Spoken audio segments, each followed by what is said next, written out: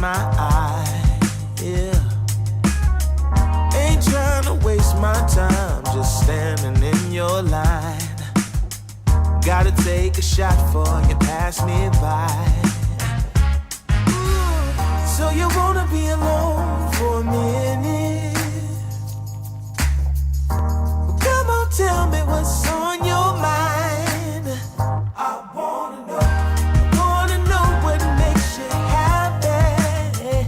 I wanna know, can I make you mine? Ooh, I wanna know if you know that I treat you right.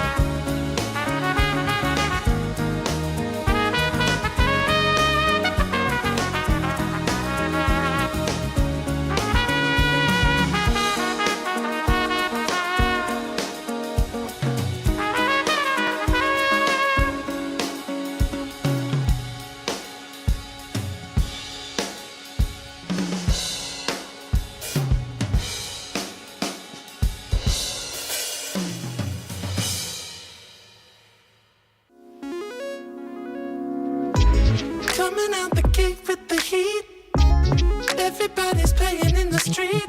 We got the summertime magic in this beat.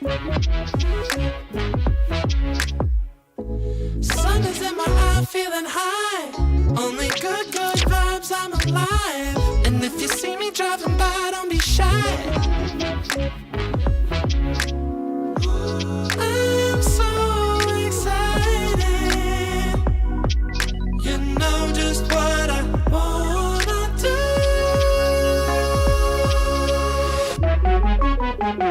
I'm glowing on up, I'm glowing on up, I'm glowing on up. I'm glowing on up, I'm glowing on up, I'm glowing on up. Don't it feel like summer? I'm glowing on up, I'm glowing on up, I'm glowing on up.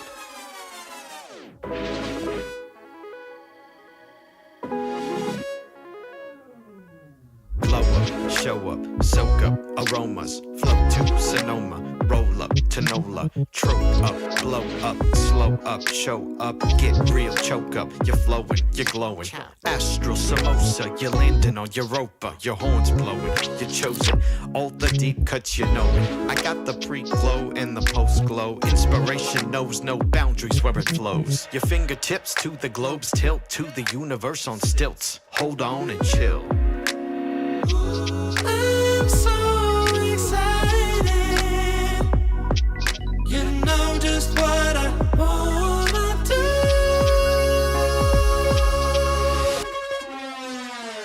I'm glowing on up, I'm glowing on up, I'm glowing on up. I'm glowing on up, I'm glowing on up, I'm glowing on up. Don't it feel like summer? I'm glowing on up, I'm glowing on up, I'm glowing on up. I'm glowing on up, I'm glowing on up, I'm glowing on up. I'm glowing on up, I'm glowing on up, I'm glowing on up. Don't it feel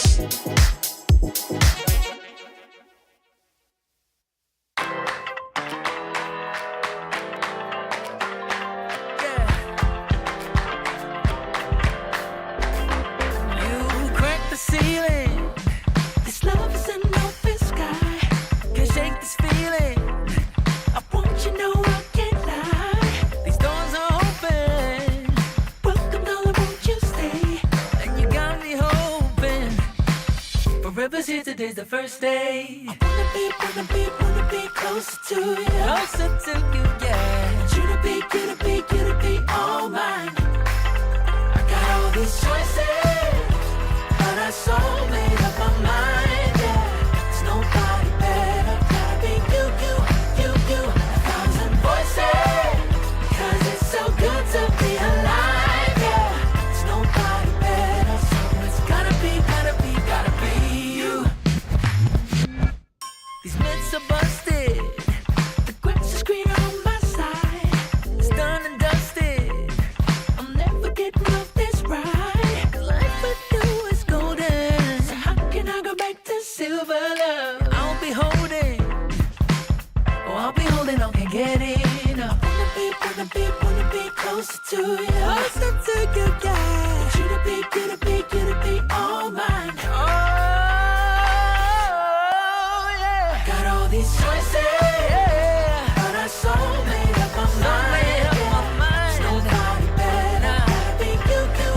Got to be you. Voices, yeah, 'cause it's so good to be alive, yeah.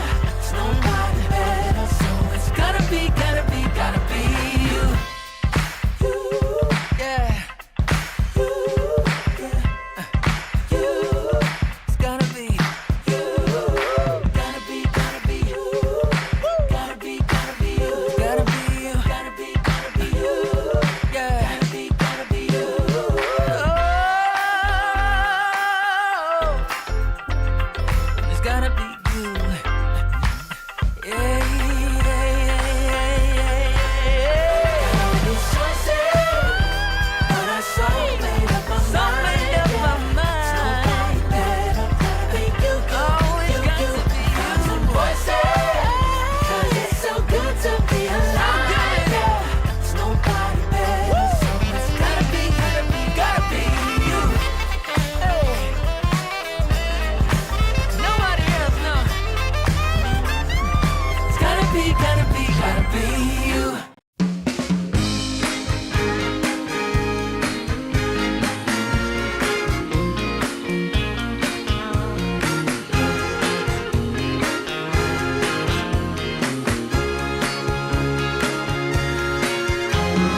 I want music, good music playing and dancing to the groove, and I want to sing at the top of my lungs. The evening has just begun. Hips are swinging and feet are stomping. Happy people gather round. We will party all night long. This will be Oh, magic, magic night to remember. A joyful celebration for a whole new generation. This will be oh, magic, magic night to have together. No more limitation. Reunited. Hello, we are not really back because this is the first series for DreamLeague Season 29 South America Qualifiers. I'm Bowie. I have the illustrious Harry Freak here with me, and we're going to be casting BTC Gaming versus Hokori. Yeah, gonna be a fun series. I mean, I've looked through the qualifier, and obviously we have two teams that are pretty strong with Heroic and X-Pain Gaming, and then everybody else, you know, BTC, Starbucks, Hokori, I'd say are on a solid level, and then Chandogs and Dota, I have no idea. BarrancoBar, I could see them beating Starbucks, BTC, and Hokori, but I'm not sure, right? I cannot be 100% sure. So I feel like we've gotten, I think we gotten ourselves the best game of the first four. Yeah, definitely the most equal in raw power, I would say. Obviously, this Hokori only played the qualifiers, and they were the first team to qualify. But at the same time, you know, they had two series to play. It's kind of hard to really gauge how strong they are. I'm a big Costa Bill fan. You know, one of the few Brazilian players that are still trying to, at least play at the highest level. But, a lot of known names here. Lumiere has played Dota for a long, long time. Vitaly and Ganek, even Gardic. Like, they're all stars in South America. So I do feel like this is going to be a really close one. Yeah, that's what I'm hoping for. The thing is, though, with Hokori playing in the open qualifier, it kind of gives you an edge, right? Especially when new patch is coming. I know it has been here for like a month or so, but the thing is that the more games you play, the easier it gets. That's why tier 1 teams are usually a little bit late to the meta, and then maybe they can get surprised in the group stages of a tournament and something like that, right? So I would say that playing the open qualifier probably did benefit Hokori, even though they weren't really tested there. I'd say it's gonna be giving them maybe a slight edge over BTC. Yeah, I think so. BTC, they have been playing way more, a couple of tournaments. I think we even cast them in different tournament not that long ago. But the thing for BTC is that I feel like I'm not a big Ryu fan. Like, he is not that he's not like a good player, but I feel like he's very patch dependent. To me, he's a type of offlaner that can look really strong in certain metas, specifically Zoo. So I guess I wanted to ask you, do you think like Zoo in general got buffed with all of the 741 changes we had so far? I wouldn't say necessarily. I feel like it's okay. There are games that can open up for the Zoo meta, especially in the early stages of the patch, when not everything is like set in stone, and pretty much people don't know exactly what they're doing at the moment, and you don't have the info of everybody's games nowadays, right? So you also have to wait to play the pubs, to go through it all, and it takes time, right? So I would say if you mess up in the draft, there are like openings to make the Zoo work, but I wouldn't necessarily say that it's pretty good. I don't know if you can maybe play at offlane Nature's Prophet. That would be cool to see, but I haven't seen a single one, so I'm kind of doubtful. Yeah, I saw a little bit of Visage right like where it dropped, but from what I've seen, it doesn't look that strong either. I remember him playing a lot of Visage like right when they added that facet, like the one where you would get, I don't know, 300 gold per kill in the laning stage, like something really stupid. I'm not sure whether that's viable or not, but yeah, I mean, as you said, no one really understands how the patch is, like how this patch is supposed to be played. We didn't have any big tournaments, I guess entire tournaments played in this patch, which means that everyone's still trying to figure things out. They can't really copy the big teams because they haven't really played that many matches in big tournaments. Yeah, sometimes you see in like top tier pubs that people are just running in and dying. They're just testing things out, and it's still happening. It's weird, right? Even 1 month into the patch, I think it's around a month. It's like 2.5 weeks, I think. Really, that low? Okay, I think so. Don't matter. I still see people just running in like madmen, dying over and over and over again. It's like, okay, we're losing this game. We're probably gonna lose. Let's see like the limits of the heroes, what we can get away with, and so on and so forth. So it looks very clowny and very weird, but it is a process that allows people to get a better idea of what to do, and that is whenever I talk to like high MMR players, they're like, yeah, it's pretty random now if you're gonna win or not, but I think that's changing right now. And one thing to keep in mind though, ever since the European pubs became like the standard, especially even for South America, we don't see much diversity in terms of picks from Europe and South America. So I have to say that's a bit of a bummer, Bo, because I really enjoyed being surprised by South American teams picking something completely out of the meta, but now we don't see that too often. Yeah, I agree. I feel like way back, like maybe, I don't know, 6-8 years ago, it really felt like every region had its specific meta.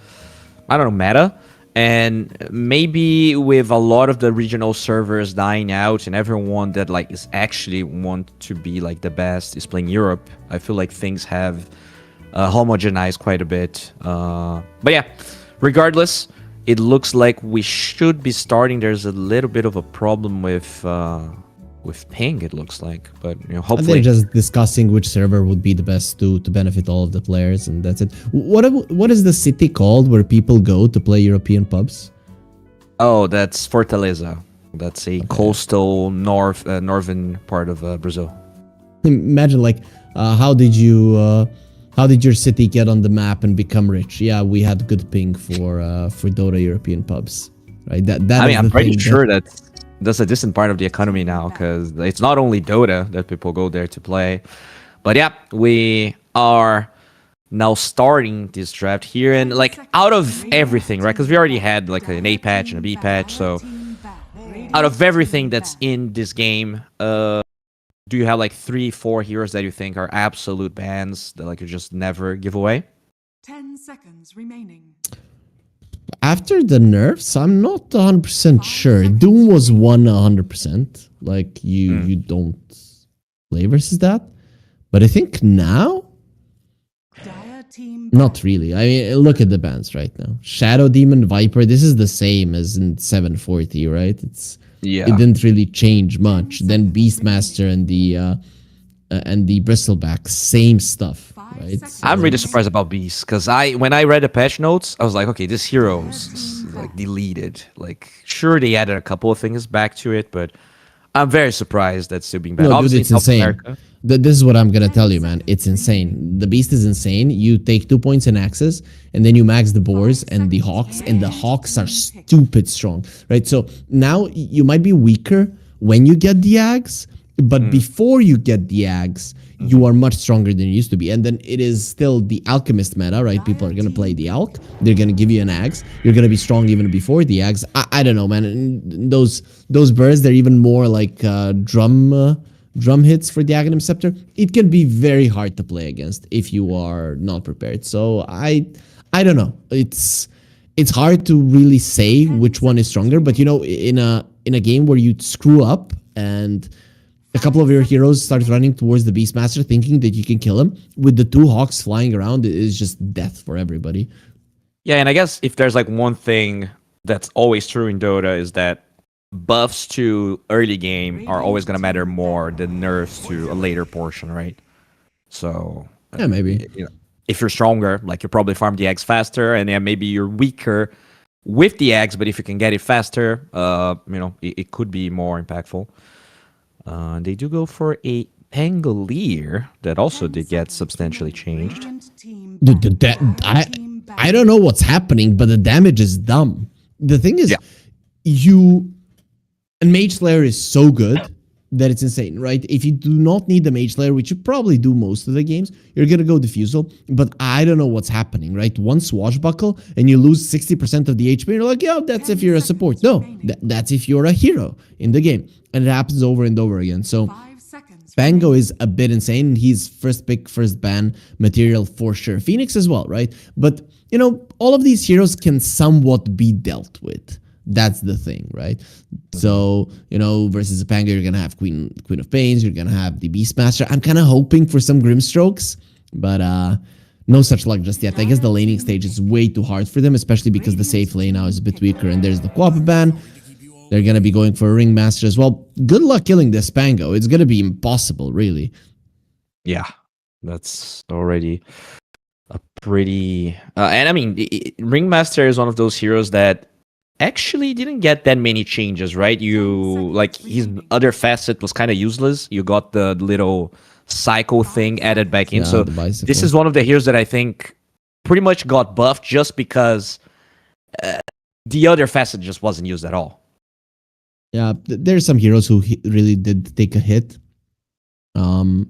Especially, I'd say, weak position 4 laners, right? Because like a Nyx or those melee ones, I feel like they really got hit because right now offlane should win, or most of the time can win, if you've got a strong position 4. And then you got a Nyx who got a little bit of a hit in terms of his ulti and laning strength. Ringmaster is a strong lane, be it a 4 or a 5. So I think this hero is just always going to be viable because of the kit. And overall, the stats, that is one thing that I don't know, hate or love, I'm not really sure about the new heroes that are being added to the game, is that they always have some crazy stats, right? Either they're super fast, or they have super high armor, or they have very very big damage. I'm not sure what it is, but for or very good turn rate, like Pango and Ringmaster, both of them, right?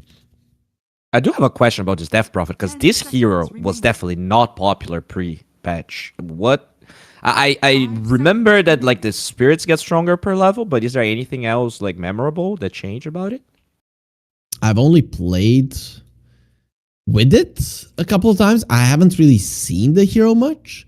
So, you know, you can look at the changes and they're kind of, it's not a change that kind of pops at you. It's like something is a little bit stronger or something is a little bit weaker. So I cannot really gauge the strength of the hero until I see it multiple times. And I haven't really seen it a lot.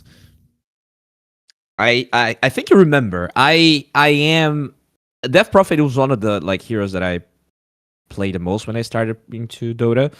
But I feel like this hero has been garbage for so long.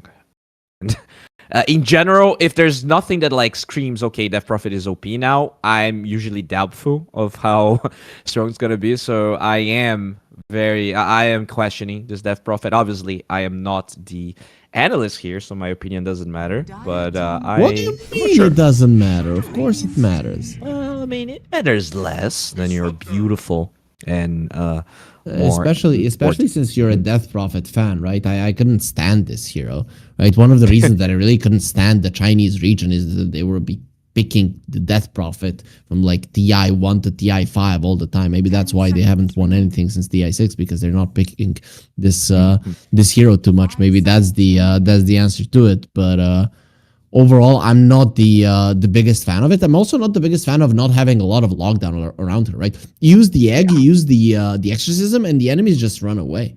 Like, what are you gonna do? How are you gonna stop them? So I definitely would want this Death Prophet to like be an off laner and have spirit heroes in the mid lane for catch, or if she's a mid laner, have a Mars Tide, like some big AoE spell that's gonna be holding people in place. Faceless Void has been making a bit of a comeback. Doesn't look like too bad of a hero in this one. The thing about Death Prophet though is that I feel like Shadowfiend just absolutely destroys that lane, right? Like you just get so like her attack animation is bad. She like Crypt Swarm isn't the best less hitting ability. I think he got buffed like 7 patches ago or something. It's bad, a little bit better now. But I do fear for that lane. I look at Clock DP, especially if Clock is objectively a worse hero now, right? I don't know, man. I've seen it work, right?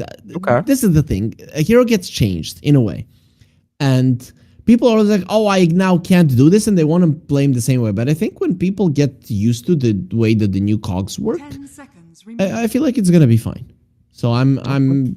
Remember when Earth Spirit got changed from his first spell being the stun to his role? Everybody was crying. The hero is useless. Blah blah blah. Then some time passes and people understand that the hero can still work, right? It's just in a different way. So I wouldn't say that Clockwork is, I think he's different. And until people start getting good with the new Clockwork, we are not going to know if it's weaker. That would be my opinion of it. Because I had a friend who plays a lot of Clockwork and he's like, I cannot play Clockwork right now. Then he played in 1 or 2, 3 games. He's like, this is actually pretty strong, right? And he's not playing on like low MMR. He's playing on like top 1000, top 500, right? So you get into strong games and it can work, I think. All right, okay. I'll believe you. We'll see if Hokori knows how to use Clockwork in a better way than before. Looking at this Tiny here, do you feel like this is just going to be mid-Tiny and Hokori Radiant will team pick... ban. I've seen carry Tiny. I'd rather see a carry Tiny. I don't want a mid Tiny. Okay. Though they didn't nerf him now, I think it was something to do with the... Yeah, the thing with carry Tiny is that you don't have infinite swings anymore, right? 10 seconds Yeah. remaining. But it was something when you get the ags, something was wrong. don't cleave with the ags as well. throw the three grab, it doesn't cleave any longer. I feel like the mid tiny though is not that great. I'd rather play a carry tiny, and it's so freakishly tanky. It's actually insane, like how tanky you get. Okay. So then they would need a mid laner if this DP is offlane as you asked for. And they are banning offlaners for BTC, so they actually feel like this DP Tiny are flexing mid or something. Yeah, they're thinking tiny carry DP mid. That is what they're thinking, and they wanna get rid of. I'd get rid of the Mars 10 seconds as well. remaining. I think that would be my next ban if I was BTC. 5 seconds Yeah, Pango is solid versus the Mars, or let's put it this way, doesn't care for the Mars too much, but the other ones do, right? Disruptor pretty squishy, Ringmaster pretty squishy. There's a lot of damage, AoE damage on the side of Hokori, inside of the arena. You're all going to die. So plus, have you seen the new Mars Ags in action, No. dude? That is the most OP thing in the world. I think it's gonna be like Blink Ags or Blink BKB Ags is gonna be the build for the Mars. You get 35% of your HP back if somebody dies in the arena. Not only you, anybody. It's stupid. It's if you kill the first hero of the enemies, all of you are full HP instantly. Like instantly. It's so dumb and unplayable against that. So to me, it's insane. If the arena is up. Dire team pick. Yeah. Okay. There it is. Well, there you go. Man, They definitely I really wanna needed see the Ags. something to have that the egg and the Death Prophet do damage inside, so makes a lot of sense. I'd like to see a tide here. Put the Pango in the mid lane and pick a tide. You get the minus armor, you get the protection inside of the Mars arena, right? He uses the arena, just use the tide ulti, and you should be fine. Okay, they go slaughter, so they're going full in on damage. This is a bit scary for me, not gonna lie, right? Sure, laning versus the Tiny, he has 0 armor early on, but you're probably gonna be laning versus Phoenix, right? Am I Yeah, it's correct? Genic and Genic is their 4. Genic is the 4, yeah. So Yeah. okay. Either way, Clockwork and Phoenix both are kind of annoying to the Slardar, right? So I feel like this Tiny is gonna have an okay time anyways. And once you get your level 6, the Tiny gets level 6, so he gets the armor as well. I'm not sure about this, right? Because yes, you do have all of this minus armor, but you are now a full physical lineup. Yeah, there's some magic damage in between, but basically your cores, they do physical damage. So it gives very easy path for the opponents to itemize with Shivas. So Death Prophet is going to get a Shivas. There's going to be some Lotus Orbs and such. So I'm not sure about this one. Of course, I cannot immediately understand the strength of both of the teams, but based on the draft, I'd rather play Hokoris. Okay. Yeah, they have a lot of bursts. They do have Roche on BTC, but as you said, it could feel a little bit one-trick ponish, especially because literally all of their damage is on the Shadow Fiend, right? Like, sure, Pango scales, larger scales, but at the end of the day, like, if this goes late, the Shadow Fiend needs to be hitting people for them to kill anyone. Dude, is that really Shadow? Playing the Sorry? Shadow Fiend? Oh, Is that- up here? Shadow playing the Shadow Fiend, or is that Kotaro? No, that's Wings Shadow playing Shadow Fiend. Really? Came all the way from China. Are you pulling my leg right now? Yes, I am. I'm pretty sure that's Kotaro. Yes, because I mean, at least that's the name in the Wikipedia page, and we were not advised about any standing situation. Yeah, I haven't gotten briefed about stand-ins, but if that's Shadow, then it's over. They're gonna win. It is Wings Gaming after all. But yeah, so we do apparently have not only a favorite but a pause. Looks like there is. So I mean, besides the fact that you think this Larder should struggle, Is there anything else like that you dislike about the lineup of VTC? No, not really. One thing that I would like, so when I see a Slardar nowadays, people go for the blink first and then they become useless, right? So the successful Slardars that I've seen have been greedy. Even when they get a blink, they farm, but Midas would be completely down with it. The thing is, with a lineup like this that is super, super like oriented in physical damage, easy, as I mentioned, it is easy to itemize versus it. And you are focused so much on your right clicks. There's a Phoenix on the other side. There's a Clockwork on the other side, right? And your SF, he's supposed to be this tower that stands his ground.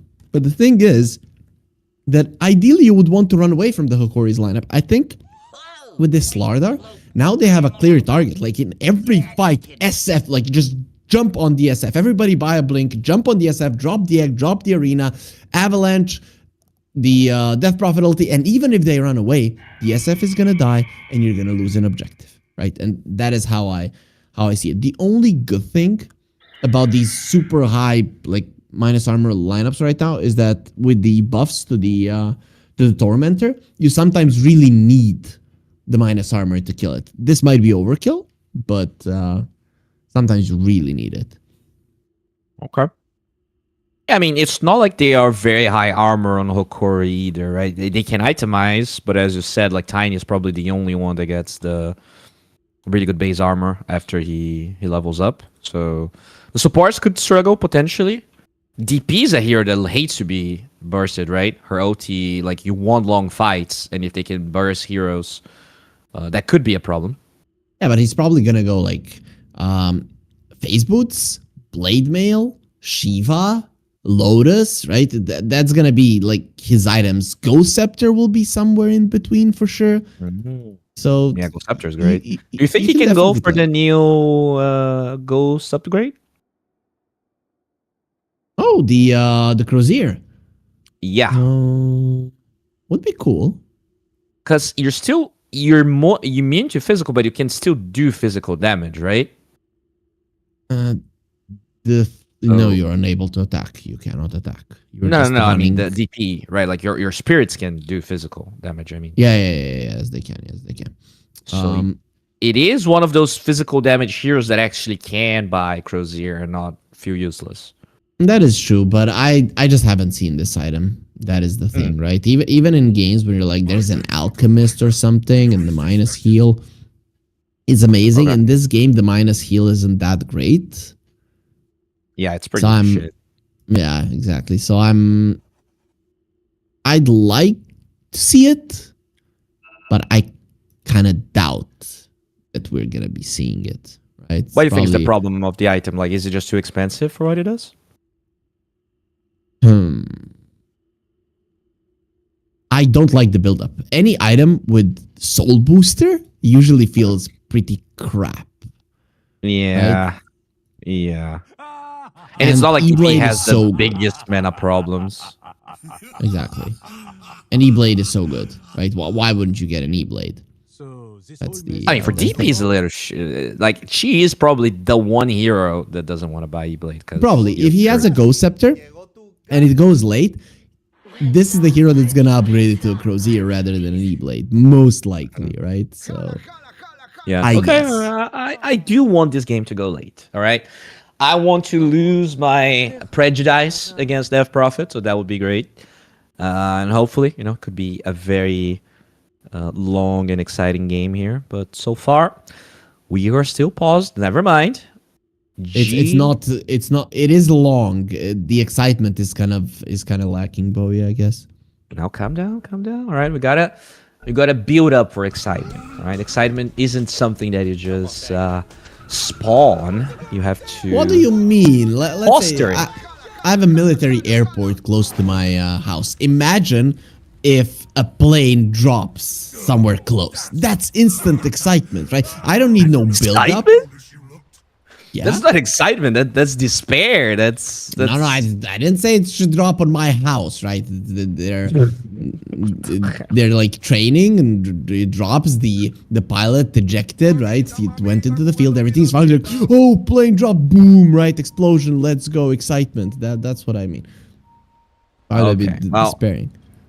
Okay. Well, I think I get what you're saying. I'm not sure I agree, but no, it's the first game of the day. Looking at these lanes here, do you think there is anything particularly different? Like you mentioned that usually Phoenixes are +5. Do you like the fact that they're running it as a 4 here? I'm fine. I'm fine. It's no issue whatsoever. It's easier for the clockwork to be in the safe lane. You have a longer lane to chase. You can be kind of annoying, right? You're playing versus at least one melee hero, so that's fine. And the thing is, though, versus a Slardar, I'd rather the Phoenix annoy him. But overall, on paper, it's easier for a Phoenix to be as a 4 and for a clockwork to be a 5. it What could the be hell kind is of a hard Gardic lane. doing? I am not entirely sure. And he started off with boots on Gardic, so he might be going towards top lane. Yeah, okay, so they're swapping. Yeah. Interesting. Okay, so yeah, they will give you the lane you wanted, but They're starting 3 top. it's a double melee lane against this Shadow Fiend. As you said, yeah, all 3 heroes are there. Clockwork already kind of low, but he will be able to walk through the cogs. So the little trick here doesn't work out. But Gardic, I mean, he has to go base. He has no region. At least he's got boots. Ideally, he would like to go around and maybe steal a wave, but I think what he's doing right now is definitely not the right choice. And Connect did die. He doesn't have a this TP. Phoenix This is a TP disaster. to be bottom. Yeah, it's a disaster. No. This is the one thing where you have to be careful with the Phoenix, right? You're level 1.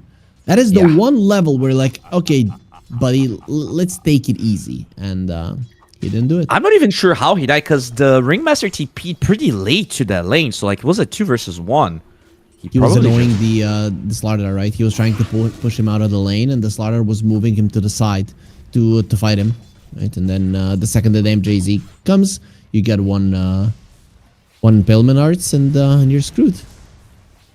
That's very unfortunate. CS already suffering because of that. Mars only 4 CS, which means this Shadow Fiend's going to have pretty much full dominance of this lane. And on the bottom side, Tiny is doing okay for now, but that first blood on Ryu is going to matter. Still, that lane on the bottom lane will be... Tiny will farm better than the Slardar. If the Tiny doesn't farm better than the Slardar, it's a disaster. So, this Phoenix is again getting beat up. Yeah, it does have a lot of regen this time around, so he should be fine. But I'd rather him attack the Slardar. I feel like the Slardar has no say in this lane right now if the two of them hit him. Almost dies in Panda. Denied to the creeps will happen. Beautifully done there. As lots of close calls happening, but no kills besides that one first blood. At least this is what I like in South America. They're not afraid to be aggressive in the laning stage. When you see, especially Eastern European teams, they are very passive in the laning stage. They try to do everything perfectly, and then it's nice to look at, but not exciting. Let's put it that way. It's your build-up stuff, not all exciting like this. So That's one thing that we forget sometimes, right? As you get more professional as an esports, people are gonna try harder, and sometimes trying harder is kind of boring. Italy, one race connects, gets the spear out of there, gonna glimpse the smart back. Really good usage of his blockage, but not enough to get the kill. Shadow getting pretty unlucky here with the battery assault. It's going to wear off, but actually give away a Lotus or a Fairy Fire. Regardless, Guardian gets the kill with the cogs, as he will not die to the less proc of that Thunderstrike, so he should be okay. yeah, it's fine. He does have No full mana tranquils, though. but I think you still need to deny yourself. He's got a TP, so Yeah. I think no problem to allow himself to die. And Okay, those creeps, so- they're gonna take long. Okay, there you go. Finally kills himself. 12 CS on Mars here. How bad is this? Like, how good of a game they needed Mars to have, considering that their lockdown is kind of mediocre, especially when Tiny is a carry. It's not catastrophic. It's a hero that most definitely will go for Titan Blink, so it's not like you have to have Pipe, Vanguard, or whatnot. Okay, now it's catastrophic if he dies. Oh, yeah. Okay, He scratch gets that. glimpse, another raise, and Prada gets the right click. Now it's pretty bad. This is just usually I call this lazy laning, right? They're like, yeah, I'm gonna go there, and then they're probably not gonna want to kill me for whatever reason he thinks they're not gonna want to kill. And then obviously they just kill him. So now you are you're in trouble. You're gonna be missing a full wave, maybe even more than that, and you're gonna be coming to a wave where the SF will have full treads and be very close to level 5. So yeah, your lane is ruined. I look at that sentry. Gardic actually doesn't get the... He will block the camp, but he doesn't remove that sentry, which means that that's a lot of gold wasted. That's the second sentry he dropped there.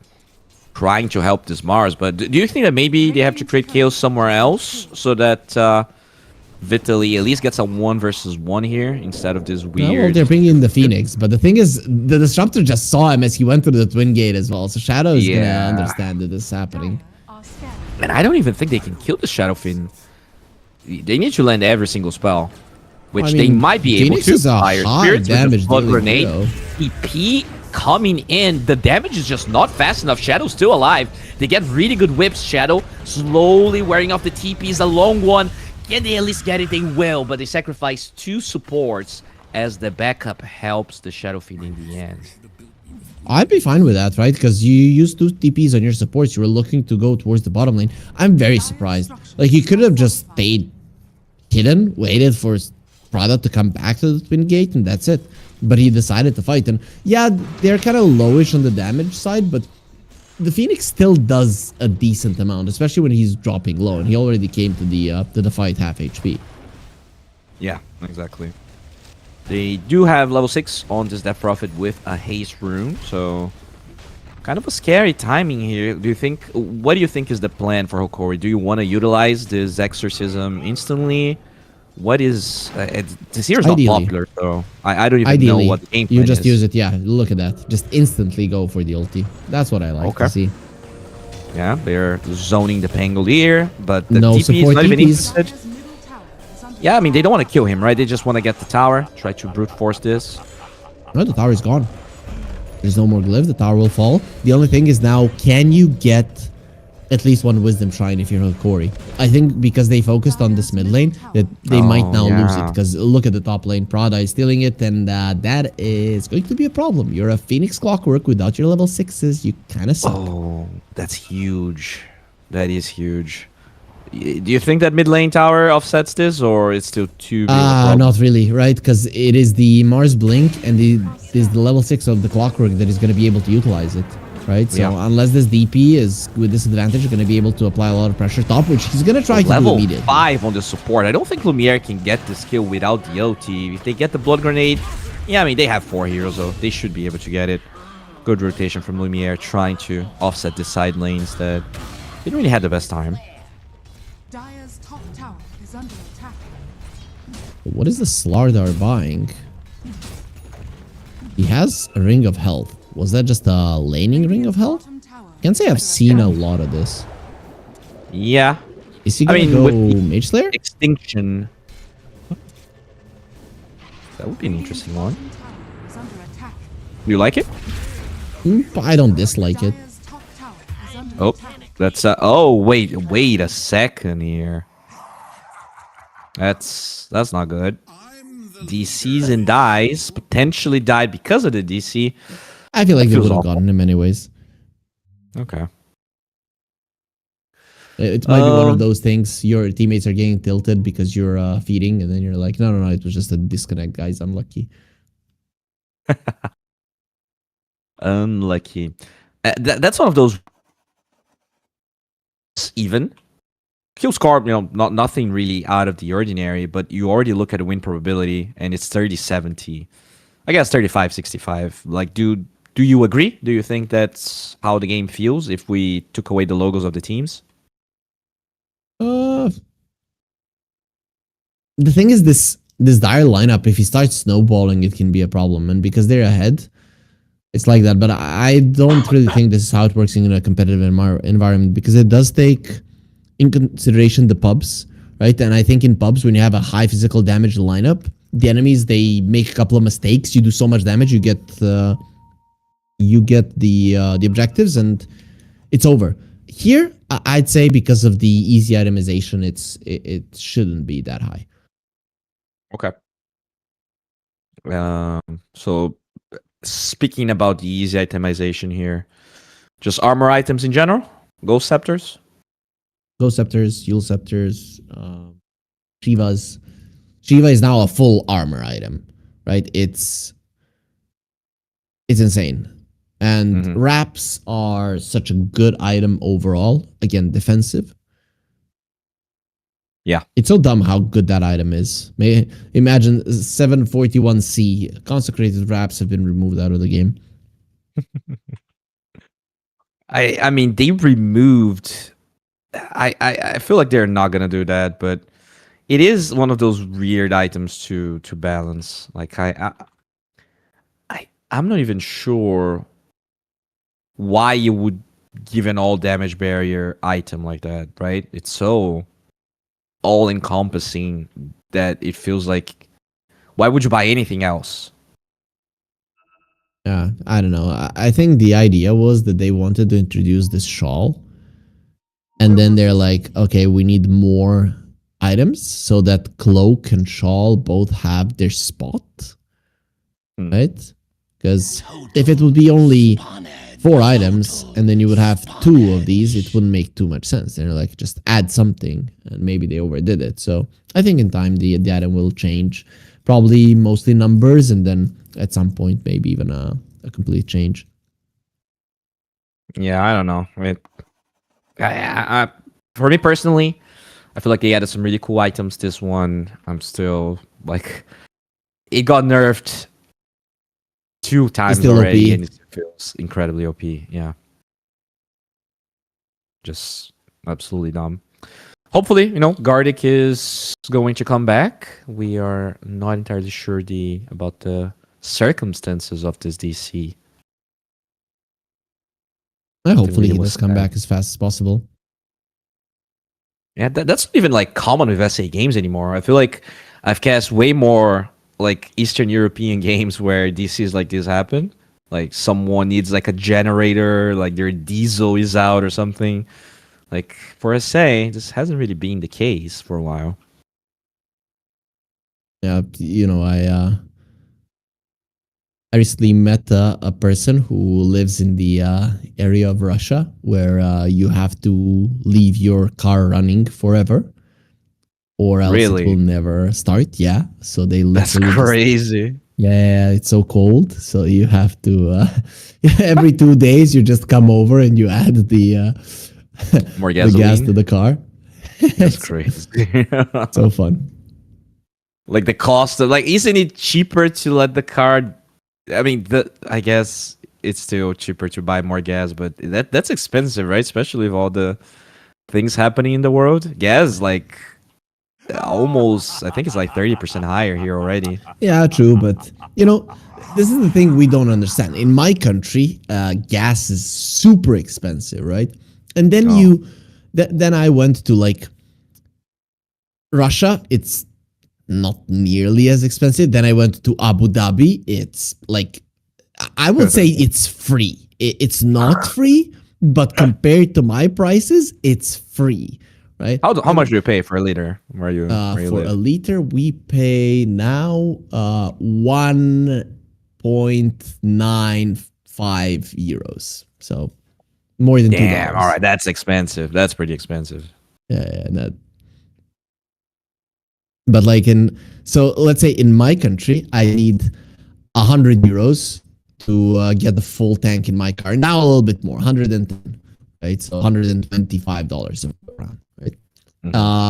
If I would go to Abu Dhabi, I need like $15 or $17. It's dumb. I can, to me, it's free, right? It's literally free, right? But then you understand why people there, they drive such huge cars, right? Because they don't care. I have a 2.0, there I would have a 6.0, and I'd still like pay less money for gas.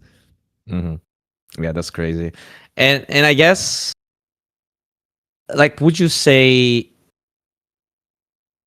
I mean, I haven't been to Abu Dhabi, but like, it's so hot there that I'm assuming you probably also have to use your car way more, right? I'm not sure if it's Yeah, there everybody comfortable drives. When I went, it was winter and it was like 20 degrees, so it was actually quite cool. So really does it was get fine. that cold there? It was 20. It was around 20. Yeah, 20 degrees centigrade. Yeah. Okay. So it was nice, but during the I would assume that during the summer that you would just have to be in the car, and everything. Not a lot of things are made for pedestrians. There are a couple of like bay and stuff, but in terms of even crossing the street, like to the other side, is like, where do I cross the street? You need to walk. They're like, you just go by car and you go like this. I'm like, I don't have a car. I'm visiting. So yeah. That's how I felt when I was in Denver. Like, I think the US is probably even worse in that sense, because like every little place you go isn't like connected side to side. So you have like these huge roads and just like business lingering around in different places. So for you to like cross a huge avenue, like it feels like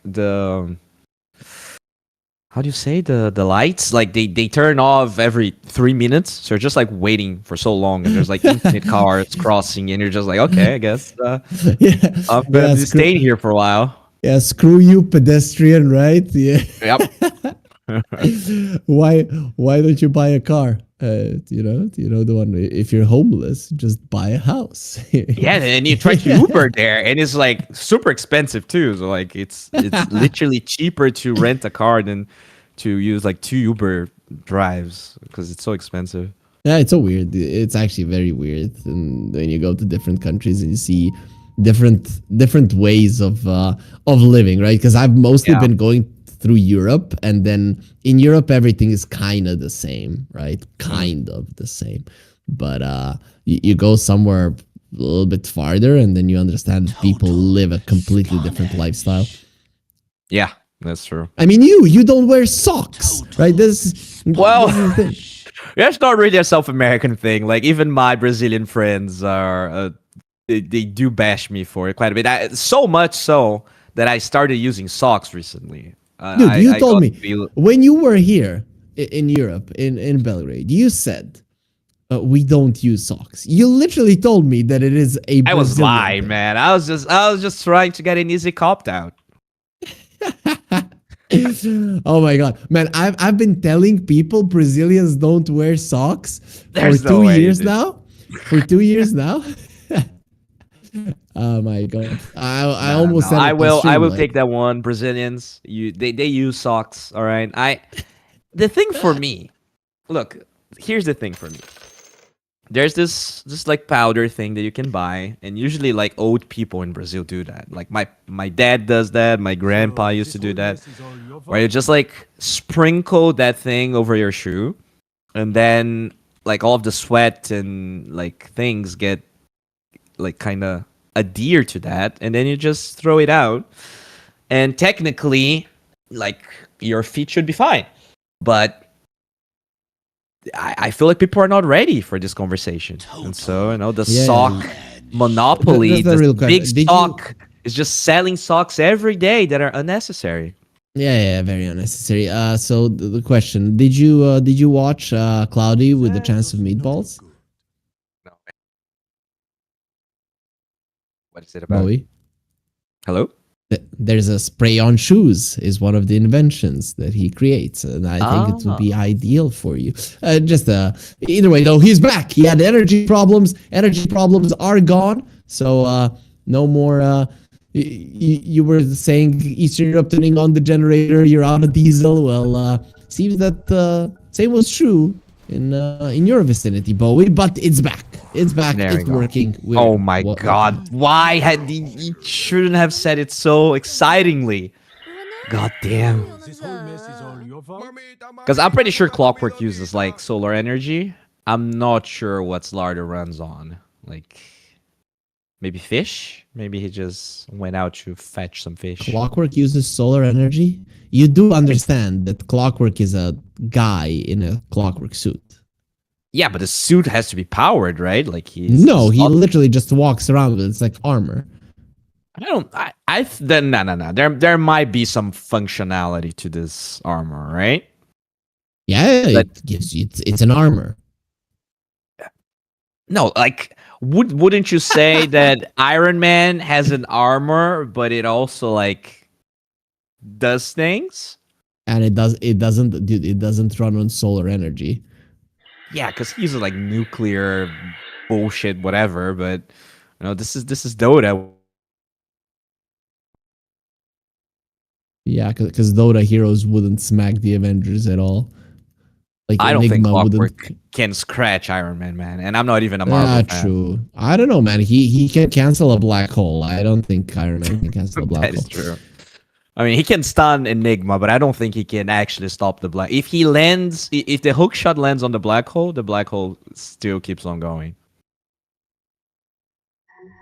We have But- time track of both teams. Thanks a lot. Okay, our admins are awesome, Yes. and Thank I you, hope Vito. everybody enjoyed the podcast. And I'm hoping that we're gonna stop this podcast, Bowie, because Yeah, I don't think we're very good at that. We're good at casting, but podcasting, we should leave that to Sunsfan and Syndran. I think they're. I don't know, man. probably- I felt like we kind of sucked at casting, and we should try this podcasting. I had a lot of fun talking about maybe. gas prices, somehow connecting true. it to Dota.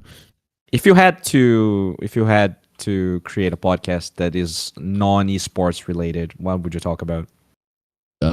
It would be either dogs, Okay. which is Dota related, I guess, in some way, don't think so. or I don't know, family stuff, right? I think those are the two things. So You're a family man, I can see that. Okay, so we are back. We're not going to be too excited about being back because I don't want any extra DC. I'm excited. Oh, Can yeah. I be excited? Stay quietly Okay. excited as the Clockwork TPs to the mid lane. So they read that they were waiting behind the Shadow Fiend and they're gonna try and kill Ryu on the bottom side. At least that's what it looks like. Well, Phoenix, I think besides besides the open fact- power.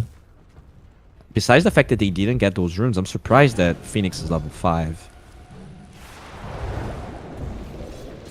Well, Lumiere was moving around. Oh, that's a really good rep round. They're gonna find the Ringmaster. He does jump through the cogs. They do have a lot of catch here. The Earn charge, that's gonna be a dead support, but it means that Ryu gets to run away from all of this. Gardic. Oh, he doesn't have a TP. I was about to say he should TP mid immediately. He's useless here and should just go and get the experience, but he doesn't have the TP. So maybe Phoenix should do it. TP mid. Go. Now. Experience. I'm back. Your voice was lagging for me. Is my voice okay for you? No, you're good. You're good. Okay. Maybe you should rejoin as well, just in Radiant's case. top tower is under attack. Okay.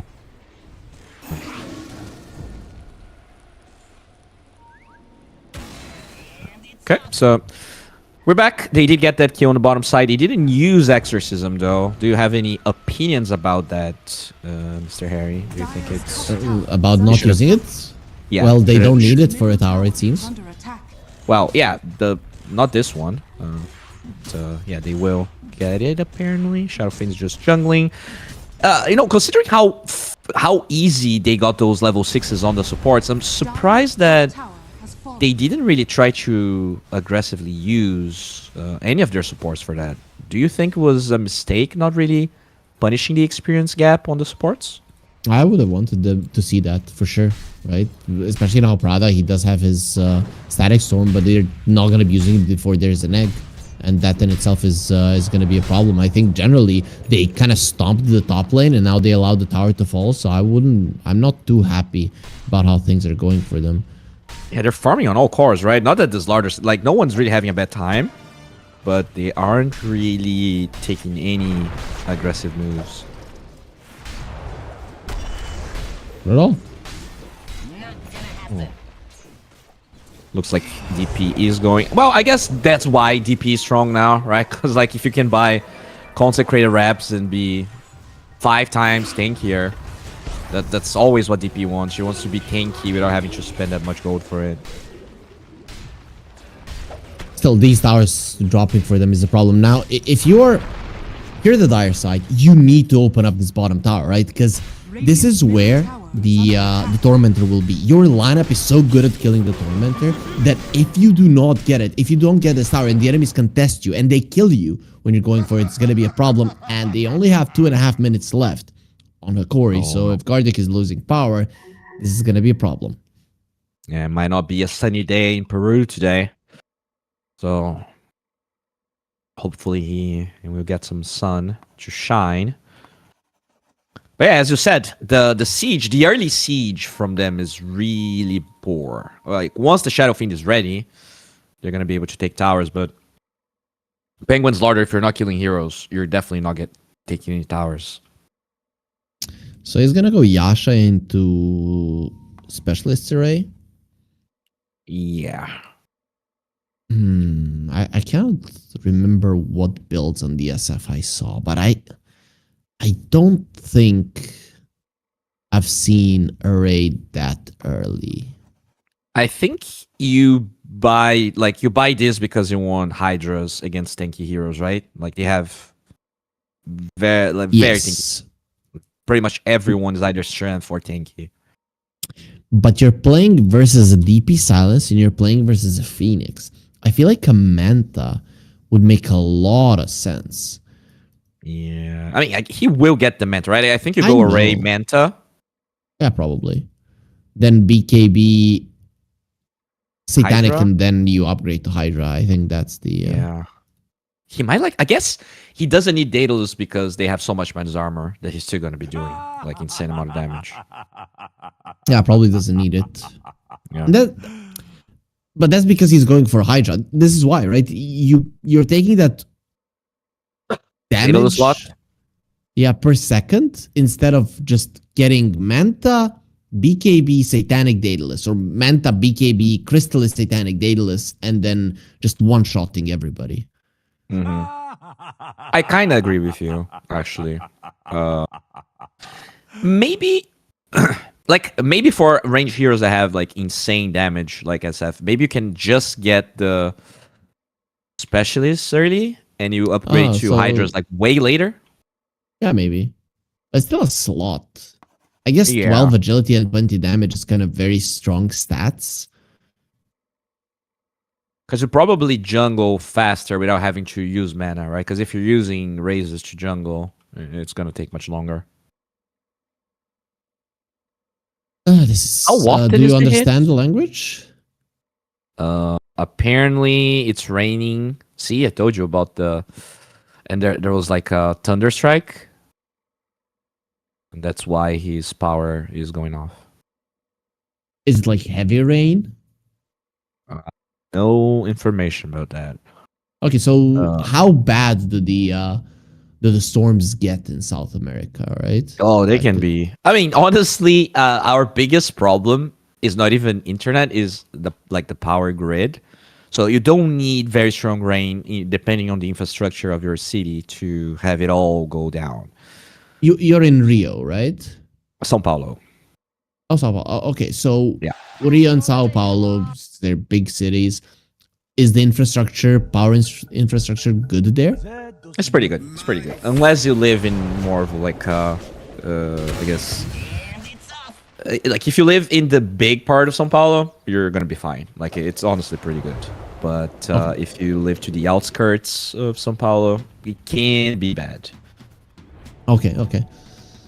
It's gonna be a 4 versus 5, which everybody hates. No pause time was given from the other side, and that's fine. Yeah.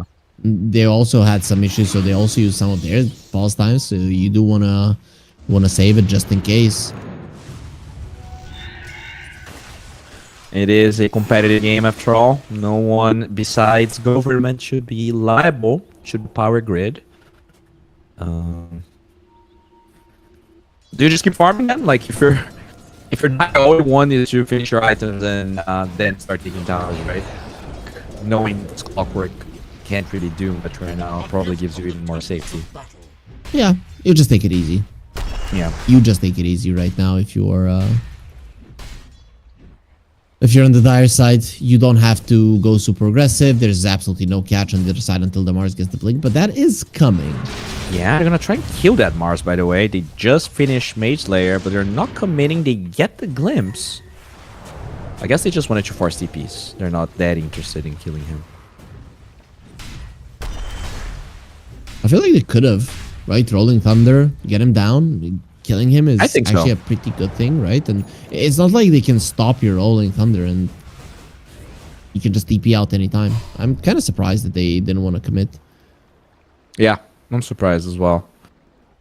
But as you said, maybe they just want to take it, take it slow because the clockwork is DC'd. They're gonna allow him to get level 6 in the bottom lane though, so at least he's gonna have the hook shot once he's back. Maybe they even utilize the clockwork. I don't know what the rules are. I feel like you can play with a decent hero. Yeah, I think so. They are smoked, by the way. Blink was finished on Ryu. They're looking for a straggler Nice here. can. Yeah, very nice. The Prophet is in a very safe position. Also has the Consecrated Wraps, making her quite tanky. No, She also has Ash full Legion cycle. Shield, so she is like extremely tanky with all those barriers. Yeah, but they're just gonna let the tower fall. Their blink on the Mars is not done just yet. This was a perfect moment to go for that tower. If the Mars had finished this blink, this could have been pretty risky, but this way, it's gonna be fine. Radiant's By the way, the Shadow Fiend is rushing the Hydra's Breath. He already has it queued up. That's crazy. Oh, that clockwork. Now they open this tower. They secure that on the 20-minute mark they're gonna be killing the Tormentor. This is what you want to get. And But now the Mars has the blink, so he's coming. Yeah, they got a really good avalanche. Tossback's not really ready. He was a little bit too slow rolling Thunder onto the Phoenix. They don't have the burst damage. Arena with the spear. Good glimpse back on the Mars. They get the silence. The damage of the Crypt Farm is going to be enough. MJZ will still die, so they get a double kill here. Despite the clockwork being DC, they do punish the aggressiveness of BTC. This is what we talked about. Whoever is inside of the arena will die. That's how it goes. But they want to turn it around now. Oh, There's there you no go. arena. Good crush. Oh, holy crap. Oh my god, I was gonna say DP's pretty tanky, and then she died in 0.75 seconds. Oh, that's a missed hook shot as the Tiny slowly ticking down to the Mage Slayer damage will survive. TP back. Sunray with the glimpse cancels the Icarus dive, and they will get a 2 for 2, but it does feel much worse here if you're Hokori. This is one of the games where maybe the Consecrated Wraps wasn't the right item to go for. You've got an all damage barrier, but it doesn't give you any armor. Other than the phase boots, it doesn't have extra armor, and even another catch. And that's the thing with barriers, right? Like, they are OP with as much armor as you have. Which means that when you have 0 armor, they're not gonna prevent that much damage. Which is maybe why... Do you think that maybe my armor is stronger dispatch because it just goes through, like, make Consecrated Wraps worse? Considering how OP it is? Maybe. Right? It Because could be a reason. barriers are very strong when you have high magic resistance and armor. Yeah, their effectiveness is much higher. It's Maybe that's one reason. I don't know. Dire's middle tower is under attack. or maybe Pango is just OP and that's it. It's pretty OP. Already has all of that minus armor. So, oh, speaking of OP Pango, we're gonna find Vitali and get that kill. So we went from an even game to 4k goal lead in a couple of minutes here. No sign of the clockwork coming back, which is a pretty underwhelming way to end the game if that's just what's gonna happen. Is this low death of Hokori. Radiant are It was scanning. looking kind of promising, I think. Radiant's top tower is under attack. Yeah, but the clockwork is not coming back. Yeah, without a hero, without your, I'd say your main hero. You know, Yeah. even though clockwork is not high net worth and his laning stage didn't go well. He's the one that needs to start, cook up, give vision to then for then the Mars to go in and catch the right targets and kill them. So without that, you're kind of screwed. Yeah, and that also means that like the Shadow Fiend doesn't need to go Hurricane Pike because he is not afraid of this Clockwork whatsoever. And now they're just gonna rush, and it's gonna be a pretty fast one. Tower has fallen. You have Aegis. The Tormentor will be yours 100% now, unless you dive the fountain, lose the Aegis, lose the fight. Your opponents don't have a way to shove out the waves too effectively. Damn. These are looking pretty bad. 18-minute Hydra's Breath with Aegis, so we might be looking at sort of an early GG here if things keep going this way. And they probably don't want to. They probably want to waste as much time so that the power comes back for the Clockwork. Yeah. Because if he's not ready in the lobby, they're just gonna get a loss. True, that is true. I actually didn't think about that. Well, It's fine. It's they fine. do have There's some bottom people here that are gonna do the thinking. yeah, that's why the analysts. Dire's Tower falling here, is under no attack. response. They have a couple of heroes. They have a DP on this right side, Sun ready with fire spirits, but that fish loves water, and they cannot catch up to him. Radiant's middle tower is under attack. They have vision, no though, chance to with get that close. ward. Oh, they're staying? They toss back the shot when they can, right on the Phoenix with, okay, that is huge. There is an Aegis there, but he's very far away.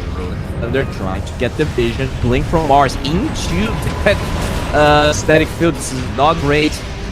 OT from the Shadow Fiend. That's going to be a dead TP as she tries to live through that healing. Not enough, though, as Shadow gets put into a box.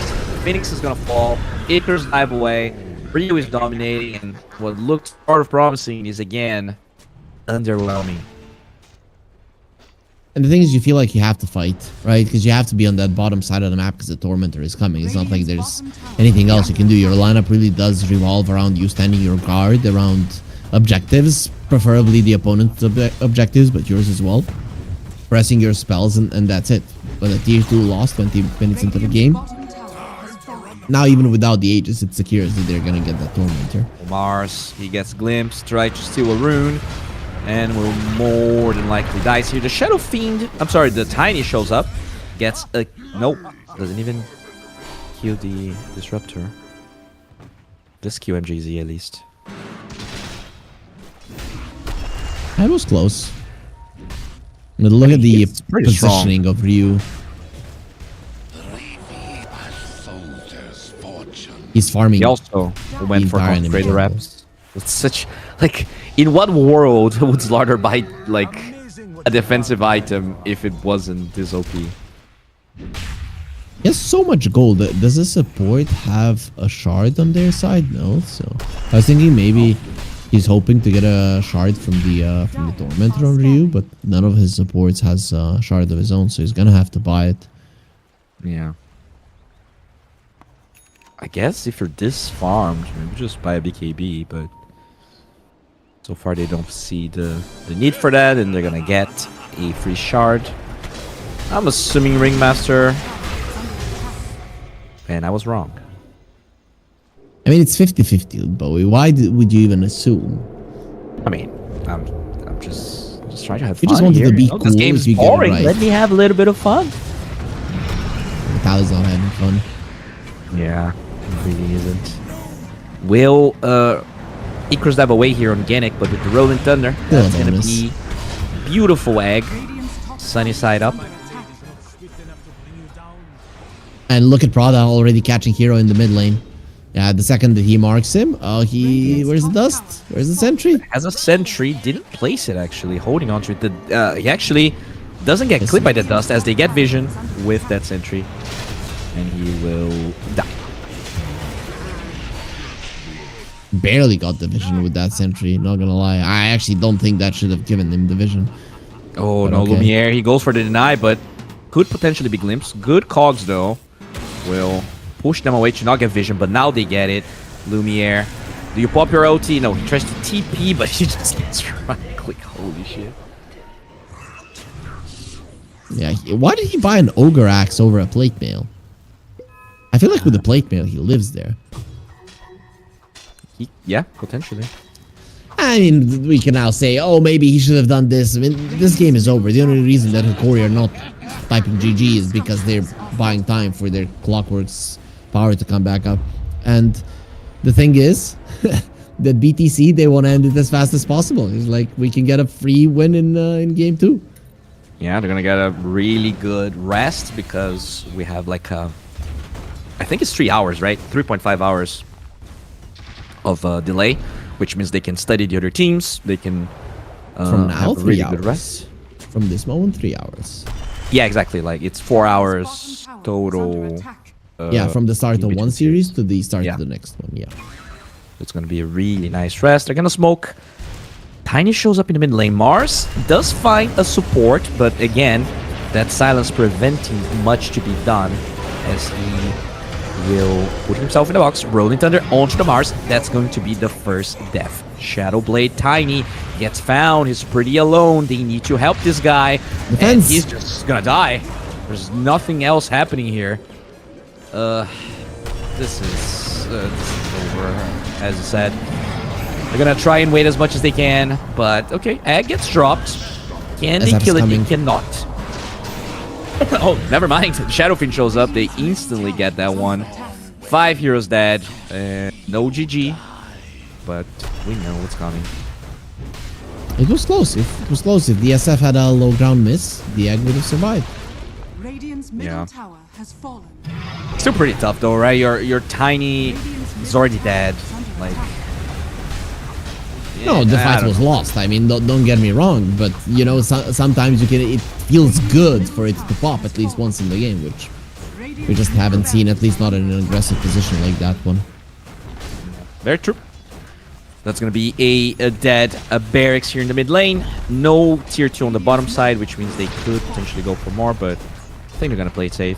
Radiant's middle barracks has fallen. Do you know what type of damage Miasma is? Like, is it physical or is it magical? What? Like the damage over time of Radiant's top Miasma, tower is it? under attack. From the Hydra's from the- breath? Yeah. It should be. It says magical damage. Oh yeah. I'm like, is Bowie crazy? And Nah, then I'm just, I like, it has to be there. hello, bird.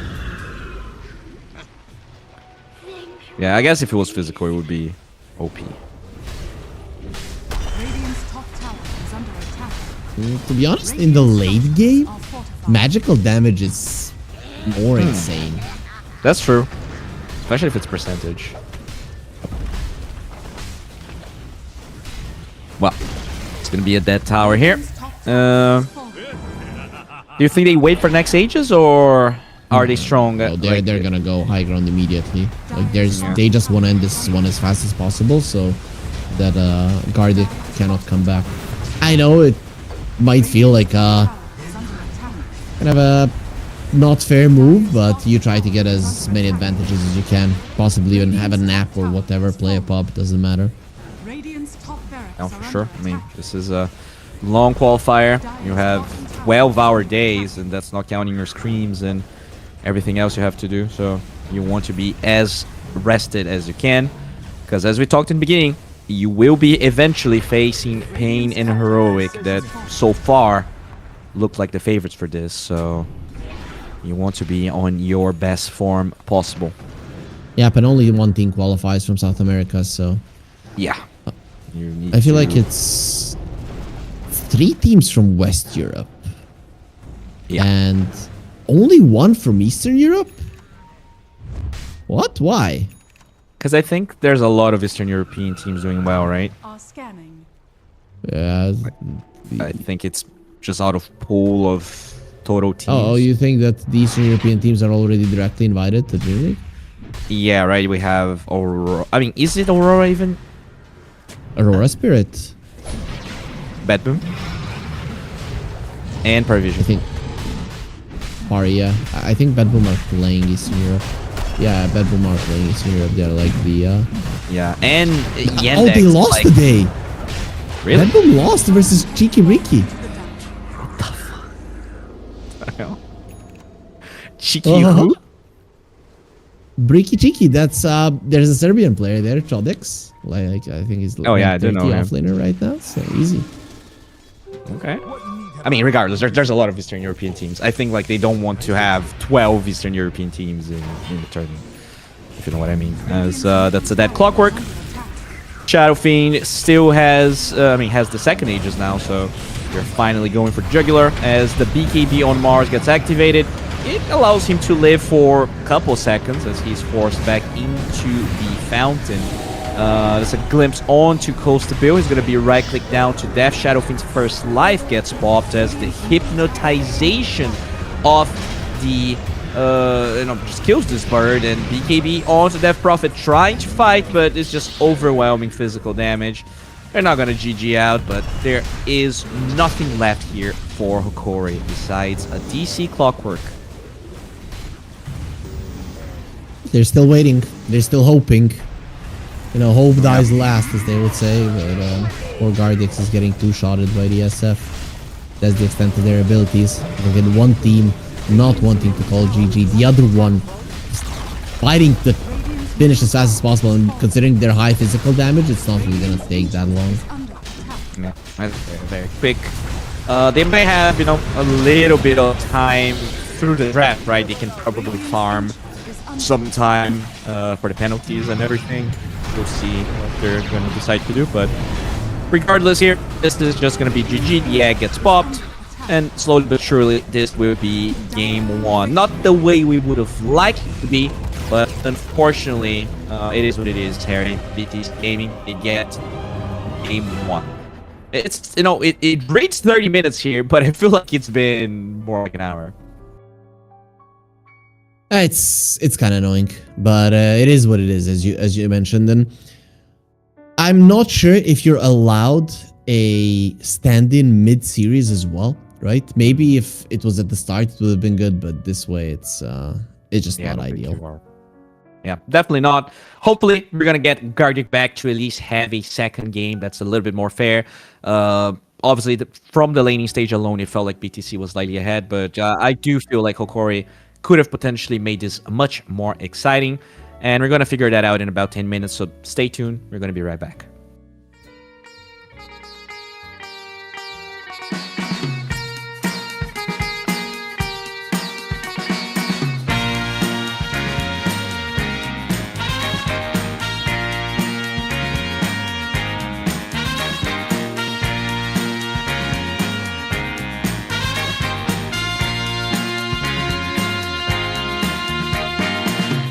What you need is love and understanding.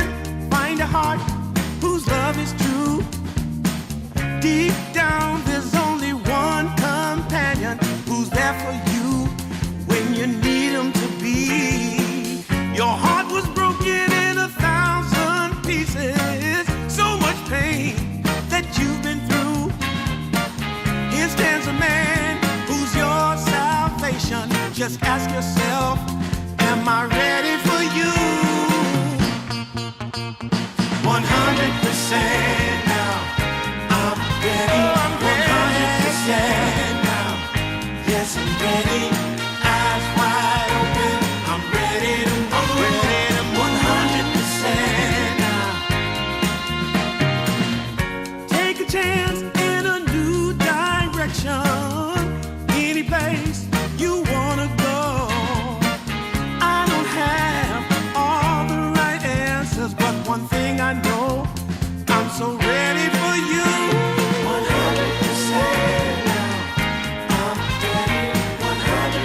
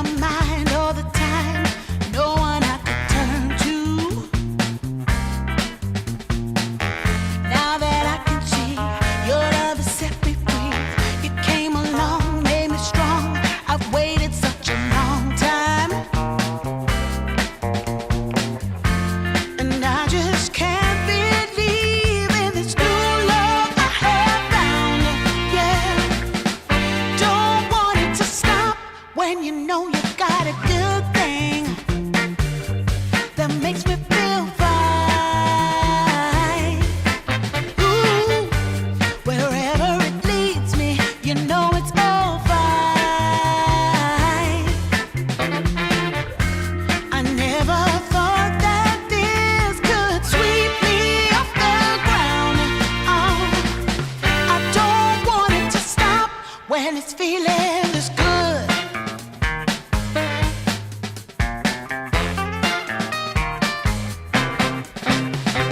Whenever you're around, my heart begins to pound. Though I know you'll take it slow, no way to stop this feeling. For every single day, whenever you're away, in this place there's a space where I'll be waiting for you. And I just can't believe in this new love I have found. Yeah, I don't want it to stop when you know you got a good thing that makes me feel fine. Ooh, wherever it leads me, you know it's all fine. I never thought that this could sweep me off the ground. I don't want it to stop. No, I don't want it to stop. I don't want it to stop when it's feeling this good. Feeling this good. Feeling this good. Ooh, feeling this good.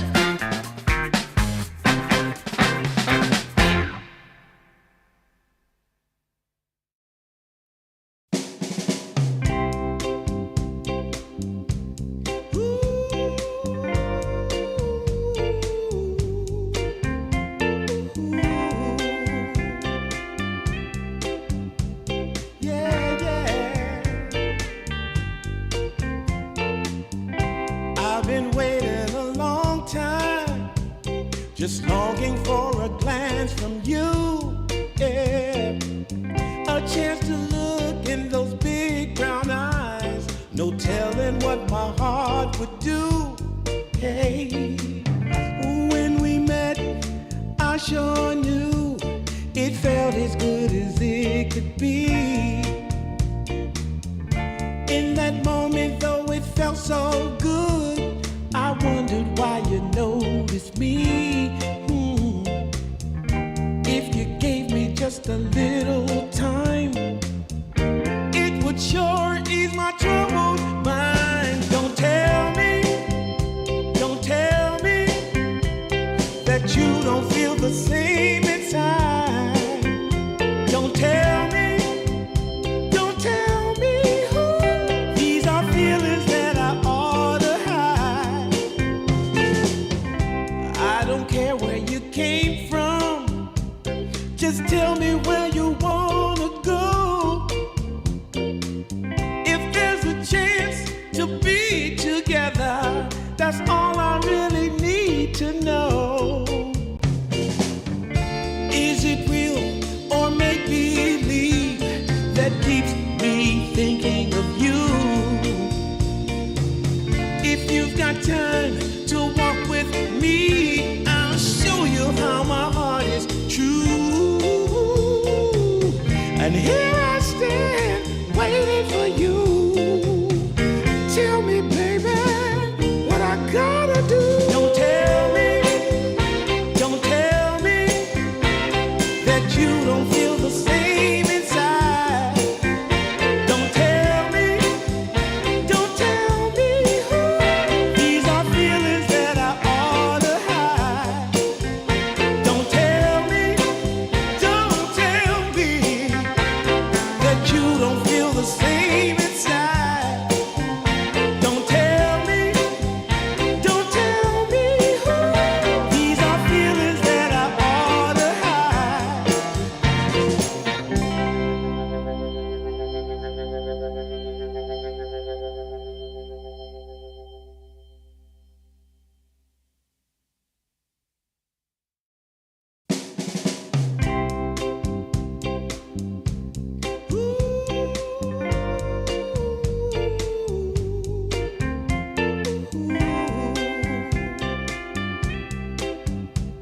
Yeah, yeah. I've been waiting a long time, just longing for a glance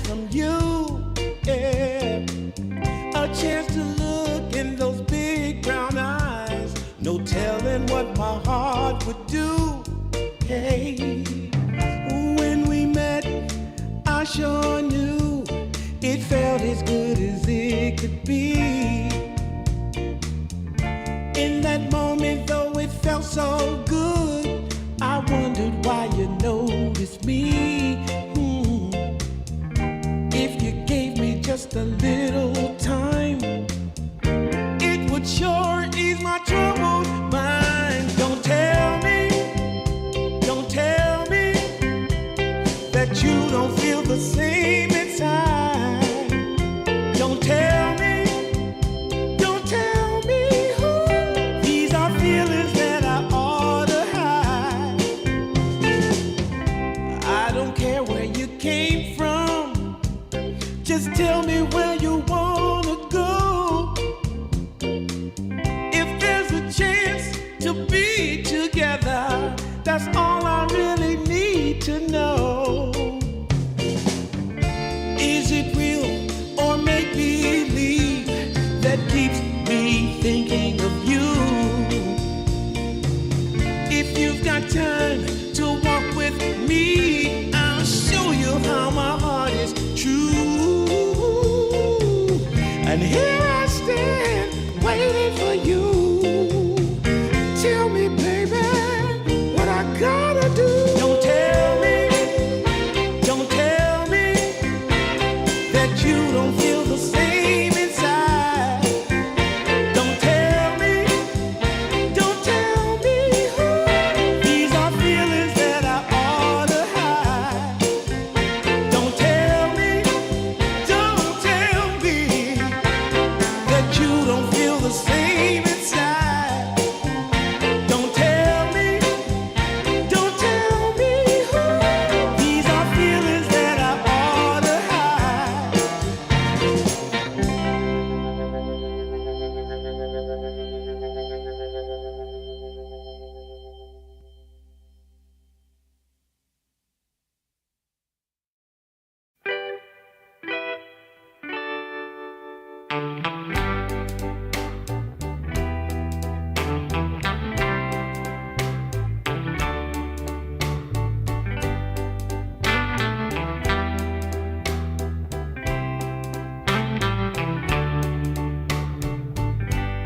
Sometimes I'll be foolish.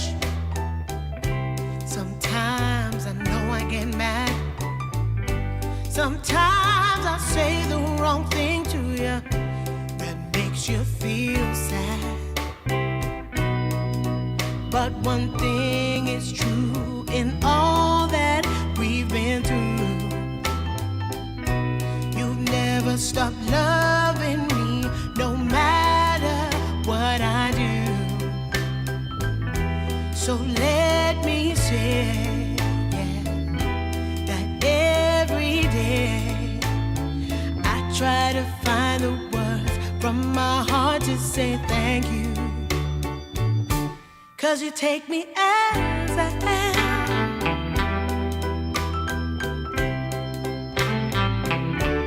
You take me as I am. Oh, baby. If you stop loving me, well, I would understand. But I won't take you for granted, no, no.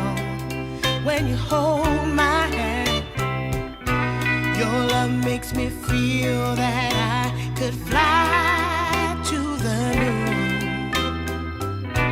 Not even the birds above can sing a sweeter tune. I needed to say that you find a way to make me feel anew. And I want to say thank you, 'cause you take me as I am. Oh, baby, take me as I am. Oh, Lord, take me as I am. Oh, take me. Oh, take me.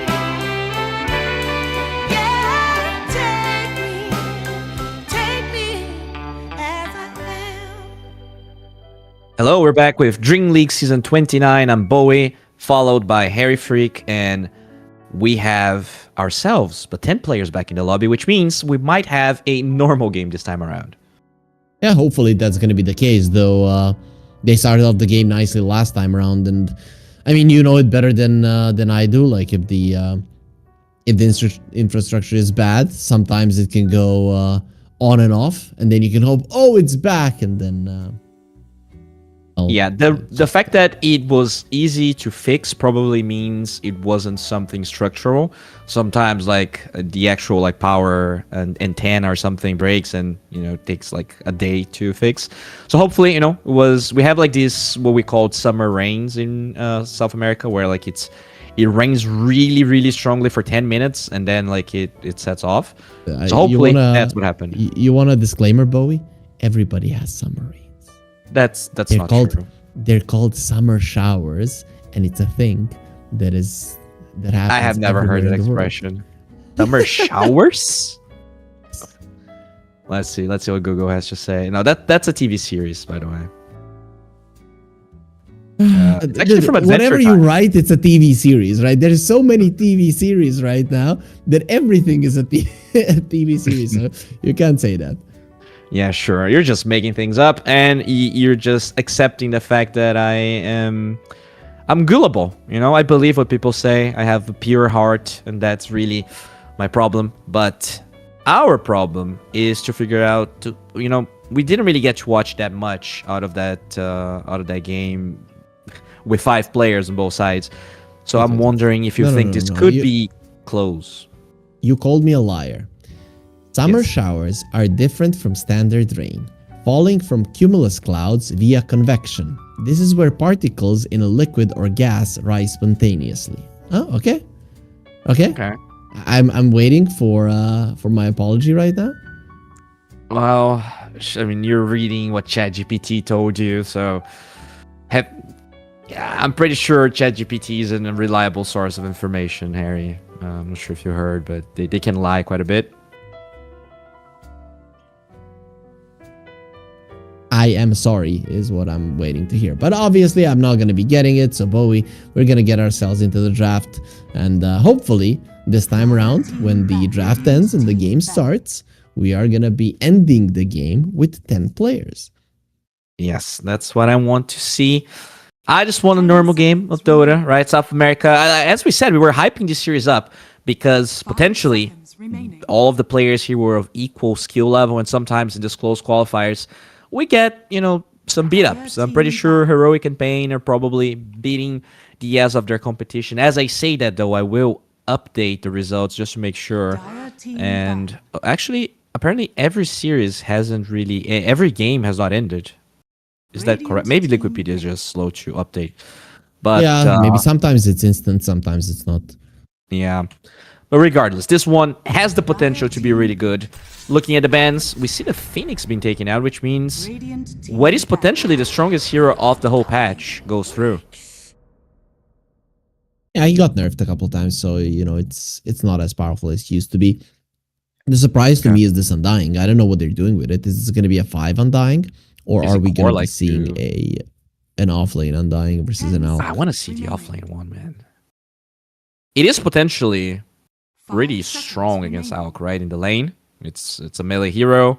You need strength to last hit. It could be strong. The problem of an Undying though in the offlane is that you think you're this unkillable guy, but the thing is the hero is not like super strong in terms of armor. So he has 2.2 base armor, and then you get acid spray. If you have a really strong right-clicking support, the Undying could be in trouble. You know what would be cool? Like a position 5 Mirana or something along those lines. Okay. I would be down for the Mirana. I'm curious, like as you said, the armor thing, they played at minus armor strat in game 1. They could potentially still pick the Slaughter this game. Pangolier did get banned by Hokori. So, very curious to see. They're going to try and abuse that Undying. We're not sure if it's a 3 still, so you don't necessarily need to go all out on minus armor again. but they respect and ban the Death Prophet. I mean, it was definitely the hero having the best game so far. So I guess Tiny was having an okay time, but we didn't really. Once he joined fights, it felt like the game was already over anyway. So I don't know. Yeah, we didn't see much from him. Hopefully, we get to see something more in this one. I'd like something to go with this Undying that actually does damage, right? Laning stage wise and overall in the 5 seconds game. remaining. So maybe we see that Ringmaster again, but you know, your Hoodwinks Rubik is also pretty decent. Those could be good approaches for the first pick in the second phase for Hokori. A support that can do damage. That is what I want to see. Okay, well, they're waiting for the last ban here. Is anything like out of those like Aghanim Scepter combinations with Alk? Is like any one that you think should be worthy of a ban here? That you think is like Maybe too OP? Quap is maybe too OP. Other than that, I don't. Radiant team They take away the puck, but they get the Quap, And so they get part of the Quap, same okay. thing. They take away the counter and pick it. Yeah, other than the puck, you don't really have like clear Quap counters. You could go Lina. Lina is actually pretty decent versus the Quap, or maybe you could go Radiant Ember or team Void Spirit. But you don't have to get them immediately, Dire right? You can get them on the 18th pick. Oh, And the Rubik Steel. Rubik here. That Tombstone still could be very scary. You gotta watch out for that. Also, Sonic Wave's already a pretty decent Rubik game. A hero that definitely started seeing more play after the changes. It's just the changes to the lane that made him stronger. I think that's the main thing. 5 seconds Which So change? what do you? The lane, the lanes they meet farther on the safe lane, and it's making the off lane much easier. Like it's not even close. Okay. I see. So you think you can pick weaker fours now to lane? No, I think the dominating fours are stronger, right? The Rubik that can just right click you and fade bolt is much stronger than what he used to be, right? That's the reasoning. Some weaker fours, sure, but the thing is that now it is expected to do well in the offlane, and if you get weaker fours, it's not going to be doable. I mentioned that Mirana, it could be a position 4. The Hoodwink could be a position 4. Something like a Techies, Snapfire. Like, those are the things I would like to see from Hokori right now. There's the Hoodwink. There you go. Get the Hoodwink. Yeah, they definitely need some stun, so I wouldn't mind seeing a position 5 with a stun as well, because they have 24 on Hokori, so probably want to less pick your carry. Well, unless Undying is the 5, 10 which seconds means remaining. they would have to reveal it here. There's not a lot of off lanes 5 that seconds remaining. flex to 5. Radiant team pick. Fight is not ideal. They go clockwork, so it is going to be an offlane Undying. Now they're going to be revealing that one. Okay. So, do you said you were not a fan. Looking at these heroes here, is there anything that you're like, oh, maybe Undying 3 could be strong this game? 10 seconds It's remaining. solid. I mean, when you have a lot of damage on the Quap and the Hoodwink, it's fine. 5 I think seconds Alina remaining. here would be amazing for BTC, man. I really want to see Alina. It's good versus the Quap in general, and Alchemist can give you an Axe. Your damage output is going to be insane. Other than the Clockwork, you're not afraid of a single hero in this game. Like, they don't have a big physical damage jumper, and those are the heroes that the Lina doesn't like playing against.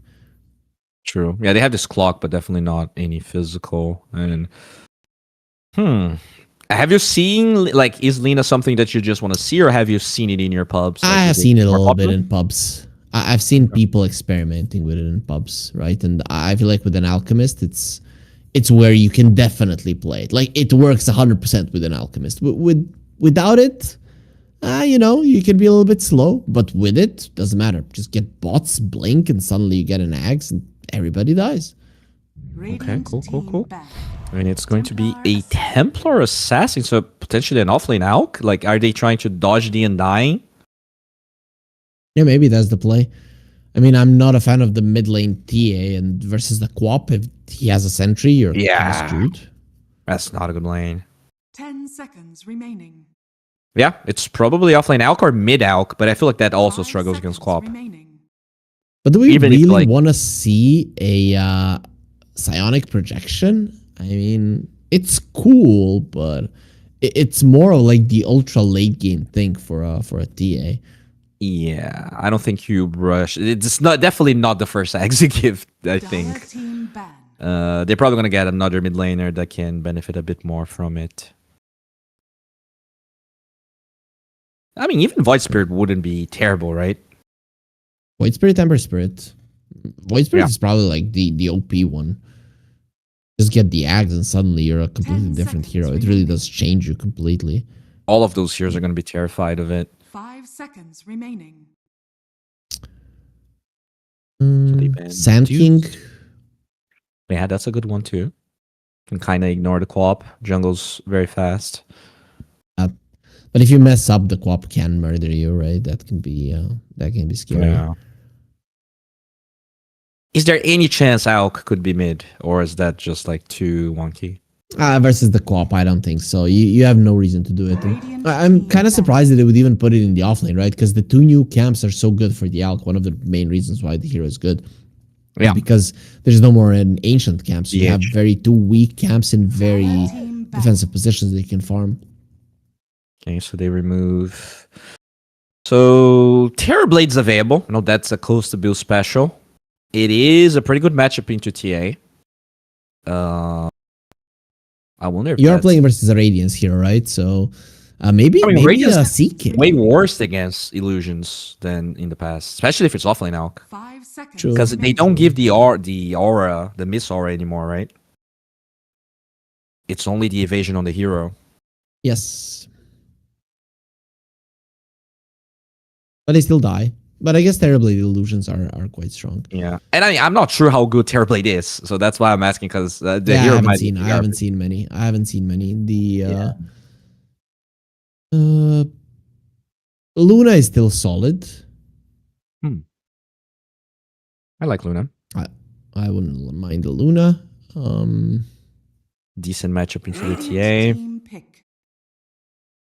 No Void Spirit allowed. So I guess Ember. Lena. Dire team pick. And either mid TA or mid Alk. Okay, Mid PA probably. interesting. Mm. That's why they banned Gyra then. Do you like Monkey King here? Is that like good enough 10 against the seconds Enigma? remaining. Probably not, because you're gonna be 2 melee heroes versus a Rubik. You're gonna be in 5 trouble. seconds remaining. Hmm. Which range hero could be good then? Like, is Drow playable? Okay. Well, she is, obviously, because they picked it. The thing with the Drow, man, this is one of the hardest lineups to pull off that Hokori just picked. So it's cool. Like a tier 1 team, I'd love to see it play. Hokori, I don't want to take it away from them, but man, Drow is like the hardest hero. Yeah. Like your positioning has to be perfect. The positioning of your team has to be perfect. You don't even have a big team fight spell to be like, okay, my Tide is going to go in, blink Ravage, and then we're going to kill one hero and then start chasing. It's not even that. Whew. Okay, it's cool, but I think we have a 2-0 on our hands. All right. So Harry Freak, not very excited about the chances of Hokori here, but 10 more seconds important than the remaining. Drow Ranger is they have 5 players, and I think that is the biggest 5 indicator seconds remaining. of win probability than whatever pick they go for. Hopefully, this is gonna look close, but as you said, definitely a hero. Do you think this hero even got buffed this patch? Because they did take away the whole shard, like they don't deactivate your OT with shard anymore. Is there anything this patch that makes Drow particularly good, or is it just like a good matchup into Enigma here? So, first of all, you've got the new item for her, right? So that Sure. immediately makes it good. You don't have to go for the full Hydra. Sometimes the array is going to be good enough. So all of the range heroes feel solid, especially ones that benefit a lot from that damage, and Drow definitely is in that category. So that's one thing. Then the Glacier is still strong, right? You buy the shard and the Glacier is insanely powerful. I mean, the attack range bonus is 200 when you're on the Glacier. It's no joke. I can't say if the hero got buffed. I think the circumstances around the hero make it pretty solid. Later on down the line, it can be pretty good versus the Alk. The thing is, TA, Enigma, right? I feel like they have a clear target, and it's this Drow Ranger. And even if they don't see the Drow, they can kill the enemies fast enough. The other enemies fast enough that the Drow can get close to the damage. And it's like the positioning for this hero is always the problem. It's never really the strength. This hero is always strong. But if you are not in a perfect position and your team in a perfect position around you, you are gonna die. Would you say Hokori is heavily relying on winning their lanes, right? Because they have the advantage over the TA mid, they have the advantage over the Enigma. This is a game where you win the lanes and you kind of just play from ahead the whole time. You have to, right? With the Drow, you start falling behind. It's a problem. You always want the... first of all, you want a long laning stage. And if you start losing lanes and they're pushed back into the jungle, then that is a disaster. And you're playing versus an Alchemist that has a lineup that has... I wouldn't say amazing Ags scepters, but pretty strong, right? In the... especially in the later portions of the game. So you wanna have the momentum constantly and apply pressure at all times. Well, smoke breaks, MJZ will not be found. It's fine. But yeah, good laning stage, a long laning stage for Hokori. And then this Drow needs to do a lot. He needs to push down towers. He needs to appear. He needs to be greedy all as the well. heroes on Hokori, they don't farm really well, right? If this game just becomes a slugfest, it feels like it heavily favors BTC. Wait, what the hell? This is a mid Rubik. Is it support out? This is a support. Wait, what? That's a support 5 Alk. Yeah, okay. Interesting. How does that change your opinion of this game? As they actually got a really good trap here onto Shadows. They're just gonna kill that poor TA, and the stun on Gannick's not gonna be enough as they try to pressure anyone else. So Oh, he almost canceled this DP. That was so close. Yeah. Okay, TA Disruptor lane. That has to be one of the weakest lanes I've ever seen. Not necessarily versus an Undying. Undying wants heroes to be close. So I guess you're fine-ish. Okay. I don't think they can stop the TA from farming too much. They just gave a double decay. 2 range heroes gave a double decay. Oh my No, when I Lord, look Shadow. at that, I get really pissed sometimes. You can Oh, pretty push them into the upsetting. tower. Okay, this lane is a disaster for them. Yeah. You don't have a pull. The wave is in a perfect position for the for the Undying. It's gonna be pushing, and you're gonna be losing a lot of CS if you're this TA. Like, the thing is, even though Undying is melee, he has so much HP that he doesn't care about harass so far, and like he's denying over the TA just because he has like 72 damage with the K stacks. That top lane is gonna be interesting. I really want to see how MGs is gonna Bushwhack here playing on this. By the way, they have a glimpse, level 2 Disruptor, so it means that Gannick might be taking some heavy damage, but TA is also not healthy, just relying on the refraction charges for now. Undying is level 2. He can skill up the tombstones. You have to be very, very careful. A well-placed Bushwhack is a problem, though. I do like that they ate a lot of the trees, so that's always gonna help versus the Hoodwink. You know, tell me about this mid Rubik. Like, how good is this? What's happening? With an Alk, it's actually quite good, right? Because they're gonna be giving him an axe. And look at it. Bushwhack, But it is sharpshooter. Boss 5 Alk, though, right? It does take a while. Okay, that's a proud of dead that. brother. The thing is, you have an Enigma, right? So that's a hero that you can leave alone. He gets drums, and you can kind of ignore it, and then just farm, get some levels, stack for yourself. It takes a while, but Rubik is gonna have like a Blink BKB, I guess you can go for, and then you get an Axe. It's a problem. Has been killed. Okay. Well, so far, looks like the lane are going heavily in the favor of Hokori here. Both the Quap and Drow ahead of their counterparts, the Enigma. Obviously, a lot of the Drow CS is Eidolons, but still, Enigma doesn't really have a lot of CS. Vitaly did get first, but as they will kill. No, they're not gonna kill Gannick. He actually survives the miss Oh, chance. double miss. Holy moly, that's unfortunate. Oh, TP, I mean, I guess rotation from the Clockwork as they will find Prada trying to kill Does the leave the Drow alone. He juked him out. Will kill all of the Eidolons here. So, just standing under towers. They try to go for hero. They get the boots on the courier, but they're not gonna punish the Drow too much. Yeah, if they had connected with the unstable concoction, it would have been a problem for the Drow. Because they didn't, he juked around, and the Alchemist even placed the ward and still couldn't get the unstable concoction connection.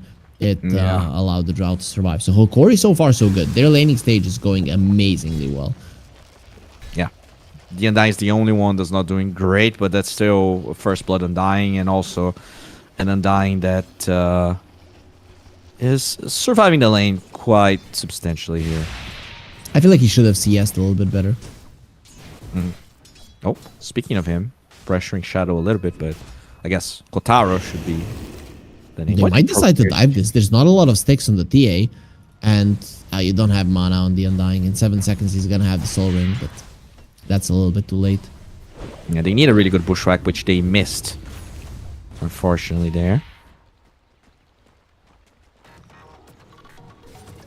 So Interesting sack that already Rubik done is- on MJZ. Interesting left that Rubik isn't worth winning the mid.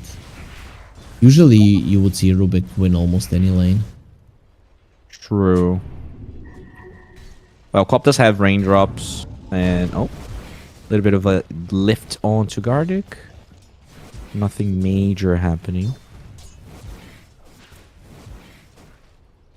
Once this Rubik is 6, it's gonna be a problem for the Quap. He is either gonna give a blink or the scream, both of the spells that the Rubik will enjoy quite a lot. Yeah, just a field day. Whenever you have anti-mage or Quap, Rubik's just always happy. Well, that's a dead Drow. They rotated Prada to the top lane, and that's a catapult wave with Eidolon. So despite the fact they were doing really well in the top lane, you mentioned the fact they won a long laning stage, and if the tower falls, that's not going to be the case mid lane. Lumiere gets an Arcane Rune, but gives up his blink to Lalatruni. They already killed the TA on the bottom lane, and we're looking for Prada as well. Is under attack. Fortunately that's for him, that he'll be top tower. fine. Radiant's bottom tower is under attack. But Nico still, gets you left. cannot... Dire's top tower I don't think you can get this tower. That's just the thing. The TA is very, very good at defending it, but if he's not careful, maybe he can die again. He's bottom under a Clockwork. They get the Bushwalk, they break the invisibility, they have Tombstone as well. Those zombies are going to be a problem. They get killed Refraction by in the a second. TA. As the refraction is available, they are trying to break through those armor stacks, and they will eventually get it with the Blood Grenade, where the right clicks... He missed the decay. Misses!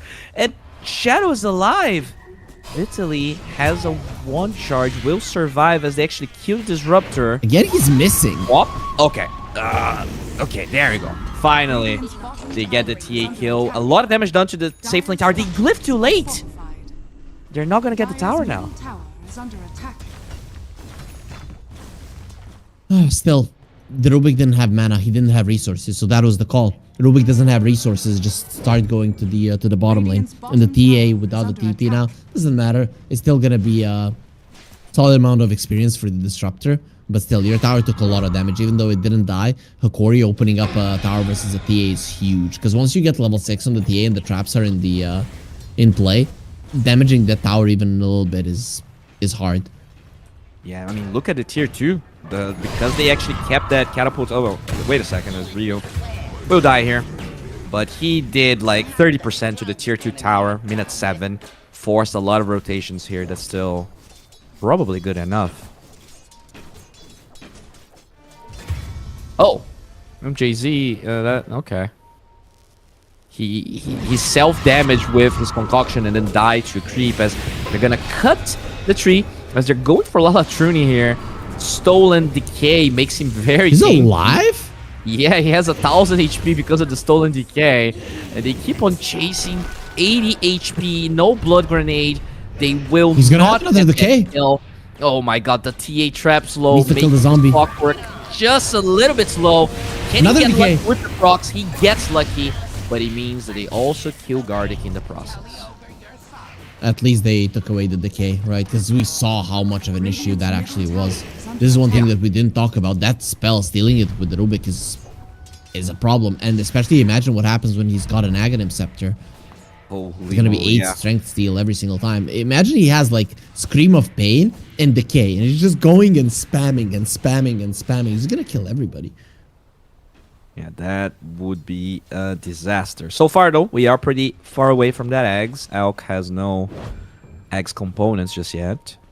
But he will start working on that a little bit later. Dire's middle tower is under I think attack. he's gonna start working on it now. I don't think you get anything else other than the axe. Yeah, I mean, like, he will have it later. So far, he has none of the components. Radiant's bottom tower is under This TA is having a Really? pretty bad time, though, right? Like, I wonder... Like, this is already not a great matchup for TA, and she's having a bad game. Like, do you think that matters, or will, like, this... It all, of course, I think it's it a slow matters. hero, too. Rubik's kind of a weird mid laner. I think you are underestimating what this Rubik is gonna do. I'm really looking forward to it. But so far, so good for Hokori. They're having a pretty good time at the moment. They don't have hook shot. Sonic Wave actually kills the Disruptor. They reveal a ward that's about to expire anyways. But now they find Shadow. They get the slow from the attack. With the DK as well, the creeps doing some extra damage. Can they eventually wear her off? Yes, they can. They get the Bushwhack. Vitaly on a dominating streak. 2k gold for Hokori. And they're gonna corner this rook somehow. Gotta blink. Might. Okay. Oh, this Enigma coming is not really something that you hope for.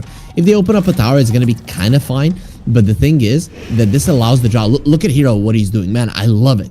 He's just on the top lane, pushing like a madman, shoving that wave in. That for the Enigma to reclaim that territory is going to take some time. Yeah, they're trying to deal with the Idol's mid though, but as you said, they will get the tower, which is as in a situation, blend out from the Rubik, as they will get that tower. Free pretty much the draw.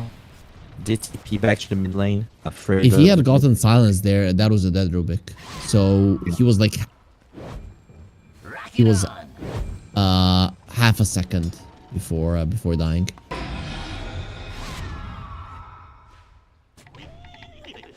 Okay, so overall though, you think this is okay for Hokori, right? They got everything they needed out of the laning stage, besides that tower falling on Hero. The towers falling on their side is a bit of a problem. They lost the mid lane one as well. That could turn into an issue. Oh, they find Prada here, but the Static Storm will prevent Still Vitaly alive. from casting any spells. We'll try to walk it off, but I'm gonna steal DK and kill Vitaly. That's a dominating streak. That's a lot of money for Lalatruni. He stole Soul Rip, so that's a bad spell to get from the Undying. Oh. So not ideal by the Rubik. But now he's got a the Phylactery, so the damage output of the Rubik will increase by quite a decent amount. They He's are always so smoking low out on Hokori, mana. though. They have hook shot. Ideally, kill this Rubik. He has no blink, as we talked about. No vision of No him. Now they Berserkers do, too. but the Eidolon's blocking the path as the Rubik gets let bushwhacked him away, and they're holding on to that hook shot for now. Really good blink Sonic Wave. Stolen, but he dies before he can do anything about it. And now this poor Enigma by himself will also be killed by Lumiere. Dire's bottom tower Save your body syndrome. That is the moment he saw that many heroes is the moment that you start running away with this Enigma, not even turning back and thinking there's anything that you can do. And really, this Enigma needs to be greedy and be on the top lane. But because the TA had such a bad time, they're thinking they have to give that top lane to the TA. I don't think that's the case, man. This Enigma needs to be in their face, just constantly getting heroes to go towards the top lane to push him out. Because this way, you are just not controlling any part of the map.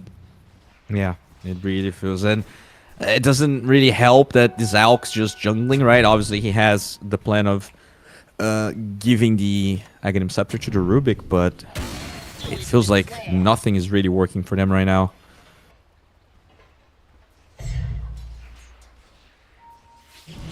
is there any other hero you would potentially give the axe to, or is it like 1,000% on Lalatrini?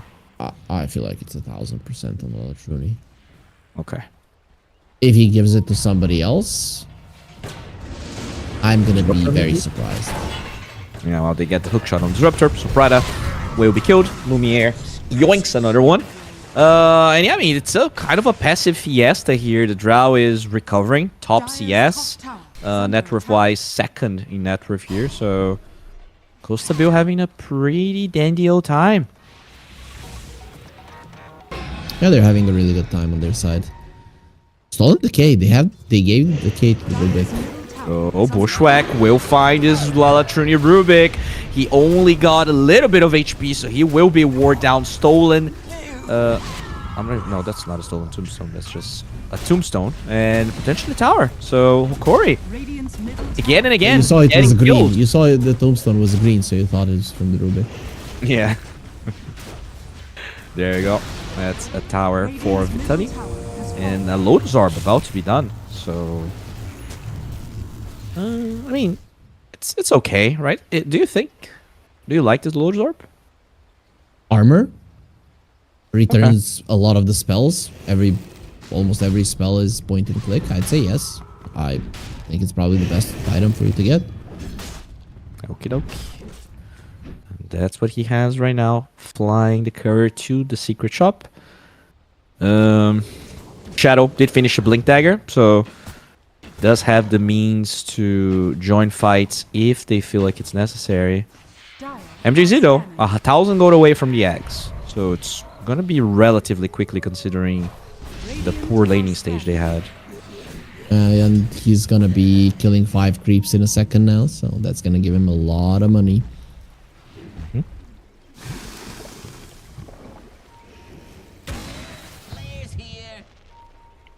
He kind of screwed up with the positioning of his acid spray, but We don't that's talk fine. about that. Okay.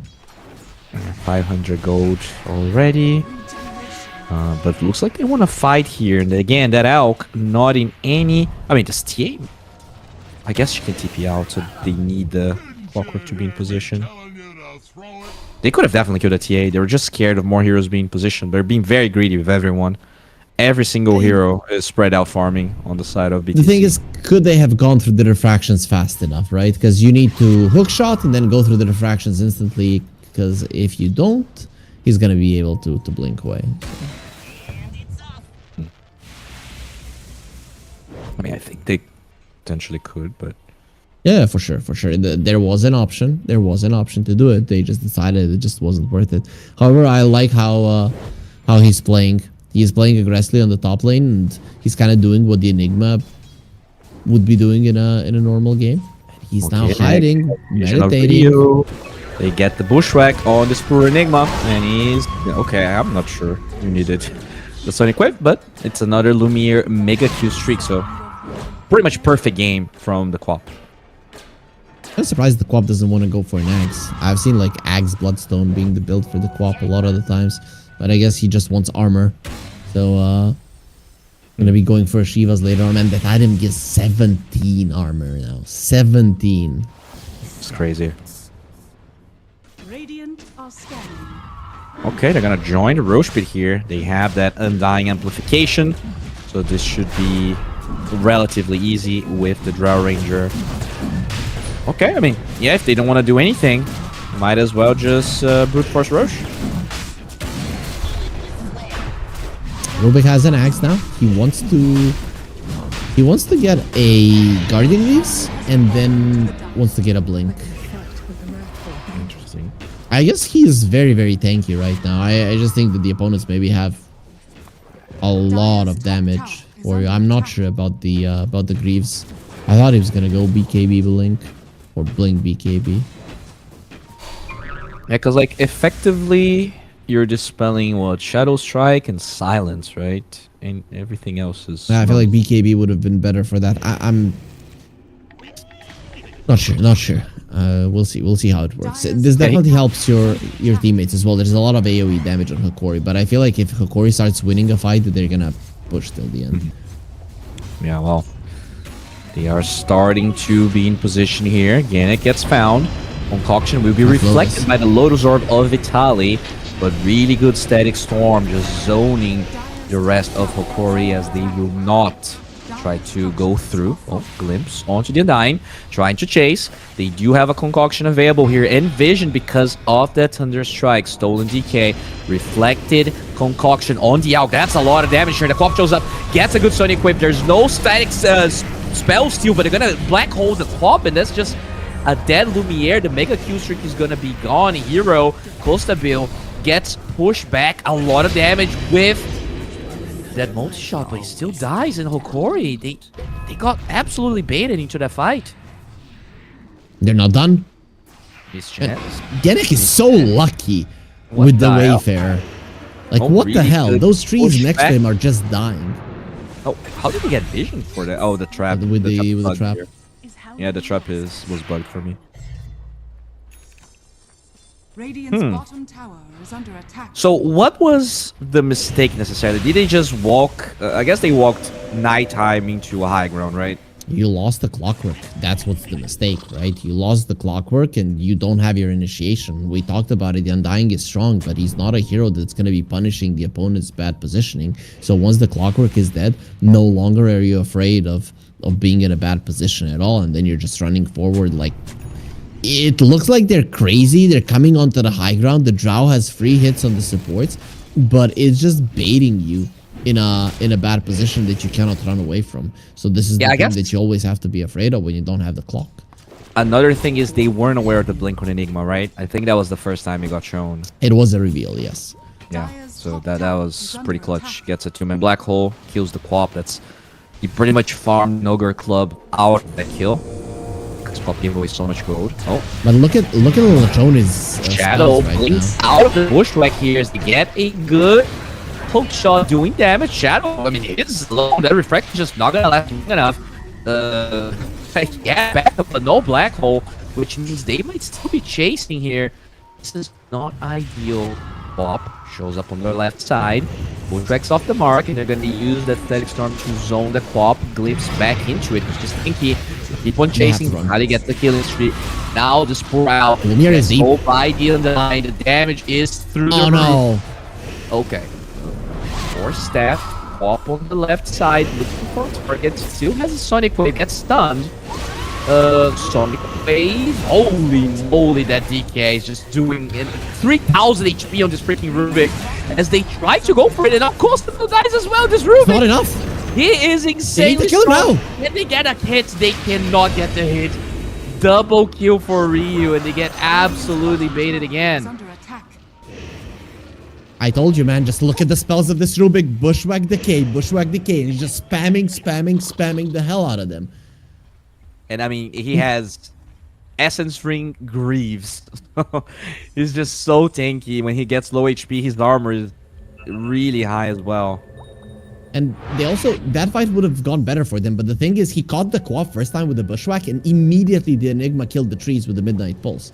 So that is why that fight, they could have killed the Quap instantly, and then it would have been BTC chasing Hokori, not the other way around. I mean, yeah, can't forget that he did kill TA in the beginning, but still losing everyone else doesn't feel great. As they're trying to set up for a Tormentor here. Rubik is But, going to lose his spells soon, so they need to fight now if he wants to have both the Bushwhack and the Decay. Tower's still up though. Undying Good does words not have a from TP. Clock. Undying doesn't have a TP for 20 seconds, so this fight is just not gonna happen. Clock's gonna be glimpsed, and there's nothing they can do. Okay, so Tormentor going to be going towards BTC. And because they have a TA, it's going to be quite an easy Tormentor. Oh yeah. Moment to be killed, and Prada gets the shard.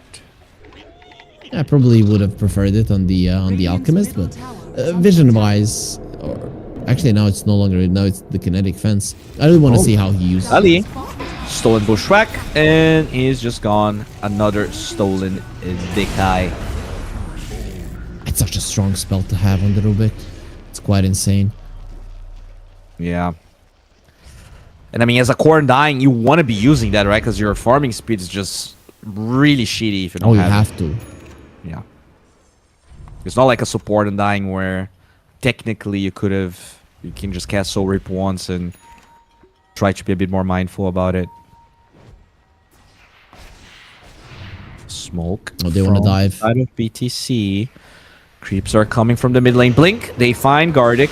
He will not hookshot away from this. Oh, I mean, as I say that, still alive with the Essence Ring, holding on to all of his spells. Hookshot does not dodge the glimpse, and he's going to be killed by he Shadow. stole the hookshot. Stolen hookshot. Oh no.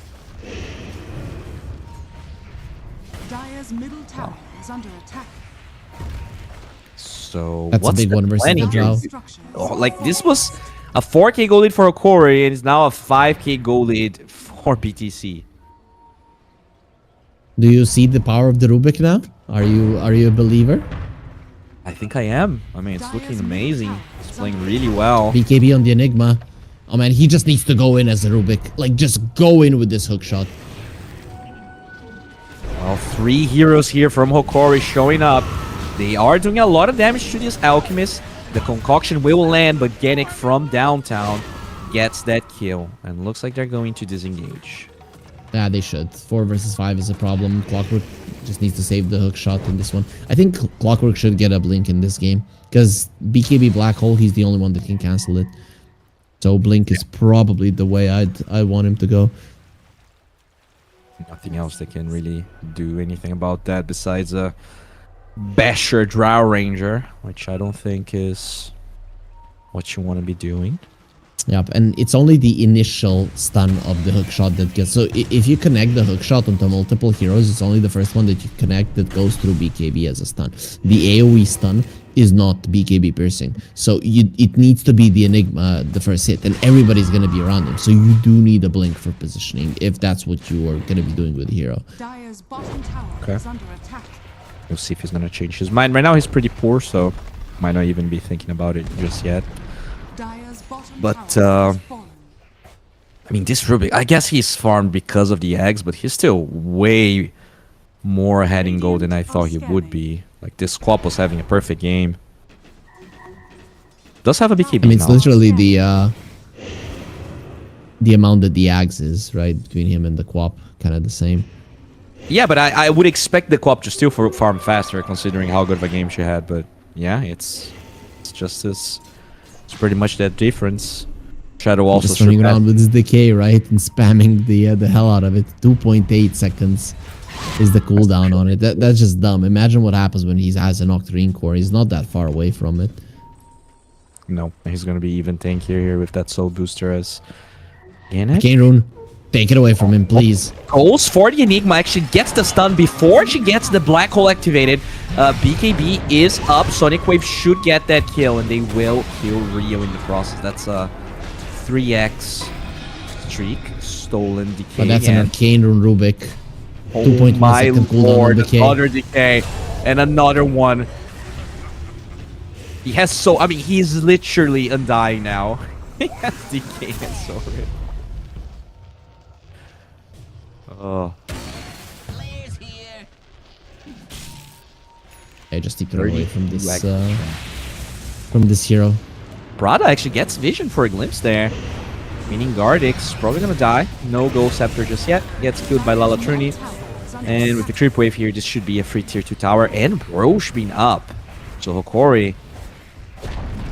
Again, I mean, Dire's middle tower they're not even going Roche. They want to poke high ground here. At least they don't have the Arcane Rune any longer. But Glyph should be enough for them to move back. The side lanes are also in a bad spot, so you need to be dealing with those. You still have the Radiant's black top hole, tower so is under attack. you should be looking for a fight, but right now the main thing is dealing with the waves. When you're ahead, you're controlling the mid lane, you at least need to be controlling one more wave, and bottom lane is the one that's going to be easier. Yeah, they do have the Hoodwink top to make these lanes a little bit awkward, but they are going to Roche. Radiant's top tower is under attack. Okay, do you fight this if you are Hokori? Do you even have the means to do that? I feel like you have to. You have a Clockwork, right? So this hero is going to help you go for it. Genic under vision.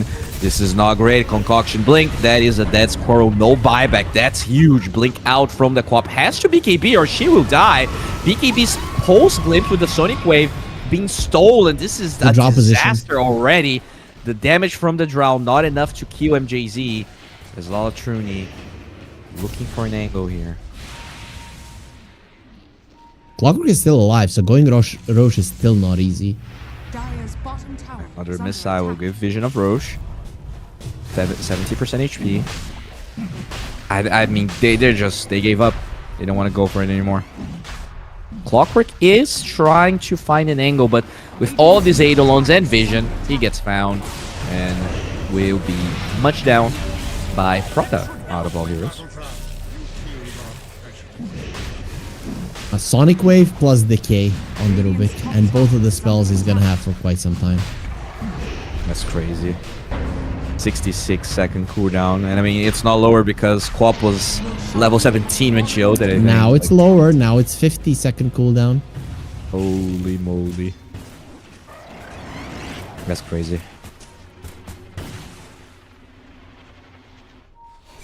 Oh. And Genek is always dodging. Yep, this guy's a beast as they do find Shadow here. Hurricane Pike away.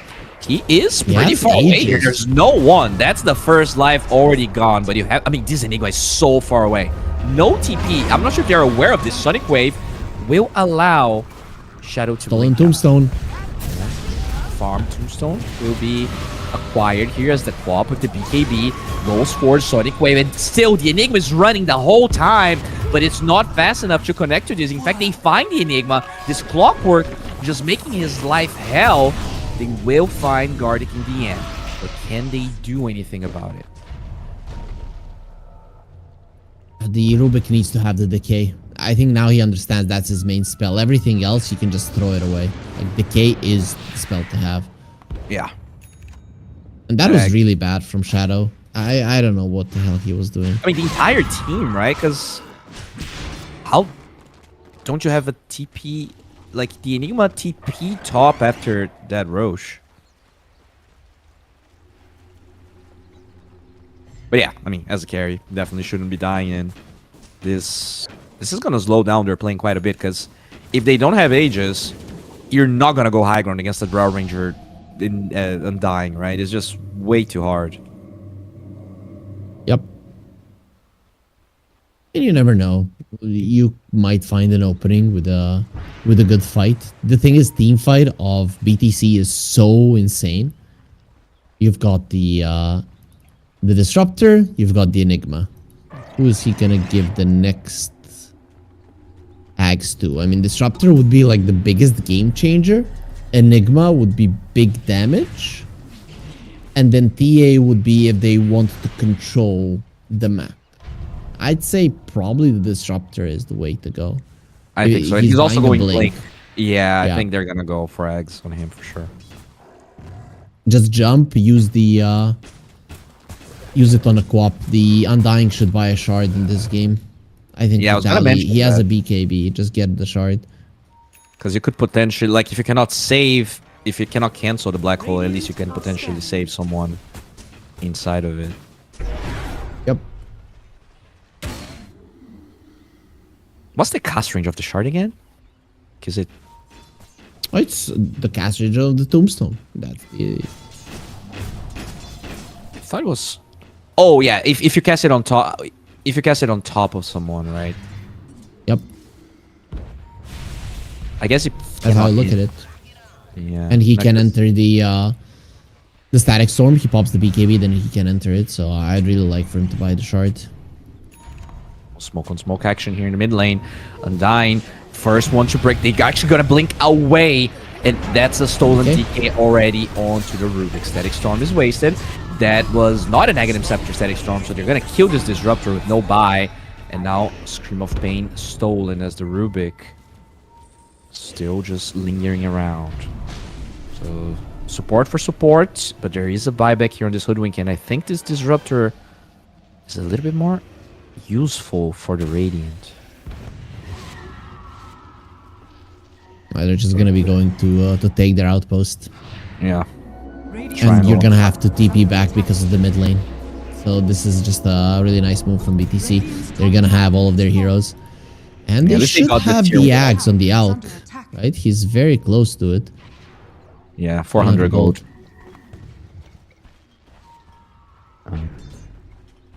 Silver Edge Draw Ranger looking for an opening, but they don't find anything. Tormentor time. I mean, I'm happy, right? At the end of the day, this game, even if it's a little bit clunky, way more interesting than when we had game 1. So this is this goes to show that we were sort of right. Oh, that's the Aghanim Scepter delayed now. They killed the curry with Staff of Wizardry. Dire's top tower is under Okay, attack. that's a little bit annoying for the Alchemist. 2 minutes. Going through the gate here, but oh no, the Watcher gives vision of what they did, so Quap's not gonna fall into that trap.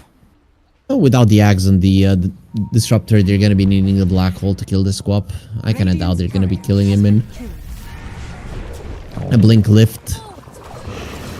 If you get a Concoction, maybe you can kill her, but they're gonna go in here. Sonic Wave gonna be used.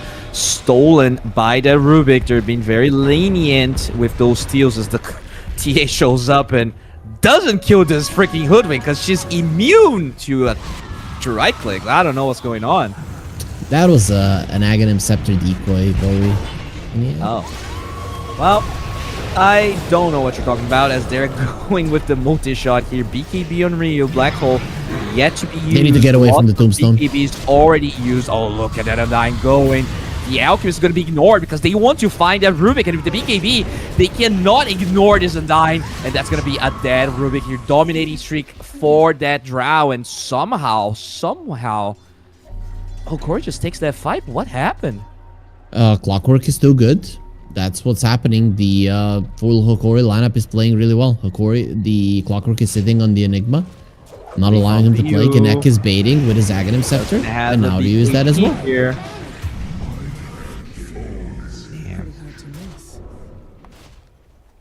Yep, that's not looking good. Game's back to even.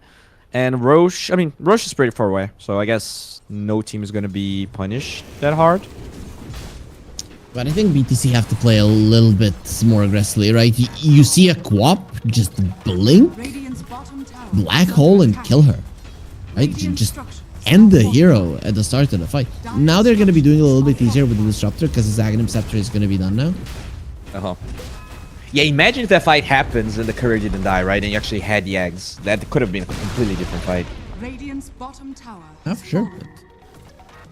Radiant's Unfortunately, middle tower that was is not the under case. Finally, Disruptor will have it. So, being sent to him right now.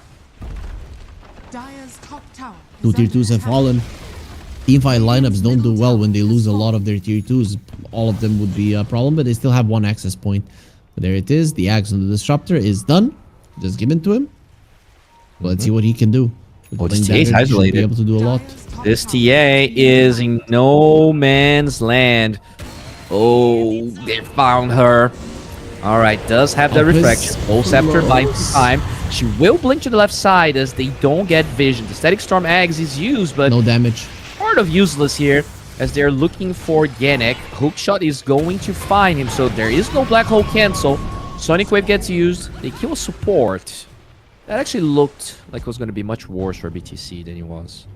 Stolen Sharpshooter by the Rubik. And in his hands, it does 1700 damage. Holy. 1700, Bowie. 20-second cooldown, by the way. But still, this decoy on the Hoodwink, man, I've seen this Aghanim Scepter do so much damage. And not only that, it's baiting the TA. Yeah. Well, BKB use here, Vitali. Maybe jumping the gun. Just respecting the enemies as Roche is actually up. So, do you brute force Roche as any of the teams here, or do you think it's like both team fights are too scary for someone to go for it? Yeah, it's very hard, right? The thing is, last time it was BTC killing it, so they can use the Roar to bait their enemies in. I think, though, the Clockwork is Shadow? a good enough deterrent. Both of these do have ways of giving vision inside of the pit. Eidolons. Thunderstrike. All those things help. They're gonna reach a really strong timing here. Costa Bill has a Daedalus. So they're gonna force this Roche, and they might be a little bit too late on the side of BTC. Yeah, they Yeah, this can Drow's strong enough. Look at him with the Daedalus go. Yeah. Ages for the Drow. I think refreshing cheese just Refreshing laying. cheese. Banner, somebody, please. Okay, Lumiere gets the refresher. Doesn't even have a slot for the cheese. They forgot the banner last time around, it seems. It's Oh. in the Quap's inventory. True, true. Vitaly. Find some Eidolons here. Oh, they jump. Static Storm Eggs. Oh, Vitaly is just gone. Holy moly. That's a lot of damage, but they find the Elk. A lot of damage will die on the other side. So, for now, it's a 2. He died in the base. 1. But he stole the gem. Clockwork is dead. Can they find this? He blinks out before that projectile. Undying is back to the land of the living, right? He had the Ceaseless Dirge, so I have to bail in. Look at that. The Quap has a heart. That's an interesting item to get. Yeah, I mean, her effective HP in this game is crazy. Could probably tank a black hole. Depending on who's hitting her. Radiant's middle tower is under attack. I think that's her goal, right? She wants for them to use black hole, and even if maybe they do, she potentially survives. I think you're still gonna die inside of the Static Storm. Yeah, well, we'll see as they're gonna try and now approach high ground here. No Static Storm for 20. Radiant's bottom tower Black hole is under still attack. available.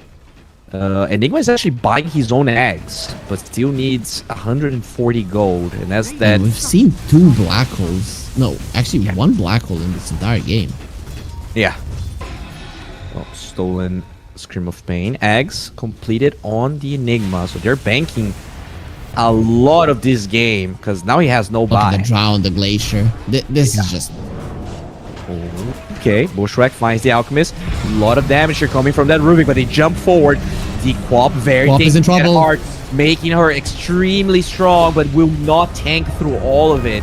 The banner gets killed somewhere else. The Drow died, so that's just so weird. How did the Drow even die if they're focusing the Quap and Black hole? BKB gets used? Oh, okay.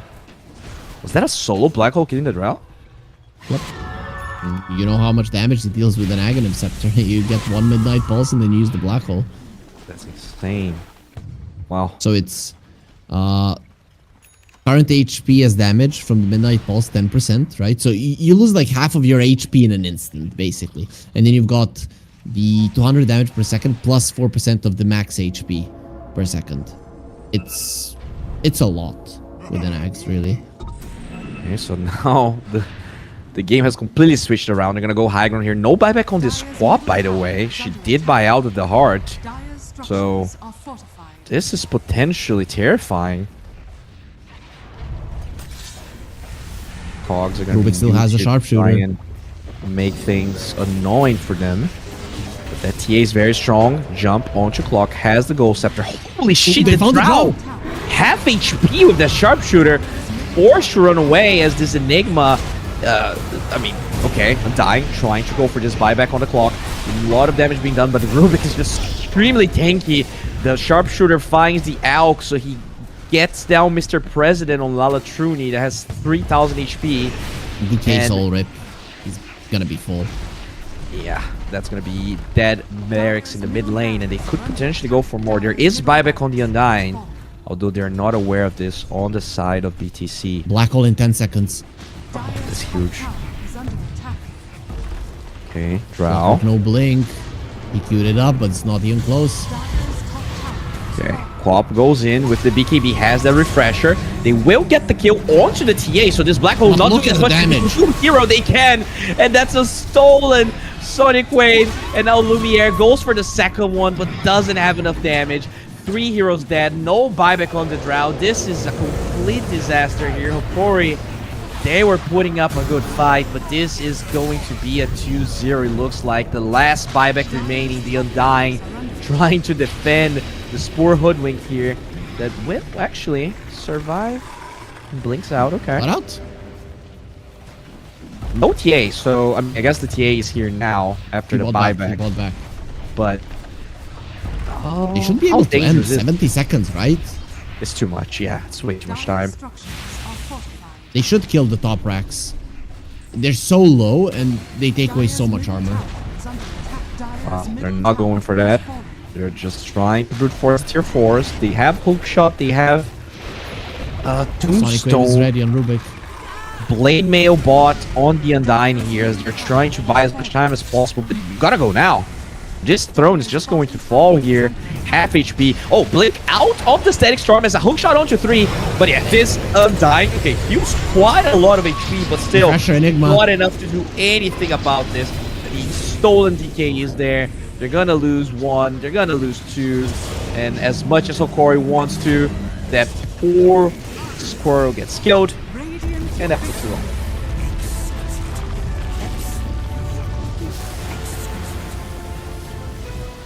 So, yeah, I was wrong. I admit it, Harry. That Rubik was exceptional. I mean, against that Undying, just absolutely wrecked the game. Yeah, it was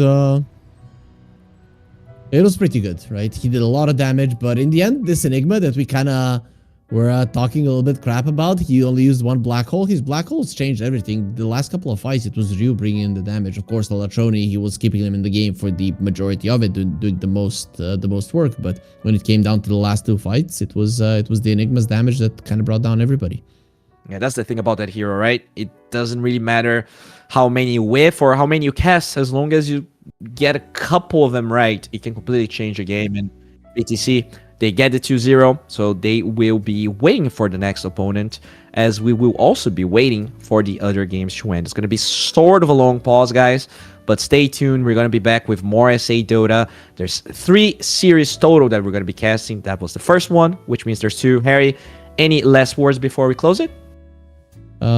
Unfortunately, the game 1 went the way it did. I feel like Hokori, they had the better draft there. Here, they had a great draft, but it was hard to play, and they gave it their all. So I really want to see a game 3, but they can still fight through the lower bracket, right? Yes, we'll see them fighting as well. But for now, BTC is the one that goes forward. So thank you very much for watching. We're going to be right back.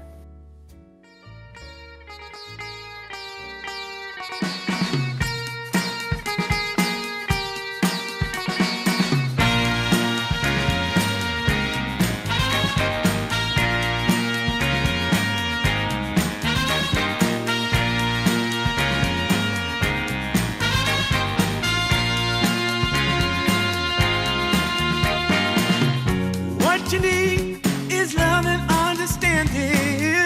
Find a heart whose love is true. Deep down, there's only one companion who's there for you when you need him to be. Your heart was broken in 1,000 pieces. So much pain that you've been through. Here stands a man who's your salvation. Just ask yourself, am I ready for you? 100% now. I'm ready. 100% now. Yes, I'm ready. Eyes wide open. I'm ready to move. 100% now. Take a chance in a new direction. Any place you wanna go. I don't have all the right answers, but one thing I know, I'm so ready for you. 100% now. I'm ready. 100%. You know I'm ready. Yes, I'm ready. Eyes wide open. I'm ready to move. Well,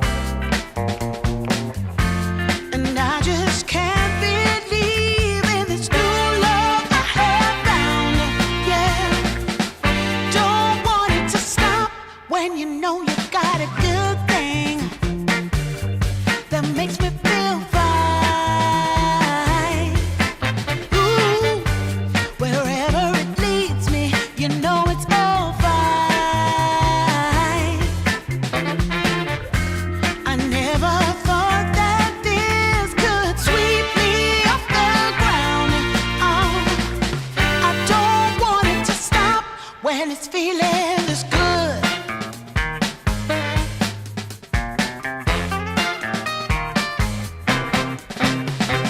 Whenever you're around, my heart begins to pound. Though I know you'll take it slow, no way to stop this feeling. For every single day, whenever you're away, in this place there's a space where I'll be waiting for you. And I just can't believe in this new love I have found. Yeah, I don't want it to stop when you know you got a good thing that makes me feel fine. Ooh, wherever it leads me, you know it's all fine. I never thought that this could sweep me off the ground. I don't want it to stop. No, I don't want it to stop. I don't want it to stop when it's feeling this good. Feeling this good. Feeling this good. Ooh, feeling this good.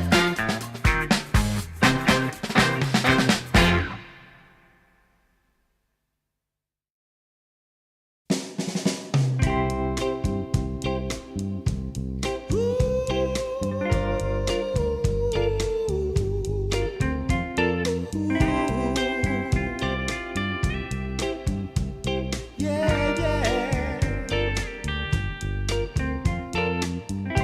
I've been waiting a long time, just longing for a glance from you.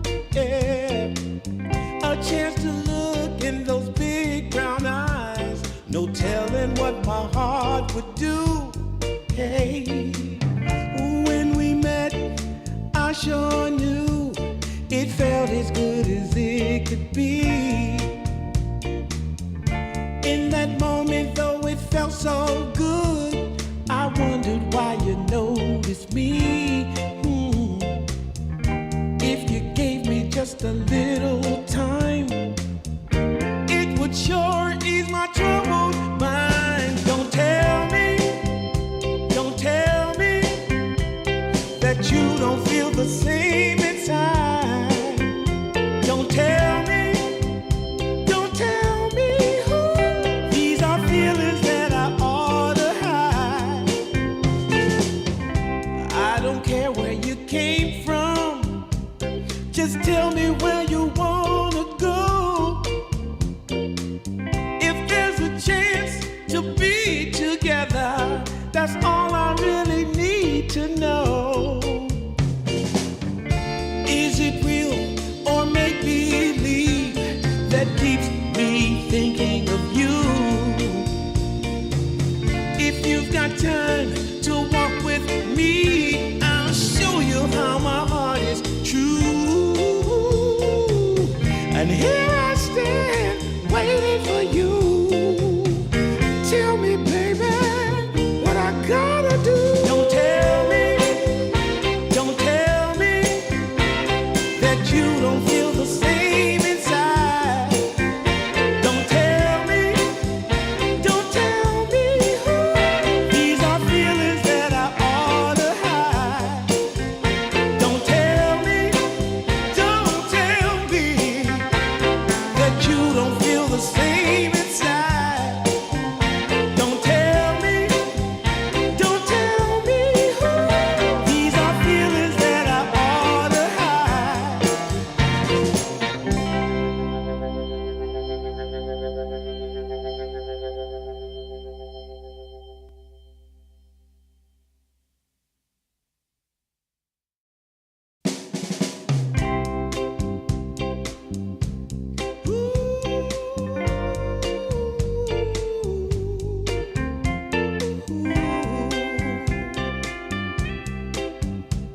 Yeah, yeah. I've been waiting a long time, just longing for a glance glance from you, yeah. A chance to look in those big brown eyes. No telling what my heart would do. Hey, when we met, I sure knew it felt as good as it could be.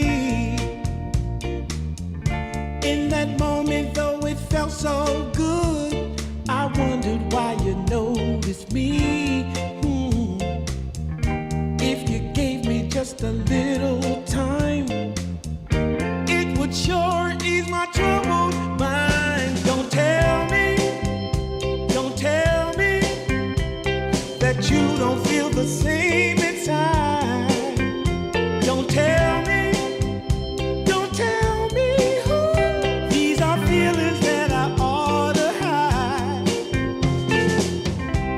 I don't care where you came from, just tell me where you wanna go.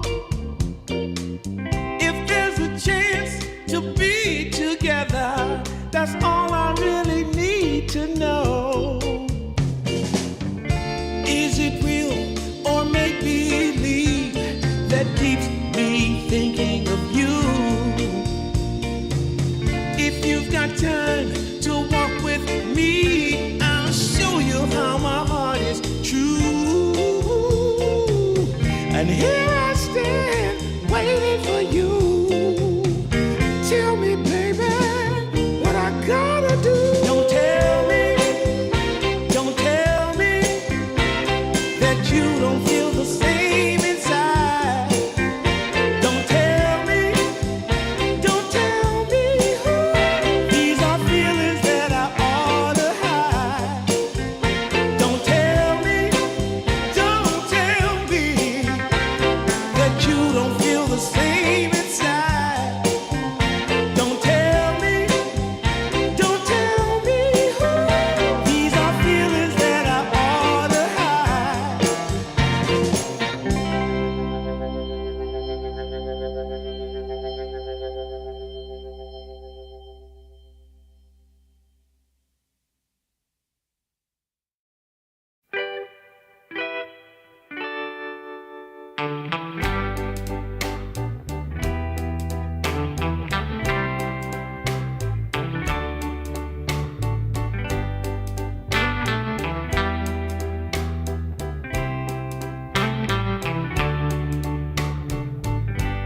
Sometimes I'll be foolish.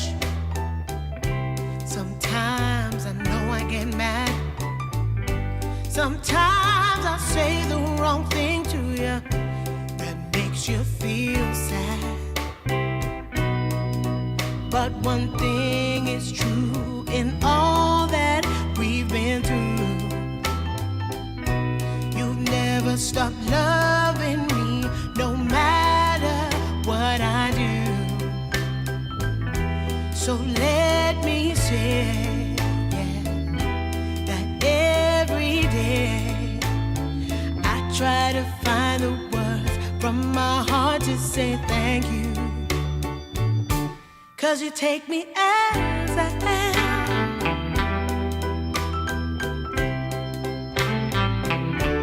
You take me as I am. Oh, baby. If you stop loving me, well, I would understand. But I won't take you for granted, no, no. When you hold my hand, your love makes me feel that I could fly to the moon. Not even the birds above can sing a sweeter tune. I needed to say that you find a way to make me feel anew. And I want to say thank you, 'cause you take me as I am.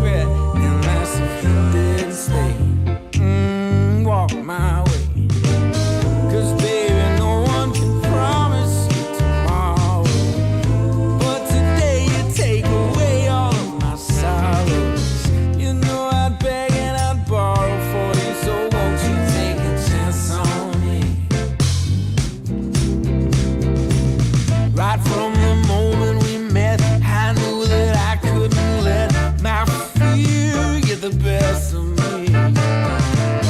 And every moment since then has proven time and again that we're exactly where we're supposed to be. Yeah. Oh, won't you take a chance on me? Ooh, oh, won't you take a chance on me?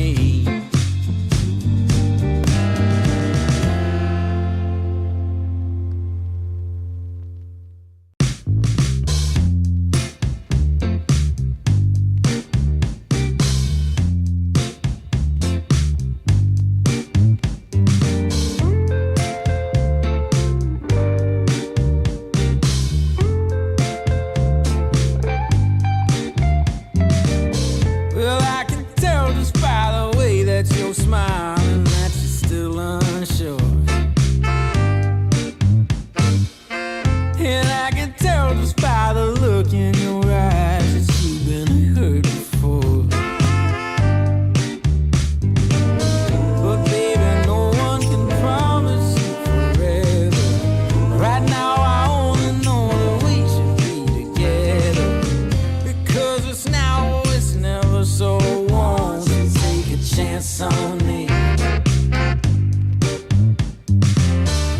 Well, it's fine if all your previous guys they made you run away. You can bet you'd only have one regret, and that's if you didn't stay. Walk my way. 'Cause baby, no one can promise you tomorrow. But today you take away all of my sorrows. You know I'd beg and I'd borrow for you, so won't you take a chance on me?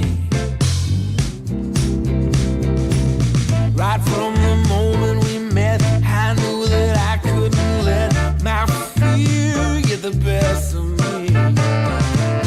And every moment since then has proven time and again that we're exactly where we're supposed to be. Yeah. Oh, won't you take a chance on me? Ooh, oh, won't you take a chance on me?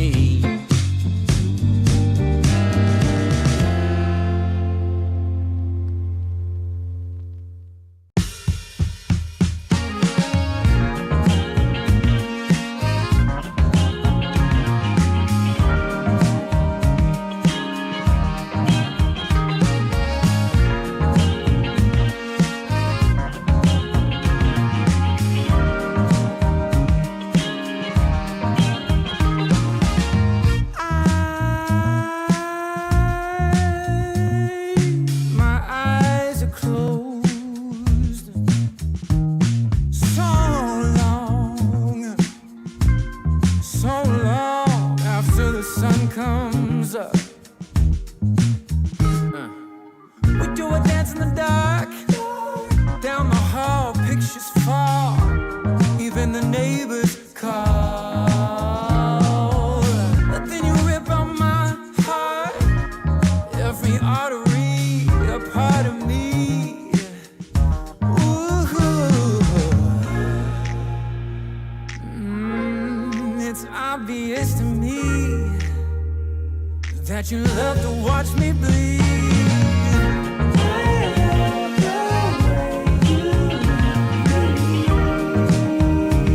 But not half as much as I love when you leave. I hate to see you disappear. But I love to watch when you're walking away from me. Walking away from me. Yeah, yeah.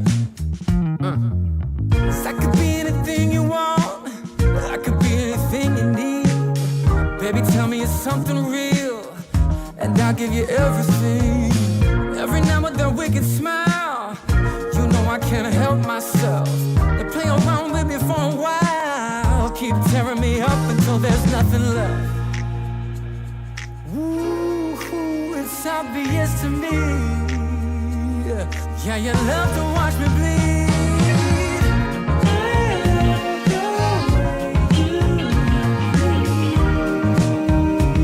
But not half as much as I love when you leave. I hate to see you say, but I love to watch when you're walking away from me.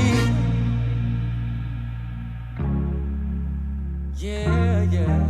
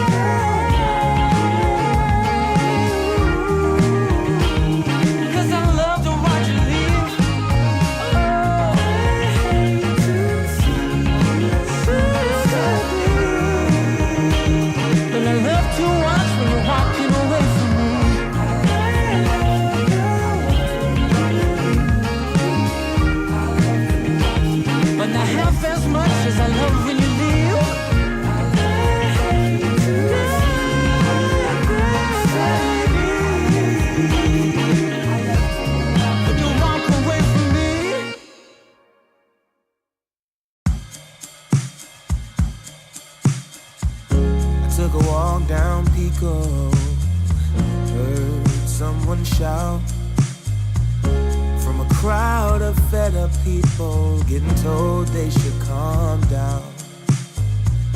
Didn't wanna fight, but the tears that fill their eyes are brought by the people sworn to preserve their rights. Oh,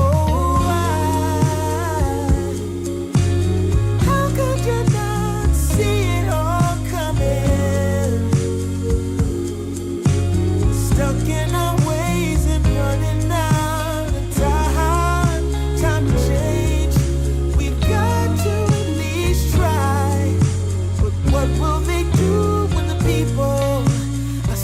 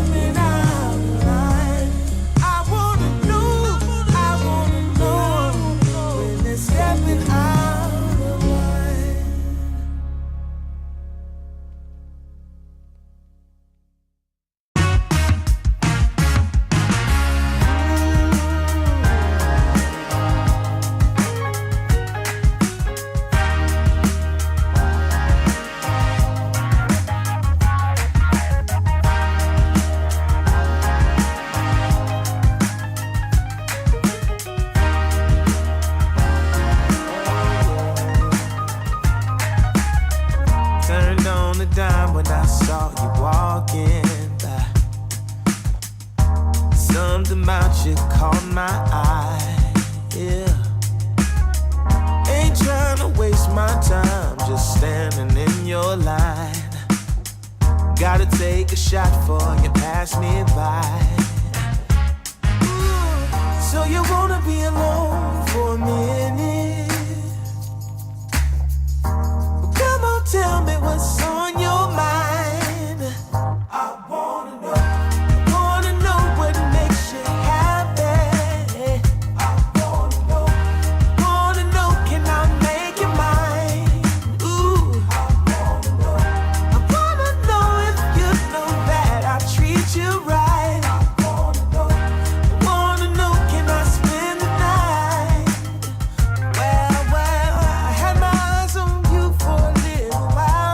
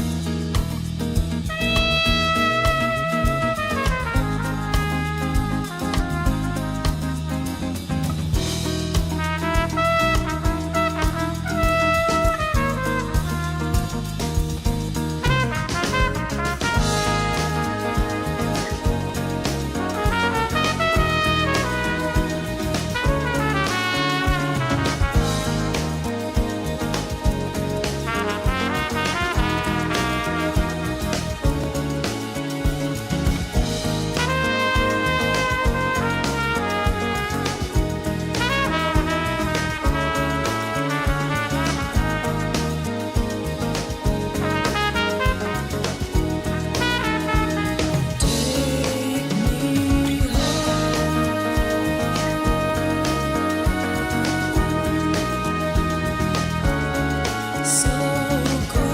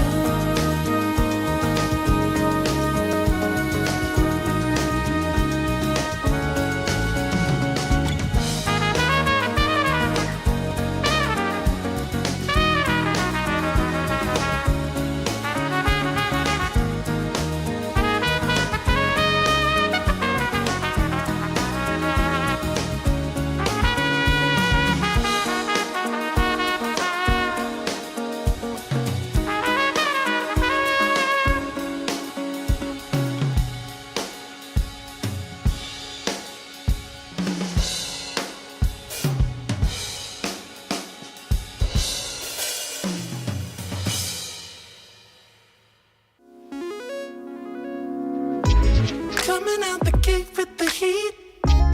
Everybody's playing in the street. We got the summertime magic in this beat.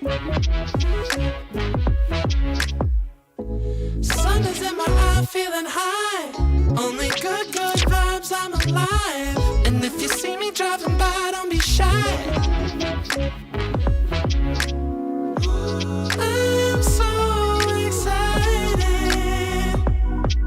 You know just what I wanna do.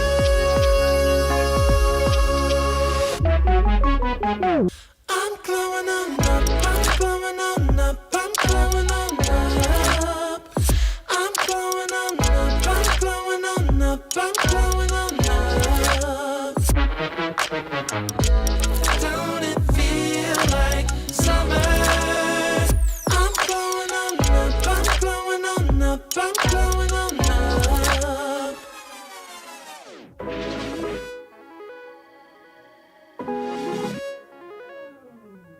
Blow up, show up, soak up aromas, float to Sonoma, roll up to Nola, trope up, blow up, slow up, show up, get real, choke up, you're flowing, you're glowing. Astral samosa, you're landing on Europa, your horns blowing, you're chosen, all the deep cuts you know it. I got the pre-glow and the post-glow, inspiration knows no boundaries where it flows. Your fingertips to the globe's tilt, to the universe on stilts, hold on and chill. I'm so excited. You know just what I wanna do.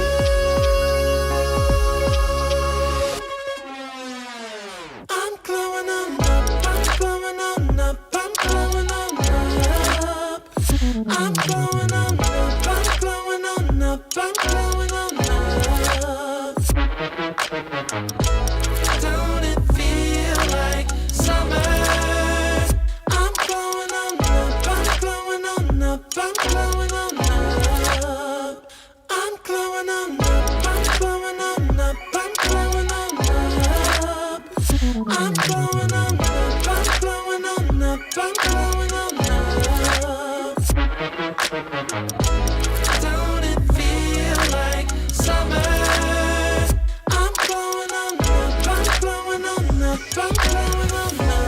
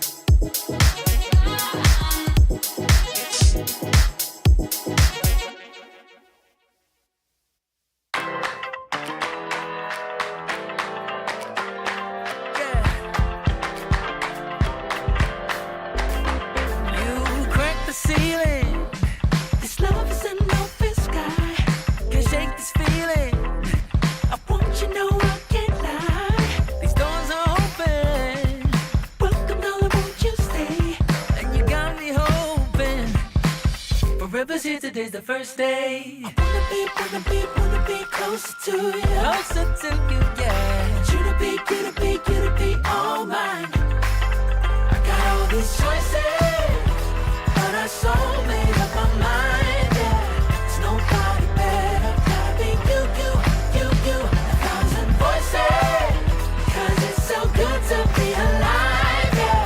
There's nobody better, so it's gotta be you. These myths are busted, the grass is greener on my side. It's done and dusted, I'm never getting off this ride. 'Cause life with you is golden, so how can I go back to silver love? I'll be holding on, can't get enough. Wanna be closer to you. Closer to you, yeah. You to be all mine. Oh, yeah. I got all these choices, yeah, but I so made up my mind. There's nobody better, gotta be you. Thousand voices, 'cause it's so good to be alive, yeah. There's nobody better, so it's gotta be you. Yeah. It's gotta be you. Gotta be you. Gotta be you. Gotta be you. Yeah. Gotta be you. Oh. It's gotta be you. Yeah. All these choices, but I so made up my mind. Nobody better, gotta be you.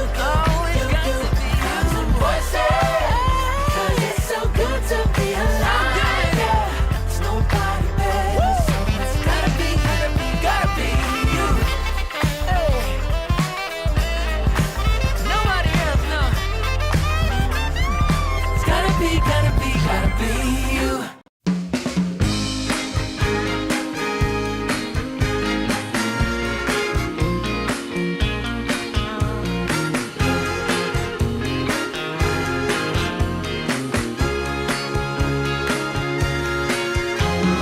I want music.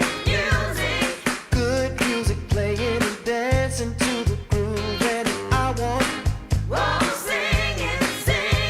to sing at the top of my lungs. The evening has just begun. Hips are swinging and feet are stomping. Happy people gather round. We will party all night long. This will be Oh, magic. magic night to remember. A joyful celebration for a whole new generation. This will be Oh, magic. magic night to have together. No more limitation. We united as one nation. I want Keep on moving. keep on moving. The sweat is dripping. I want Oh, shake it. shake it to the beat of the drum. No need for hesitation. Bass is pumping and everybody's smiling. Happy people gather round. We will party all night long.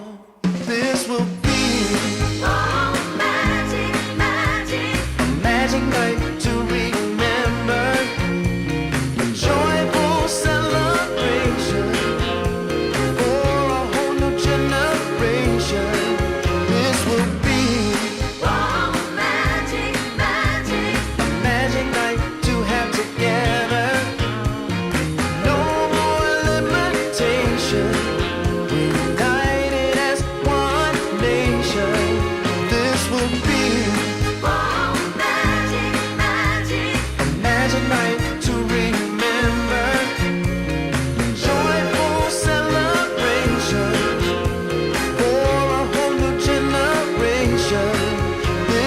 be.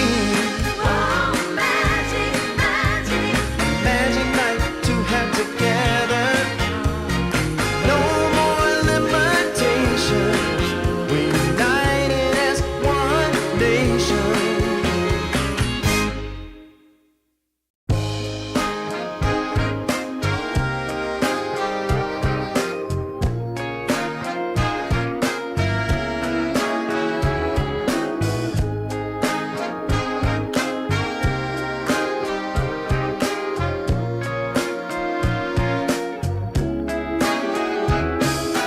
Leaning on the window pane,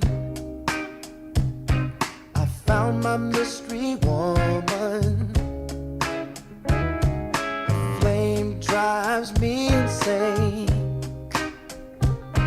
She's heavenly creation.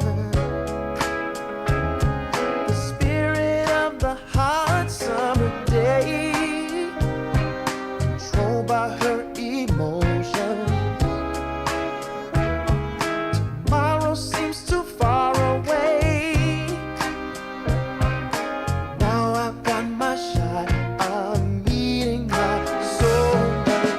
Lady, can you see me? You're my everything. You're my lady. Lady, can you feel me? I feel head over heels. You're my lady, lady. Maybe you can hear me, my sweet little thing, my sweet lady. Lady, can you see me? You are my everything. You're my lady, lady. Some might think I'm crazy. You're my constellation. My vision's far from hazy. I need no confirmation. Take my heart and don't let it stray. True love and affection will come again another day. As the sign of your light always takes my breath away. Lady, can you see me? You're my everything. You're my lady. Lady, can you feel me? I feel head over heels. You're my lady, lady.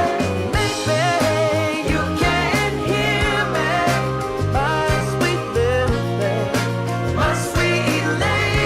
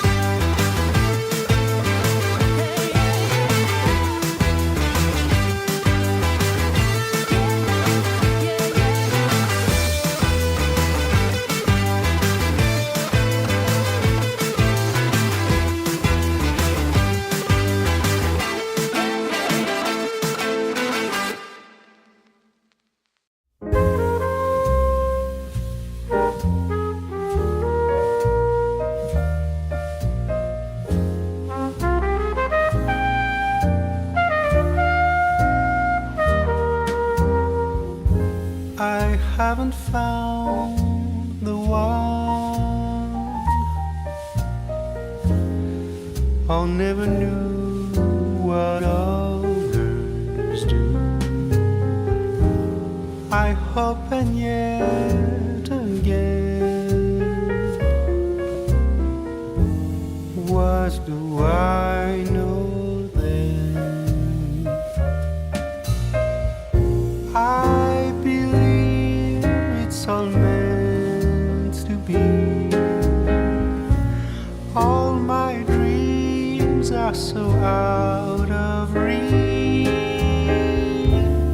I fool around, but we never know. I fell in love, but a long time ago.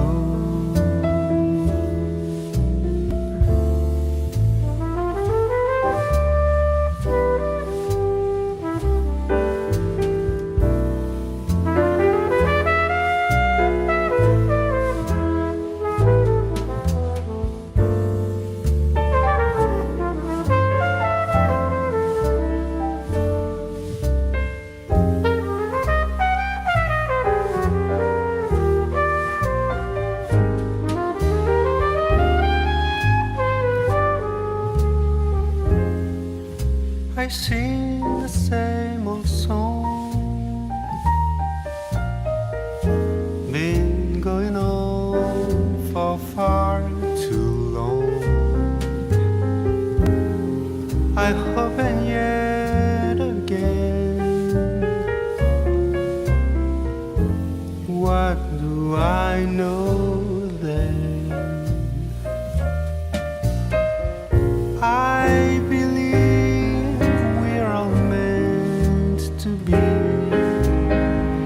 All my dreams are so out of reach.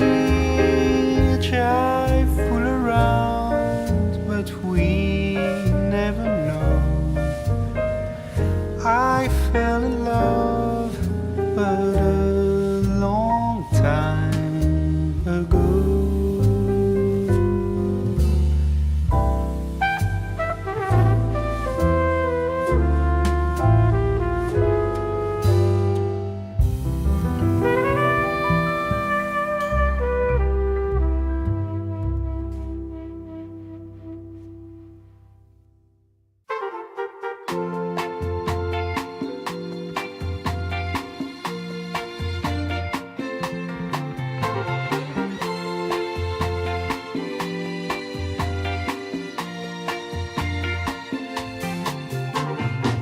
I got the sun in my pocket and the moon above my head. Got the whole world at my feet and the pain a cloud ahead. There are stories I need to tell. There is laughter I need to share. Joy and love all around. I can feel it in the air. Oh, nothing can stop me now. There's nothing at all that can make me fall. Nothing can stop me now. I'm standing strong while I'm singing this song. Fa fa fa fa fa fa fa fa fa fa fa fa. Fa fa fa fa fa fa fa fa fa fa. Let's get together now, baby. We will be the perfect team. Like the hand in a glove, like cherry pie and cream. There are stories we need to tell and laughter we need to share. There's joy and love all around, good vibrations everywhere. Nothing can stop me now. There's nothing at all that can make me fall. Nothing can stop me now. I'm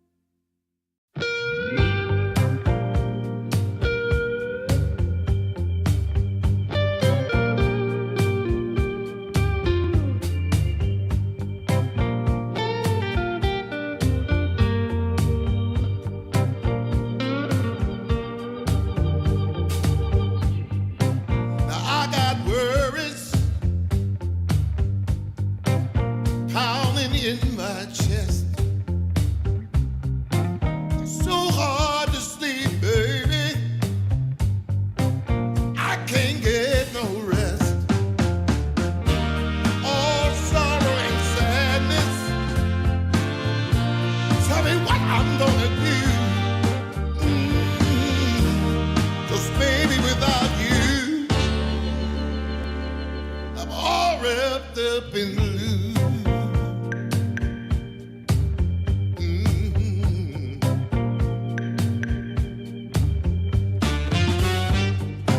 I thought it would be easy to make it on my own. But baby, now I know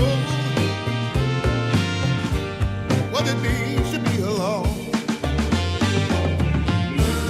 Lost in the shadows. Tell me, what can I do? 'Cause baby, without you, I'm all wrapped up in blue. Wrapped up in blue. Wrapped up in blue. Wrapped up in blue.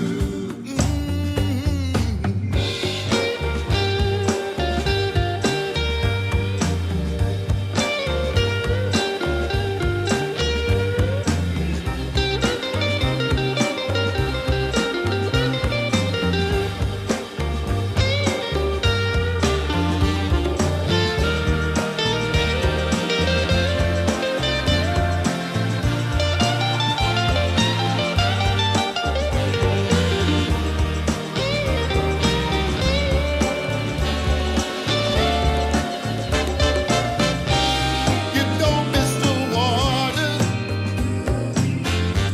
to the well runs. You never see when the truth turns into a lie. Hey. Wrapped up in blue, all wrapped up in blue. Wrapped up in blue, can't find my way out. No, wrapped up in blue. Tell me, what can I do? Wrapped up in blue, all wrapped up in blue. Wrapped up in blue, somebody help me now. Wrapped up in blue, all wrapped up in blue. Wrapped up in blue, somebody tell me what to do, 'cause I'm wrapped up in blue. Wrapped up in blue.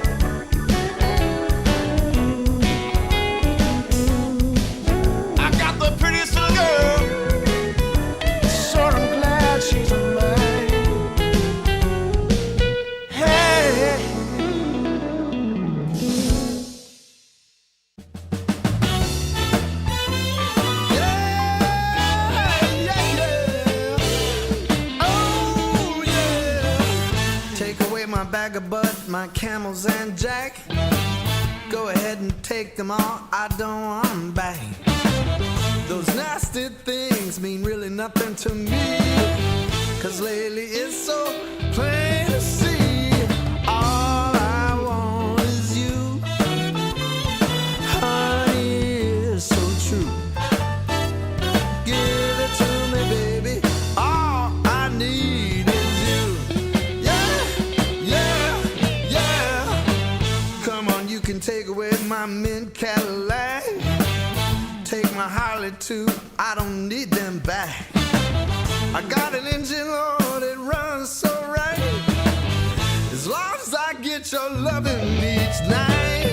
All I want is you, honey, it's so true. Give it to me, baby, all I need is you.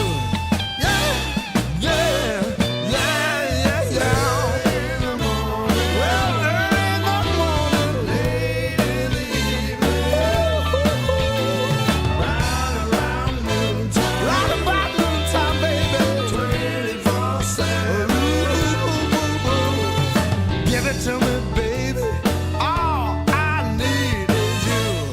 Yeah, yeah, yeah.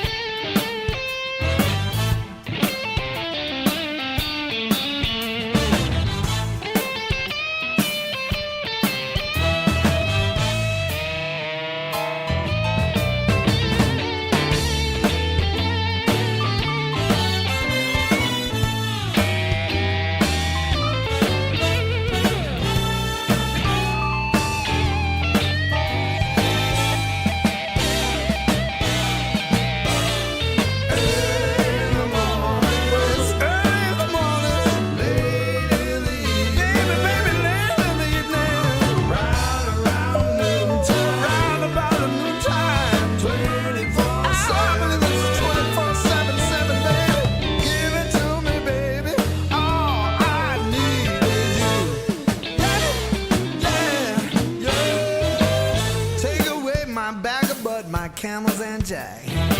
Go ahead and take them all, I don't want them back. The only thing I could ever really miss is what I feel when I get your kiss. All I want is you, honey, it's so true. Give it to me, baby, all I need is you. Yeah, yeah.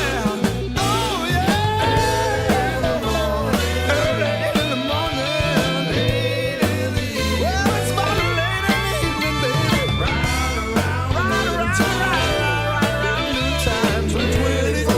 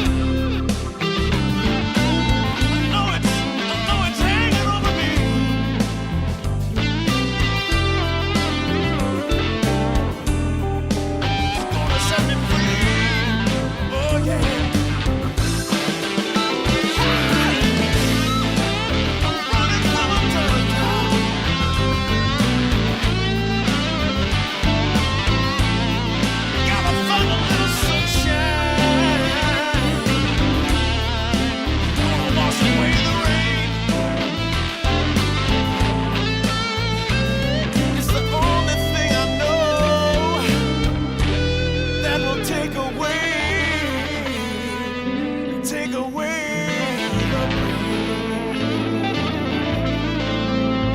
Yeah.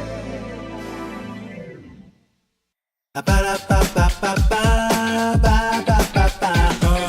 Ba-da-ba-ba-ba-ba, ba-ba-ba-ba. If you wanna get with me, all you gotta do, call me when you need me. I'll be waiting for you. I know exactly what you want. I'll satisfy your need. We can have a good time. Don't you worry about a thing. If you want it here, or if you want it there, you got it. Have yourself a good time. Act like you don't care. You got it. Get that motivation. You got it. I got just what you need. You got it. I got just what you need. You got it. I got just what you need. Ba-da-ba-ba-ba-ba, ba-ba-ba-ba. Ba-da-ba-ba-ba-ba, ba-ba-ba-ba. Ba-da-ba-ba-ba-ba, ba-ba-ba-ba. Ba-da-ba-ba-ba-ba, ba-ba-ba-ba. Don't you worry about a thing. Don't you worry about a thing. Don't you worry about a thing. Don't you worry about a thing. Don't you know you got it, baby? Don't you worry about a thing. Don't you know you got it, baby? If you want it here, or if you want it there, you got it. Have yourself a good time. Act like you don't care. You got it. Get that motivation. You got it. I got just what you need. You got it. I got just what you need. You got it. I got just what you need. Ba-da-ba-ba-ba-ba, ba-ba-ba-ba. Ba-da-ba-ba-ba-ba, ba-ba-ba-ba. Ba-da-ba-ba-ba-ba, ba-ba-ba-ba. Ba-da-ba-ba-ba-ba, ba-ba-ba-ba.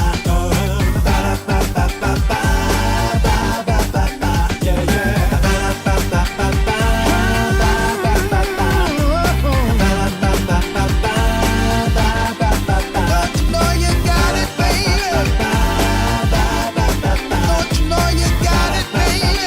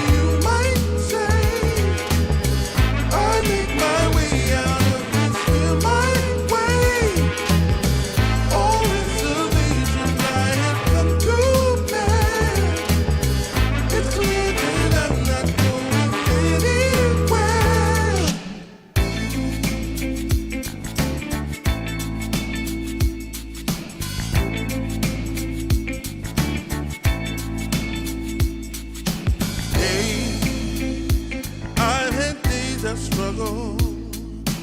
Nothing quite as rough as today. I've been held up. Nothing seemingly goes my way. Oh, I'm not a man for crying. For a storm of tears I crave. Hello, we're back with Dream League Season 29.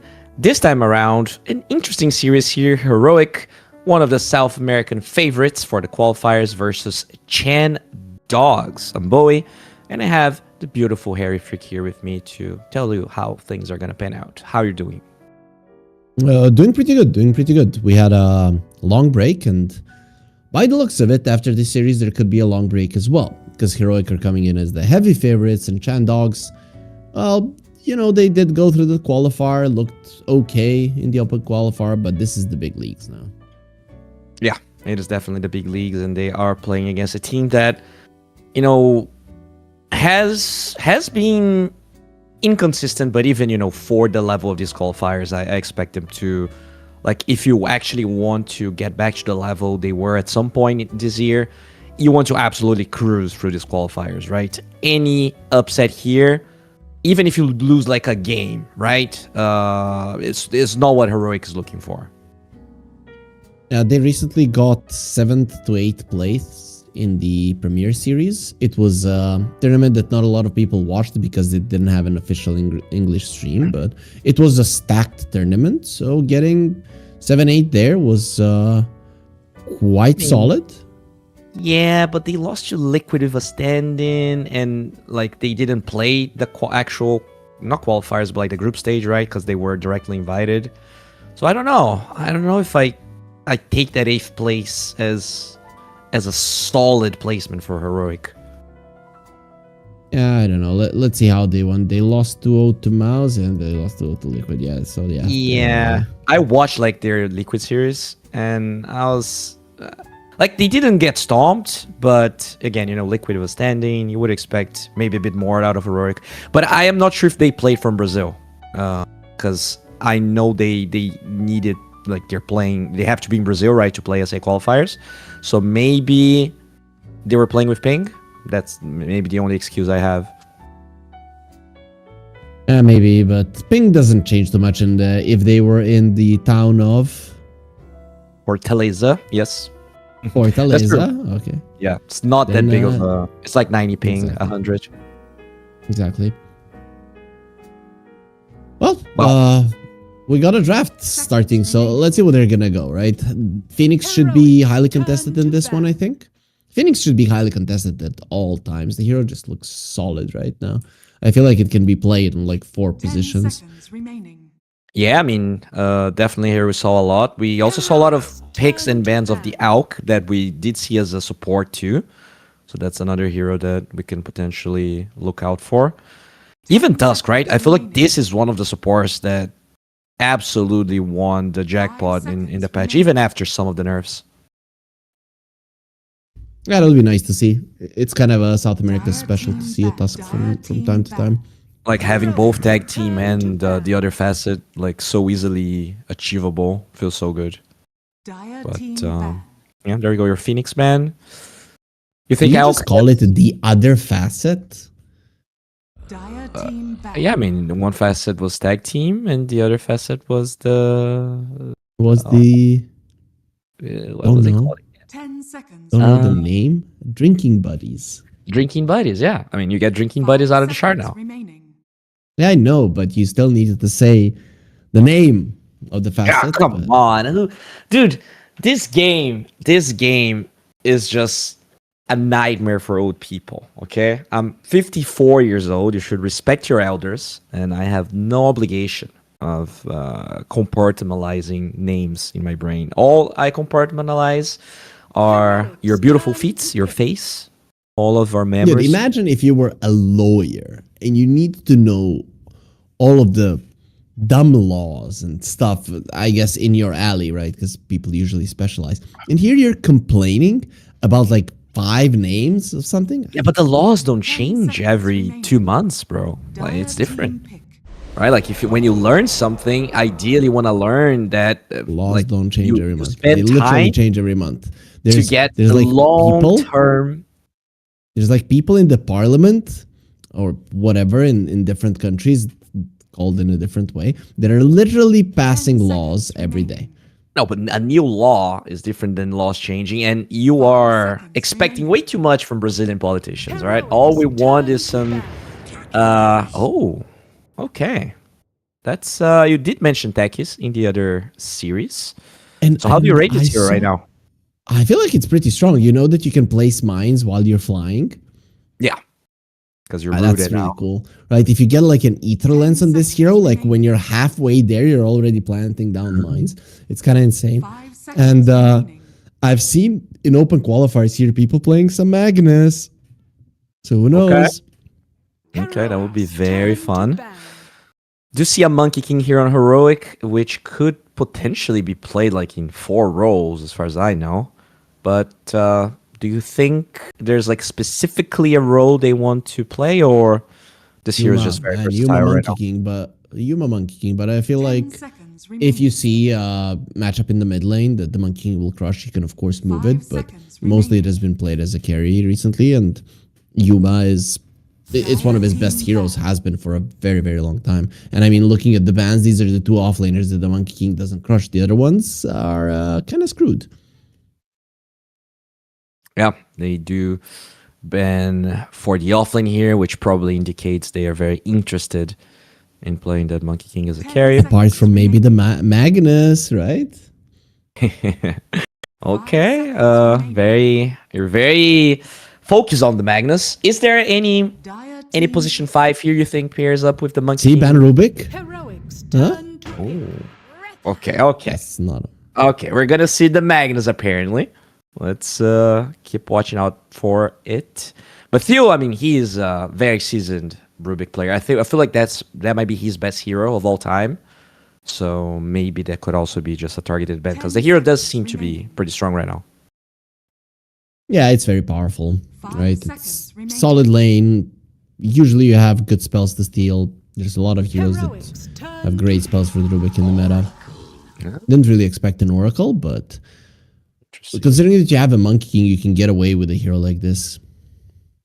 Yeah, I mean, you get the spell for all of the techiest garbage, but also heals with like having the false promise with Monkey King is good because usually you can get back to full HP, right?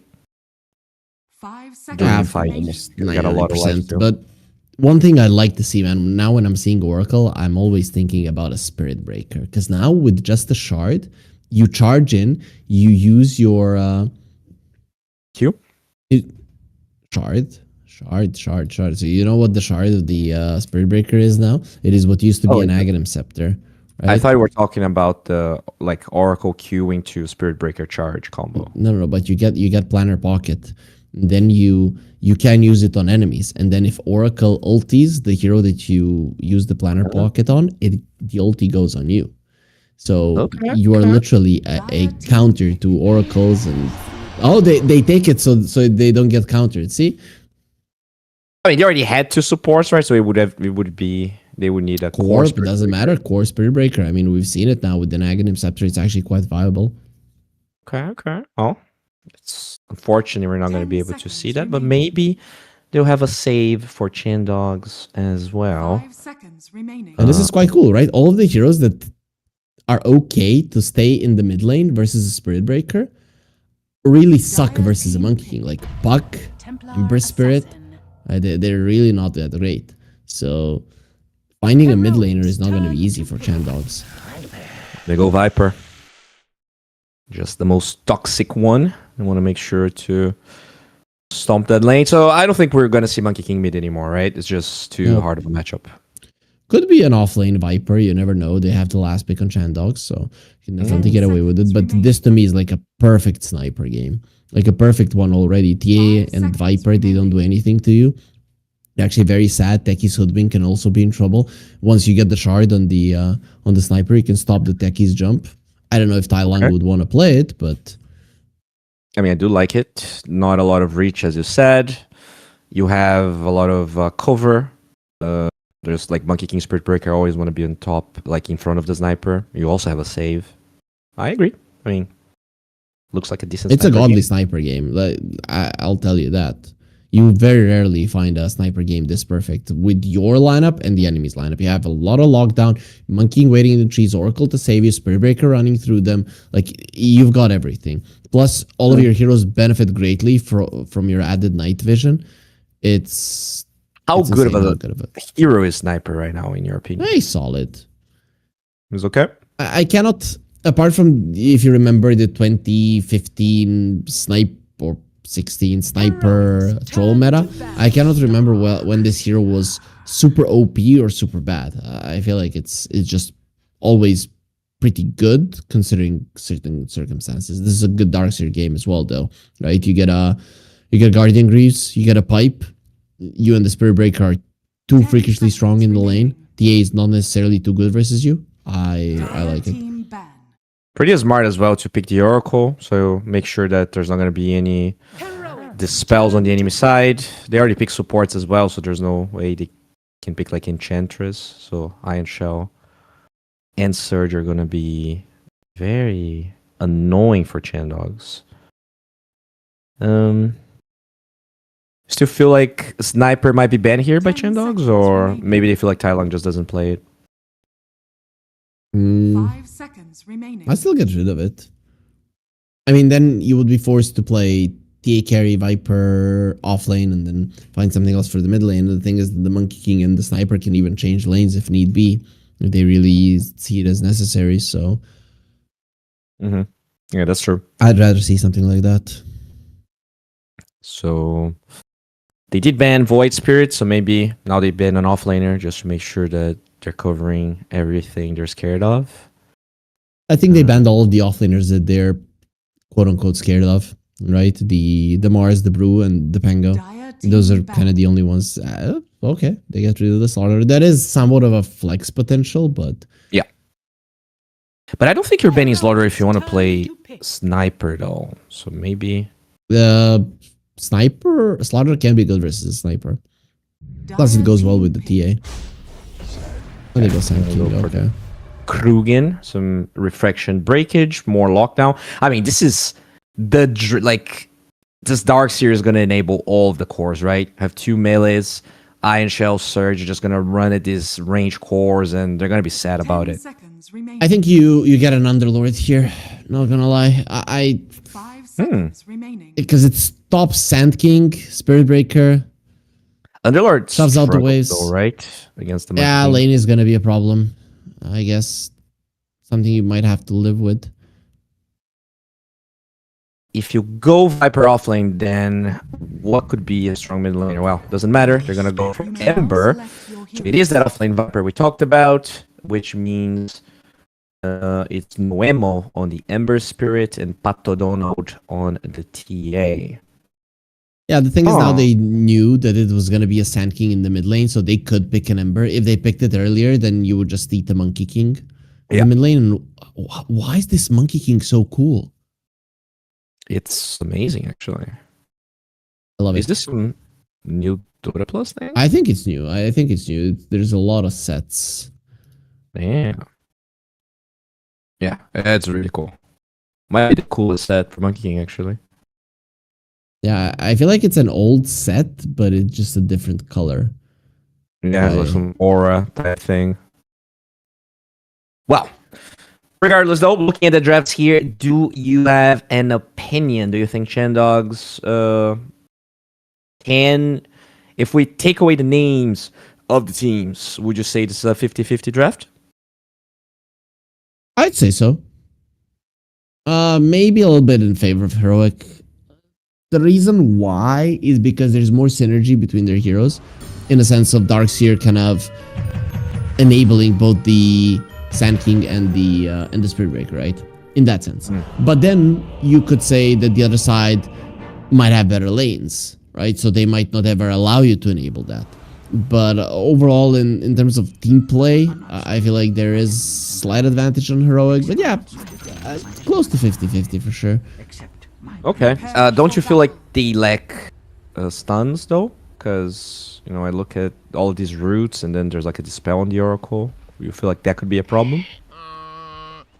Most definitely, but the thing is that this lineup of Chandogs, it's kind of gonna be relying on just jumping and bursting you down, right? That's the idea. If they cannot burst you down, that's gonna be a problem, right? So you have traps for better vision, and then you find an opening when the Oracle is not there. You jump in and you blow up a target. You've got Sharpshooter, you've got Techies, you've got DTA, right? And then you're gonna be having this Viper shoving out the waves, being annoying, and the Ember Spirit creating chaos in fights, right? So you definitely have everything that you need to play it a certain way, right? If you're thinking, oh, we're gonna have a big team fight, stuns and such, that's just not what you're good at, right? So pretty important to be the one starting the fight in this game if you're Chandogs.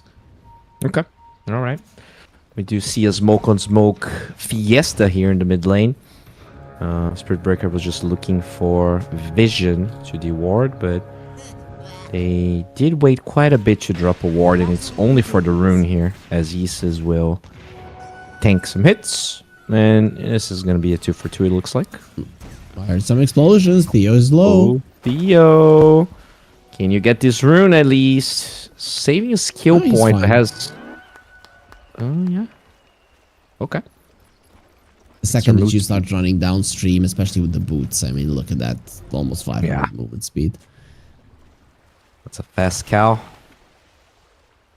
You know, recently I've been very onto two types of content. One is people playing jazz for cows, and the other one is those guys cleaning hooves of horses. Have you ever seen those videos? Cleaning hooves of horses? No. I've enjoyed videos of people, of a guy like scrubbing cows and then that telling sounds- some life stories. That's it's very relaxing. You like hear the strokes of the brush, like shh, shh. And then he's just saying something that I don't care if it's smart or not, man. It's relaxing. All right, so looking at the lanes here, any lane you think we should be watching, potentially any I lane that mean- would be exciting? I feel like all three of the lanes are actually going to be very exciting. I think bottom lane is going to be fun to see how the Oracle saves the monkey, because you can purge off the Viper attacks, and then how they adjust. And then top lane is going to be this, right? Spirit Breaker coming in with the Iron Shell bash. Oh, Bash? my lord. He needs another one. He's not going to get it. Okay. I mean, that's the Careful. unluckiest cow ever. Yeah, she was definitely not scrubbed. Yeah, I had a Spirit Breaker in a pub. Man, I don't know, man. Is there like a cheat to increase your chances of bashing, like stopping the attack and then bashing? Because he bashed us like Is under attack. 10 times in a row in lane, and throughout the game he was just consistently bashing us. I had Oh, no idea what. Yuma, they actually used the Fortune's End, so there's no way to dispel that, and Isis just gets first blood. That's Is- not what we expected. Is Isis like Jesus in?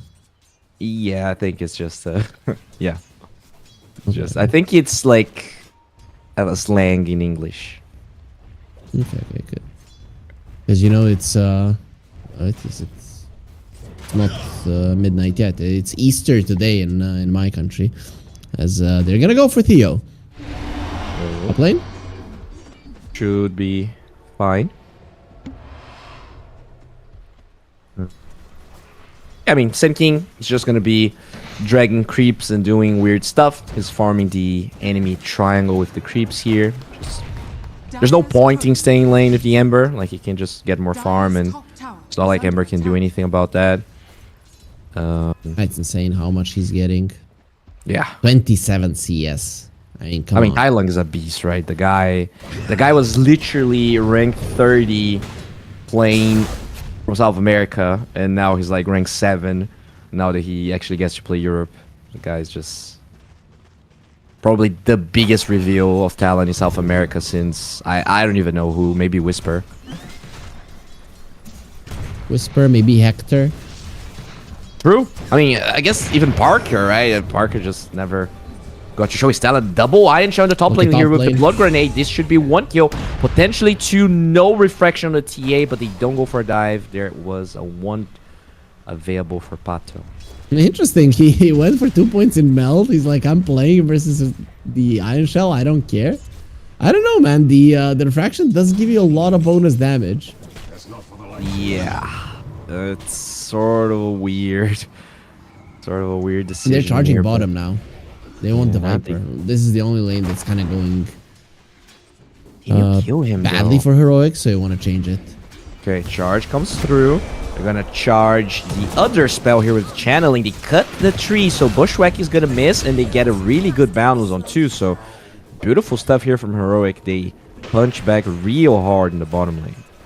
Oh, and look at the Oracle just trying to deny the range creep with Fortune's End level 2. Yeah, you don't just try. You make it happen. Beautiful. Quite easy. Dire's bottom tower is under attack. With this new build of like billion fairy fires, Oracle is starting to be solid in lane because you actually have decent amount of damage, right? You start off with like 50, which for an Oracle it was always an issue that your right clicks don't hurt anybody. Oh no, not again, not again, Jesus! Oh no. Will kill the Oracle. In the meantime, though, they're trying to This is kill the Viper. The dangerous. attack speed low is annoying. Good bash. 5 stacks of poison attack here, but still not enough to get Yuma. He got some life, still has a Fairy Fire. Tries to dodge the Bushwhack, but will not be successful as the miss chance here, allowing Fur to live. Oh, okay, actually, with them finding that Oracle first, it really did change the fight. And they were fighting inside of the Nether Toxin. Last time when they went for the Viper, the Nether Toxin just expired, and it was a completely different story. But now when you're inside of the Nether Toxin, it's the attack speed slow is actually quite significant. Yeah, I mean, they rely a lot here on those right clicks. Really good Bushwhack stopping the charge, but they get the slow from the Monkey King. 3 hits, 4 hits, not enough to get the kill. Hoodwink will still be fine, but they will get a Lotus at least. Fight for the runes, very hard for the Ember to get that one. Even though Ember is pretty good hero at securing runes, Dire are scanning. you are versus Sand King who has an Oracle, so he has a stun. Plus he Yeah. knows where the rune will be. Yeah, that's definitely not cool here for Chandogs, but still, only a 1k goal lead. We, before the game, we're talking about, potential Giga Stomp, but at least from the laning stage, there doesn't seem to be that big of a lead, right? Like, the Sand King is always just going to get more farm out of the nature of the hero. TA is having a good game. Another charge on Isis, though. They really want to punish this Green Goblin, and they don't go for the stun instantly. Only level 1 stun on that Sand King. Okay, they just want to secure the rune, it looks like. TA is disconnected. Maybe this is a plot to decide what they're gonna do.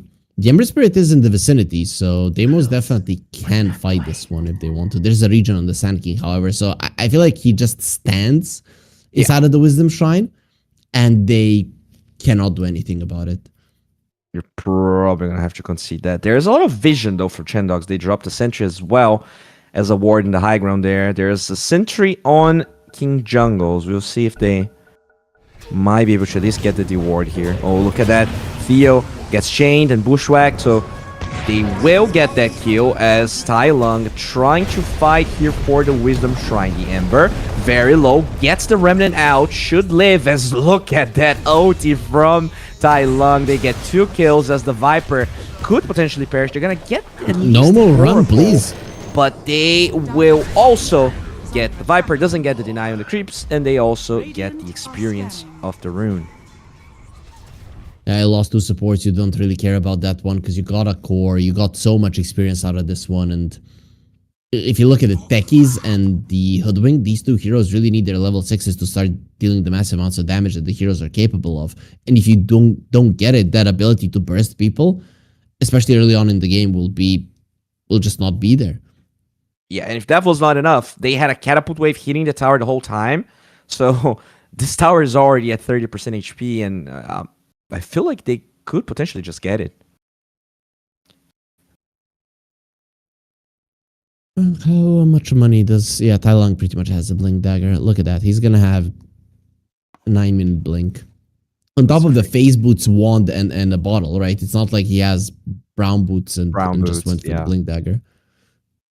He's already level 8, minute 7, because he was the one that picked the wisdom experience. So he's just gonna be doing insane amounts of damage. And we didn't talk about this, but the supports are very squishy on the side of Chandogs.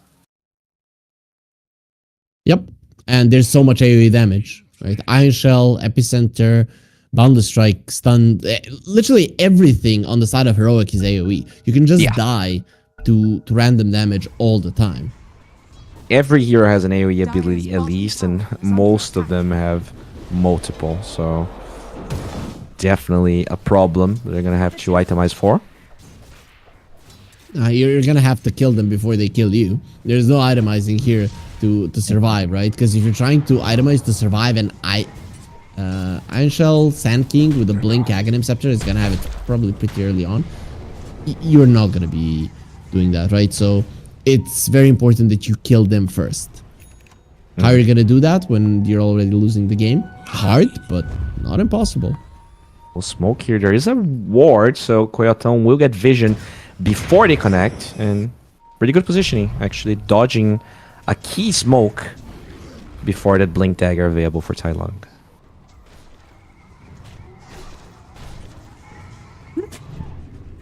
But what about this TA? Is she safe when there's 4 heroes wrapping around her?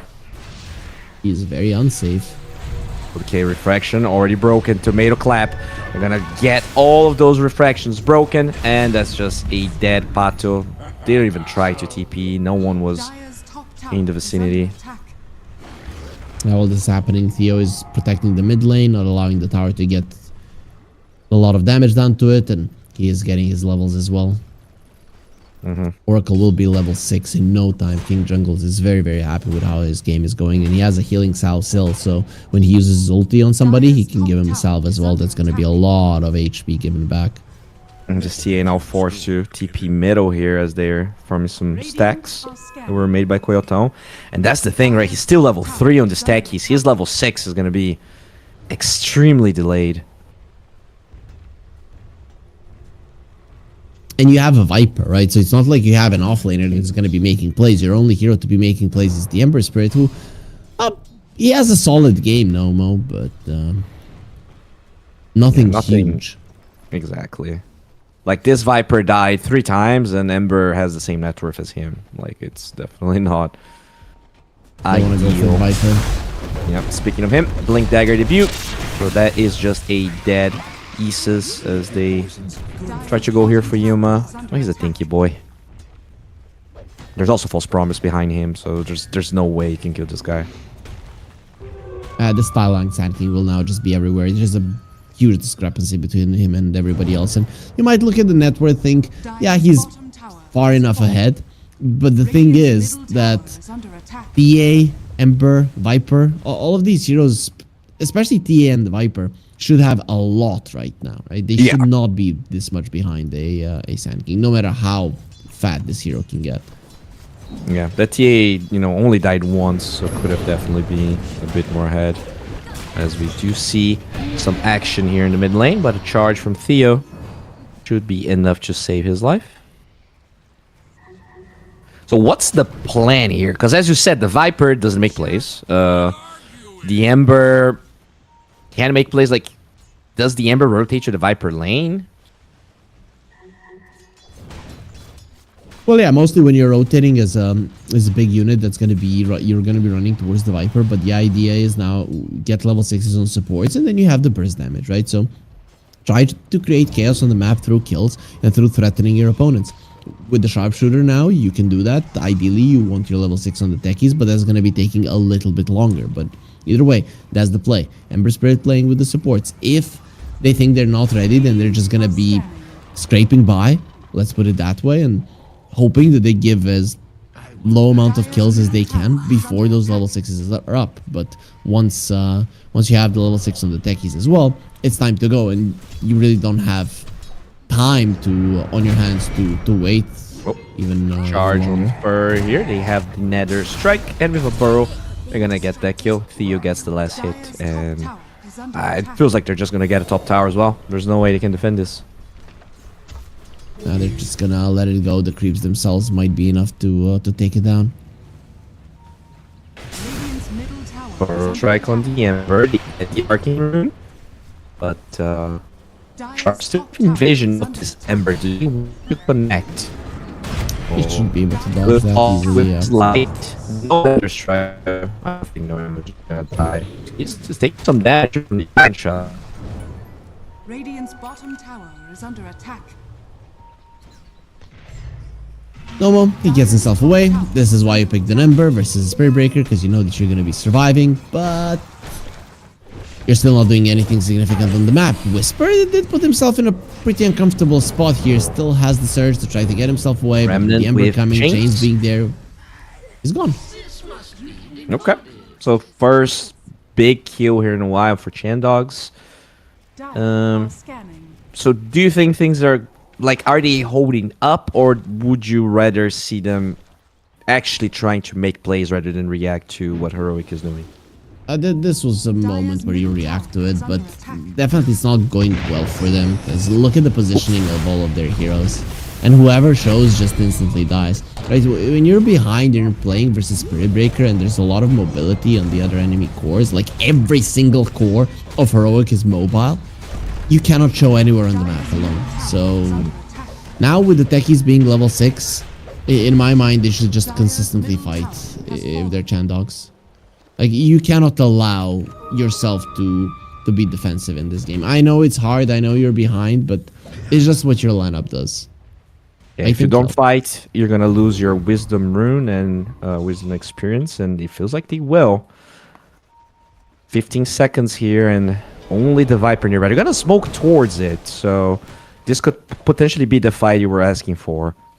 Arcane Rune on Tai Lung. The cooldown of the Burrow Strike is 8 seconds. Doesn't break the This is smoke, quite so dangerous. he's actually a little bit out of position as the Monkey King does go for the OT here. Wisdom Rune will not be acquired for now as King Jungles using that W to protect himself from the damage as they do kill the Monkey King, and Tai Lung a little bit late goes in. No OT so far, just trying to buy time for the Oracle to disengage. Still alive, Bushwhack off the mark as Whisper finally joins the fight. Good use of that vacuum with a beautiful Burrow Strike. That's 2 kills, and now the Spirit Breaker shows up. They break all of the charges. The Desolator not enough to get the Theory Core kill, and he doesn't get the cleave as well through that trap he attacked, which means Spato will probably fall here. Dead Refraction is not enough, and a 3-4-1, right? The Monkey King did die. I think it's 4. Didn't they kill the Viper at the start? Yeah, it was 4 heroes that died on Chandogs. Damn, yeah. Not ideal. They did get the Wisdom, at least. It was Koyotown that picked it up. Yeah, I like that you're finding the silver lining, but just look at the positioning of the heroes. Heroic are controlling the entirety of the map. They're literally controlling 3 lanes and both of the opponent's jungles. At least finally, Chandogs will be able to get themselves into their big jungle, but overall, this game at this moment is a disaster for them. They have to continue fighting.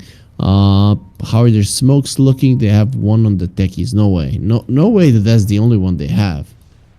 They did Like, smoke. what did they use their twice, smokes on? I mean, that was that one where they tried to connect to the Wisdom, where they went through the triangle, and there was the other one. Oh, never mind. I think I only seen one. Yeah, I haven't seen many, right? Radiant are scanning. Yeah, I don't know what happened. Lots of Almost lines charged. being drawn here in the mid lane.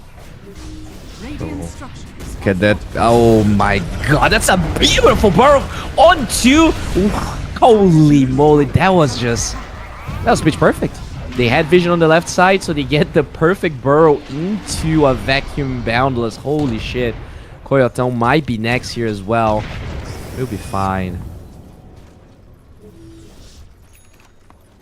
Disasters. Bag's done, by the way, on Dailung. Yeah, he's the next epicenter is gonna be so much damage. It's just insane how much this hero does. I've seen people go for Basher, even Yeah. after the X, and I feel like this is one of the games where we might see just that, right? You're not afraid of anything. The best one would be BKB, obviously, but if they're Does have if play they don't care, surprising. then he's gonna buy a Shivas most likely. Yeah. So, yeah, I mean, for now, it's really hard, right? Because the Spirit Breaker, Vine Shell can charge anywhere. Whisper's just farming the whole time. He can send his creeps with Iron Shell. Actually finish an Orchid already on the Darks here. Are scanning. And you know, you're looking at this game this way. Dire's You top have tower dismantled is the under opponents now. attack. The thing is, just dismantle every hero one by one. The Viper is not going to be a problem in this game. The TA you counter with armor items. The Ember you counter with catch, right? So one hero is getting Orchid, one hero is getting Shivas or extra armor. That's it. That's the only thing you need. You're going to put yourself in a position where you just cannot lose. Yeah, they're trying to get some mines here. Ideally, you want to force a fight where Heroic is not aware of the mines Koyatomi is placing in the jungle. But, I mean, Heroic, when they're going for plays, they're going for plays where they have vision. So they're not going to blindly go for that jungle, as they do smoke, but towards the triangle, potentially Are scanning. towards the Viper. And there you go. They get vision with the ward. That's a very instant clean. And they also farm some Ancients on the way. Right now, if you're Heroic, you're preparing for... do they have Deso? They have Deso. You're preparing for Roche then. You want to get Roche right now so that you have the advantage of fighting in the bottom lane. The Tormentor spawns. You still have your tier 1. Basically, everything is working out for them. The thing is, right now, in this circumstance, it might not end the game quickly, but if you go through the motions, Roche, Tormentor, shove in the waves, tier 2s, then rinse and repeat, Roche, siege the enemies, right? And if you do just go through those motions right now with the current leader they have, you are going to be winning. Yeah. As they get Aegis, they also find themselves a beautiful squirrel for trying to TP out, and success for that. Okay. Not too shabby.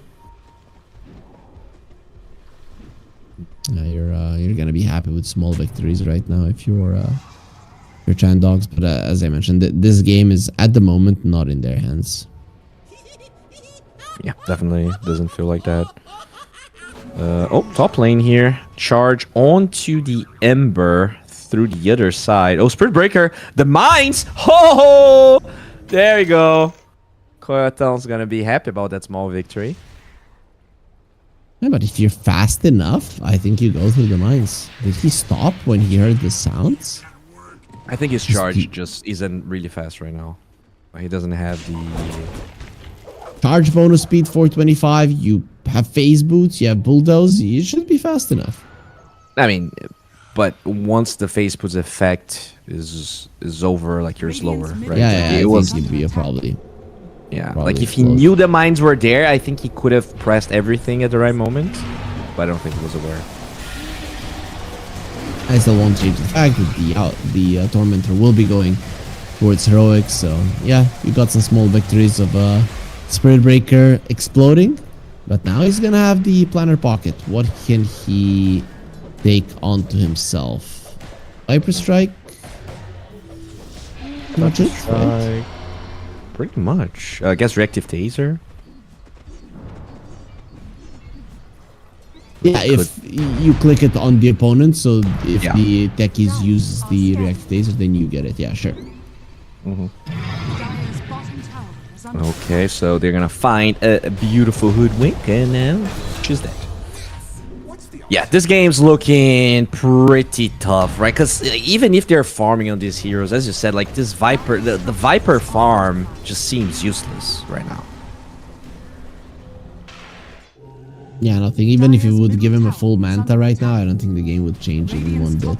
Like, give him 3,000 more network, because his job was to slow down the Monkey King. His job was to force the enemies to consistently TP to the bottom lane and help him, right? And thus ruin everybody's game, open it up for the TA and the Ember.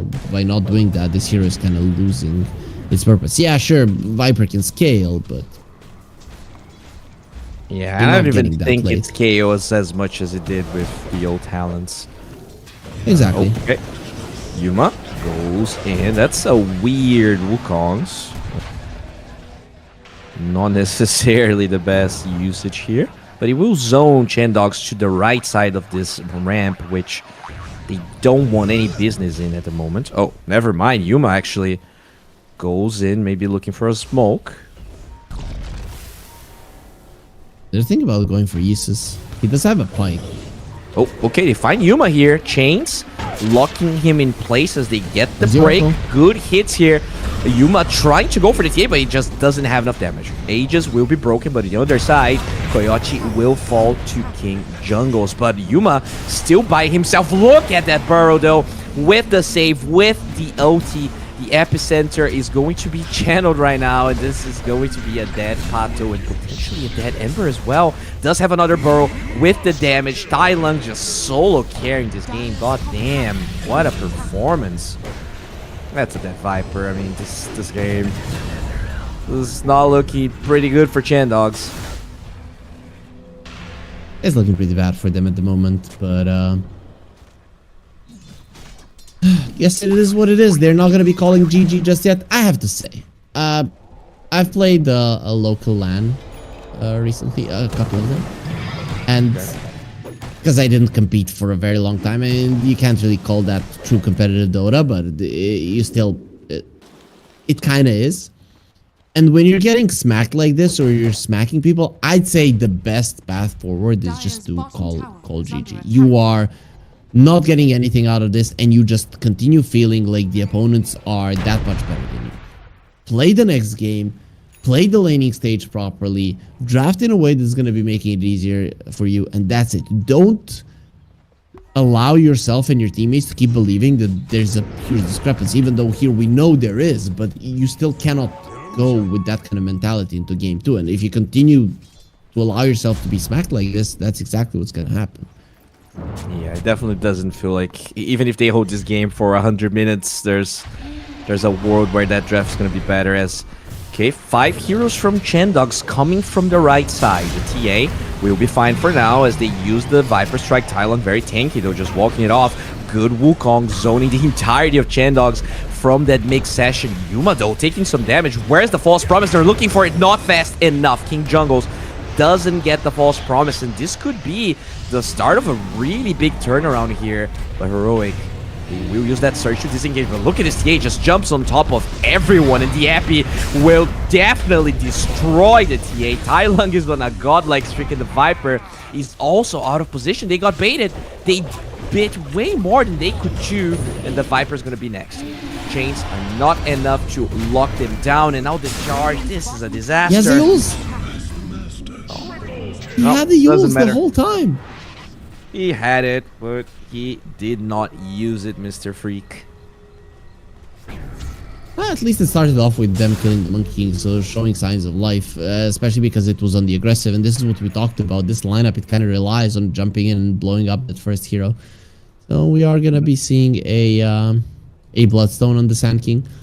Tai Lung is just not going to die in this game. If he gets his epicenter off and just pops the Bloodstone, there's no way that you're going to be doing enough damage to bring this guy down. Yeah, have no regen reduction either, right? No. I guess there's going to be a Scotty at some point on the Ember, but I do feel like that's going to take a while. Even queuing it up is kind of weird. I mean, it is an insane Scotty game. Like, if you can apply it to everyone, right? Because Monkey King has a heal, Sand King has a heal, Oracle has a heal. But you're an Ember Spirit. You could have an Aghanim Scepter, right? Well, oh, nice force. I mean, it is pretty fun to apply Scotty on everyone. You gotta give him that. For people that don't know, when you force staff a Spirit Breaker while he's charging, his charge breaks. So he kind of goes through you, but it doesn't stun you. And that is what Techies did right there, like using the force staff on the Spirit Breaker. So Yules is not the only item the Spirit Breaker hates playing against. Yeah, it is harder to get the force staff though, right? Because you have to be closer. I mean, Sure, but items are instant, so either one of those, if you click on him, it's gonna stop him. Well, looks like they're gonna be slowly taking the top tower here. Heroic, unfazed by that Monkey King kill. You know, just waiting for next Roshan. Dire's Every And it's tier the same 2. range. Like, what are you talking about? 550, 550. Heals and force. No, is it really the same range? Yes. So, Dire's top tower is under attack. Okay, but I mean, you can cast use on yourself, so it's easier to double tap use on you than it is to target the Spirit Breaker mid-charge if you're not aware he's charging you. that is true. That is true. Radiant's bottom tower is under attack. I mean, it depends on where you're facing, right? If you're like, okay, my turn rate isn't gonna work, then heal yourself. But ideally, even with the heals, you want to use it on the Spirit Breaker so that you remove the bulldoze. Radiant are scanning. Yeah, and the dispel of the use is pretty good against the cow, as you said.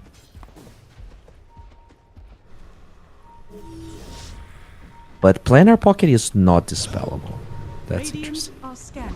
Oh, Strong speaking of dispels here, they're looking for Dispelling Fur, and they actually don't get it for now. This Yuma Monkey King just takes it a reasonable amount of damage, and the charge through the mines means Theo takes a lot of damage as well. He will not die to the cleave of the traps, but the U-Scepter locking Theo in place. Okay, gets the Nether Strike, but Heroic, just a weird fight. Really weird fight. I Obviously, remember nobody- what we talked about.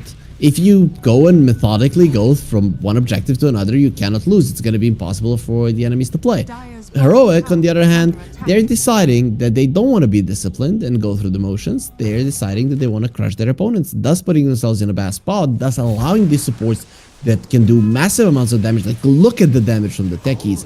3,000. Almost Yeah. 3,200. So a lot more than anybody on his team is just killing everybody. I mean, very impressed by Koyotão in general, right? We saw lots of impact coming from him in a game where, let's be frank, Chandogs doesn't really have any business winning. So overall, I mean, pretty impressed by this guy. He's sort of Radiant's new to the bottom competitive tower scene, is under attack. but Well, he's being looking new pretty good. doesn't mean that you're bad. Radiant's top tower is under attack. Very bad, just like me. Nah, Bowie, you're always gonna be a break your arm, neck, or something, right? That's you. That's you right now. Okay. Yeah, I'm definitely that guy for sure. Oh, Hoodwink being chased here. The Shiva's vision, though, not enough to find Fur. And Roche is up. I guess they're just waiting for Roche to go to the left side as a charge onto this Ember Spirit. This could be huge. Has that U-Scepter, but for now, he's not going to be having any way to cast it. Just chain stun to death. That's And I guess that's a free Roche. gonna be Roche. Now that you have to wait for him to move to the top lane, but once he's there, he's gonna be dying really, really fast. Yeah, Do look, you have he- any medallions? No, it's already tier 3 items, so nobody stayed with the medallion. No medallion, unfortunately, but also no contest here by Chandogs. They're waiting for some key items. The Daedalus on Pato, which, you know, all things considered, very farmed since he died 5 times. Issa's did finish that Mente we're talking about, going for a BKB now. And the Ember also trying to get that Shivas. They are still unable to open up a single tower on the side of Chandogs. That is the big problem, right? There is no part of the map that you can actually play. You just, let's push out this lane, maybe 1 or 2 waves, and that's about it. And Isis, run! Well, they get the charge here, and with the Shivas, they know there's not a lot of people around. That's just gonna be a dead Viper.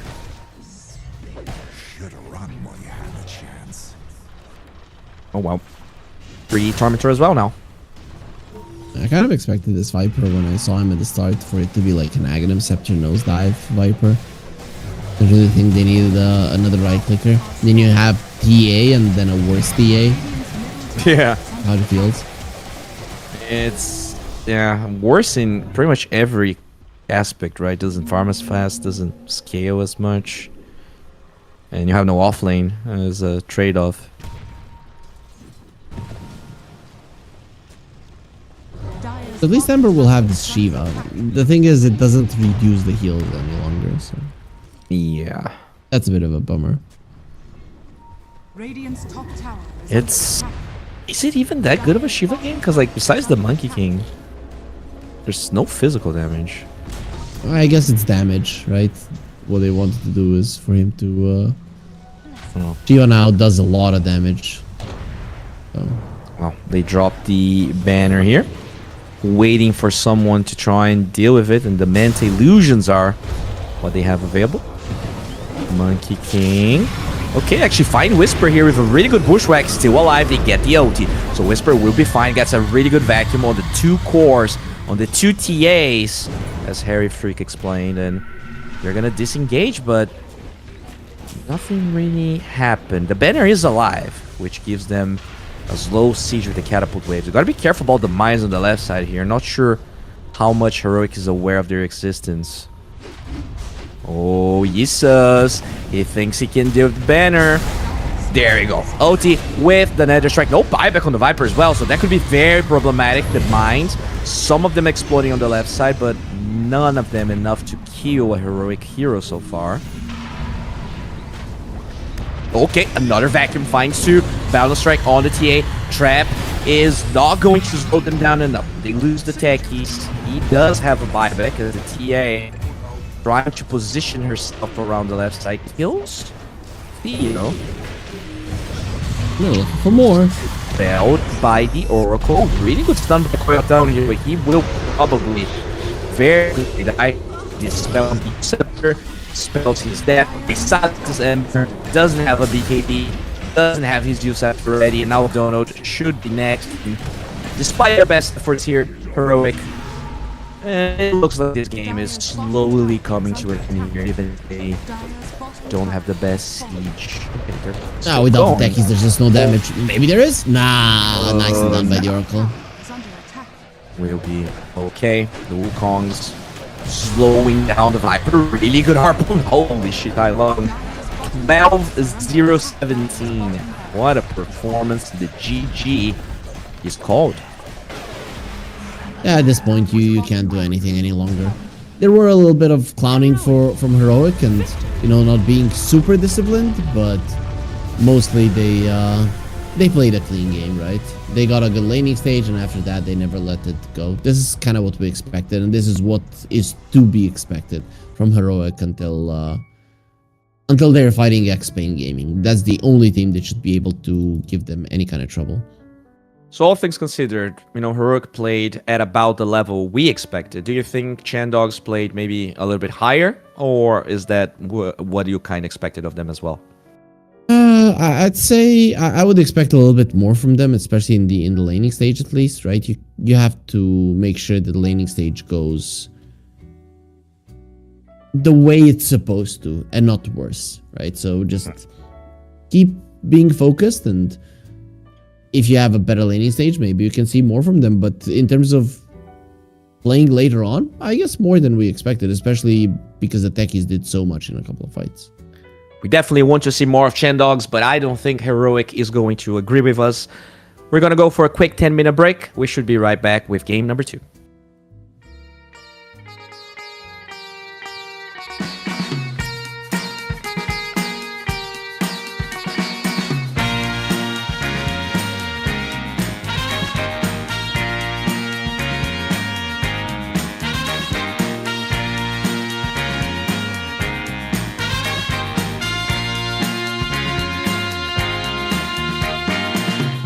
What you need is love and understanding.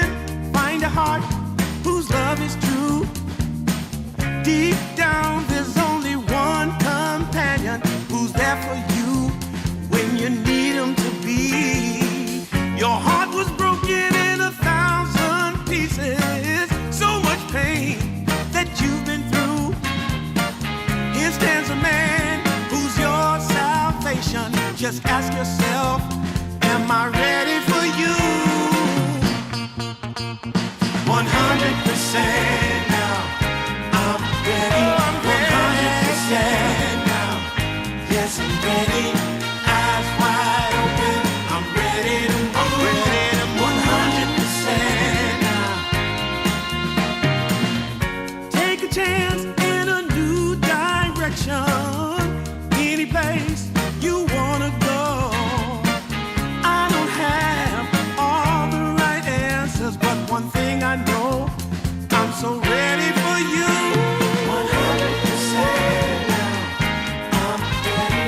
100%. You know I'm ready. Yes, I'm ready. Eyes wide open. I'm ready to move. Well,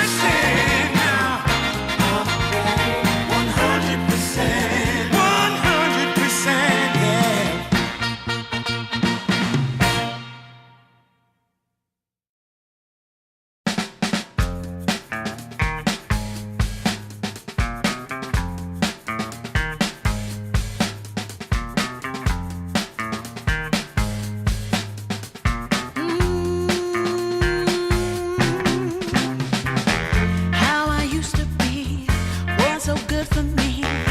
In my mind all the time, no one I could turn to.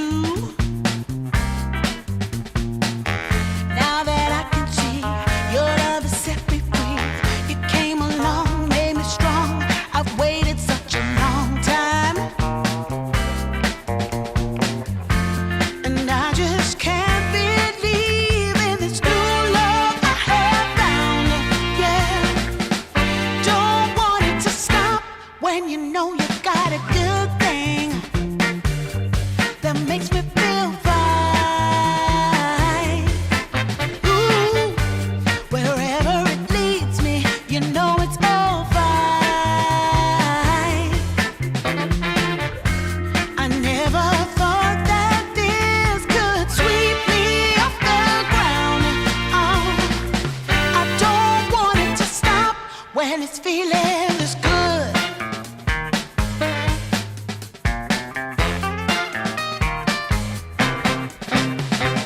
Whenever you're around, my heart begins to pound. Though I know you'll take it slow, no way to stop this feeling. For every single day, whenever you're away, in this place there's a space where I'll be waiting for you.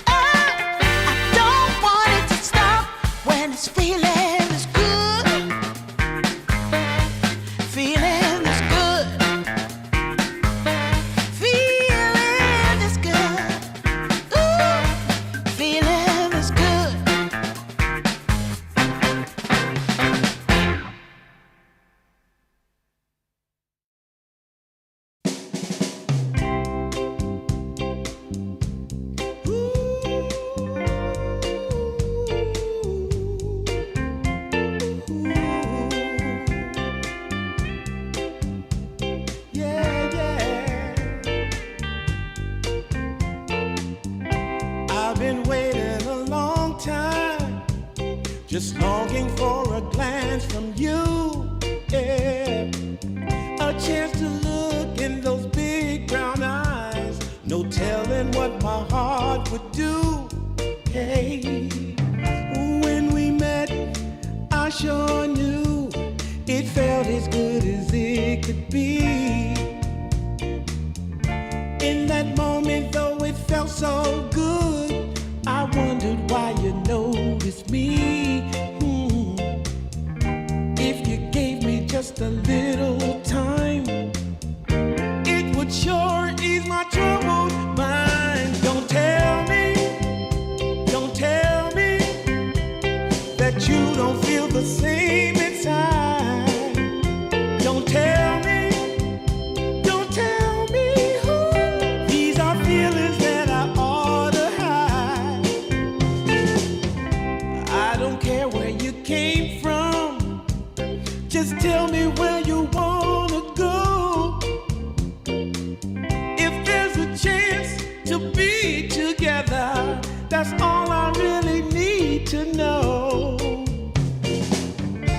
Is it real or make believe that keeps me thinking of you? If you've got time to walk with me, I'll show you how my heart is true.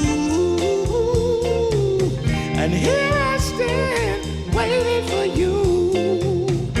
Tell me, baby, what I gotta do. Don't tell me that you don't feel the same inside. Don't tell me these are feelings that I ought to hide. Don't tell me that you don't feel the same inside. Don't tell me these are feelings that I ought to hide.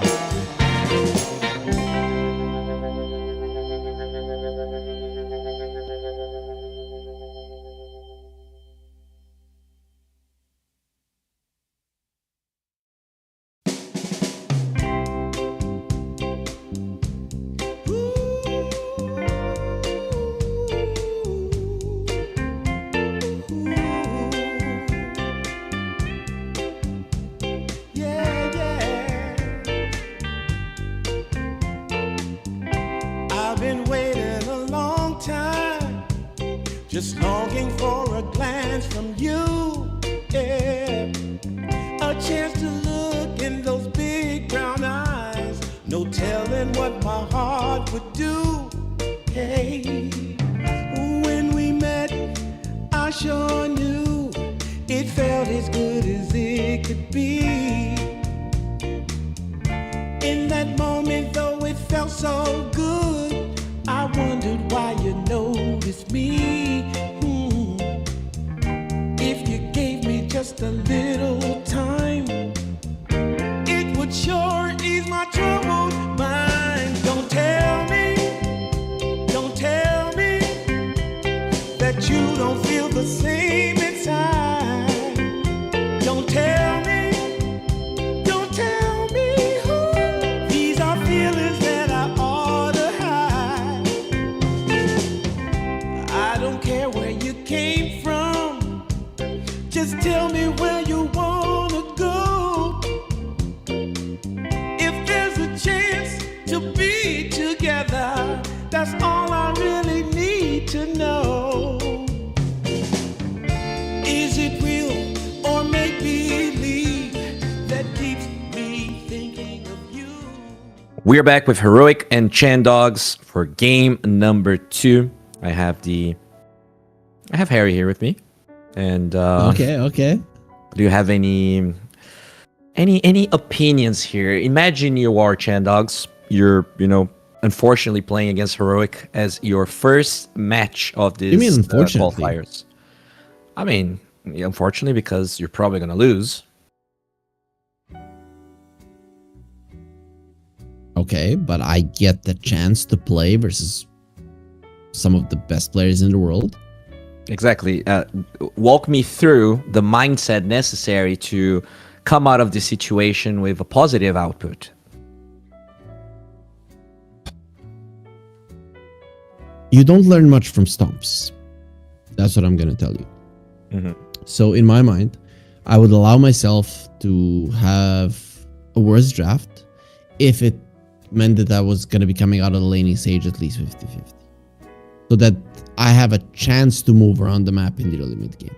Because obviously, Heroic is going to be better than me at every point in the game. But lane is just from pub somewhere where you can definitely hold your own.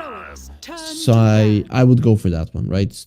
To see if this first part of the game I can find a way to play properly, or if my ideas are completely out the window and I've nothing to give here, right? So And do that's you how I look think at maybe Dota. the Viper was a step in that direction? Like they felt like they needed to overcompensate in the lanes a little bit?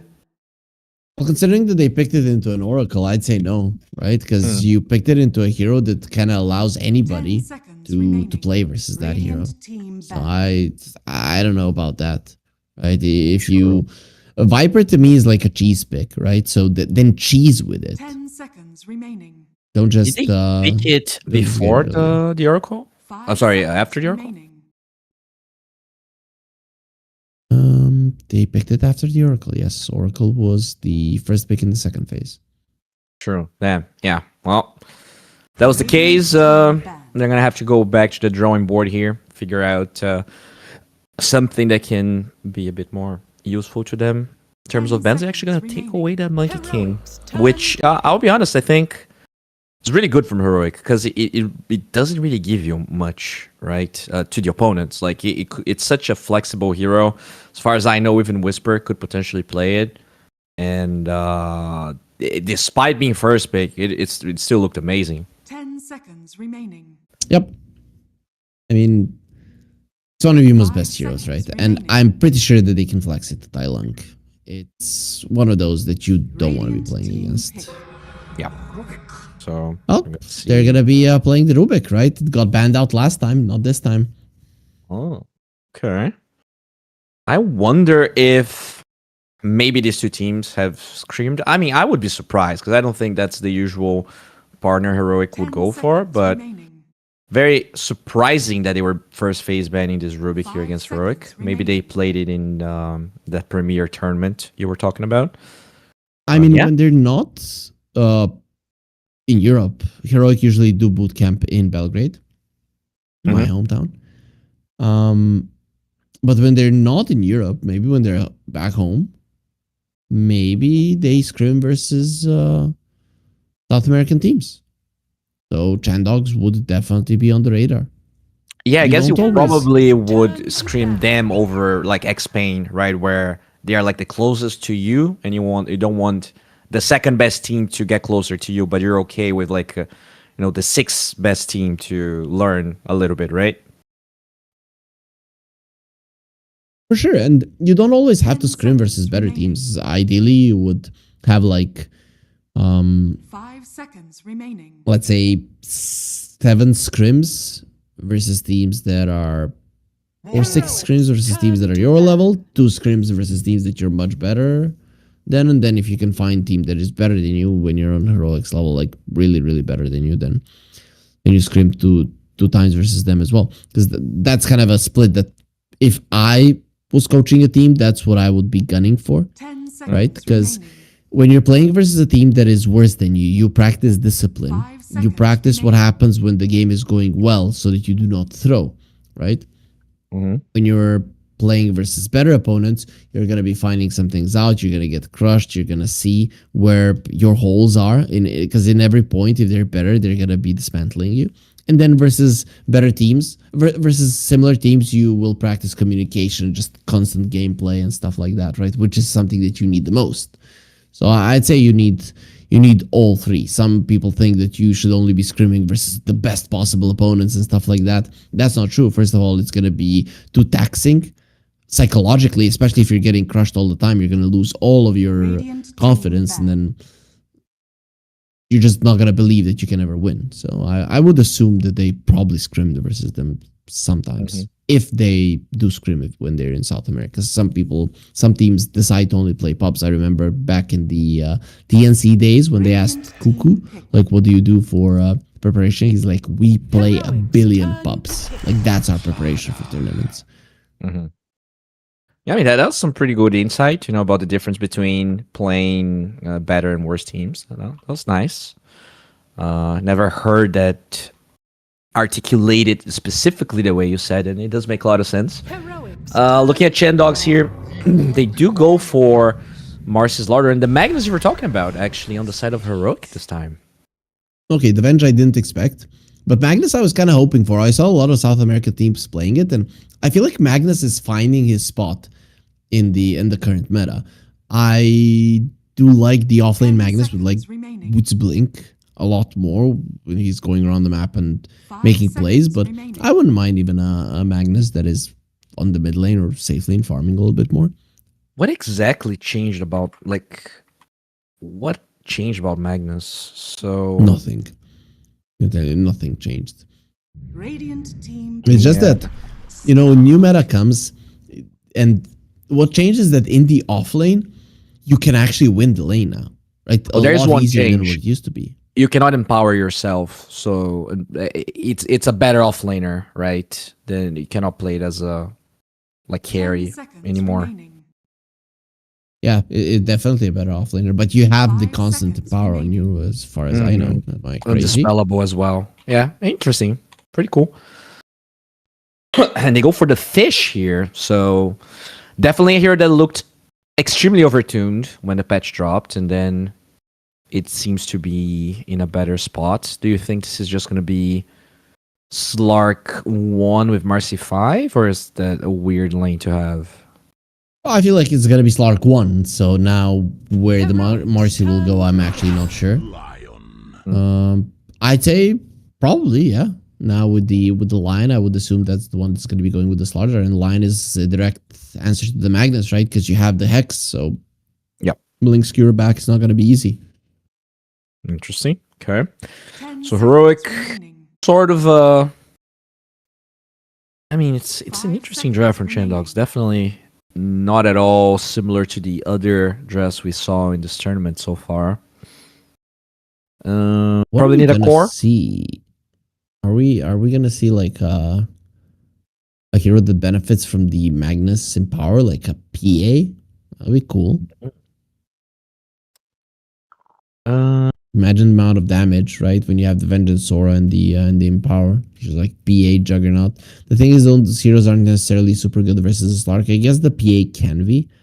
The thing is, your lane might go bad. Troll would be a pretty good one, right? The lane as well versus the Slark. Troll's amazing. You have a save for the Venge as well. Like after your OT is wearing off, you can get swapped out. Yeah, I love Troll. It's very good. You can also get eggs, dispel yourself on the Slaughter.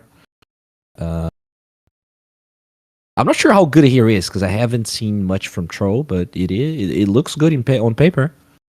The thing is that they can put the Slaughter in the mid lane on Chandogs. They do have the last pick, so picking a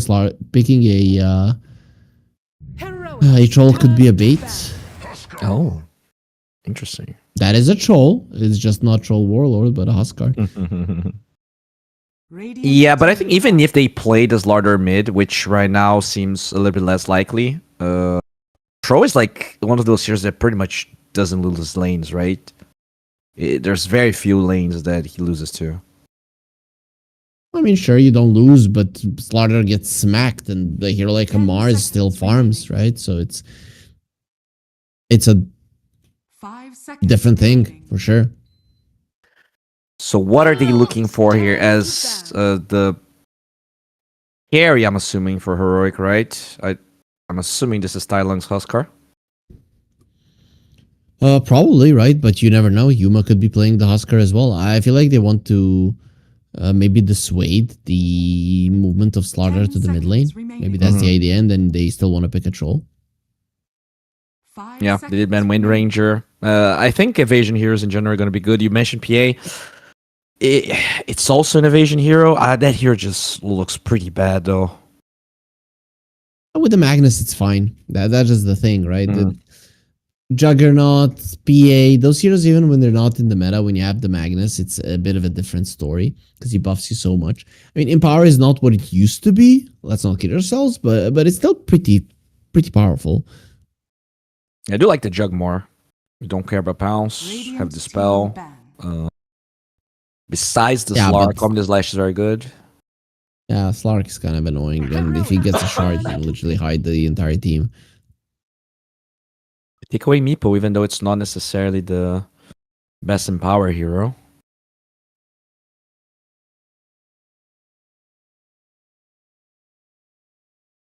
And you could go Faceless Void. That'd be a good Is one. it Tiny here? Like it's just, Empower on Tiny. Tiny's amazing. Yeah, I Right. like a Tiny. 5 seconds. Can toss the remaining. Slark away. Radiant team pick.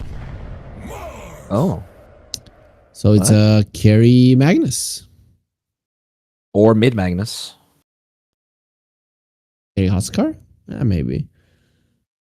I don't like this. Not because I think it's bad, but because I wanted to see a Magnus with a blink, jumping in, skewering, all of those things. If it's a 5 carry seconds Magnus, then we're remaining. just gonna be seeing a Harpoon because it was buffed. And not impressed. Yeah, it's sort of... And it's not necessarily the best Mars game. Like, there's no range carry. I guess they're assuming there's going to be a range hero on Chandogs, but...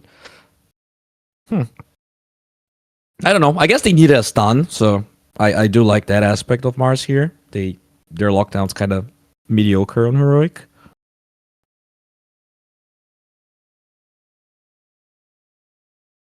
I guess. Okay, they go Puck. Choose your hero. Versus a Huskar? That's bold. Oh, it's a Okay. King Jungle's Magnus, by the way. Oh, it's a carry Venge. Okay.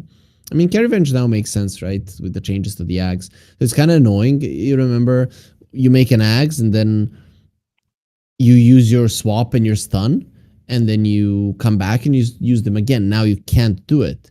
Yeah. But the Ags was changed in a sense that now you're going to be doing more damage once you die. So that's interesting.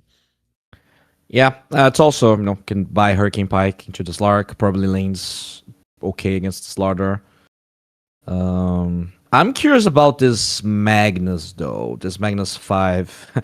Very curious to see what King Jungle's going to do. But overall, I mean, this Huskar lane should be a complete stomp. I'm very surprised that Chandogs went for it. Like, you just drag creeps as Puck. Like, you just orb and try to drag them from the side of the lane. It's not even easy. It's not even Yeah. easy to do that, not gonna lie. Especially there's Rubik and Magnus. Both of these heroes can come to the lane and be annoying to you. Mm-hmm. And I'm not even sure what Puck does this game, because you still, like, if there's a U-Scepter on this Mars, you can die, and there's going to be silence from the Huskar. I don't know. I guess it's just comfort, because it doesn't feel like a Puck game, a good Puck game at all. Not at all. They might have a plan that we don't see, though. I guess you can, Not like, ideal. throw people out of the coil with Marcy, but, like, that's the only synergy I see. That's what you saw. That's what you. That's all I have. Thought about. Okay. It is going to be a 5 line, it seems, though. So it's going to be a Marcy Slaughter lane. Considering there is a Vengeful Spirit, they can actually get on top of her quite easily. The thing is, though, your 2 melee heroes versus a Magnus, right? So this Magnus starts with boots, and skewering you into the tower is not going to be that hard. Okay, well, we'll see if Heroic is going to, again, dismantle Chandogs like they did in game number 1, or if this is going to look a little bit closer. Just looking at the draft, would you say this is like a better, better odds in general for Chandogs, or are we still in the Better odds 50-50 in general territory? for Chandogs, yeah. Okay. I'm going to be looking at the Slark lane, right? Sometimes people mess up versus Slark lanes. The thing is, Mars is probably one of the better ones to allow you to live in that lane, but Slark now level 1 is dumb, man. Because you have Essence Shift naturally, and then you just take the pounce, and you just pounce someone, and you start smacking them. The 2.5 second leash duration just allows you to do so much damage to them, and Lion will be having the extra stuns as well. They are in position here to potentially surprise some people. But yeah, Whisper did have a smoke, and they are now aware 30 seconds to battle. of the dog's position.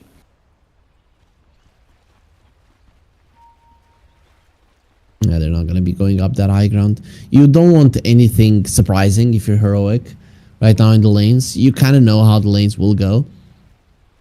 You know that mid lane is yours, and the Mars Rubik lane can be very, very strong. And Slark doesn't like losing the lane, right? So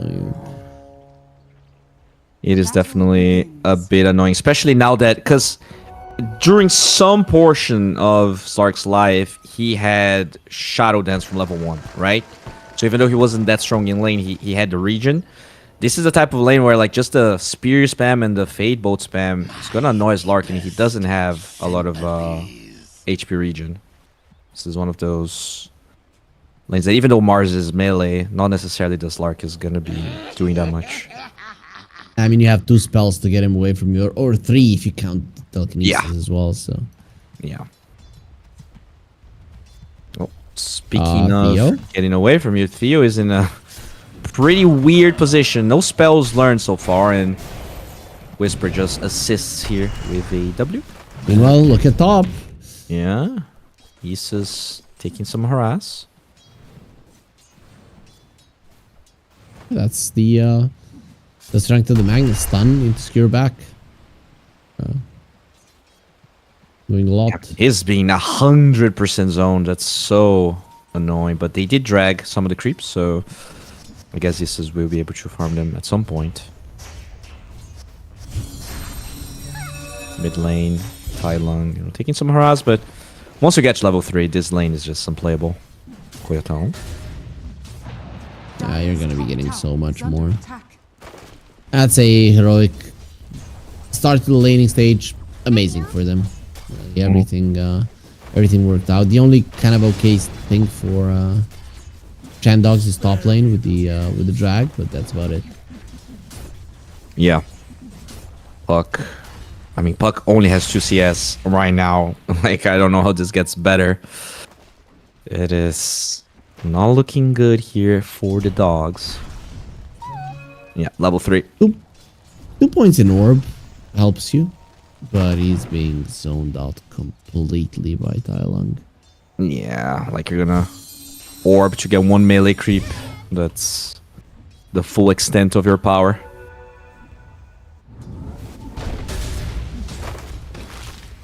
Little bit of harass here as the spear will find Koyotong. Has the Fairy Fire trying to disengage, but right click of Theodicor gets that kill as he will fall to the Slark. So a 1-for-1, but first blood for Heroic definitely feels better.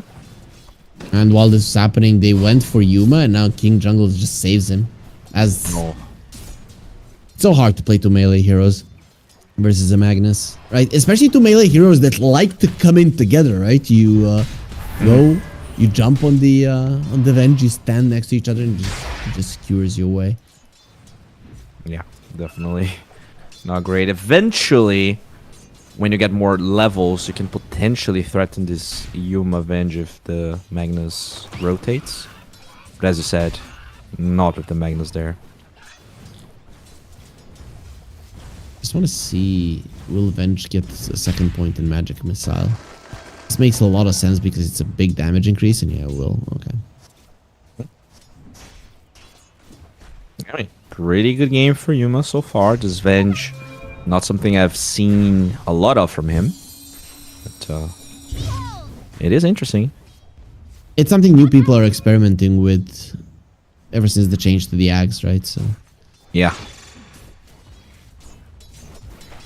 Okay, so do you see this Puck just trying to drag the creeps here? But no, he gets found. he has 6 CS. Oh my lord. 6 CS last big Puck.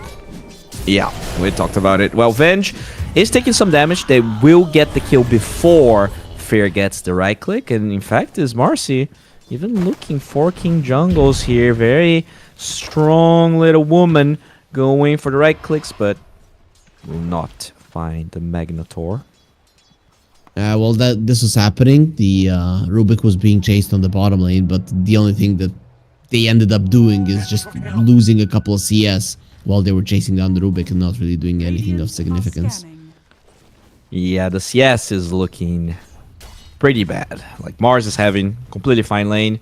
Every single core on the side of Heroic ahead of their counterparts. And would you say they have the supports to potentially make rotations here that can offset these lanes on the side of Chandogs? No, that's a kill, I guess. Speaking of, not really a rotation, they just get that kill as Could be a next one as well. no boots, so can't really chase this boot Rubik. I think he was being very annoying with boots. I'm kind of surprised that Whisperer allowed himself to die there. Maybe it was like, I'm low on resources, I just don't care right now. But I feel like the lane was in a decent enough position for him to stay safe. You know, I've been thinking about, we were talking, you were making fun of me not using socks, and like we have a lot of boots in Dota, but we don't have any sock items. Like that could be a new frontier. Maybe, but what are socks gonna do? Like you can equip them to your boot slot, so it doesn't really occupy a slot, but it enhances your boots. So you could have like 3 types of socks: long socks, short socks. Or Bowie's favorite, no socks. Yeah. Yeah. You could save the money, right? Save the money and invest. That's S&P 500. Looking pretty good as in the bottom lane. They do lose Rubik, but in the mid lane, they will trade that for a dead Marcy. Yup, Fairy Fire. Should not be enough. Nah. You don't survive that. So, where the hell is Puck? He's in the base, level 5. Base. Gets a level 7 Huskarito. Oscar now has silence, so with inner fire at level 1, it's 1.5 seconds silence. Once you get to level 4, when it's 3 seconds, it's more than enough time for the Husker to solo the Puck. Yeah. Not ideal here. I mean, at the same time though, Slark is having a really good game. 3-0 and 0. They're rotating for the Wisdom Shrine. They know Puck doesn't have the TP, so they're not even gonna try and fight it. Oh, no, never mind. They will. They're sending Fur and the Slaughter here. Fur gets the vision, gets stunned as well as Yuma picks up the Wisdom Rune. Lion in sort of a decent position, but we just disengage. They understand that they're not gonna be able to save none of these heroes, so Yus's trying to juke his way. Oh, the Puck shows up. Can he actually get the kill? No. That little Huskar had such a good lane that he gets the 1 charge, gets the Fairy Fire, double kill for Tai Long, as even King Jungles can skewer away. And Chandogs, they are left stranded. that was a lot of heal on the Huskar. Did they give him? I think it was a Lotus plus a Wand plus a Fairy Fire. The Lotus came from a support, I think. Well, if you count Vengeful Spirit with the highest amount of CS on the map as a support, then yeah. Oh, did the Venge had the Lotus? Yeah, he gave him the Lotus. He was the only one next to him, so I was gonna assume that it had to be him, and the fight recap does say it was. Cool. Well, so they also did get the Wisdom Rune. Anything here that could potentially be positive for Chandogs? You know, the Slark's having a good game. They're just having a good game, and generally their supports are okay in experience, even without getting the Wisdom Shrine. And Wisdom Shrines aren't that huge any longer anyways. It's 200 experience, so biggest of deals. Yeah, I know it's your opponents get them and you don't, and then it makes a huge difference in the end, but I mean, they nerfed it, right? Even worse. It's not as impactful. Yeah. Oh. Fur does jump away 3 stacks of Burning Spears. Fairy Fire again. Should be enough. It is. That was such a cool play. So he called the courier, right? He used his innate ability to bring in the courier and eat the Fairy Fire. If he hadn't done that, he would have died. Cute little play. The top lane, rotation from Donut here does have that night vision. Actually scouts Yuma a little bit low HP. King Jungles holding on to that skewer for now. OT being used. That's a little hectic as he will jump away. From the other side, you have to run. Yeah. You're gonna lose the Slaughter probably with the swap for sure, and that will be a Thailand kill. Oh, he's murdering them again in this game. It's not as big of a discrepancy as it was in the previous one, but the thing is, Slark, he doesn't necessarily farm too fast, right? Look at it, he's already having mana issues.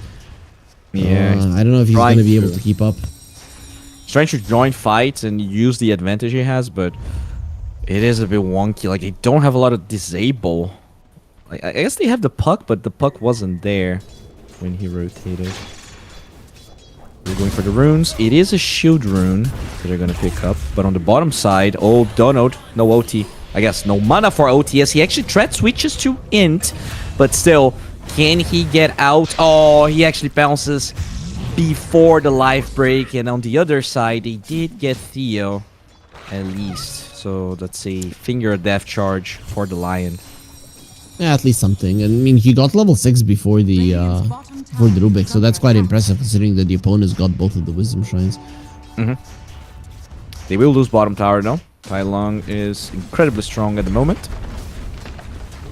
Magnus is taking more points in power, and can't say that I expected this. Huh. I thought he was just gonna be running around trying to skewer people back, but King Jungles is like, I'm gonna... I mean, when you have impact Avenge no though, matter right? what. You're a melee hero, so it does make sense. Yeah, it does work on the Avenger, right? Oh, okay. They're gonna jump the Venge. RP is gonna be canceled mid-animation. Hex, though, onto King Jungles as Yuma will be able to disengage, but they're gonna feed a Magnetor in return. Isis? No, they're gonna share the Denies himself through the tower. That's pretty Yeah. good, so nobody gets a big chunk of gold, and Slaughter would love appreciate it. that right click, because he is not having a good game. I mean, his game's shit, but not as shitty as poor Noemo. Radiant's middle tower has fallen. The thing is, can they open up towers? Heroic have already managed to do that, so last time they were Radiant side, they are making sure that they're not losing tower on the bottom lane, so they can easily fight the Tormentor. Now, it's opposite. Dire's top tower They is take the under enemy tier attack. 1 so that Chandogs cannot fight the Tormentor.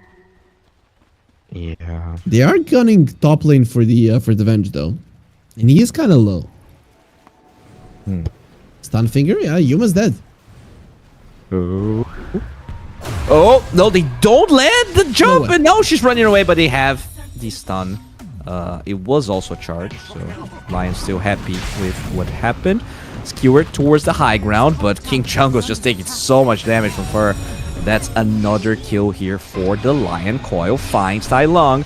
He's very Stolen thankful, Coil. waiting for that armlet toggle. Still alive as the spear locks down the Slaughter. Coil not, well, didn't really do that much for now, as Noemo will disengage with the orb.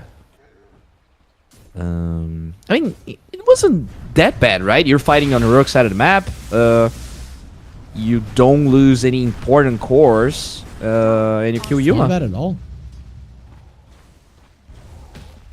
Quite okay. Arena gets used. Looking for Fur, and again, he will fall as they slowly get another tower. Is under attack. Oh, bottom side. Trying to go for Yuma, gets a really good swap. Lion just running away here as Theolicor grabs the kill. They still have an RP. Right now, King Jungles is going to be trying to go for his Blink Dagger, but Yuma is working towards that Axe, and he's almost done, Bowie. Once you have the Axe and the Vengeful Spirit, the game changes significantly, not only for you, but for the entirety of the team. Yeah, and this is not a rushed Axe either. Has Treads, has Wraith Band, pretty good. Neutral as well, so this is not going to be easy as the smoke. Countered by Theo here, had the high ground, but didn't get the pound, so should be enough to kill him. Okay. He got the Stolen Coil out one more time. Mars was thinking about finishing his Blink Dagger, but in the end, he decided to finish the Yules. It's just gonna annoy this Puck so much. Is under attack. I mean, even with the Blink, you can catch him off guard. So I was fine with both. Regardless, though, still a perfect game here for Tai Long. 7-0-0. The guy, every time I watch this guy play, it just looks flawless. So, top lane. There's a fight going on. Again, a really good spear on to Yeezus. They get the silence as well. So, no running away from the troll. They always kind of feeding in this game. Like half of the deaths are his. 2, 5, and 4. And that does mean that there is now finally an item done for this puck. Having a really tough time, but that kill does put him over the edge. Dire's bottom tower is under attack. Now has a Witchblade. Good. Looking much better in this game for Chandogs than it was in the previous one. And maybe they can kill the Huskar. Oh, can he arm the toggle? Actually does get it off, but will die as he tries for the second one. Okay, that's an 8x kill streak. That's, well, do you think it's a bit unfortunate that Marcy picks it up, or you're fine to kill the Huskar regardless? Just kill him. Ideally, you would want the Slark to get it, but it's fine. Whisper will push Chandogs away, as now they finally get some breathing room here. Only a 2k goal lead, and that's Slark. Diffusal Blade done, and he's not too far from his next item, so Bato definitely having a better time with an active carry instead of the TA game 1.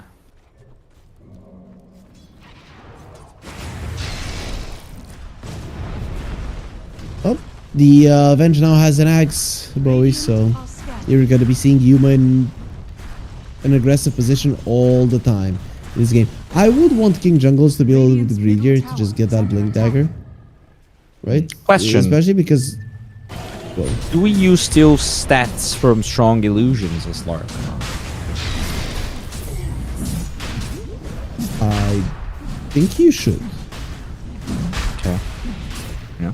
Because you know, it's one of those things where sometimes having 2 lives, if the Slark's having a good enough game, could be a problem.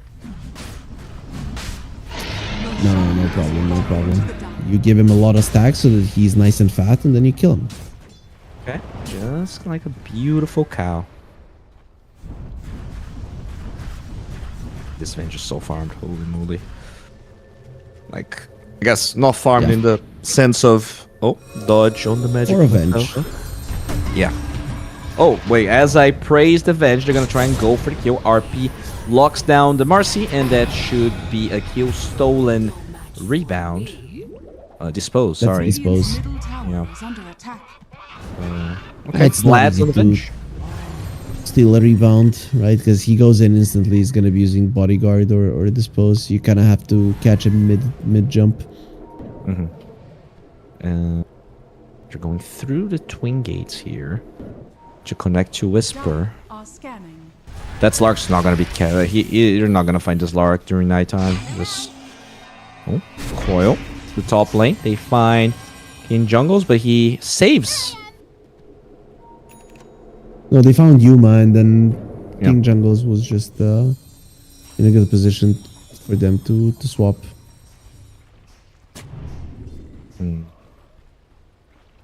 So are you okay with Heroic's plan here? Just slowly taking tier 2s down?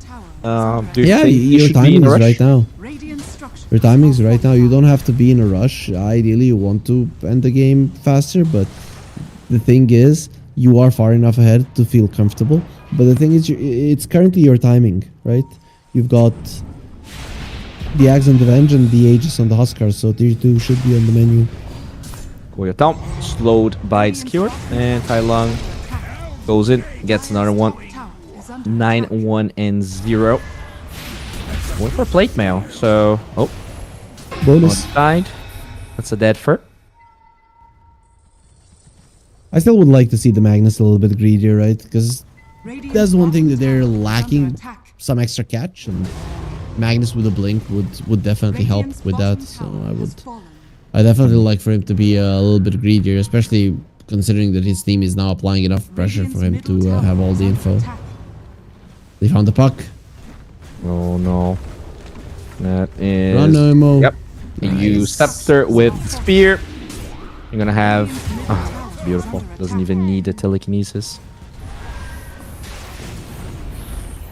This puck last pick was definitely one of the weirdest parts of this draft, as they will get the first life, beautifully done, with that Finger of Death. They also get Yuma. The second life is available. Swap is also ready, but they're holding on to it as Tai Long. Life breaks towards the creep, gets the Dispel off, kills Fear in the process, potentially. Oh, yes. On. Middle tower is under attack. Radiant's middle He could have tower gotten one more spear into that Marcy, decided it wasn't worth it. Yeah. You did get the Aegis without committing too much, so I guess in that sense it's an okay play. Seems like they still want to push. I don't know, this is a little bit dangerous if you ask me. The Slark Yeah, is getting also- his ulti back. You don't have Blink on Mag, like he's really close. He could have been so much more useful if he had it. But they're slowly poking away. Marcy Really does nice back. respawn. Yeah, they're gonna get the hell out. Yeah, they do a lot of damage to that tier 3. They just waited for every single hero of Chandogs to be up, and now it's time to move. You have to smoke out of the base. The thing is, you shouldn't run directly to your opponents. Just run. Yeah, they're drawing a line towards the mid lane. Right, yeah, that would be a smart one. But then again, for Heroic, it would be smart just to shove in the bottom lane and get out. Yeah, but they're together, right? Like, they're probably gonna get Tormentor. Maybe if you can connect after Tormentor dies and they're low HP, that could be potentially a good fight. They've got minus armor, they've got Huskar. They're not really going to be taking that much damage on this Heroic lineup. Oh, okay. They got a really good stun. The arena is there. Pato goes for the Huskar here, has the OT on. Cannot chase, actually wastes the bounce mid-arena, and that is not ideal. It was probably that anyways, and now the Marcy will fall, so... Chandogs, they had the right idea, just didn't get the connection at the right moment. And that's going to be the Tormentor. King Jungles gets himself a shard. Very nice to have. I have more distance on your skewer. Just for the moment when he gets his Blink Dagger, so pretty much perfect for the Magnus. Yeah. I mean, you even have this sort of, I guess, friendship item on the Venge with the Vlads. Like, not necessarily the best scaling item for her, but it means this Huskar is really happy in the team fights.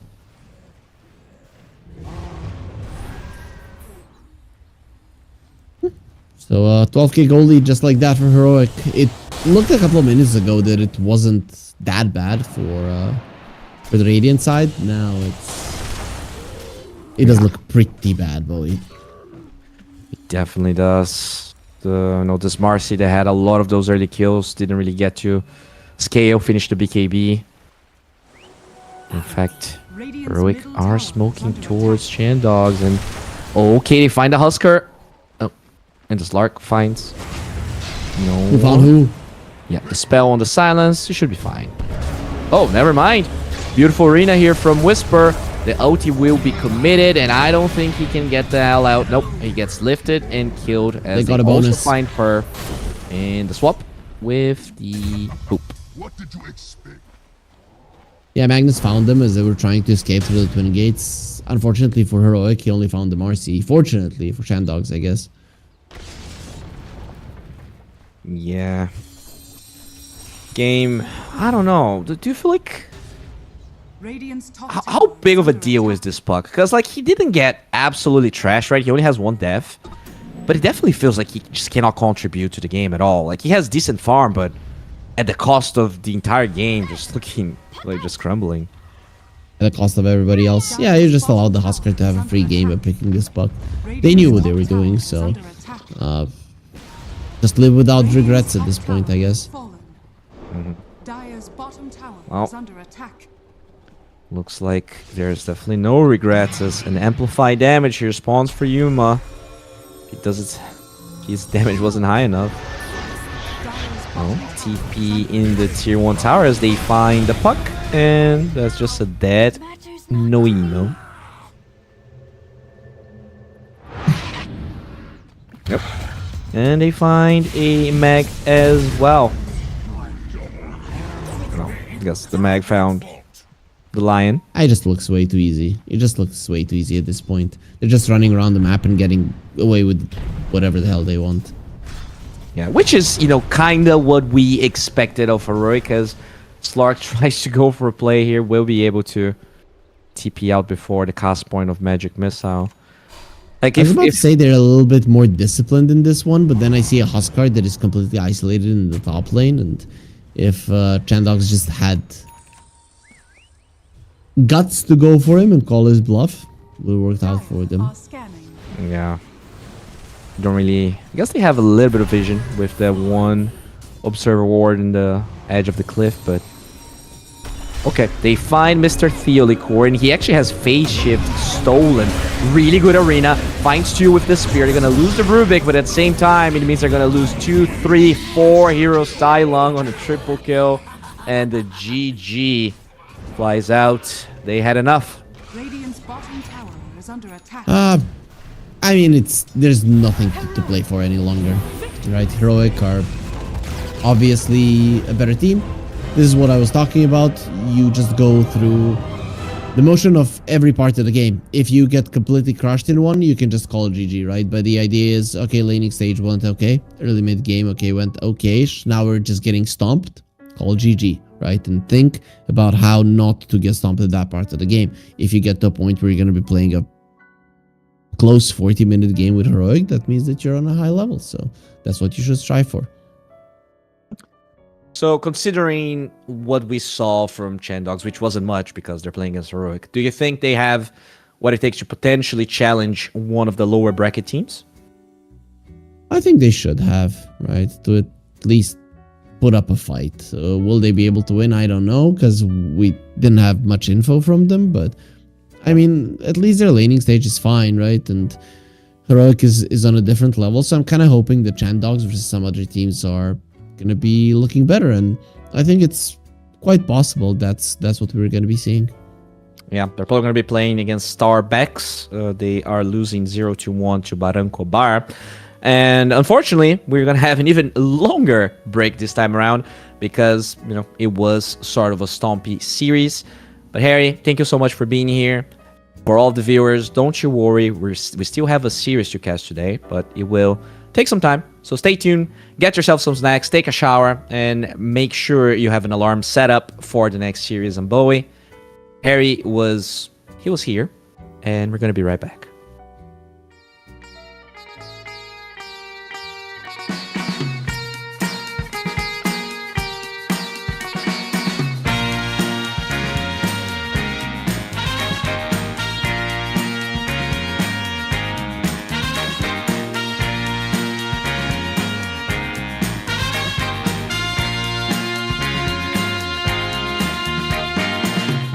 What you need is love and understanding. Find a heart whose love is true.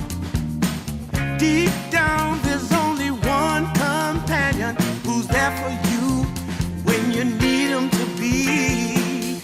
Your heart was broken in 1,000 pieces. So much pain that you've been through. Here stands a man who's your salvation. Just ask yourself, am I ready for you? 100% now. I'm ready. 100% now. Yes, I'm ready. Eyes wide open. I'm ready to move. 100% now. Take a chance in a new direction. Any place you wanna go. I don't have all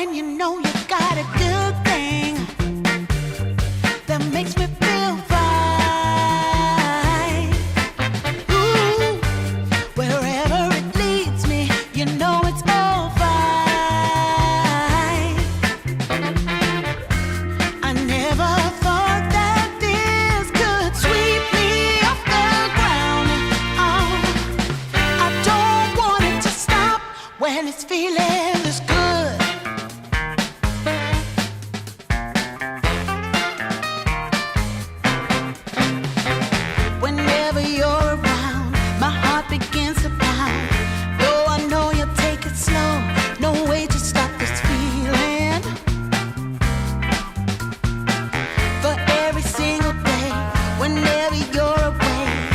In this place, there's a space where I'll be waiting for you. And I just can't believe in this new love I have found. Yeah, I don't want it to stop when you know you got a good thing that makes me feel fine. Ooh, wherever it leads me, you know it's all fine.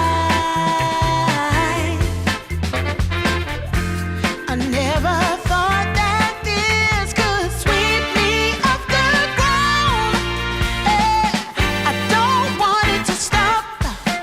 No, I don't want it to stop. I don't want it to stop when it's feeling this good.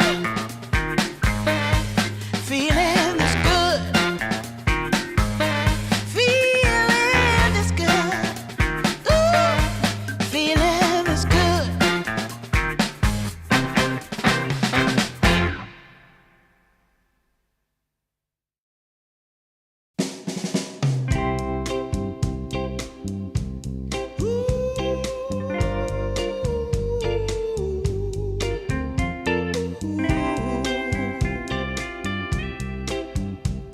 Yeah, yeah. I've been waiting a long time, just longing for a glance from you. Yeah, a chance to look in those big brown eyes. No telling what my heart would do. Hey, when we met, I sure knew it felt as good as it could be.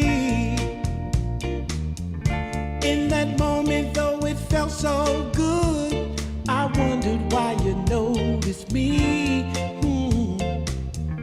If you gave me just a little time, it would sure ease my troubled mind. Don't tell me that you don't feel the same inside. Don't tell me, these are feelings that I ought to hide. I don't care where you came from, just tell me where you wanna go. If there's a chance to be together, that's all I really need to know. Is it real or make believe that keeps me thinking of you? If you've got time to walk with me, I'll show you how my heart is true. And here I stand waiting for you. Tell me, baby, what I gotta do. Don't tell me that you don't feel the same inside. Don't tell me,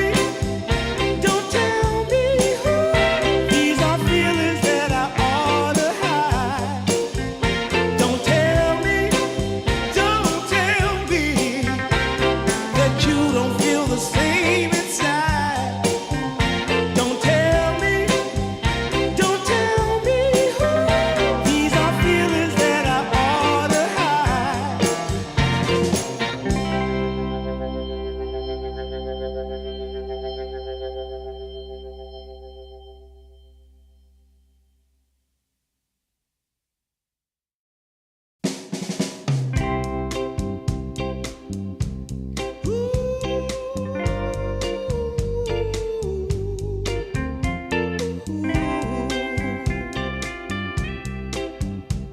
Yeah, yeah. I've been waiting a long time, just longing for a glance from you. Yeah, a chance to look in those big brown eyes. No telling what my heart would do. Hey, when we met, I sure knew it felt as good as it could be. In that moment, though it felt so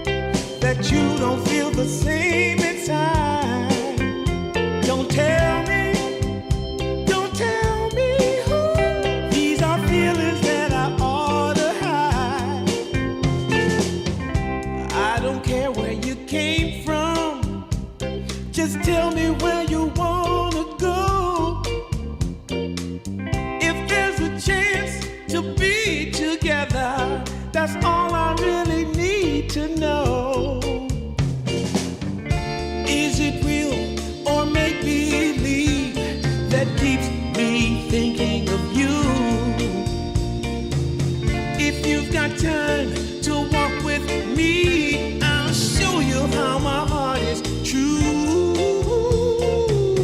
And here I stand, waiting for you. Tell me, baby, what I gotta do. Don't tell me that you don't feel the same inside. Don't tell me, these are feelings that I ought to hide. Don't tell me that you don't feel the same inside. Don't tell me, these are feelings that I ought to hide.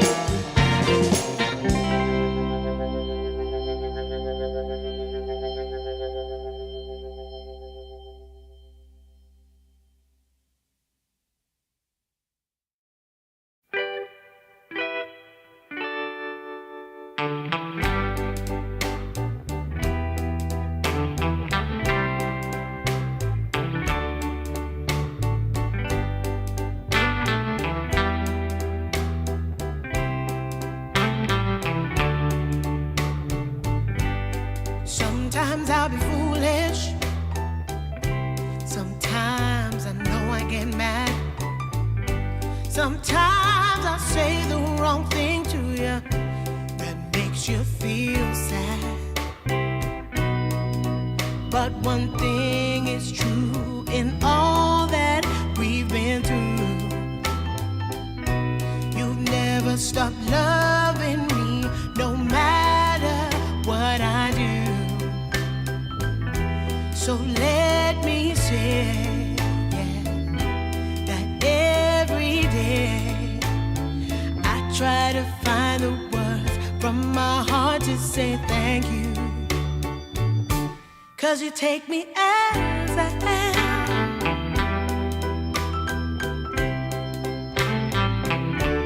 You take me as I am. Oh, baby.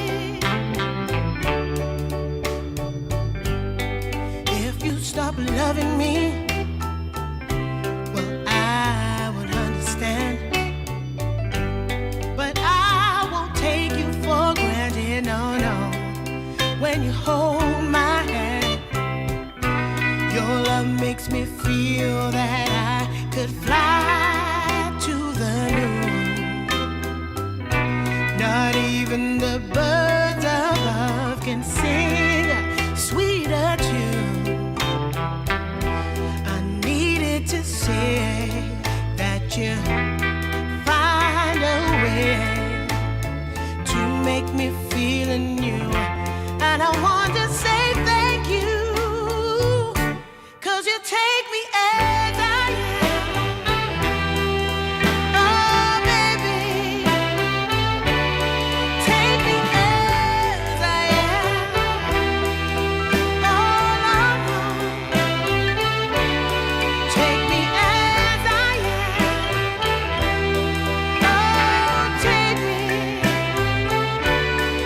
Oh, take me. Yeah,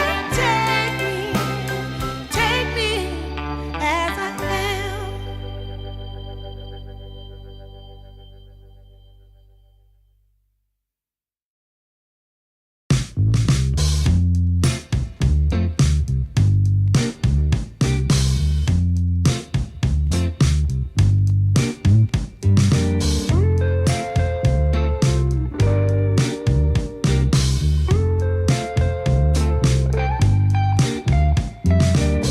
Well, I can tell just by the way that you're smiling that you're still unsure. And I can tell just by the look in your eyes that you've been hurt before. But baby, no one can promise you forever. Right now I only know that we should be together. Because it's now or it's never, so won't you take a chance on me? Well, it's fine if all your previous guys, they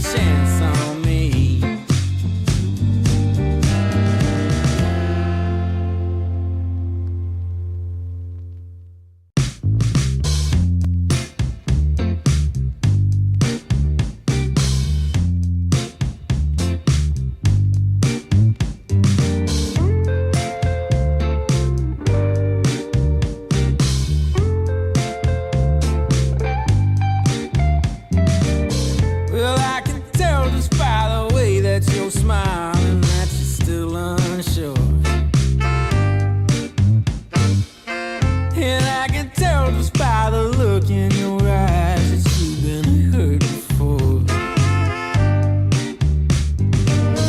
But baby, no one can promise you forever. Right now I only know that we should be together. Because it's now or it's never, so won't you take a chance on me? Well, it's fine if all your previous guys, they made you run away. You can bet you'd only have one regret, and that's if you didn't stay. Walk my way. 'Cause baby, no one can promise you tomorrow. But today you take away all of my sorrows. You know I'd beg and I'd borrow for you, so won't you take a chance on me? Right from the moment we met, I knew that I couldn't let my fear get the best of me. And every moment since then has proven time and again that we're exactly where we're supposed to be. Yeah. Oh, won't you take a chance on me? Ooh, oh, won't you take a chance on me?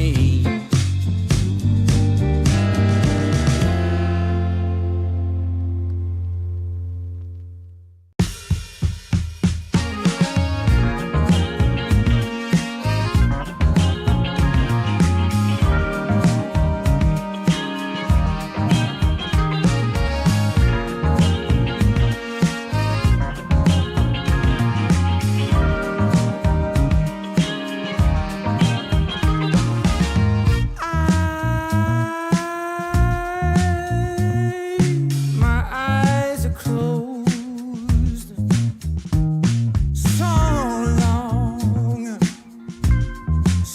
long after the sun comes up. We do a dance in the dark, down the hall, pictures fall, even the neighbors call. But then you rip out my heart, every artery, a part of me. Ooh, it's obvious to me that you love to watch me bleed.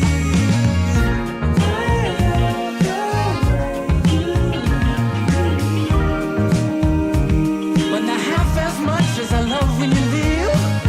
I hate to see you go sad. But I love to watch when you're walking away from me. Walking away from me. Yeah, yeah. 'Cause I could be anything you want, I could be anything you need. Baby, tell me it's something real, and I'll give you everything. Every now and then wicked smile, you know I can't help myself. They play around with me for a while, keep tearing me up until there's nothing left. Ooh, it's obvious to me. Yeah, you love to watch me bleed.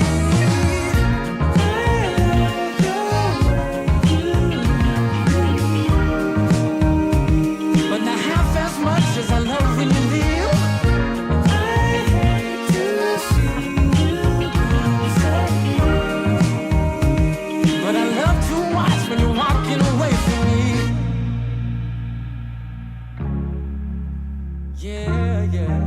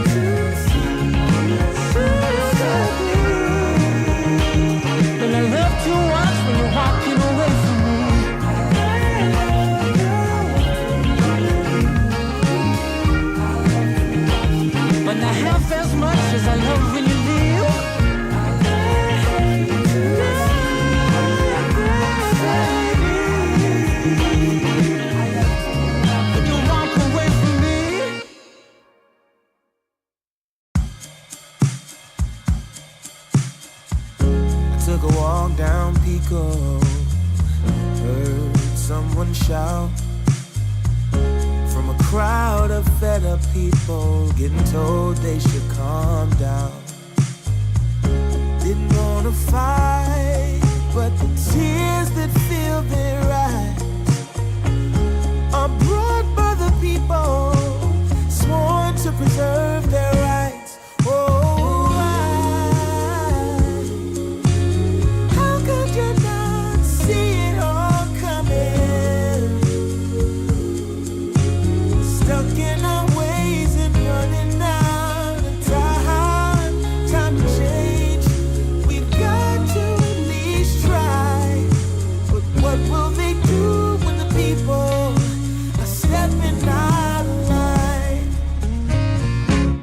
Oh, oh now, oh yeah. What will they do when the people are stepping out of line? By the ocean where we hit the ground, when just one block away shops were burning down. No surprise, the peaceful pay. We can't kick our feet out till justice takes its place. Oh, how could you not see it all coming? Stuck in our ways and running out of time. Time to change. We've got to at least try. But what will they do when the people are stepping out of line? Oh,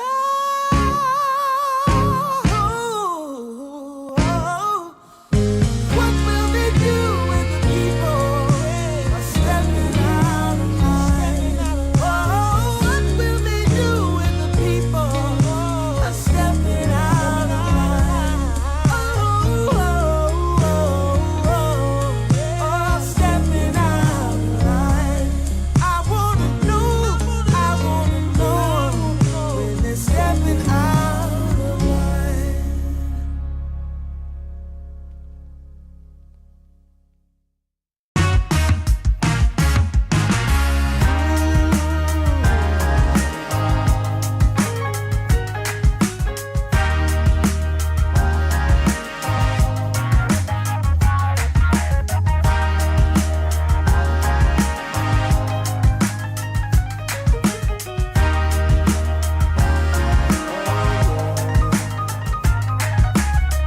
Turned on the dime when I saw you walking by. Something about you caught my eye. Yeah. Ain't trying to waste my time, just standing in your line. Gotta take a shot before you pass me by. So you wanna be alone for a minute? Come on, tell me what's on your mind. I wanna know what makes you happy. I wanna know, can I make you mine? Ooh, I wanna know if you know that I treat you right.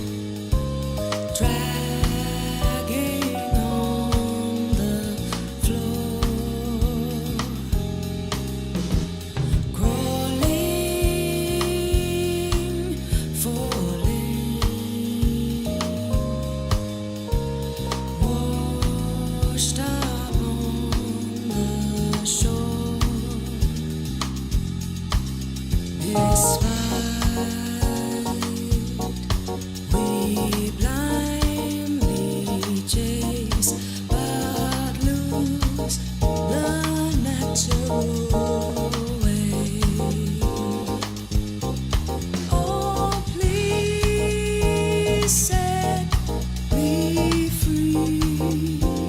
Take me home.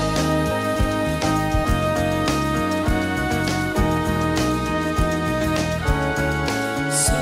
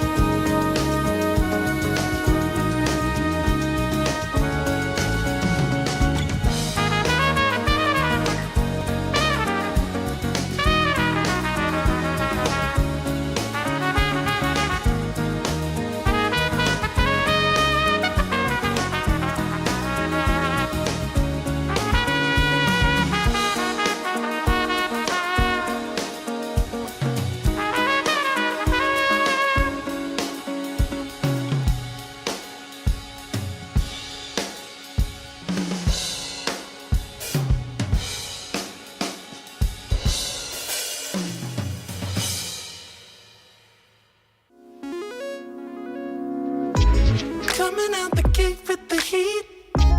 Everybody's playing in the street. We got the summertime magic in this beat. Sun is in my eye, feeling high. Only good vibes, I'm alive. And if you see me driving by, don't be shy. I'm so excited. You know just what I wanna do.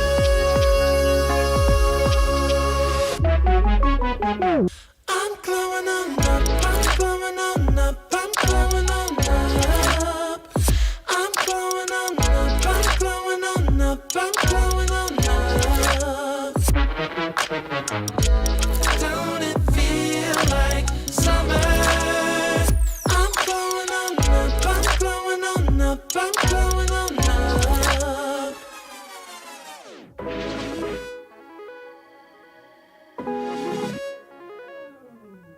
Blow up, show up, soak up aromas, flow to Sonoma, roll up to NOLA. Trope up, blow up, slow up, show up, get real, choke up. You're flowing, you're glowing. Astral samosa, you're landing on Europa. Your horns blowing, you're chosen. All the deep cuts, you know it. I got the pre-glow and the post-glow. Inspiration knows no boundaries where it flows. Your fingertips to the globes tilt to the universe on stilts. Hold on and chill. I'm so excited. You know just what I wanna do.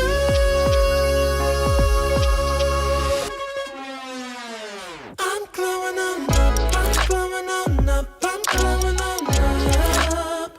I'm glowing on up, I'm glowing on up, I'm glowing on up.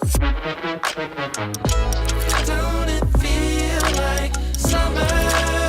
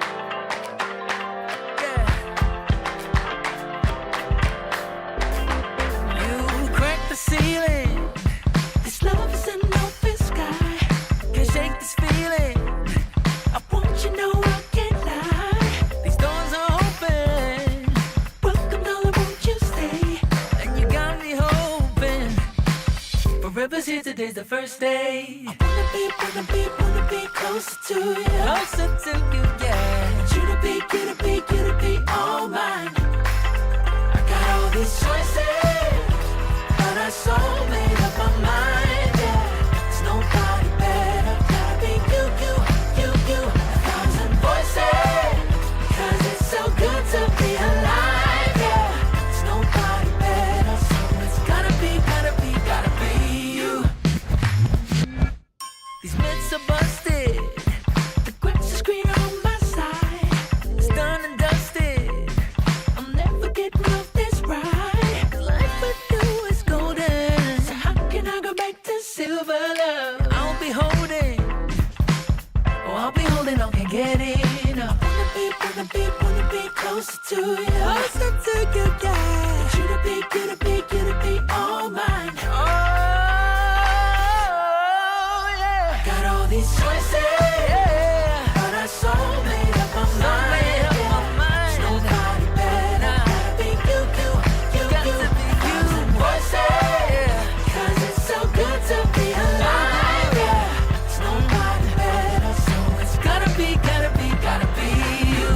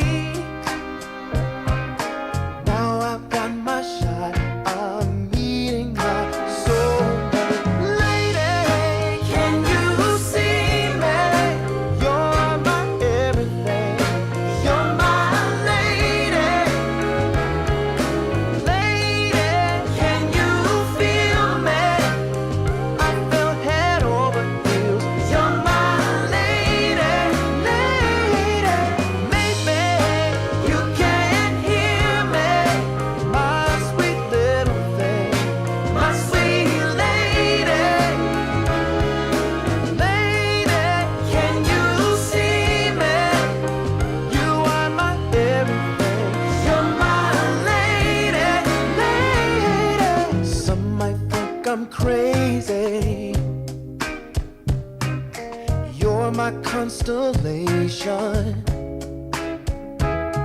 My vision's far from hazy. I need no confirmation. Take my heart and don't let it stray. True love and affection will come again another day. As the sight of your light always takes my breath away. Lady, can you see me? You're my everything. You're my lady. Lady, can you feel me? I fell head over heels. You're my lady, lady. Maybe you can hear me, my sweet little thing, my sweet lady. Lady, can you see me? You are my everything. You're my lady, lady.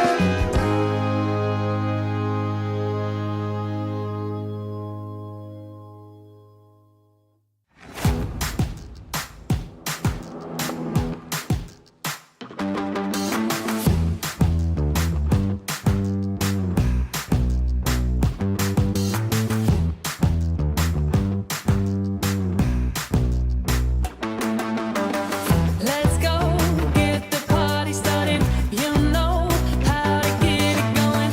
I'm so fired up, I'm ready to go. The music's moving my soul, I'm busy going. 1, 2, 3, 4.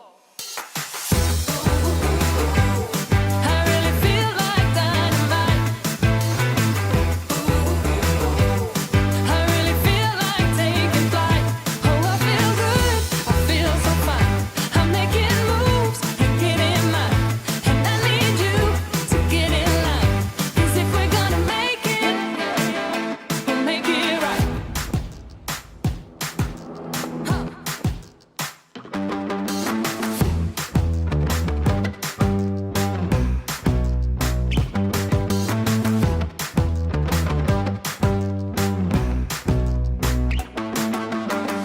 Let's go, get the party started. You know how to get it going.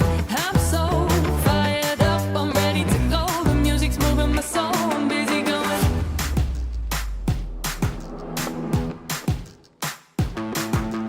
1, 2, 3, 4.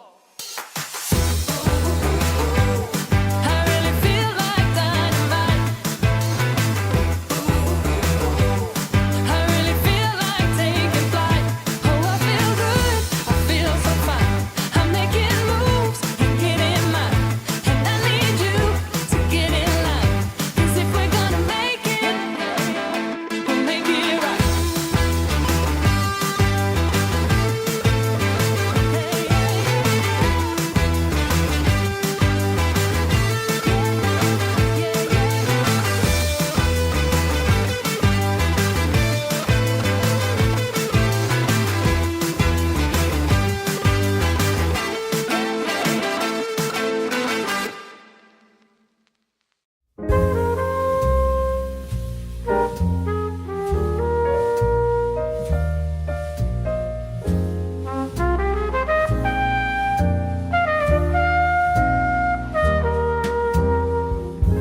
I haven't found the one. I never knew what others do. I hope and yet again, what do I know then? I believe it's all meant to be. All my dreams are so out of reach.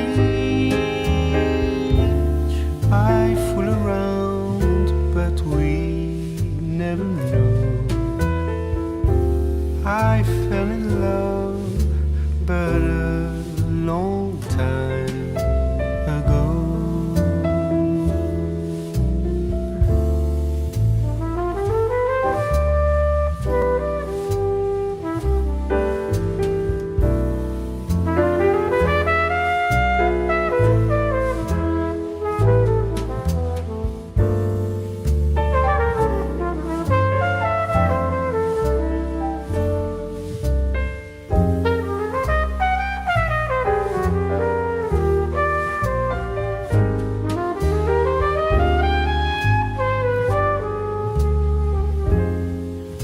I sing the same old song, been going on for far too long. I hope and yet again, what do I know then? I believe we're all meant to be. All my dreams are so out of reach. I fool around, but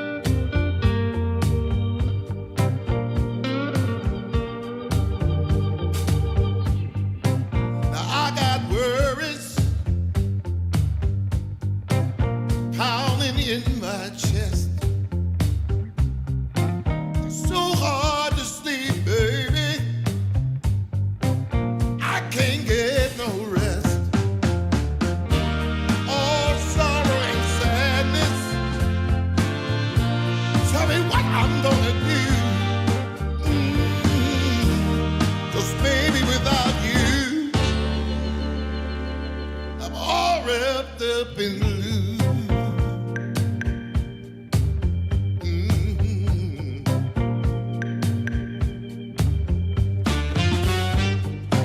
I thought it would be easy to make it on my own, but baby, now I know what it means to be alone. Lost in the shadows. Tell me, what can I do? 'Cause baby, without you, I'm all wrapped up in blue. Wrapped up in blue. Wrapped up in blue. Wrapped up in blue. Mm.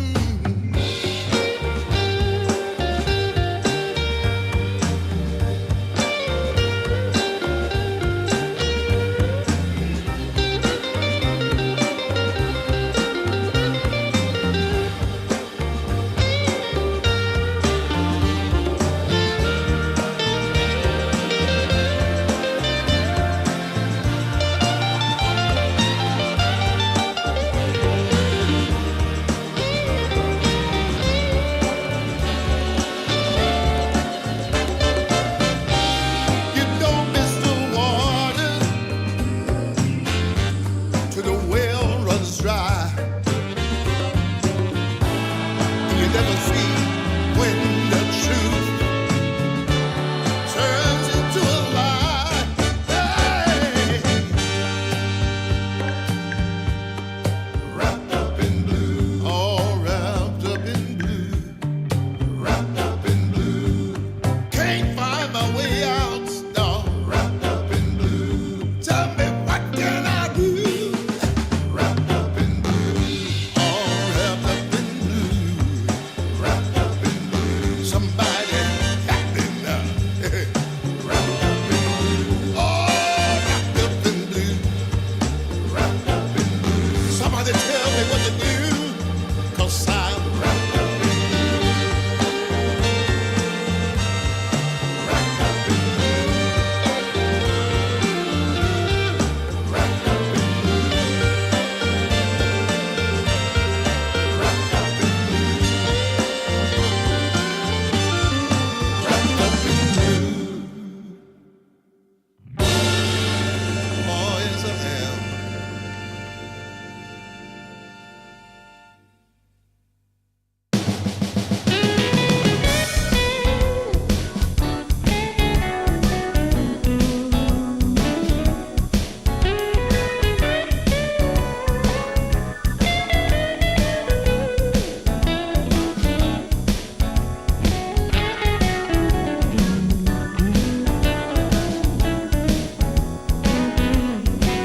I got the prettiest little girl.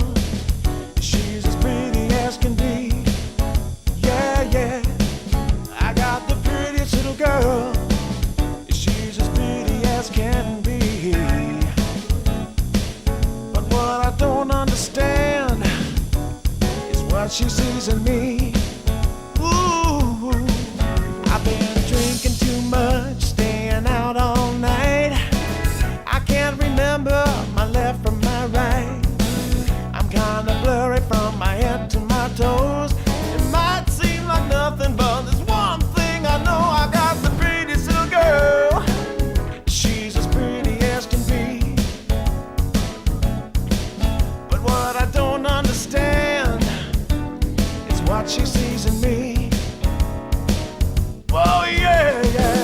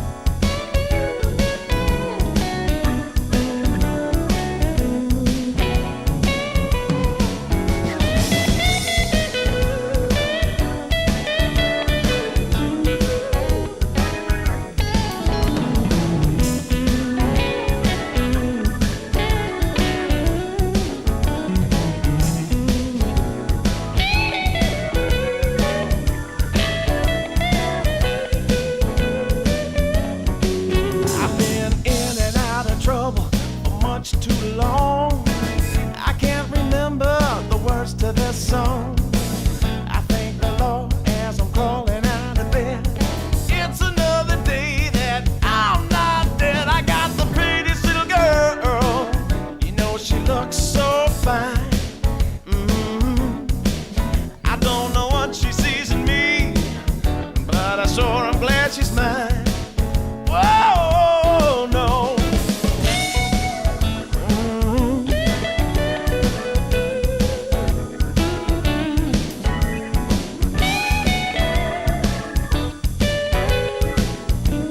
Oh, yeah.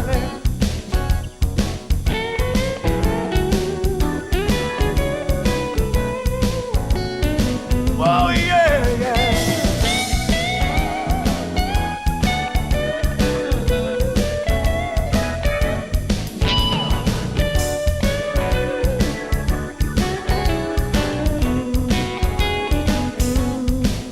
I got the prettiest little girl. Sure, I'm glad she's mine. Hey.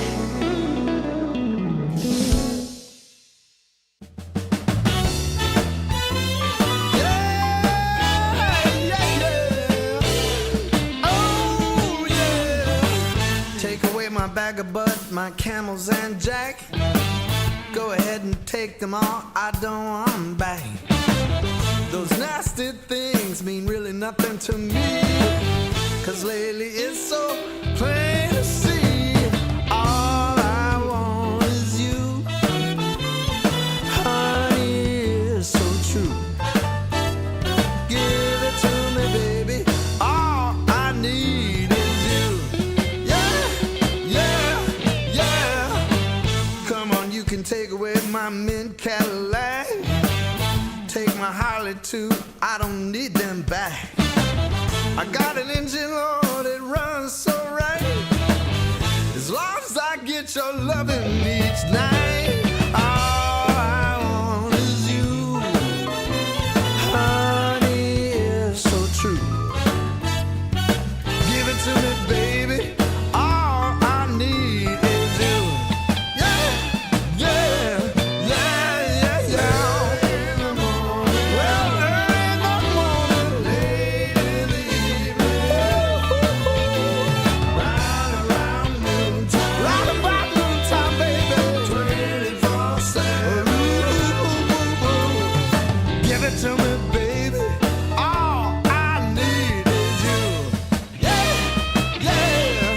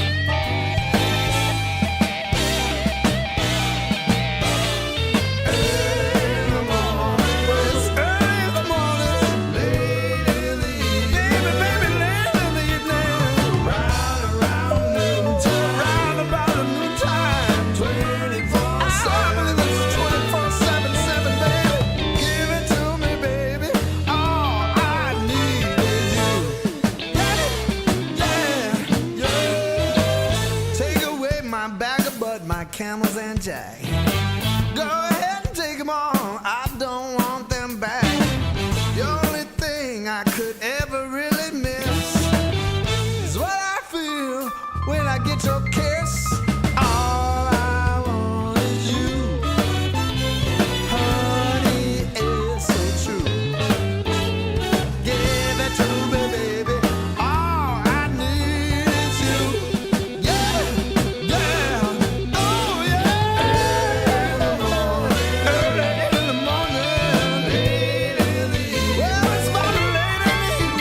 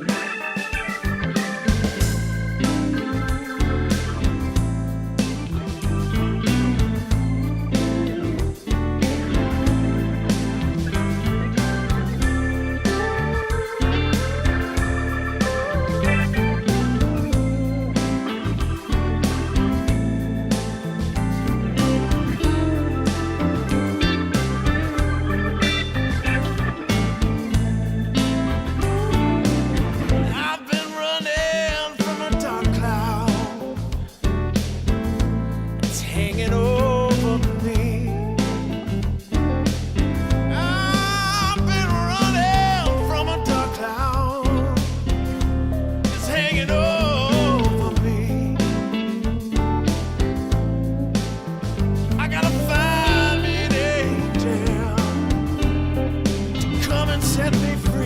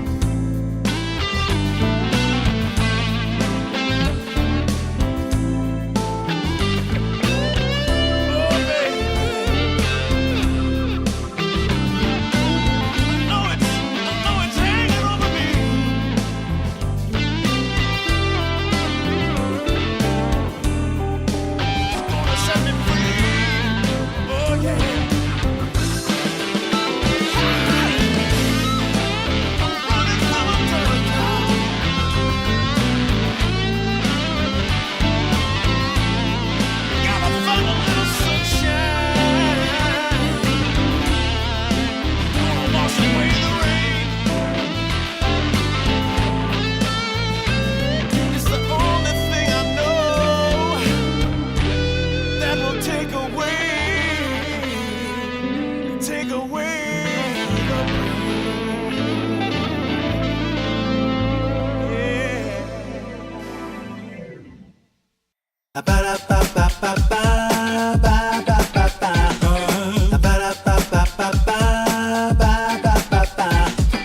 If you wanna get with me, all you gotta do, call me when you need me. I'll be waiting for you. I know exactly what you want. Satisfy your need. We can have a good time. Don't you worry about a thing. If you want it here, or if you want it there, you got it. Have yourself a good time. You got it. Act like you don't care. You got it. Get that motivation. You got it. I got just what you need. You got it. I got just what you need. You got it. I got just what you need.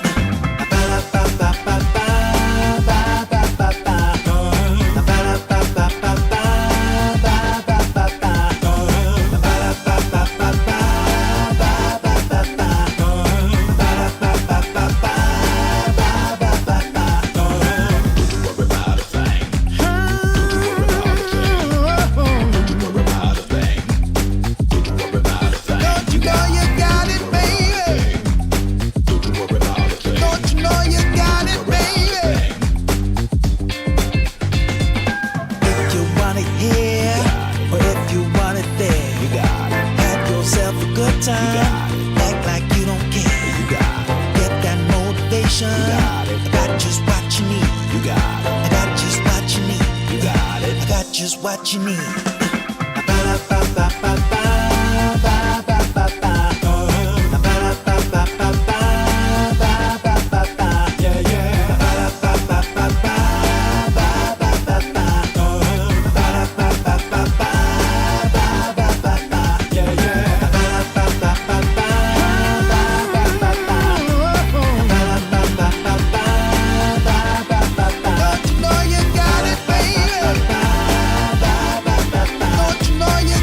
Baby.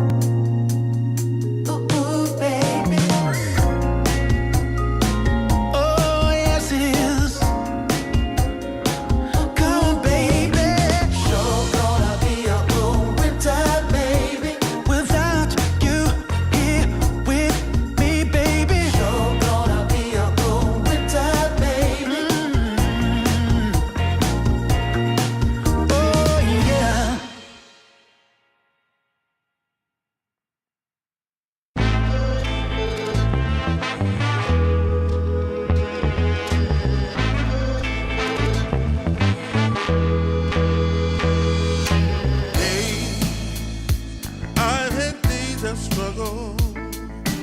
Nothing quite as rough as today.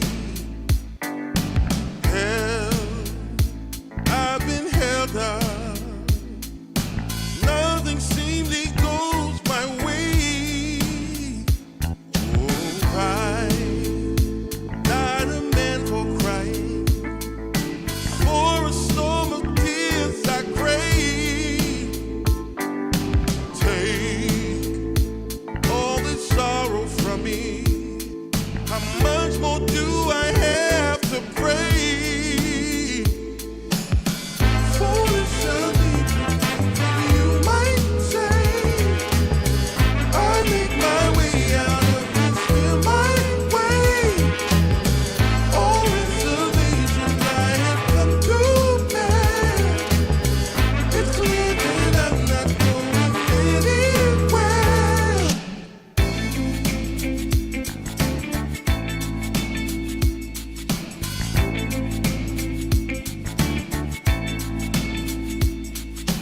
Hey, I've had days of struggle.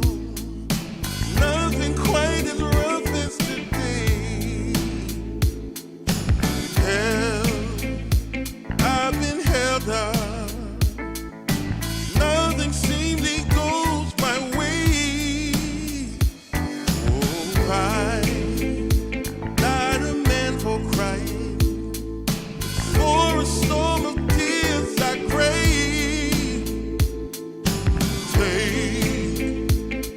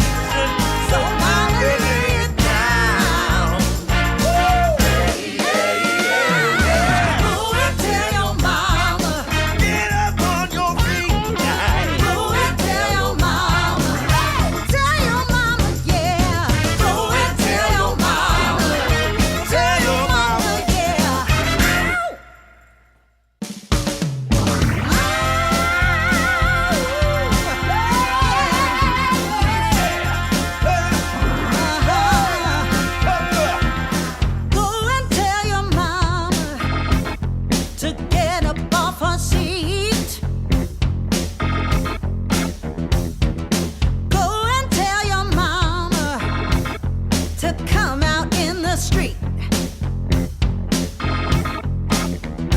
'Cause it's all going on right here.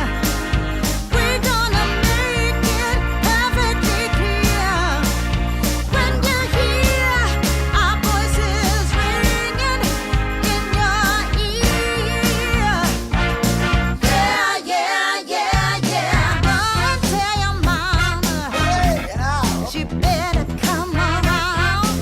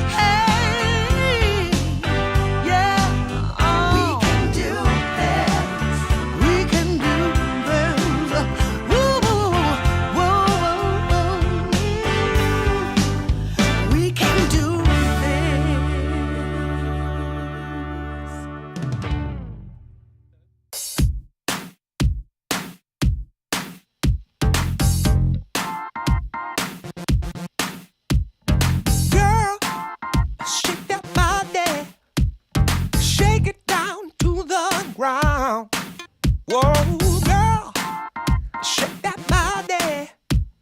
Show me how it's gonna go down. Don't be late to the party.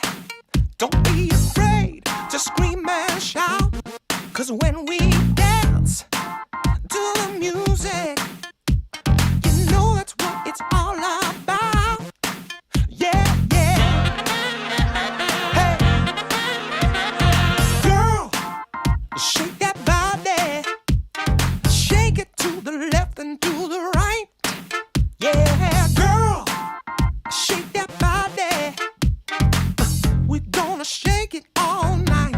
We're going down to the nightclub in my stretch SUV. 'Cause you know, girl, when we're dancing, there's no place I'd rather be.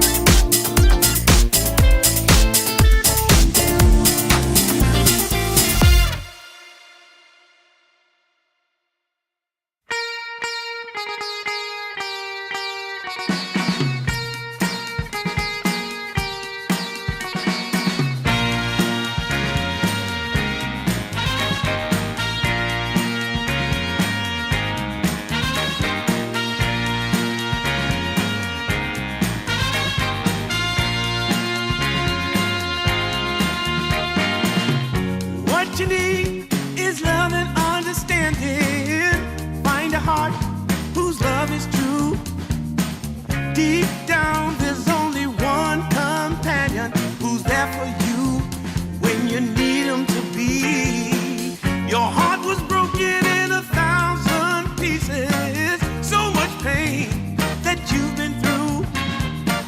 Here stands a man who's your salvation. Just ask yourself, am I ready for you? 100% now. I'm ready. 100% now. Yes, I'm ready. Eyes wide open. I'm ready to move. I'm ready to move. 100% now. Take a chance in a new direction. Any place you wanna go. I don't have all the right answers, but one thing I know, I'm so ready for you. 100% now. I'm ready. 100%. You know I'm ready. Yes, I'm ready. Eyes wide open. I'm ready to move. Well,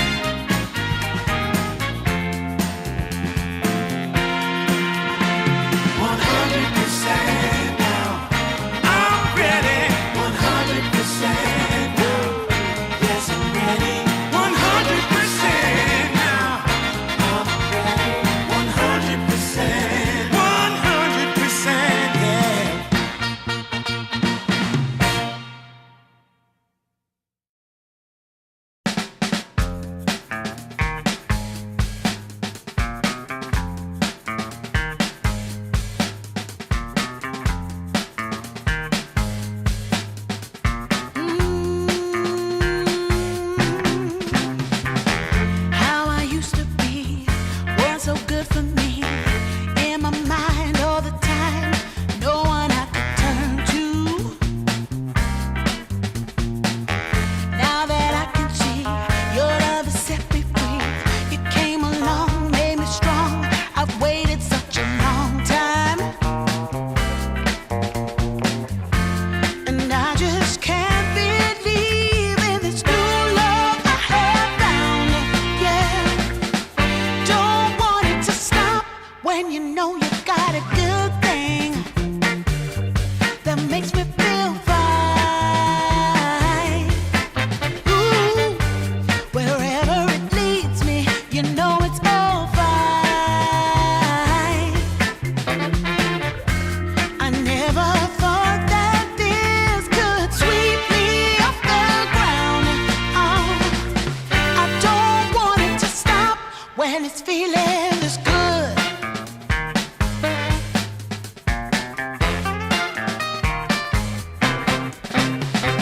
Whenever you're around, my heart begins to pound. Though I know you'll take it slow, no way to stop this feeling. For every single day, whenever you're away, in this place there's a space where I'll be waiting for you. And I just can't believe in this new love I have found. Yeah, I don't want it to stop when you know you got a good thing that makes me feel fine. Ooh, wherever it leads me, you know it's all fine. I never thought that this could sweep me off the ground. I don't want it to stop. No, I don't want it to stop. I don't want it to stop when it's feeling this good. Feeling this good. Feeling this good. Ooh, feeling this good.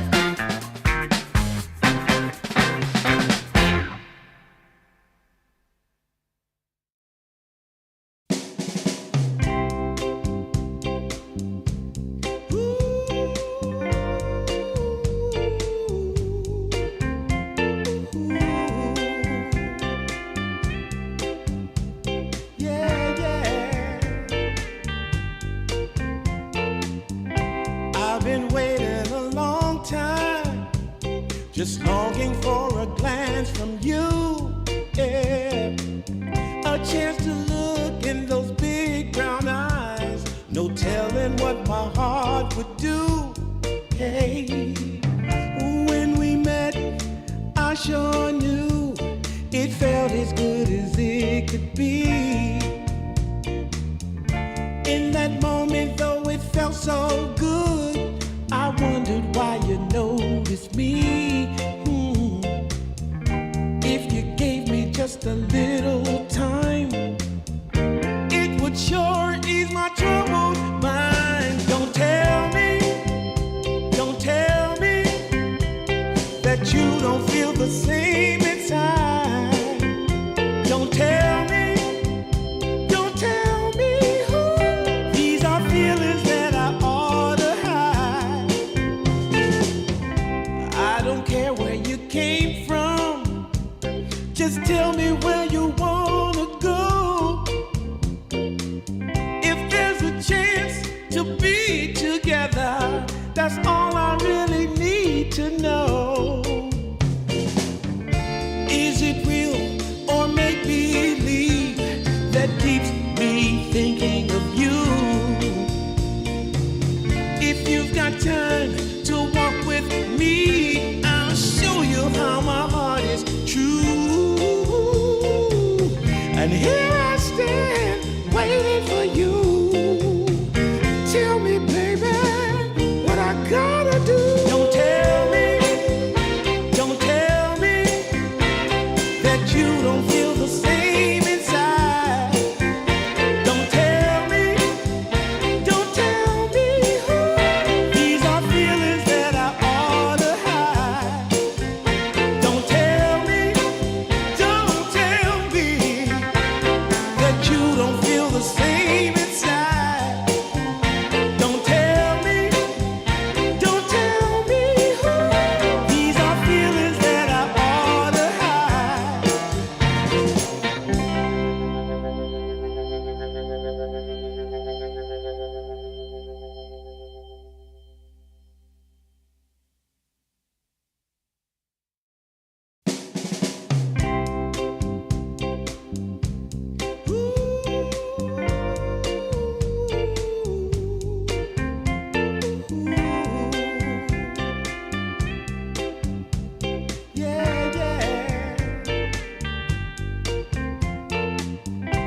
I've been waiting a long time, just longing for a glance from you. Yeah, a chance to look in those big brown eyes. No telling what my heart would do. Hey, when we met, I sure knew it felt as good as it could be. In that moment, though it felt so good, I wondered why you noticed me. If you gave me just a little time, it would sure ease my troubled mind. Don't tell me that you don't feel the same inside. Don't tell me who. These are feelings that I ought to hide. I don't care where you came from, just tell me where you wanna go. If there's a chance to be together, that's all I really need to know. Is it real or make believe that keeps me thinking of you?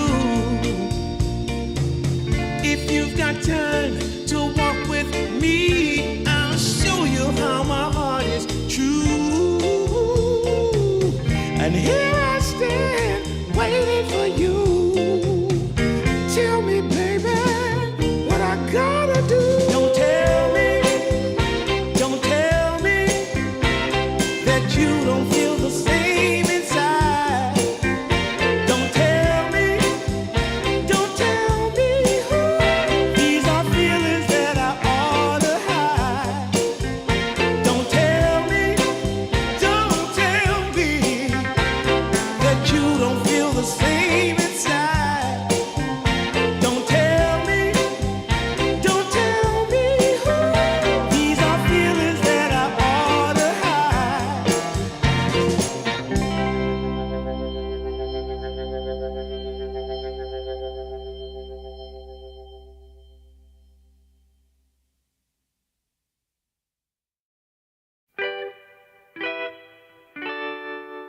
Sometimes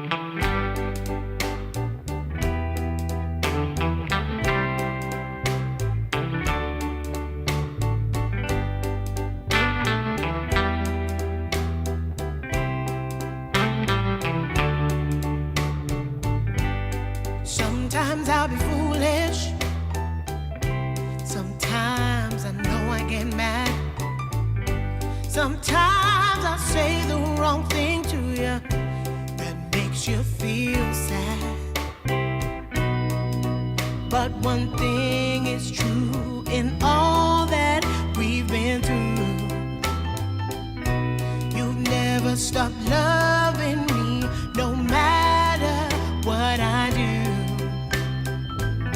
So let me say, yeah, that every day I try to find the words from my heart to say thank you. 'Cause you take me as I am.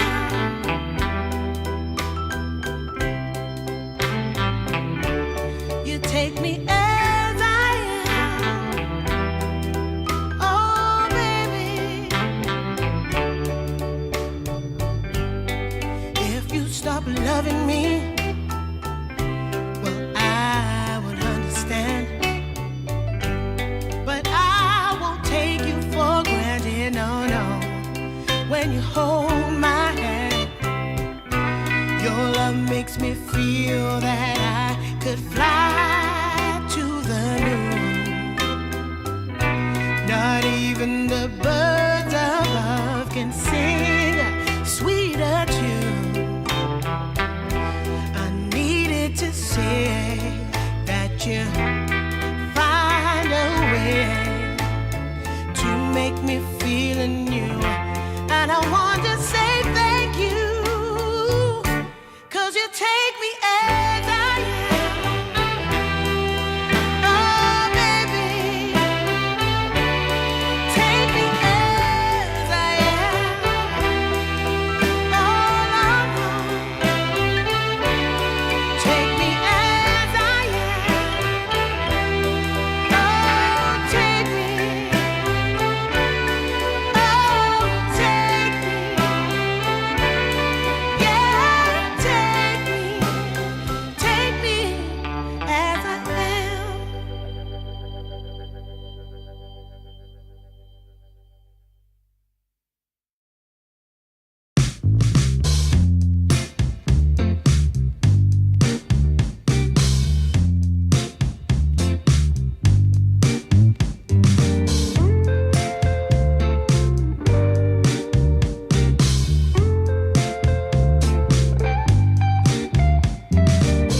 Well, I can tell just by the way that you're smiling that you're still unsure. And I can tell just by the look in your eyes that you've been hurt before. But baby, no one can promise you forever. Right now I only know that we should be together. Because it's now or it's never, so won't you take a chance on me?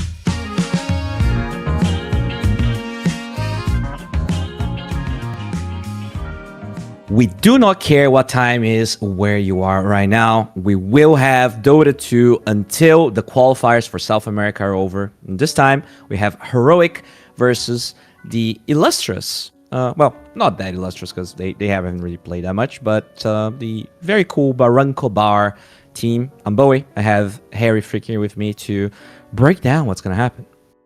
Is BarrancoBar some specific type of bar? I think it's just a name or maybe a reference. Oh, okay. I thought it was a reference in a song, but yeah, apparently it is. Our But it's a production salsa here. bar, you see? Okay, yeah, it shows up on Google. It's 10 seconds remaining. it's inspired in the bohemian neighborhoods of Lima, Peru. Radiant remaining ban. Okay. Oh, there's a awesome, Barranco awesome. bar in Brazil. What? I gotta go now. Yeah, I cannot even believe. Bowie, you don't know even your own culture. What the hell? My culture, hell? dude. They're in Peru. They're like 5,000 kilometers away from me. South America is huge. It's not like Europe where you get a little 10 seconds train and remaining. 1 hour later you cross the whole continent, you know? Get a Doesn't little work like that. train. Things I are don't know, like man. that. I look at the map. On the map, people who created the map, Radiant team possibly ban. European, they're like, this part of the is huge. It is because when you use the globe 10 and then seconds you remaining. make a map from the globe, then Europe and seconds Russia remaining. and the US are going to be Radiant team huge, ban. but everything else is going to be small. So Heroics that's turn how I see the world. I cannot know that it's that far away from you. Yeah, well, it's not you didn't make the map. I'll give you that. All right, but I mean Peru, like it's also weird because I think Brazil is probably the most different country seconds in South remaining. America. I feel like the Latino culture is very. It's kind of 5 standard. seconds Like as you remaining. said, like in Europe things are mostly the same. I feel like that is true to everything but Brazil. Like we somehow decided to be different. Like we're still very similar. Don't get me wrong, but we do have. I mean, the language by itself is a huge deal. But I didn't know we had Barranco bars, and it's only one. But I did add to my list here of places to go. Wait, one Barranco bar in the entirety of Brazil? Radiant Yeah, like it's supposed to be like an homage to. It's pretty close to my house actually. It's like 5 kilometers away. Okay, then I'm really. You don't know that there's a Barranco bar? I'm just kidding. Then I don't if you know, would put a, man. a radius of 5 kilometers 10 around my seconds house, remaining. I would have no idea. So It seems a little bit racist, not gonna lie. Like there's like big llamas and like I don't know. It feels like they're. It doesn't feel very legit. It feels like they're selling what someone would think a bar in Lima looks like. But anyways, we do have a couple of bands here. Vino, I think, is one we didn't get to see at all. Or was he banned in game 1 of the first series? I cannot remember, but it's actually I think it was. I Heroics turn to cannot ban. believe that the hero isn't banned or picked. Hmm. Do you know what the snake bite does? Because people are kind of lost to it. I don't know what the snake bite does. Every time the snake bites you, right? And then every time that you 10 attack, seconds you remaining. take damage. Like it doesn't refresh, but 5 let's say seconds remaining. it does 40 damage plus 40 plus 20 per second, right? But then every time you attack, it does the initial 40 damage again to you. And it's actually quite annoying. Let's say on a hero like a Tide, every connection with his anchor smash is actually calculated as damage. So then you would see Tides when the patch came out, Heroics they turn would to go ban. into a creep wave, use their anchor smash, and lose half of their HP, maybe even more. Huh. That's pretty crazy, actually. Okay. Well, very curious to see that eventually. We're not going to be seeing it this game because it did get banned. But 10 seconds they remaining. did go for a Disruptor here, which is a hero we have seen quite a bit in 5 today's seconds remaining. games. I'm pretty sure we saw it twice in the first series, and we get to see it again. Just a Batrider counter, you think? I feel like people value it a lot for some reason. I When I start to think, there's not a lot of like very strong fives Hmm. other than the Veno. That's about it. Maybe a Phoenix. So maybe they feel like Yeah. Disruptor is the next best thing, right? Teams don't really like the Warlock anymore. Jakiro is okay-ish, but definitely not as strong as he used to be. So Disruptor might be the one people are looking out for, and then we might start seeing CMs, my friend. That's pretty true what you said, because before 741, I remember like 10 seconds. 70% of the first phase bands being supports, right? Like you had the Jakiras and Treants, and 5 seconds. now it feels like we see way more cores first phase band. Like there's one support here, and everything else are cores. I guess Veno is a support as well. Shadow Demon gets banned out here and there, but that's about it. Yeah. Yeah, for now also ignored here, but we'll see if Barranco has any intentions. I think if they wanted it, they would have already picked. So they're probably. You think Mars good, against Batrider? Overall, Yep, Heroic gravitates towards as well, so you could deny it. Huh, into Batrider.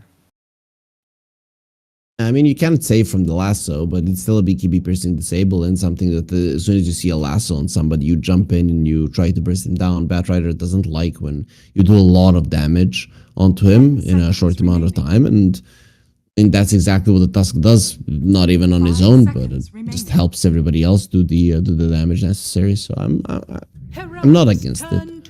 Okay, I'm gonna go for an Alk here on Heroic. That is a hero that we did see play the support, but usually, more often than not, a core. What else are we missing here?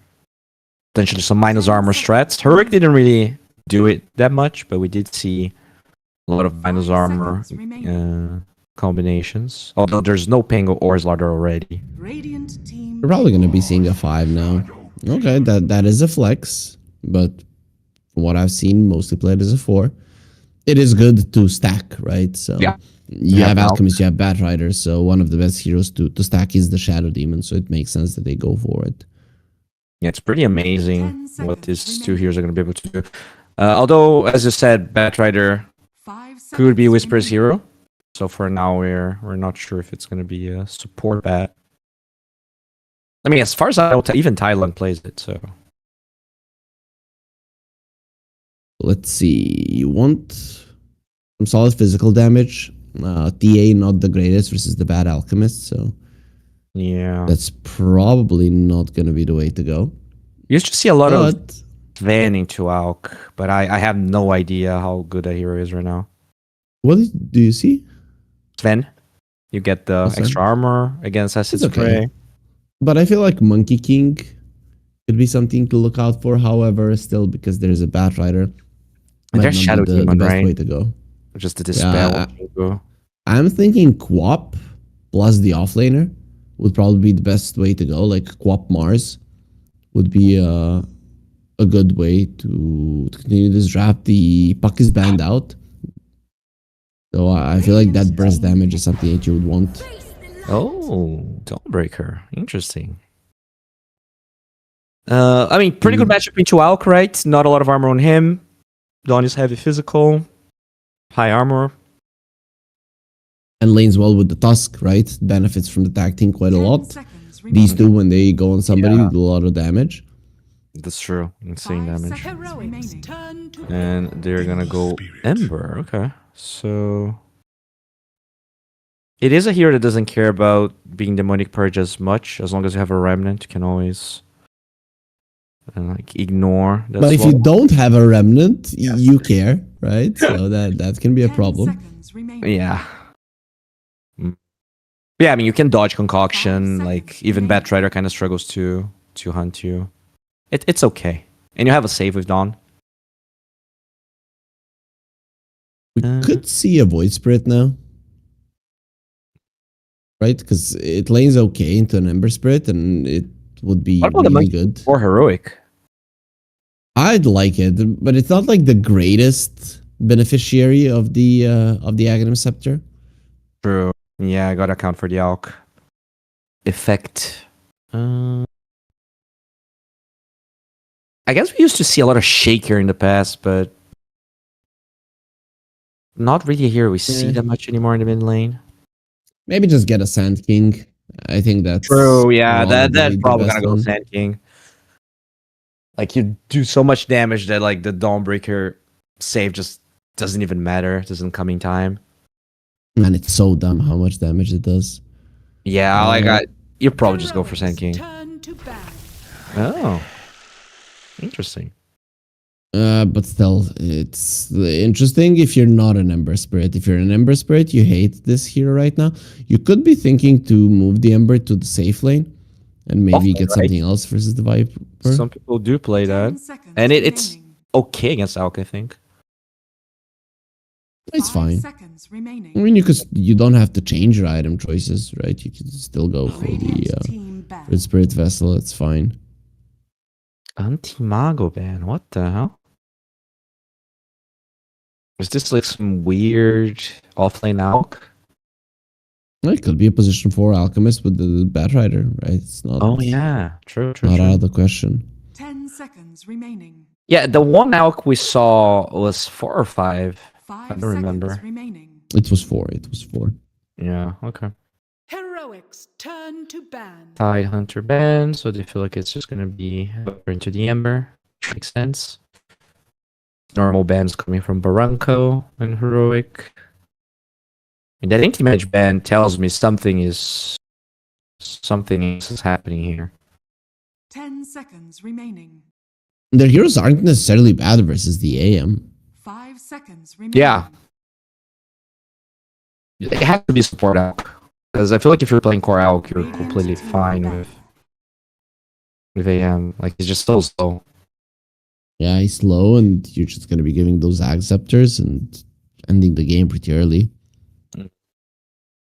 They ban NP. We did talk about that hero.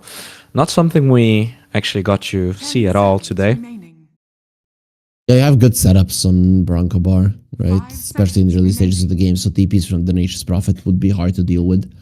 Yeah, and the save is always nice, right? And you can play pretty greedy on the NP and have a Heroics save. turn to pick. They ban the And Whisper. the Pudge. Okay. Yeah, I guess. Could be a good Pudge game. Why would you ban Pudge? Like, what carry do you want to play if you ban Pudge? I don't think it matters. I think it's Aghanim 10 Scepter, right? seconds Imagine a remaining. Pudge getting an Axe. Like, your heals from the Dawnbreaker, they 5 do nothing. seconds These remaining. heroes, they just all die. Okay. It's one of the more OP ones. Yeah, it's pretty good for sure. Heroic, they don't really have a lot of reserve time, and they're gonna get a Lion. So it is Scary Alk off lane bat with the mid Viper, we're assuming here. And for Barranco, what do they need? They don't really have Roche, they don't really have 10 seconds Siege. remaining. I think they just need like a lot of damage, right? Like something that's bursty. 5 seconds remaining. Well, you don't necessarily have to get something like that, right? You can still go Sniper in the mid, just to make sure that you're dealing well with this Viper. With Carry There's Ember. not a lot of jump. Yeah, carry Ember, why not? Get Vessel Mage Slayer still on the Ember. You might not even need the Vessel. Damn. All right. That's why we have our Serbian analyst here. 3 a.m. and his brain still working as if he was just Because I born. took a nap. Because I took a nap. That's what you do. Okay, yeah, You he want did your take a brain to little work? nap, but we will still tell you that you're very smart, my friend. It's an alone sniper. Now, what happens? Well, first of all, tell me what you think of the drafts here. Do you have any favorites? I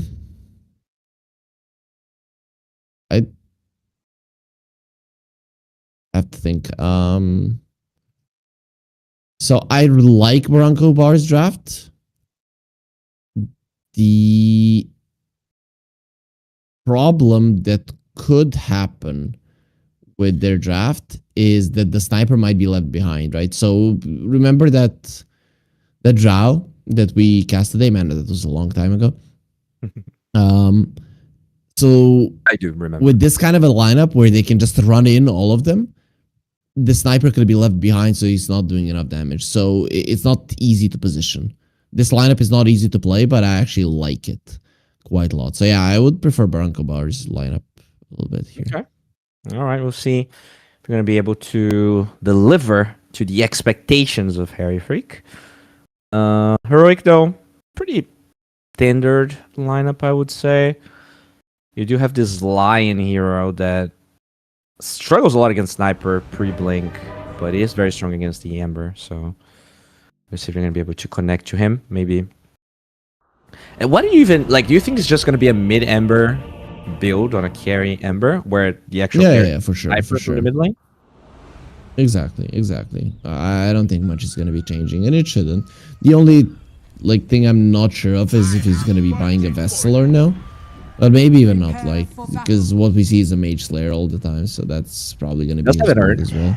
So, looks like at least the Aaron will be built. And we have a Roblox from Malone. Not sure what that's about. That's maybe some internal thing. And I think they're saying he's not a good player, so he plays Roblox. That's why he plays Maybe. Viper. I think that's interesting. To be honest, Viper is, for me, one of the hardest heroes to play in Dota. Like, people always think, oh yeah, you win the laning stage. Yeah, but what then? Your movements around the map with these heroes that are so immobile matter so much, and your idea of how the game needs to be played. Because Viper doesn't push towers. Viper doesn't farm super fast. Like, this hero is weird. And unless you know exactly what you're doing and have played a lot of games with this hero, have great sense of what needs to be done in a game, you are gonna ruin the game for your team. So I'm liking that the young prodigy is playing this hero, because he probably knows what needs to be done. It's a bit weird that he actually did start with poison attack. Usually see pros always like holding their skill point quite a bit, but he insta learned poison attack, so definitely Because has they want to be cool, Bowie. That is the thing. Some people just want to be cool. It's like, oh yeah, you always wait for the to see what you're gonna skill. He should know how he wants to play the lane, right? Either I'm playing with Nether Toxin or I'm playing with poison attack. Like, what's gonna be my play? And then you make a decision. I do believe, though, in this game that he's gonna get 2 points in poison attack and then start maxing out the Nether Toxin. I think that's probably the way to go, because you're not really gonna be bullying the sniper.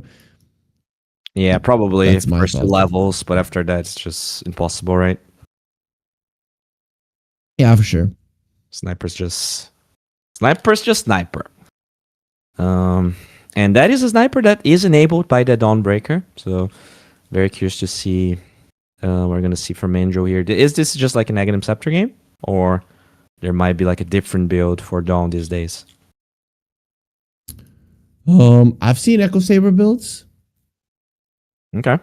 so could be that, right? I've seen Echo Saber, Blink, Shard, things like that. Not out of the question. Hmm. But I like the Ags, I'm not gonna lie. It's a pretty good build. Thing is, you never know and what he wants to do, considering that you have an Ember Spirit carry who isn't gonna be doing that much right click. Then maybe Echo Saber or Blink Shard is the way to go. Yeah, I'm gonna figure out. And by the way, the position of the heroes here, are we sure this is Carry Ember, by the way? Because they don't have any of their actual names. I have a feeling this might be carried on. Because like, why would Ember be there? Who murdered them? Does he want to like steal the rune with Sleight of Fist like a nerdy nerd? Why is stealing the rune with Sleight of Fist nerdy? That's the most like I was never too much of an Ember Spirit player in the mid lane. And to me, that's just the nerdiest thing. Like, you want to be sitting in a place just healing, like, oh, I'm gonna wait for them to come. I'm gonna press the blue and click the rune. I'm so good. What the hell? Wait, you played mid lane. How could you not be a good Ember Spirit? I don't know. I played the hero a little bit, but I think he's my war spirit. I guess besides Earth Spirit, because when I was playing a lot of mid, Earth Spirit wasn't a mid laner at the time. It was a little bit after that. That makes sense. I mean, and Void Spirit wasn't even a thing. So you want to tell me that you only know how to No, play Void Storm was a Spirit. thing for sure. Void is an old hero, my friend. Void is like What do you mean? What do you mean? He's 2020? younger. When 2020. That's a young hero. I mean, an way old hero. earlier than Earth Spirit being a mid hero. Like that's 2024 maybe. Oh, tag team. He is in trouble. Yo, and that means he will be munched down by the Ember. And yeah, I think that's an offlane Ember. Yeah, does look like an offlane Ember. So Meteor Hammer, let's go. Ooh, yeah, I'm down for that. Does have the urn queued for now, but could definitely switch things up later. That's a shrapnel sniper as well, so he will struggle in the first levels against this Viper. Because he has a ward to work with. He's just trying to get as much mana as he can out of Tai Lung, because level 1 poison attack, it doesn't do anything. Yeah. Pretty mediocre. But still you need to be careful, right? Because it's not only about the poison attack, it's also about the predator. So if you are missing a lot of HP, it's going to be making a difference. Oh, the other lanes though, we see Theo dying again. So we're talking about Theo feeding a little bit in game in the first series that I cast in. Looks like this game is not going to be any different. No TP on him. That's like a huge hit to Whisper's lane. Yeah, for sure. And also Whisper started over with Flame Break so that he can cancel out the Starbreaker. Oh. They also canceled the Shadow Demon's salve in the top lane with really good sleight of fist. So overall, I mean, I actually didn't ask you if you thought there was much of a chance here for BarrancoBar, but they have big names. We have Alone, we have Angel. Oh, I told you that at least in this game that I like their draft, right? So I'm. I mean, did you account Obviously, under each, or just the draft? I feel like they can still win.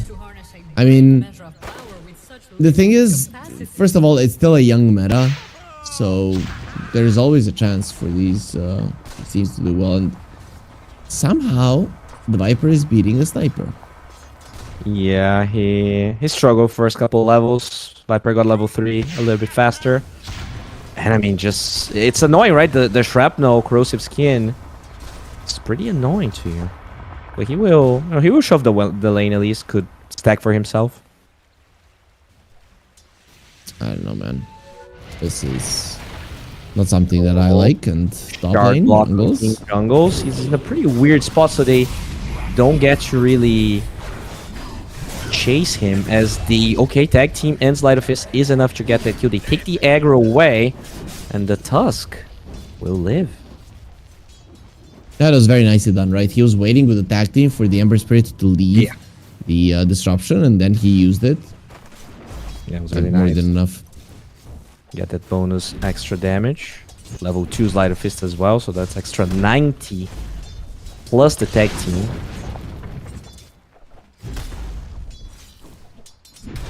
Whisper still has a solid amount of CS compared to the Dawn when we saw how the lane started when he didn't have Theo for the first 2-3 waves. So I didn't quite get punished. impressive. They do have wands and sticks now on Barranco, so they will be able to pressure this lane quite a bit. Top lane, they get the concoction onto the Ember. But the Elk just forced out because of the tag team. Still, you're staying inside of the acid spray. That's quite dangerous. Yuma is now baiting them to do his... Yeah, but they still gonna get the Elk kill. Can they at least kill this Ember as well? No, he has the Flame Guard available. Gets that kill, pushes the wave. Could deny himself to the tower if he wants to, but he will not do that. Actually, Dire's TP's top back to the tower base. is under attack. He's gonna have boots. The waves are gonna connect. He might lose 2-3 creeps, and that's about it. Oh, and look at that. They actually He now also smoke- has earn charges.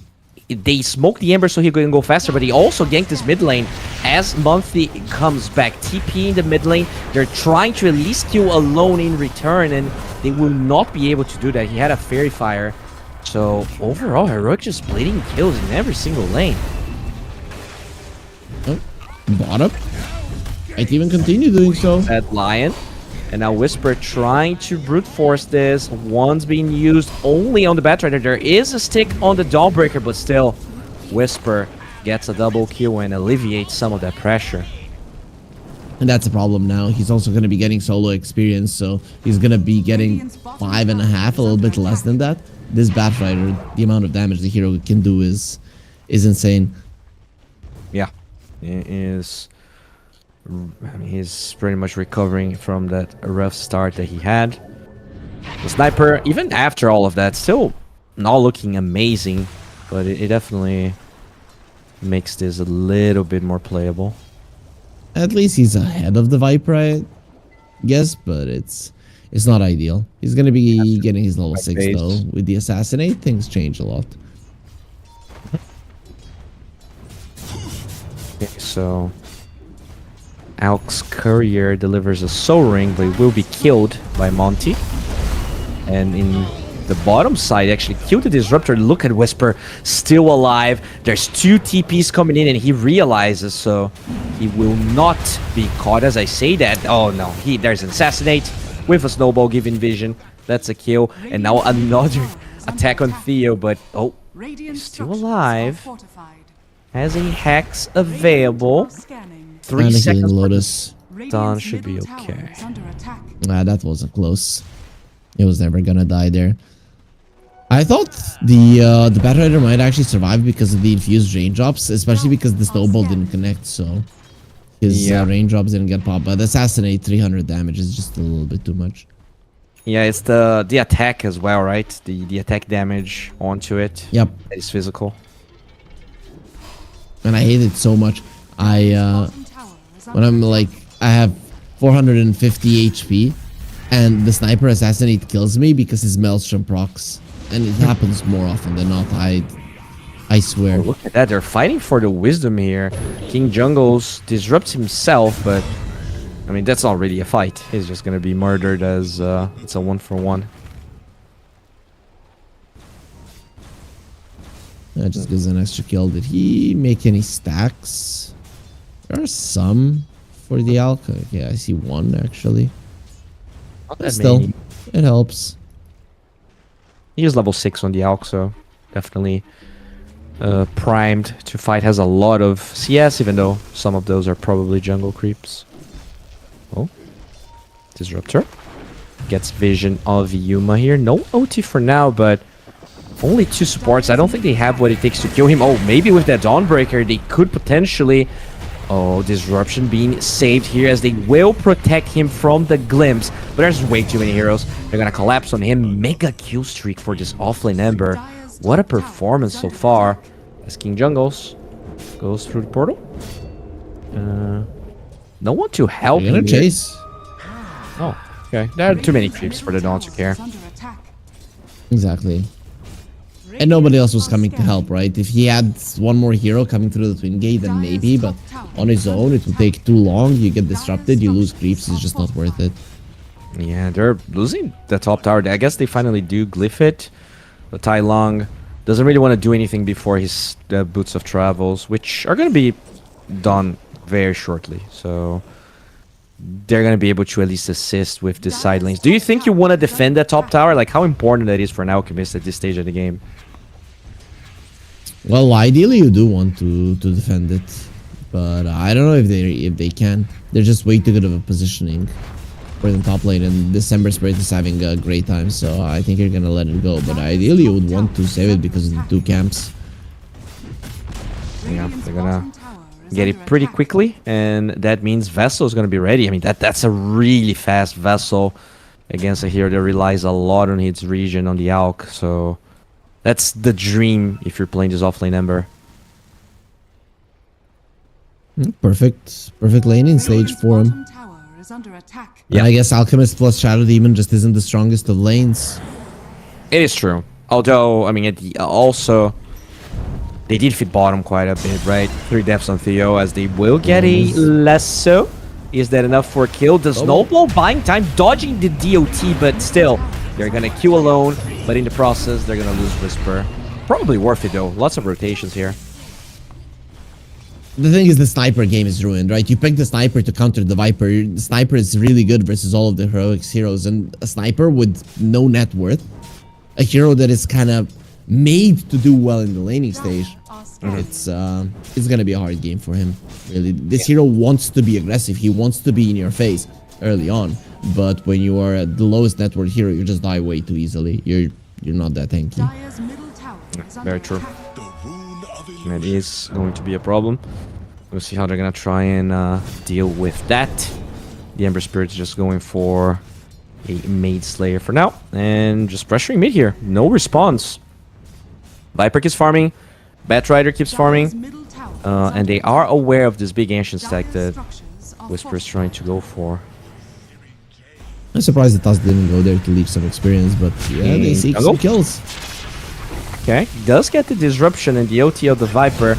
Buy some time, but not enough to really do anything about this mid tower falling. They're still saving their siege creep, so the mid lane tower will go down. And this early game for Barracuda is...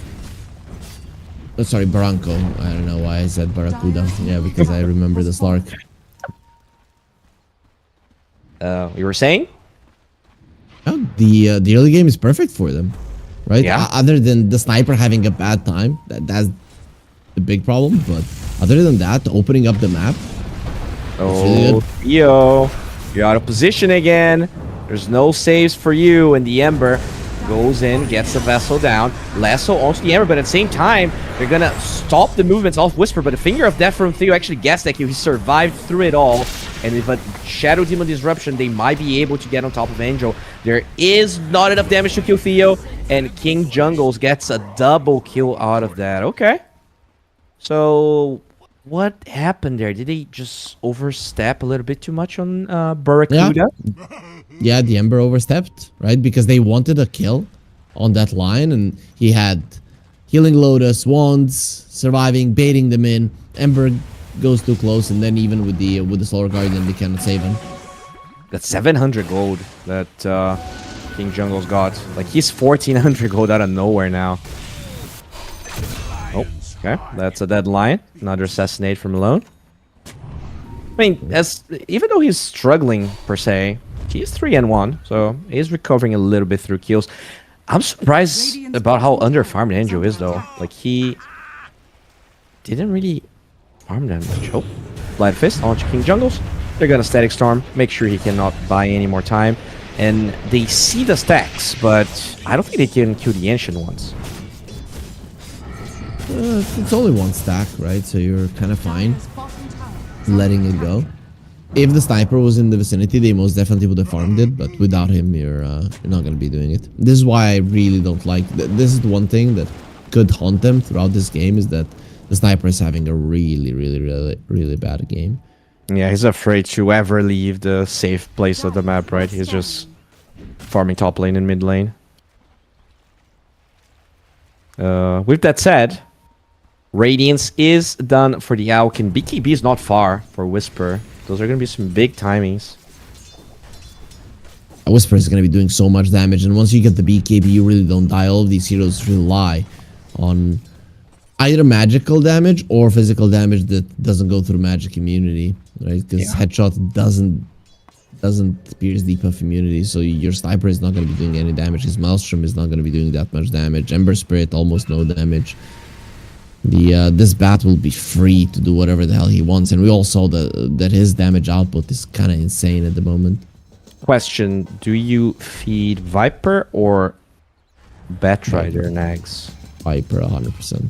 It's not even a question. Just retract your question right now.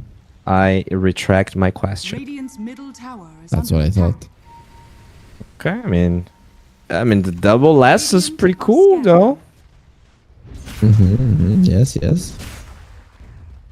It's pretty cool if you want to play single draft. I agree. Okay, that's some hard. I mean, it doesn't have to be that harsh on me, but well, all right, we're gonna be waiting for that eggs as we are still on the wait for the BKB on the Viper. He is not far either. And finally see a move here. Envious Lion trying to cover for the Alk. Oh, we're gonna Static Storm glimpse Mr. Whisper. Do they have a way to protect? Yes, they do. There's a... Oh, that's not even a shard on King Jungles. Okay, King Jungles gets found and will be brought down, but it means that the Whisper Batrider is going to be okay. And his BKB is now... He's actually not buying BKB. Looks like he's going to get a Blink Dagger. Radiant's middle tower is under attack. That's very weird. Yeah. The thing is, though, the Tusk just got his Blink Dagger, so right now... That's crazy. How is that farmed? Okay, I guess he only has brown boots, but damn. No Yeah, deaths. he is so 11. He was a part of 11 kills. He has one death. Dire's Yeah. bottom tower has fallen. Okay, he bought the BKB and the Batrider. It really wouldn't have made sense for him to stay on the Mithril-Hammer or Radiant are Grax. scanning. Okay. Buys extra raindrops as well. Just wants to make sure he's not going to die. They're looking for him, but they are... Well, now they are aware of the BKB, so... I guess if you blink Walrus Punch, you might be able to kill him. Yeah, they're going to try. BKB is activated, though. We'll be able to dodge that Dawnbreaker ult. He has a really good lasso. Kills the Disruptor. 4 versus 1. I'm just gonna kill you. Oh. Oh. The Ember was close. Can we, yeah, give us unstable concoction. Observer. Production. Oh. He's gonna fly into his face, but we lost the... That was nice. I mean, were they wrong on going on the bat knowing he had BKB, or... I think it's fine. Wait. Holy shit. That's a dead Alk. 100-0 from the tag team. It's just insane how much damage he takes. Yeah. I mean, you're low net worth, you just gave an axe, but this Viper is now a problem. See if he's gonna nosedive anyone. It's such an underwhelming name for a Negative Scepter ability. Like, Really? nosedive? Like, that's just... It feels so mediocre. But I that, paid 4,000 gold for diving with my nose. you have to understand that that is the thing they you know, when a plane is falling down, they say nosedive, right? Because the nose is going first. So that's where they got it from, right? I Like understand. Still. like what do you call them? The kamikaze. I see, but still feel like could have been, I don't know, Armageddon of Nether Toxin. There's definitely a better name. It just reminds me of those old Slaughter abilities where they didn't even try, like Bash, Run Fast, Radiant are you know, Slam Ground. It was called Sprint, but okay. I like the run fast. Well, we're gonna get Roche for free here. Branco not really in a position to delay this. You give it to Mr. Viper? Yep. Sean has fallen Okay. to the down. This Viper is Giga enabled.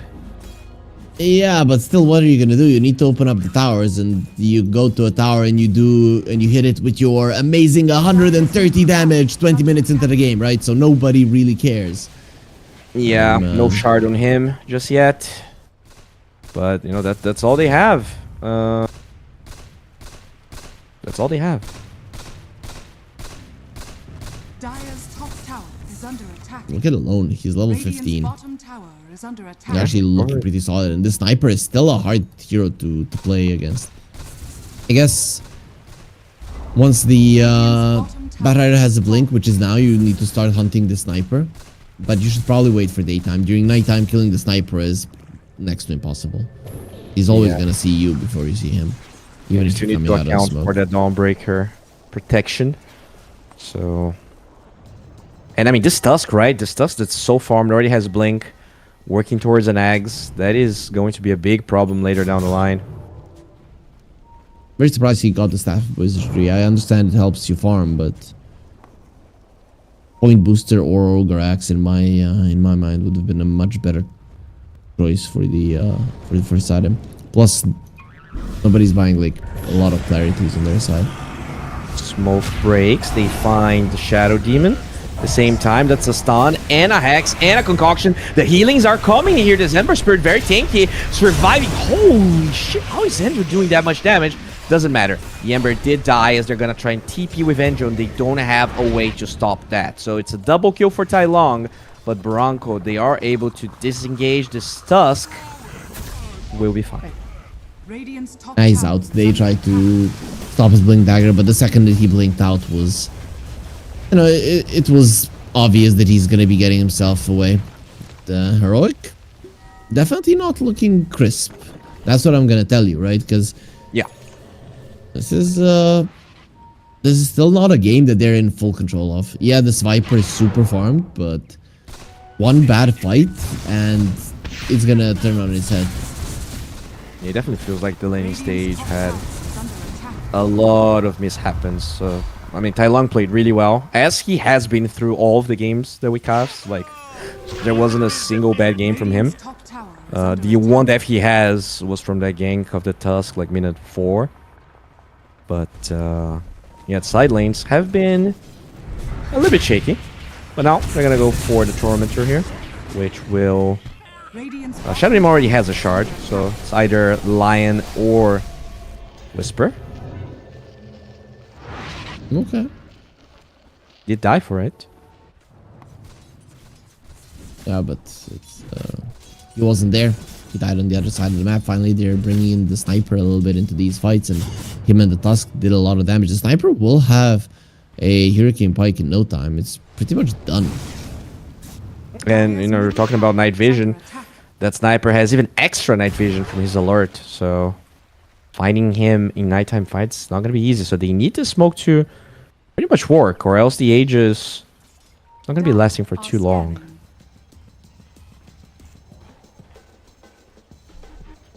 Viper will be having a Bloodstone, and killing him is gonna be impossible, right? You put another toxin, use the nosedive, and you're just gonna be healing so much. They need to take these towers to go for the smokes. Like, the reason Sniper's so hard to catch is that there's still mid tier 1 and top tier 1. Like, he just gets to be whatever he wants.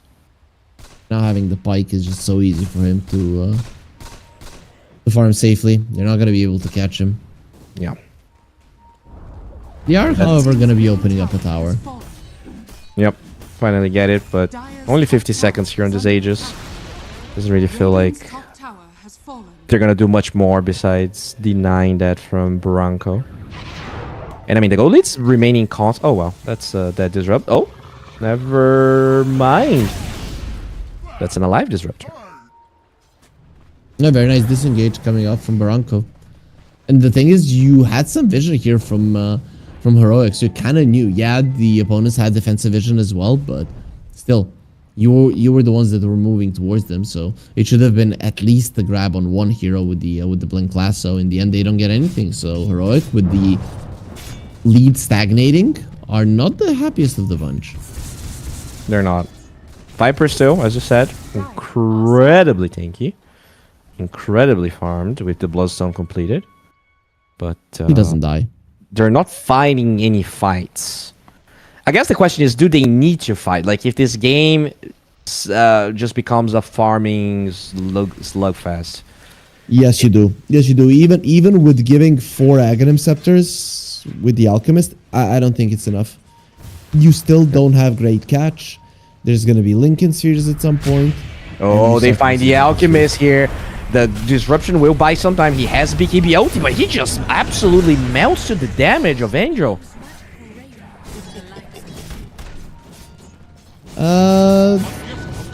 Radiant's bottom tower. Things are 0 becoming and 4 scary here. Yuma, by the way.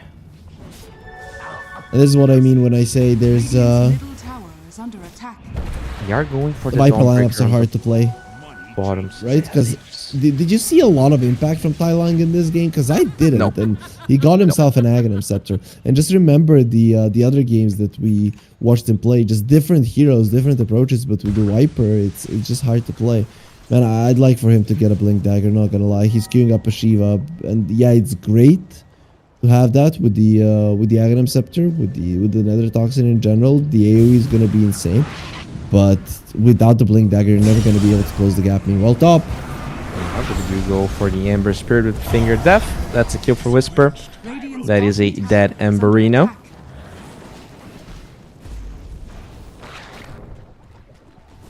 Yeah, And I at mean, least something.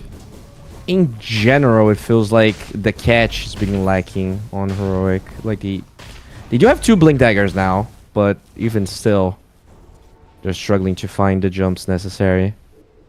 And it's nighttime again, so good luck killing alone. And good luck surviving as well, right? He's probably gonna start playing a little bit aggressively right now, considering that he was a little bit behind from minute 15 to minute 20. Now from 25 to 30, he should definitely get involved a little bit more with the sniper. Because that vision, it's not only to protect yourself, but also give a lot to your team.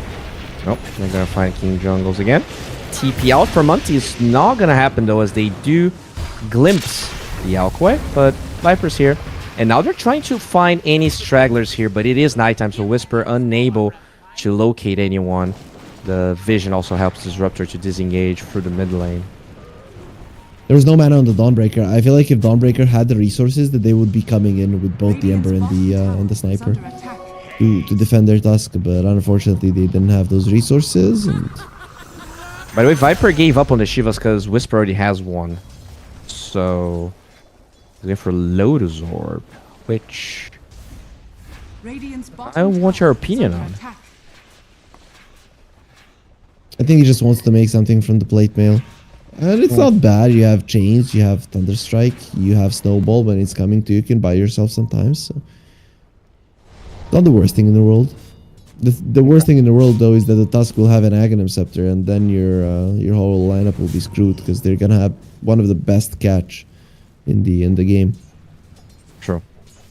That's going to be problematic. And they unfortunately are going to try and go for a play here during nighttime. As we said, the smoke allows them to get Monty, but you know, that's still just a support. At least you're slowing down that Aghanim Scepter, but are you even getting anything from this kill?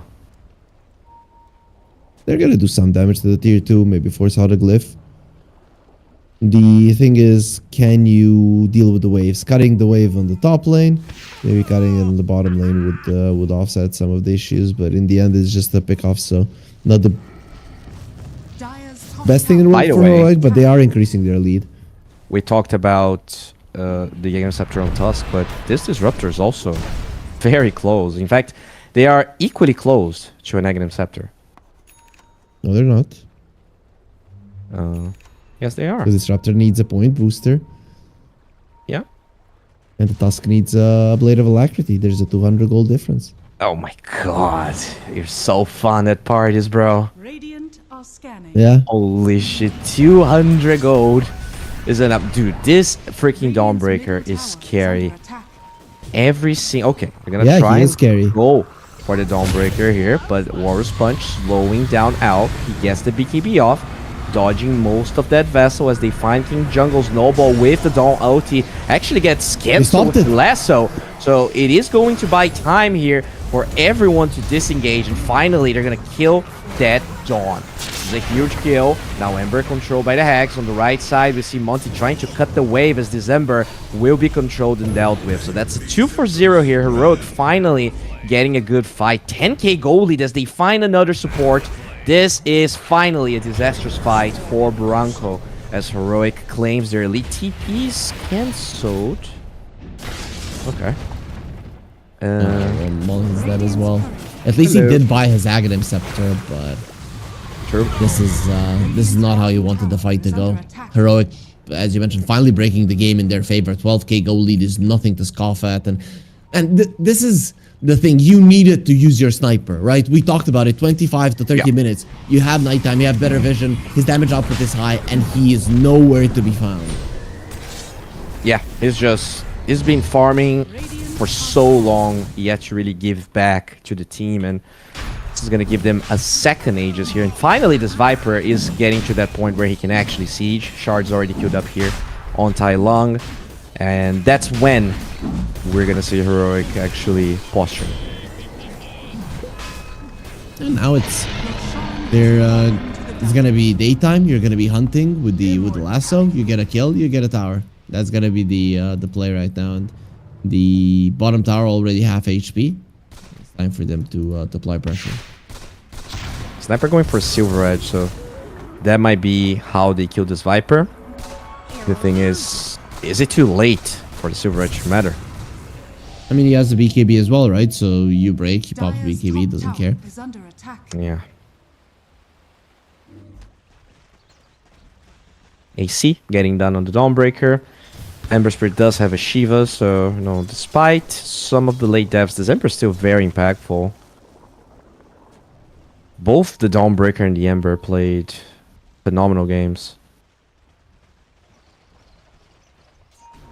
Oh, things are in trouble right now. The Tusk, he did buy his Agnes, hello, but he's carrying Disruptor. that. 70 Goodbye. gold away from the eggs. Gets denied again.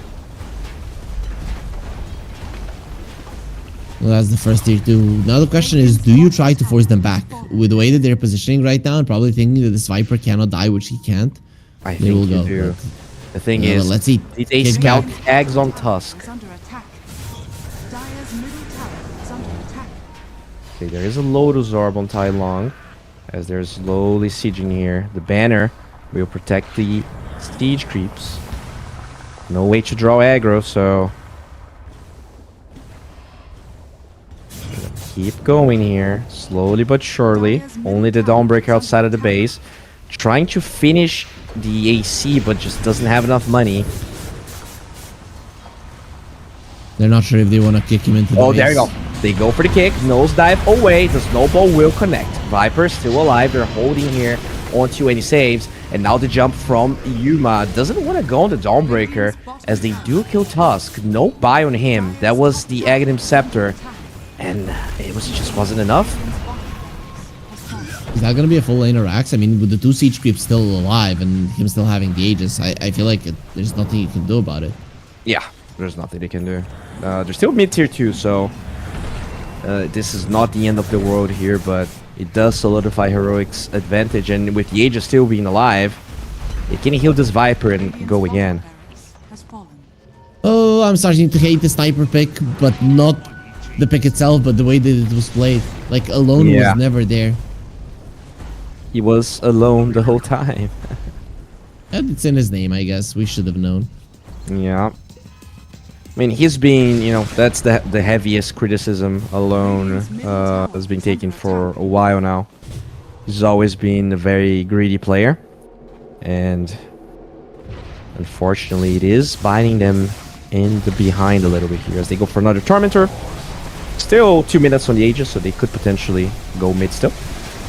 We're gonna go to Theo. He's the only one who doesn't have a shard. Everybody else has one. Damn. Oh, Bat Rider got the Crozier. Let's go. Oh, okay. Very good against It's actually Dawnbreaker. quite cool. Yeah. Yeah, the second that the Dawnbreaker pops the ulti, you pop the Crozier and nobody's healing. Yeah, it's very good against the OT and against the Star Breaker, so very nice item to have. They have an Aegis for another minute 20. You should have time to get another tier 2, but it does look like they're not super interested in taking any kind of risks on the side of Heroic. The game is in their power right now. It's in their hands, so no reason to throw it away. Okay, they're going. Yeah, they were waiting for the egg on Alk, which he actually eats. Interesting. Alright, initiation from the Bat Rider. Does pop his Crugier, so no damage. And there we go. Beautiful lasso into a two-man stun. They're gonna get both supports. There's a buyback on Tusk, but for now, he's just holding it. This Ember completely stuck. Okay, save onto the Alchemist here. Tai Lung gets broken, taking damage. Age is still up, so 30 seconds for him, and he will be respawning. Can he keep fighting, though? Oh, look at that stun from Theo again. Holy moly. That's going to be a dead Ember. No buy on him, as Tai Lung just zoning 2 heroes by himself to get a tower in Heroic. Oh, wait, did he miss the Wars Punch? I'm not sure what happened there. Mukti, this is a dieback. Okay, another Dawnbreaker ulti. Good disruption, saves the Batrider, and he blinks away as now the Dawnbreaker by herself. They absolutely bait themselves into a fight they had no business taking.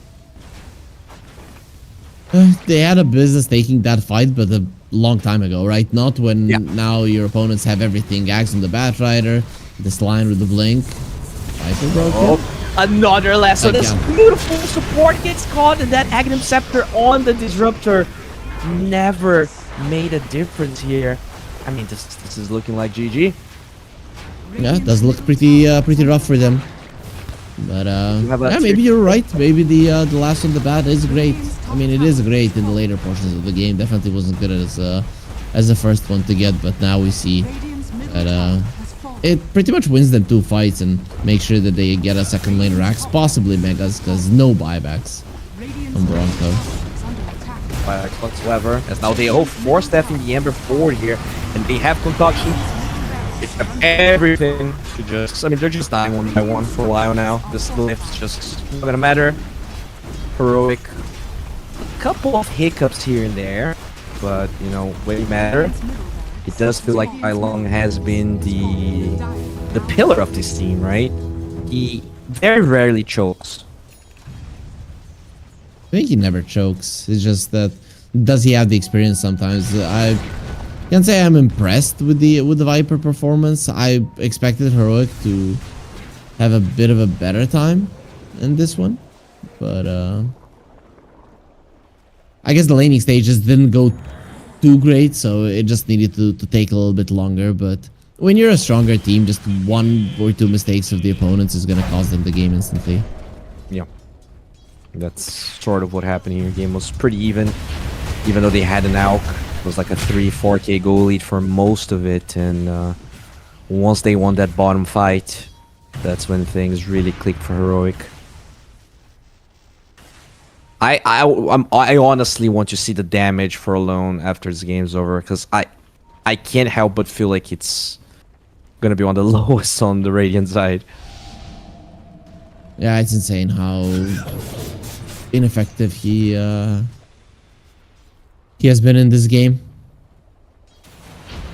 Starting from the laning stage and then going over as well. The fact that he was supposed to do a bit better in the laning stage, and definitely struggled quite a bit against the young boy Tai Lung. He's 18 now, right? Yes, I think so. I just love his name because it kind of reads as a Karate Kid villain name. Like, I don't know. Feels like he's just, You know who Tai seeing Lung his is? face. No, I don't. It is the main villain of the first Kung Fu Panda. Okay, that's yeah, I know that guy. I've seen the movie, but I didn't remember his name. I mean, I don't blame you. I'm watching Kung Fu Panda now every day. My daughter is a big fan of Kung Fu Panda, and then once a day she will say, or 4 times a day, but once we will play it for her, right? And she's like, I want to watch Panda. Oh, that's her favorite movie, actually? Now it is. That's fun. So I'm battling Tai Lung every day. Well, looks like Tai Lung will not have to battle anyone in the next couple of minutes here, because this game, it is looking, it is definitely Heroic's game to lose. 37k goal lead. Yauk fed another Aghanim Scepter. I believe it was on Shadow Demon. So King Jungle's now working with 2 charges of Purge. Why don't you give it to a lion so that when there's a double lasso, there's a double Dakadara as well? Yeah, that would have been funny for sure. But Yuma wants to win as they will kick the Viper to the tier 4 to 4 step, actually bringing him even closer. They're gonna get a really good disruption, saving him as a double lasso finds the sniper alone, is dead again without doing pretty much any damage. The break onto the Ember Spirit. He's gonna slowly tick down to the damage of that Viper. And this game is a GG. Monty calls it, and what a I'm sure underwhelming is really the word I want to say, but from how good it looked in the beginning, it feels like Barranco could have been a stronger performance. I mean, you know, early game is something that you can just learn, but as you go through the later stages of the game, Heroic is just gonna have more experience, and it's normal that you're not gonna be able to stand your ground. So that's just how it is. And Sniper did 19,000 damage. To be honest, he did almost the most in his team. Huh. Somehow, I mean, Sniper has that small amount of damage that you never see, but I expected more from him. And I feel like the entirety of the BarrancoBar team would have done a lot more if he was there, right? If he was there baiting. Come on, Hero, go for me. Then when you see a Sniper, you kind of can't help yourself.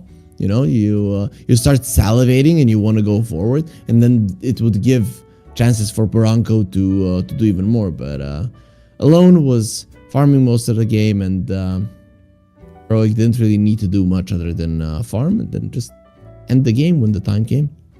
Yeah, and you know, talked about damage, but when we go back to GPM, right, Ember has way less GPM than him, did more damage. So it's not only about how much damage you did, but how much you took from your team's resources and how much you're able to put out. But yeah, as you said, BarrancoBar, they do lose game number 1. They did give us maybe a bit more hope than we expected against a team like Heroic. So maybe game number 2 should be what they need to upset the favorites here for the South American qualifiers. Bowie, you guys just watched the beautiful Harry Freak, and we're going to be back in about 10 minutes with game number 2.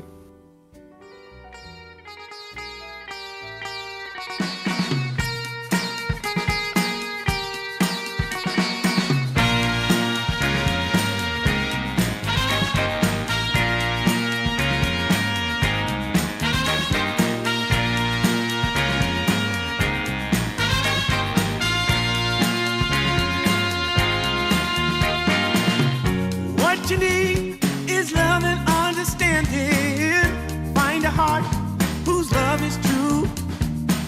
Deep down, there's only one companion who's there for you when you need him to be.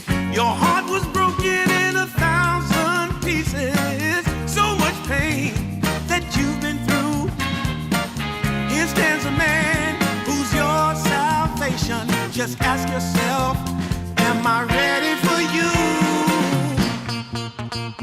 100% now. I'm ready. 100% now. Yes, I'm ready. Eyes wide open. I'm ready to move. 100% now. Take a chance in a new direction. Any place you wanna go. I don't have all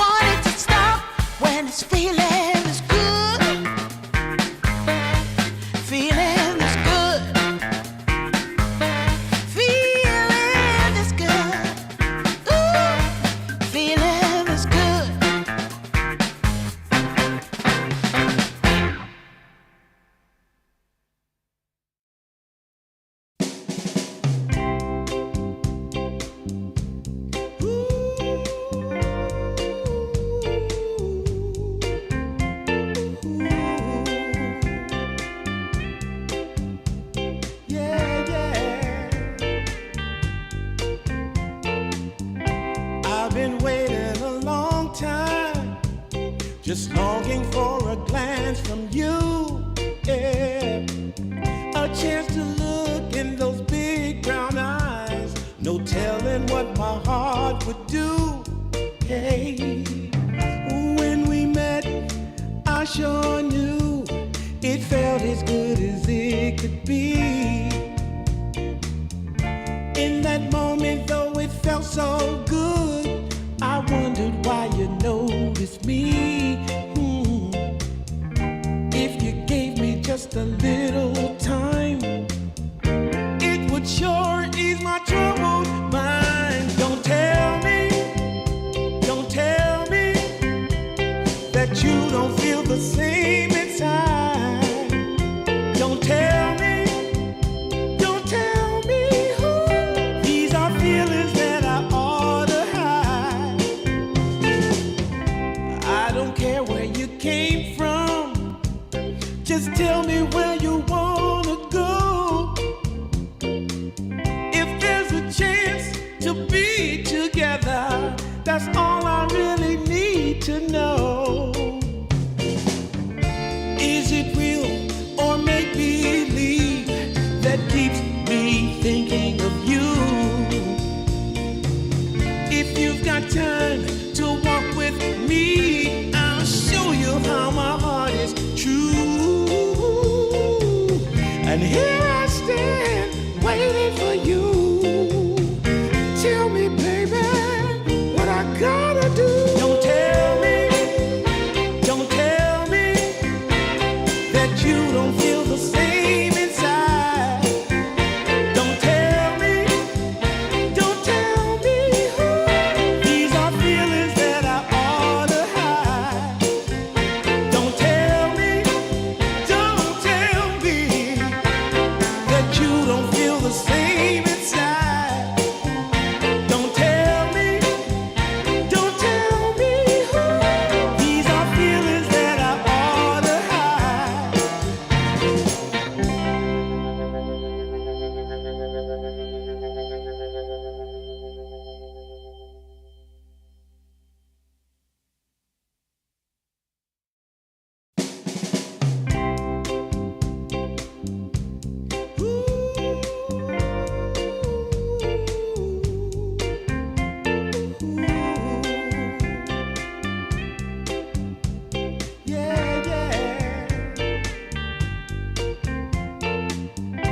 I've been waiting a long time, just longing for a glance from you.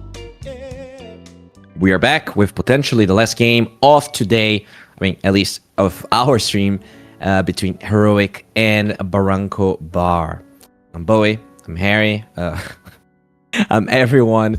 And Harry, do you have You wish, my friend. I wish I could do this stream all by myself. No production, no Harry, no teams, just myself. But no, I'm here with Harry, and let me know maybe the recommendation you have here. If you're playing against Heroic, what would you change from game number 1? Okay, so here's the thing. Have you ever seen like let's say a basketball game? So how does the underdog win? They run and they shoot, right? They don't do too much of being cautious and stuff like that. You throw that out of the window and you play without restraints, right? Which you should, because you should have no pressure when you are not the favorite, right? When you're not the favorite or complete underdog, like in this one, there's no pressure. Like if you lose, nobody's really expecting much, and if you win, it's gonna be awesome. And if you play with all these restraints when you're scared to go forward, scared to lose, you're gonna lose 100%. So I think that's kind of the answer here. In the previous game, if they just let go and just went forward, they would have had a much better chance at winning, rather than being like, okay, I'm gonna farm and then what? And then what, my friend? And how can you only farm? You have to do something. They had a Tusk who was super farm, had a Blink Dagger, and they maybe made 1 or 2 plays and that's it. Where's the aggressive wards? Where's the aggressive plays? Where's the diving towers and stuff like that? It has to be there. if it's not there, you are just passively gonna lose, because the later it goes, the harder it gets to control the map and so on and so forth. And they have more experience, they have more knowledge, they're a better team. They're gonna punish you for it. So, you know, fight like a young man. That's who has nothing to lose. That's it. That's what I would want to see. Okay, well, they are, I guess for Dota terms, they might not be that young, but for, you know, human terms, I'm sure they are young enough to try and channel the young energy you're asking for. Draft-wise, you actually did like their draft, right? So it's not like they have to change anything with the way they're drafting. Yeah, I like the draft. I don't think draft was necessarily an issue. It was maybe if you really want to play an Ember, try not to allow the Viper, try not to allow him to get completely countered. But I mean, they adjusted, right? And if you have the capability to adjust as a team, then you can get away with it, because then you could say, okay, they baited a Viper pick. But unfortunately, that hero with which they tried to punish the Viper pick didn't do too much in lane, and later on didn't really do too much in the game. Do you think there's a chance Alone's not that much of a sniper player? Like maybe it wasn't fear, he was just uncomfortable? 10 seconds. As far as I know, he should be a sniper player, right? Let me check. 5 seconds remaining. So he has Heroics turn to ban. heroes. Oh wait, what? I have to sign in. Okay, I give up. But yeah, let's assume he plays sniper. I think he definitely does. Looking at the bans, they're gonna ban that Batrider, and you know I really like that because I think Whisper, alongside Tylung, but he really carried the early game. Like Theo was just dying 3 times in a row, bottom, and there were a lot of fights that Whisper kind of turned by himself there.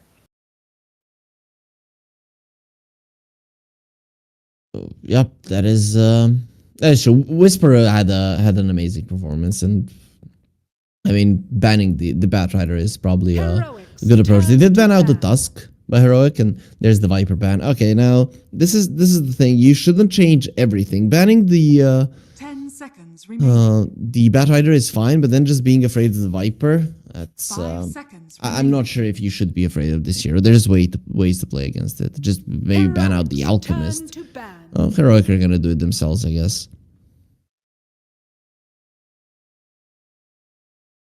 10 seconds remaining. 5 seconds remaining. Because I lost Bowie for a second. That's fine. That's fine.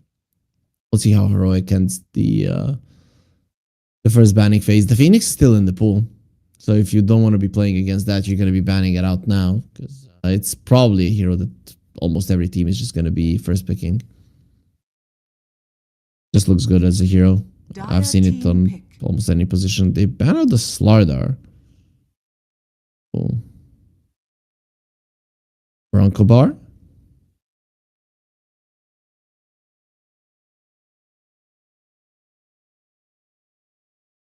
What are they going to pick? 10 seconds remaining.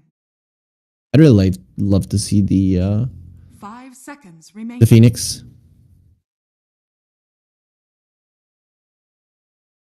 Heroics turn. They're taking their time. They go Beastmaster.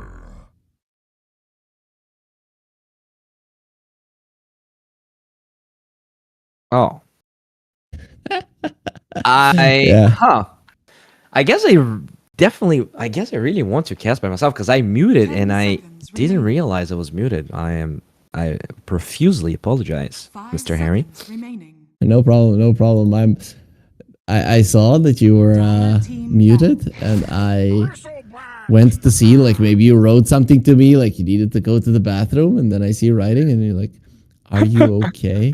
Dire team And I'm ban. looking at it, and I'm like, I am the okay one, Bowie. There is one of us that is not okay. We have to be very grateful you are the one that's casting at 3 a.m., not me. Heroics Because turn if to it was ban. later, I definitely... Yeah, imagine Bowie at 4 a.m. Holy 4:20. moly, you don't want to imagine it. And it's not pretty. But Bristleback, definitely a good answer to Beast, right? You can kill the boars and the 10 seconds remaining. the hawks with your quills. 5 seconds remaining. Yes, you can. Turn to pick. But we'll see where the Beastmaster will be Dire laning, team right? pick. Can you? I cannot believe that the Phoenix made it through. This is so weird. And I thought that this was just going to be first pick instead of the Beast. Why would you ban Puck when you have Beast? Like, is it too hard to catch? Like, what is it that 10 much of a problem? seconds remaining. I don't know. Maybe they want to play a Quap or a Storm. No, they do pick Hoodwink here. Not necessarily a Phoenix counter, I would say. Just an overall. They have a lot of damage, and the damage amplification. When you have, it's a really good combo, right? The boomerang with the X's 10 amplification seconds and all the shit Beastmaster has. 5 I guess you seconds should remaining. have another range support, something that's going to help you deal with the egg. Like a Jakiro wouldn't be too bad. Remember when Snapfire was good, and you could just pick it into Phoenix with no hesitation? I feel like people are just writing it off for Yeah. no reason. I feel like Snapfire is okay still. I like what they did with her. I think she just should be good enough. Have to be careful about Rubik. I feel like that's the one hero, especially against Heroic. I don't think you can pick it here. But they do pick the Venomancer we're talking about.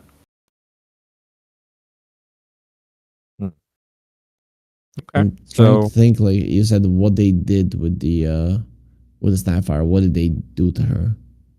it has to be like 10 now seconds you remaining. When like people you are do closer damage to deal more from- damage. Is that Yeah. what you 5 meant? seconds remaining. yeah. Because people were playing the other facet before they changed her, right? Like they were playing the whole scatter shot from afar type thing. And they're gonna go Pingolier. Okay, is there any more OP heroes that Heroic are gonna get? Bristleback, Phoenix, Pango. These are like first ban material heroes. I guess you pick. I don't know. Shadow Fiend here. Get even more Mind's Armor. I feel like they're gonna be getting a support 5 right now. seconds remaining. It's the most sense And they have to 24. do it. So, what is good? They don't have a lot of stuns, so maybe a support with a stun would be nice. Get a line again. Good, right? If the enemies banned out the puck, maybe they want to be playing something. Doesn't he hate Veno Something Wars mobile. though? Just like enable Yeah, I guess. to maybe. I mean, Disruptor doesn't sound awful for Heroic. You're gonna be relying way too much on your level 6s, and we saw that they kind of screwed up the laning stage in the previous one. I wouldn't put that much emphasis into your supports getting it. Okay. Dire team pick. Well, they're gonna go for that Rubik we were talking about. Stolen That's smart. Roar, stolen Sharpshooter. Yeah, but also the small things, right? Any Venom spell is Dire team great. ban. Any Hoodwink spell is great.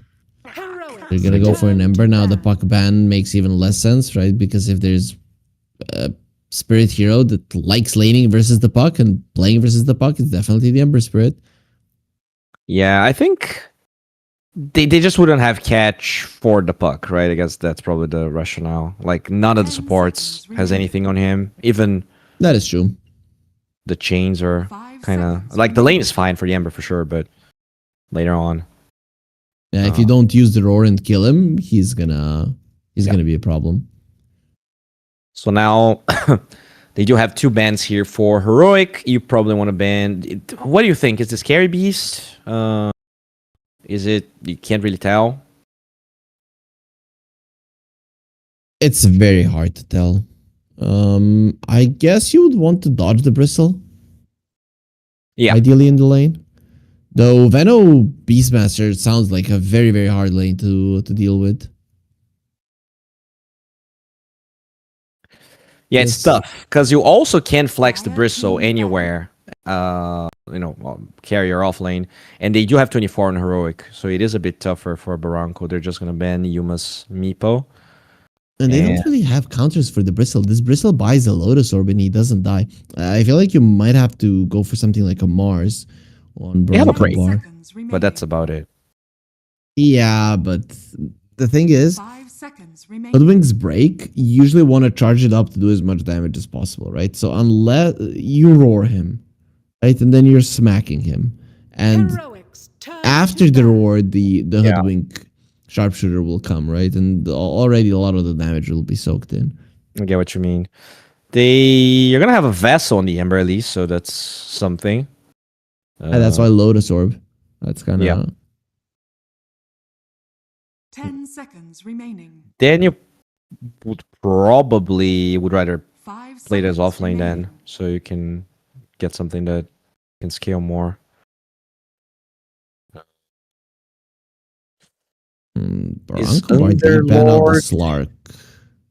good here for Barranco? Which one? Underlord?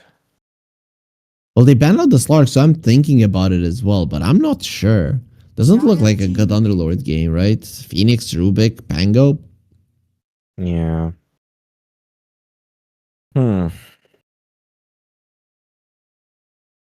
What do you need? You need lockdown.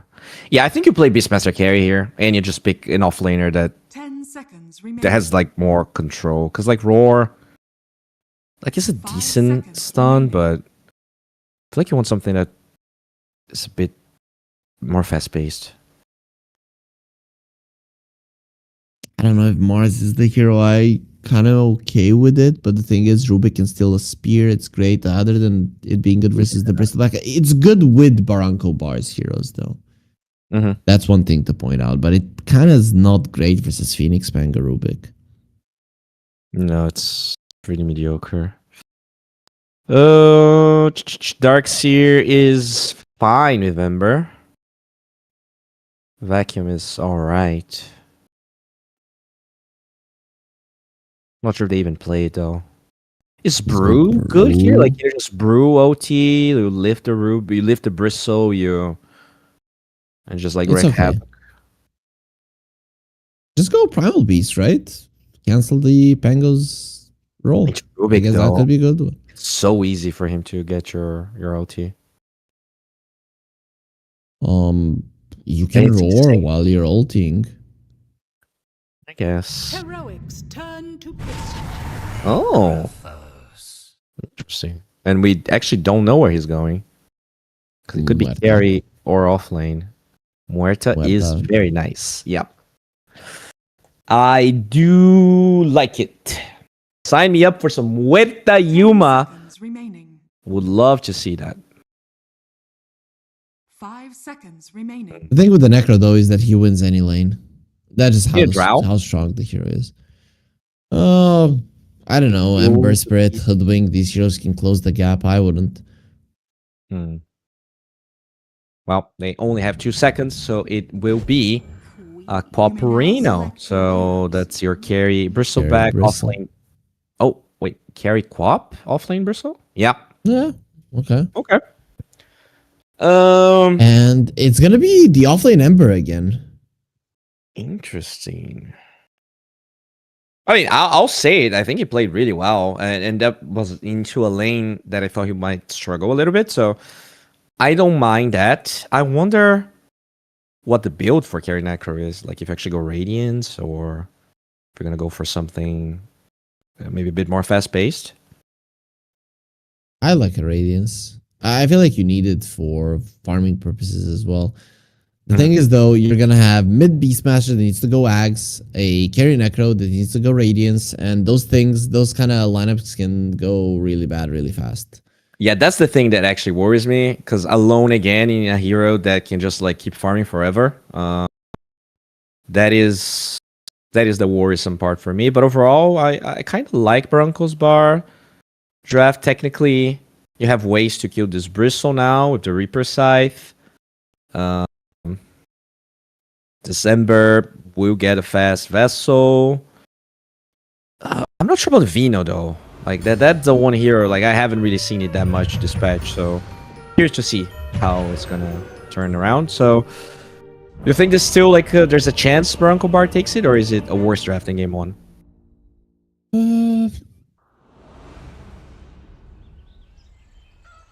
Let me think about it a little bit. I'd say they have a chance. Prepare Okay. for battle. A chance I don't- is had. Yeah, I wouldn't really write them off that easily, but the thing is, this lineup of theirs right now is harder to play than the previous one.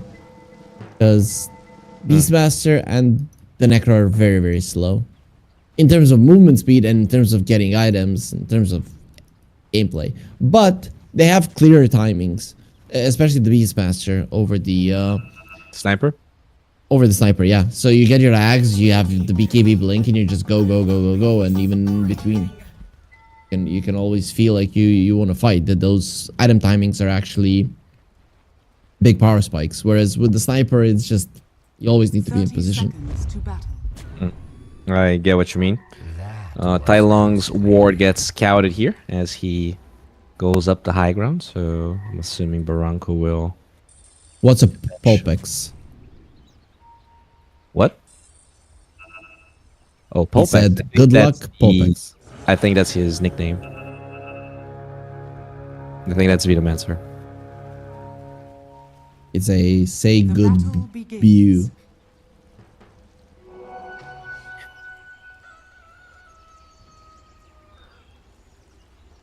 So they Bowie. are again going for that three-man, three heroes on the top lane play. Maybe they can push out Whisper, though. Is Monty? Interesting. They want to lane the Phoenix with the Libris Black, and maybe that's better. Is the Veno Necro? I'm not sure. Yeah, that's interesting. Rubik and Quap lane. I guess they have a lot of range, so it's gonna be annoying. Yuma already got beat up in the bottom lane, losing half his HP. That's something. Yeah, not ideal. There's also going to be a co-op that is forced to go for Scream of Pain, which means that you're not going to get the heal that you would get from carry co-op. HP regen is a problem when you don't have auto. Does Shadow Strike doesn't heal any longer?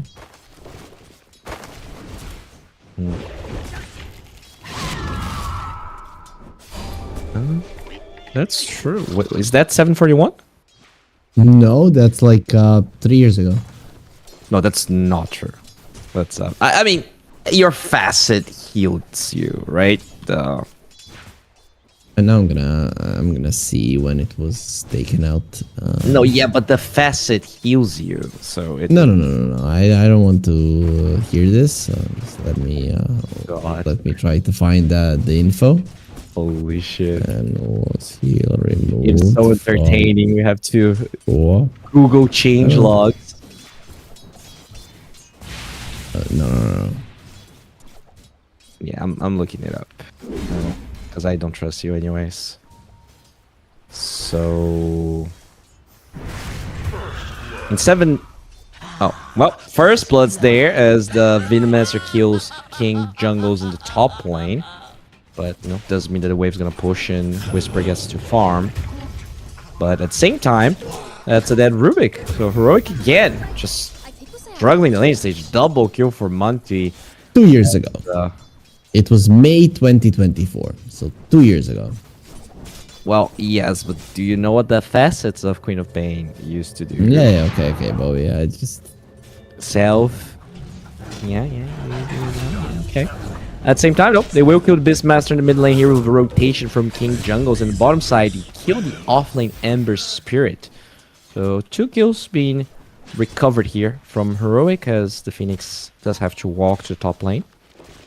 still, this is 2 games in a row that an offlane Ember Spirit is just crushing it. I don't think it just happened this way in the laning stage. I don't know, man. Is Ember a good offlaner? I don't think so. South America, man. Players here are built different. Someone steals your mid laner, you gotta learn how to play offlane Ember. That actually makes sense. Yeah, I mean, I wouldn't be surprised. But no, they play Europe, so it's probably actually your guys' fault, not really South American players. Yeah, I mean, it is our fault. Oh, Monty is dying. Oh yeah, he is, but they also Venomous Gale Whisper here as they're going for a play, but he's doing a lot of damage, and with the slow from Icarus Dive, okay, they do have a 1, which means the Venomancer is going to be fine as Whisper playing with fire here. Bottom Rubik dies as well, so these side lanes are crazy. They're just consistent fighting. If that's how it continues to be and they get high levels, then it's going to be the... Root into a Bushwhack, and now that's a dead Yuma again. What is... This game's crazy. 8 kills in 4 minutes. Yeah, but if there's Bloodbath on the side lanes, then the mid lane rotations are going to be deciding a lot. And you know who doesn't rotate? A Beastmaster. You know who rotates a lot? The Pango. Oh, can they cancel this? Beast has to live. Oh, no boot. Oh, they actually do have boots on Rubik, but not fast enough to... That would have been a disaster. Would have been a disaster if he lifts the Beastmaster there and alone dies. Yeah. Complete disaster for the Dash side. It is sort of a disaster anyways, right? Because you still have to... Like, Whisper has to walk base, so he's not even getting any experience from this. And the supports are just aimlessly wandering here. Yuma, another Bushwhack with the chains, with some damage, blinks out, but can't even right-click any creeps or else he might die. Dire are scanning. And he's not even going to be healing that much. Yeah.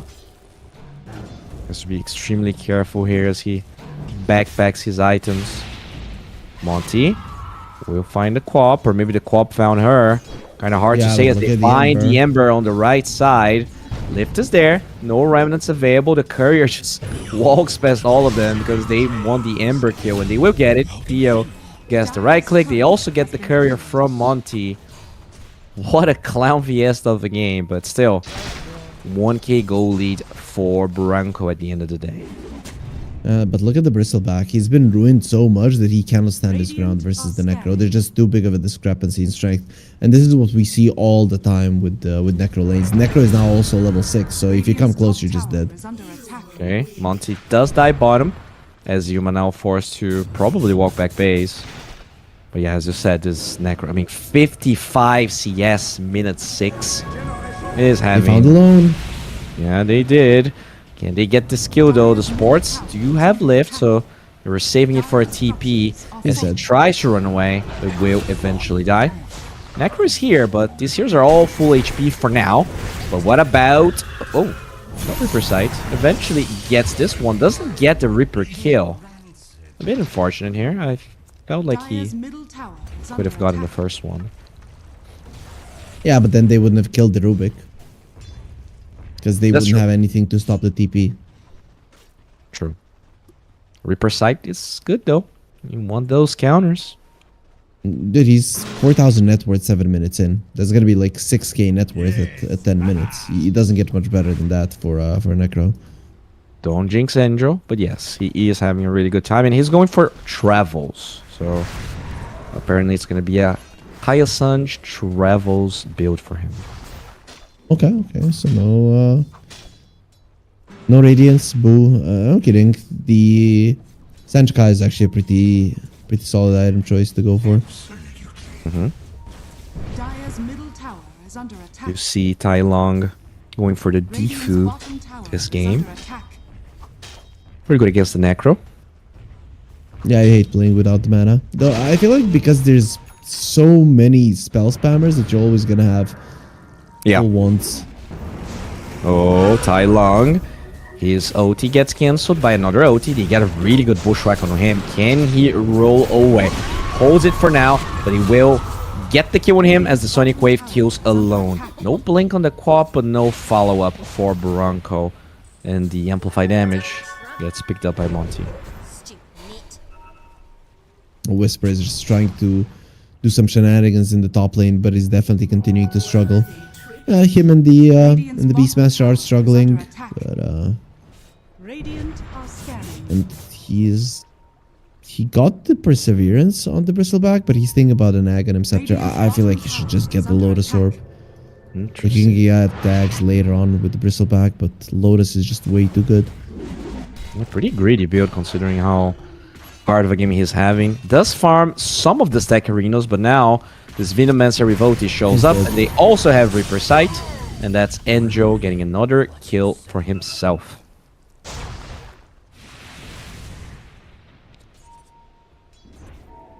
In the meantime, Yuma though, barely survives bottom.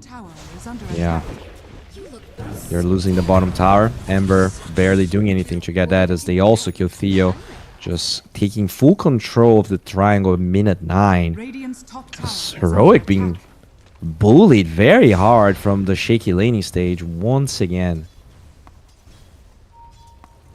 This early game is something that they really need to work on, right? That any solid, like, tier 1, 1.5 team will punish them heavily for lanes like this.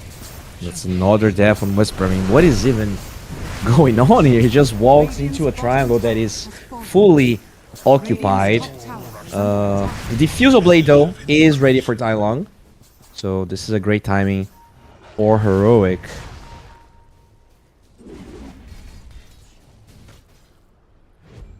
They do have the egg, they do have the Diffusal Blade, so the timing is there. Okay. Start Oh, changing this hello. game. Icarus dive with a lot of the damage.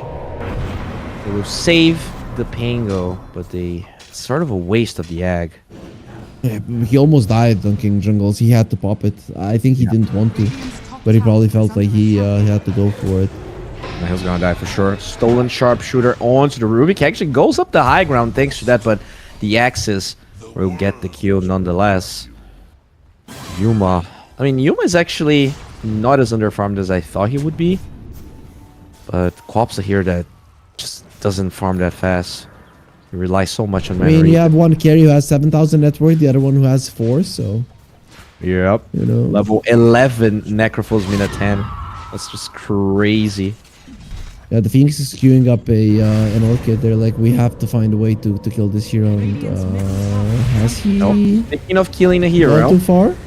Does have Reaper Sight available. Can they cancel this? They cannot. The Rolling Thunder is a bit too late, and I guess they're gonna find this Hoodwink, but it's just not. Help is coming for the Hoodwink. Well, she's dead regardless. The OT of Venomancer will not find any follow-up, so... You know, you kill a support, but it still feels awful. Ruby has a good spell, though.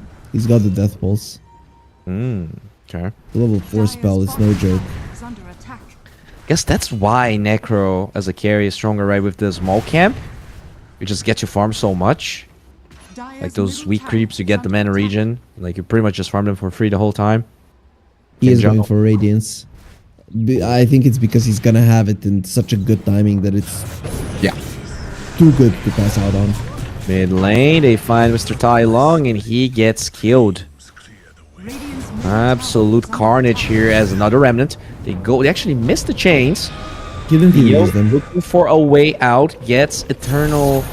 Well, he's gonna get Reaper Sighted anyway, so really annoying that they're gonna lose him in this mid lane. I don't know if you ever get a chance to play this game again.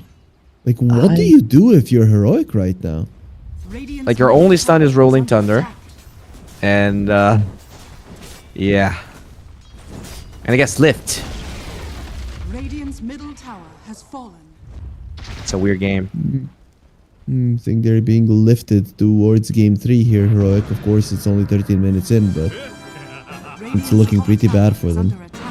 Yeah, 5k gold lead, 70% win probability this early on is in the mid lane. They're just running at heroic, and they don't really have any response. Every hero, every core is just farming side lanes. Did you remember how I told you that how you win? Egg gets popped. Should be not enough. And this Ember now has a freaking Vessel. Ember Vessel, Distiller on the Hoodwink. It's kind of weird that they Jungle's didn't not put the happy. Distiller Look on at the Venom. drawings. Look at the drawings. Are scanning.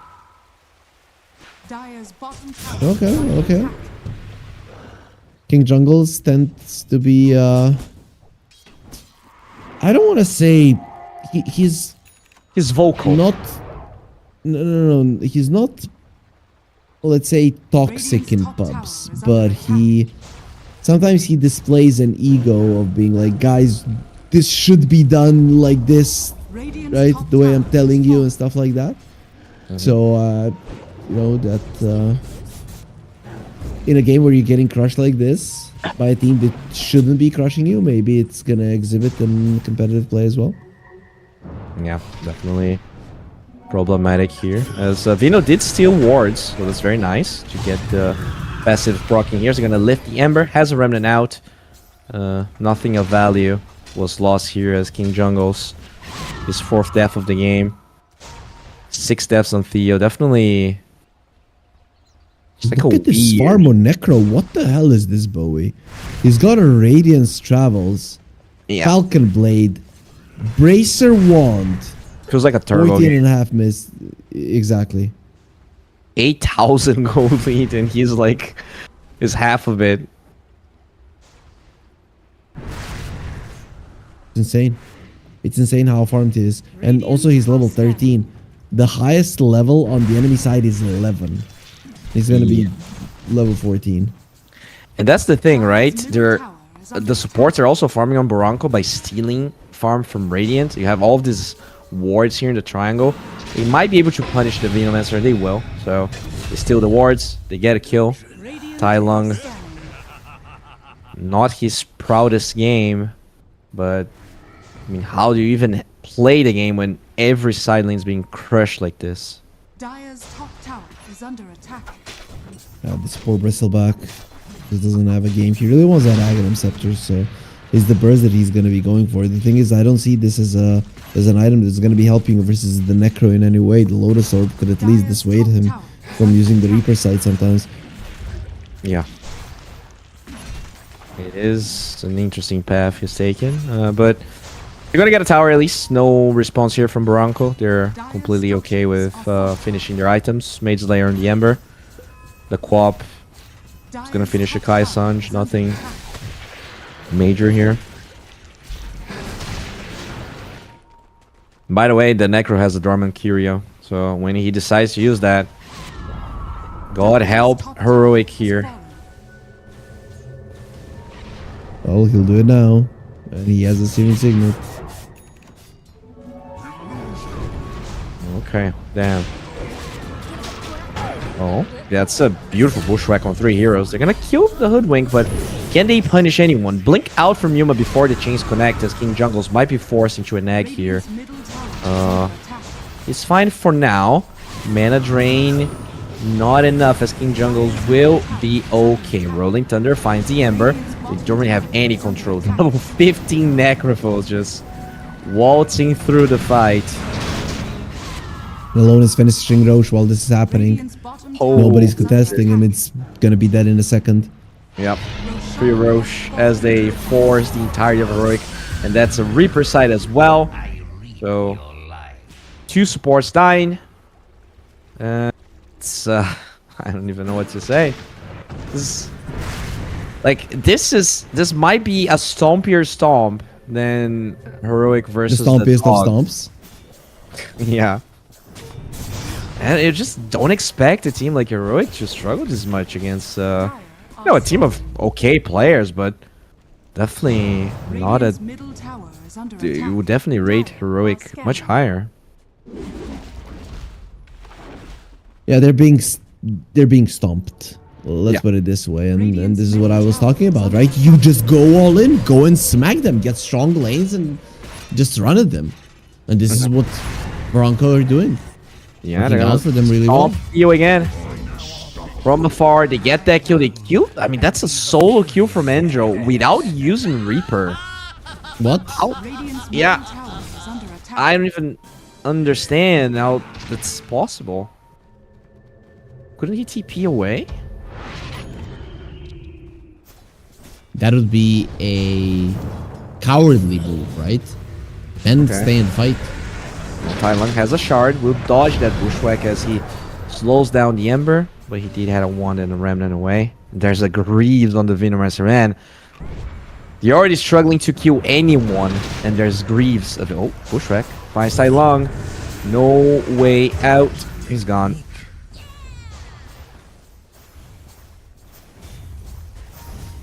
Okay, so right now we are preparing for the last game of the series, it seems. Oh, there you go. Reaper on another support. 4 stacks of Reaper Scythe. That is not looking good. Radiant's middle tower is under At one attack. point, you are gonna say, I don't want to play this game any longer. King Jungles is farming in front of the enemy base. Right? That's the only place that he can be at, and now he's probably gonna die. Yep. Yeah, he does. Huh. Interesting. I don't know, Bowie. This to me looks like a game that you should maybe just call it. I know it's this lead to me. It feels insurmountable. I'll just put it that way. Like, this is not an Alchemist game, right? This is just like a Necrophos that somehow just Radiant's got the game of his middle life. tower has fallen. Nope. Theo. Okay, they want to bait him. So for now, we try to go on the Ember. Really good. Oh no, the Slide of Fist dodging the Sonic Wave damage.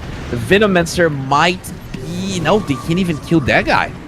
It's the same level as the Pango. I mean, he's got Guardian Greaves, right? So it wasn't even close to them bringing him down. And that's by far the squishiest hero. What in the Gaben are we watching here? We're watching BarrancoBar smacking Heroic. And you mentioned that Heroic aren't looking the greatest lately. I have to say, it might be the drafting. Radiant's bottom Do you tower think it's the is under drafting? attack. Because like we didn't think it was like an out They're draft. drafting.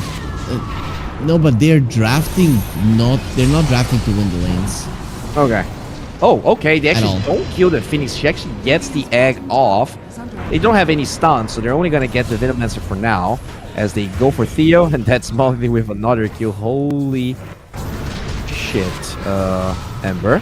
No remnants. 7 seconds of Adios. cooldown. Has the U Scepter to buy some time. There's also no Roar available. So this Beastmaster is just gonna be doing some damage as the Ember keeps on baiting. Has a remnant now. Goes towards the jungle creeps. Goes back to the other side, and he will be fine. King Jungles goes to left side. Tai Lung is going to be smacked down as now this Bristleback Look at is Angel. probably dead. Can he get another kill? He cannot. Angel gets a kill, TP's back to the base, and No, the GG top flies lane out. to continue farming. Yep. 22 minutes. That's how long it took, or 21:30 for BarrancoBar, Dire a team that before this qualifier a lot of people never even heard about. Just beat Heroic. Not in a full series, but they beat them in the in a game, and now Heroic are definitely going to be shaking in their boots and thinking, yeah, we can definitely lose versus these guys because it was proven in this game.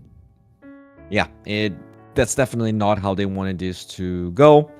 They're gonna have to go back to the drawing board. It's getting pretty late here in South America. I could feel King Jungle's anger through the remaining of that game. I'm gonna have to, throw the towel, wait a little bit, come back. Game 3 is on the way unexpectedly, but it does make things more entertaining, Harry. So we're gonna be back in 10 minutes.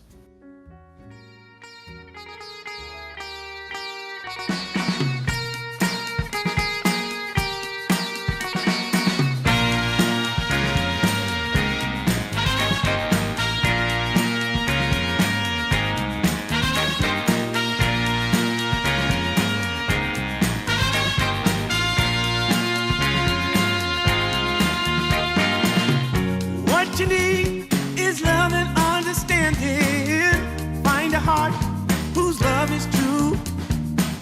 Deep down, there's only one companion who's there for you when you need him to be. Your heart was broken in 1,000 pieces. So much pain that you've been through. Here stands a man who's your side. Just ask yourself, am I ready for you? 100% now. I'm ready. 100% now. Yes, I'm ready. Eyes wide open. I'm ready to move. 100% now.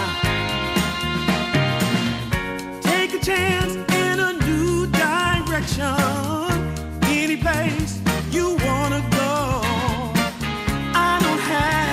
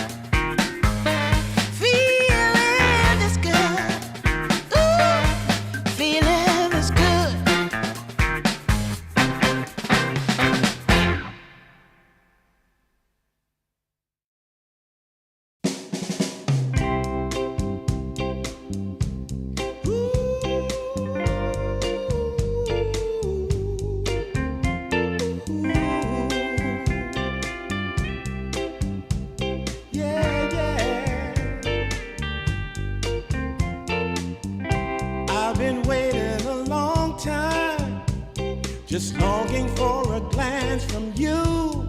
Yeah. A chance to look in those big brown eyes. No telling what my heart would do. Hey, when we met, I sure knew it felt as good as it could be. In that moment, though it felt so good, I wondered why you noticed me. If you gave me just a little time, it would sure ease my troubled mind. Don't tell me that you don't feel the same inside. Don't tell me who. These are feelings that I ought to hide. I don't care where you came from, just tell me where you wanna go. If there's a chance to be together, that's all I really need to know. Is it real or make believe that keeps me thinking of you? If you've got time to walk with me, I'll show you how my heart is true. And here I stand waiting for you. Tell me, baby, what I gotta do. Don't tell me that you don't feel the same inside. Don't tell me who. These are feelings that I ought to hide. Don't tell me that you don't feel the same inside. Don't tell me who. These are feelings that I ought to hide.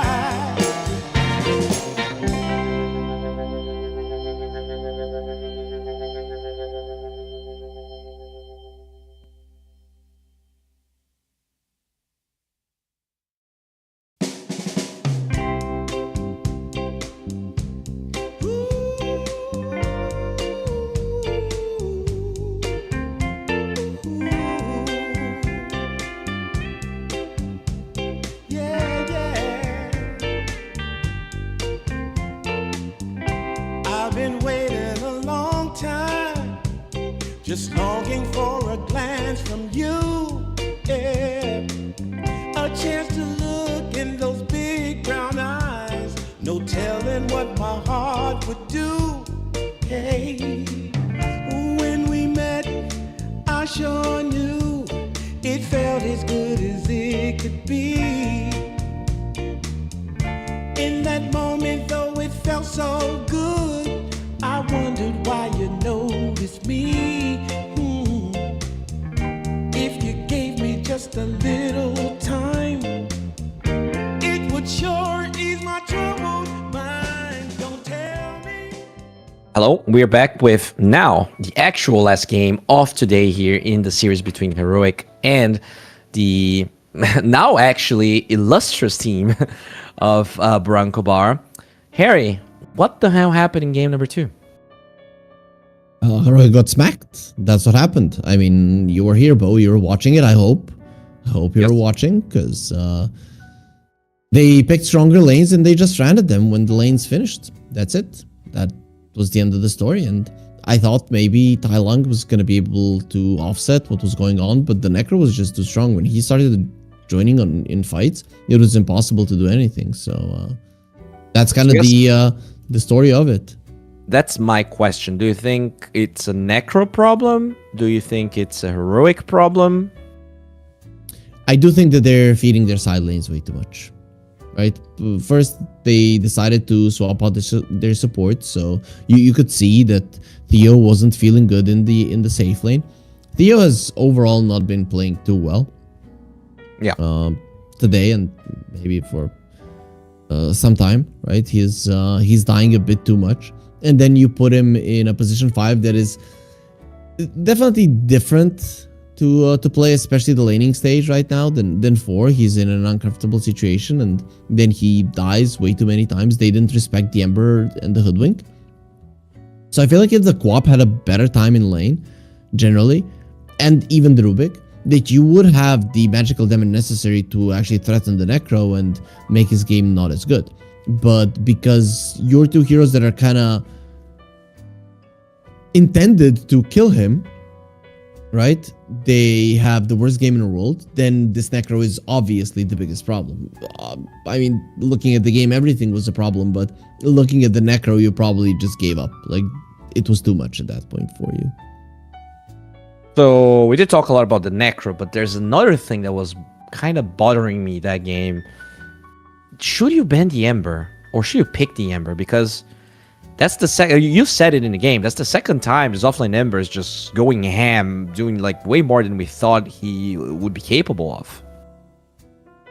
I'm not sure.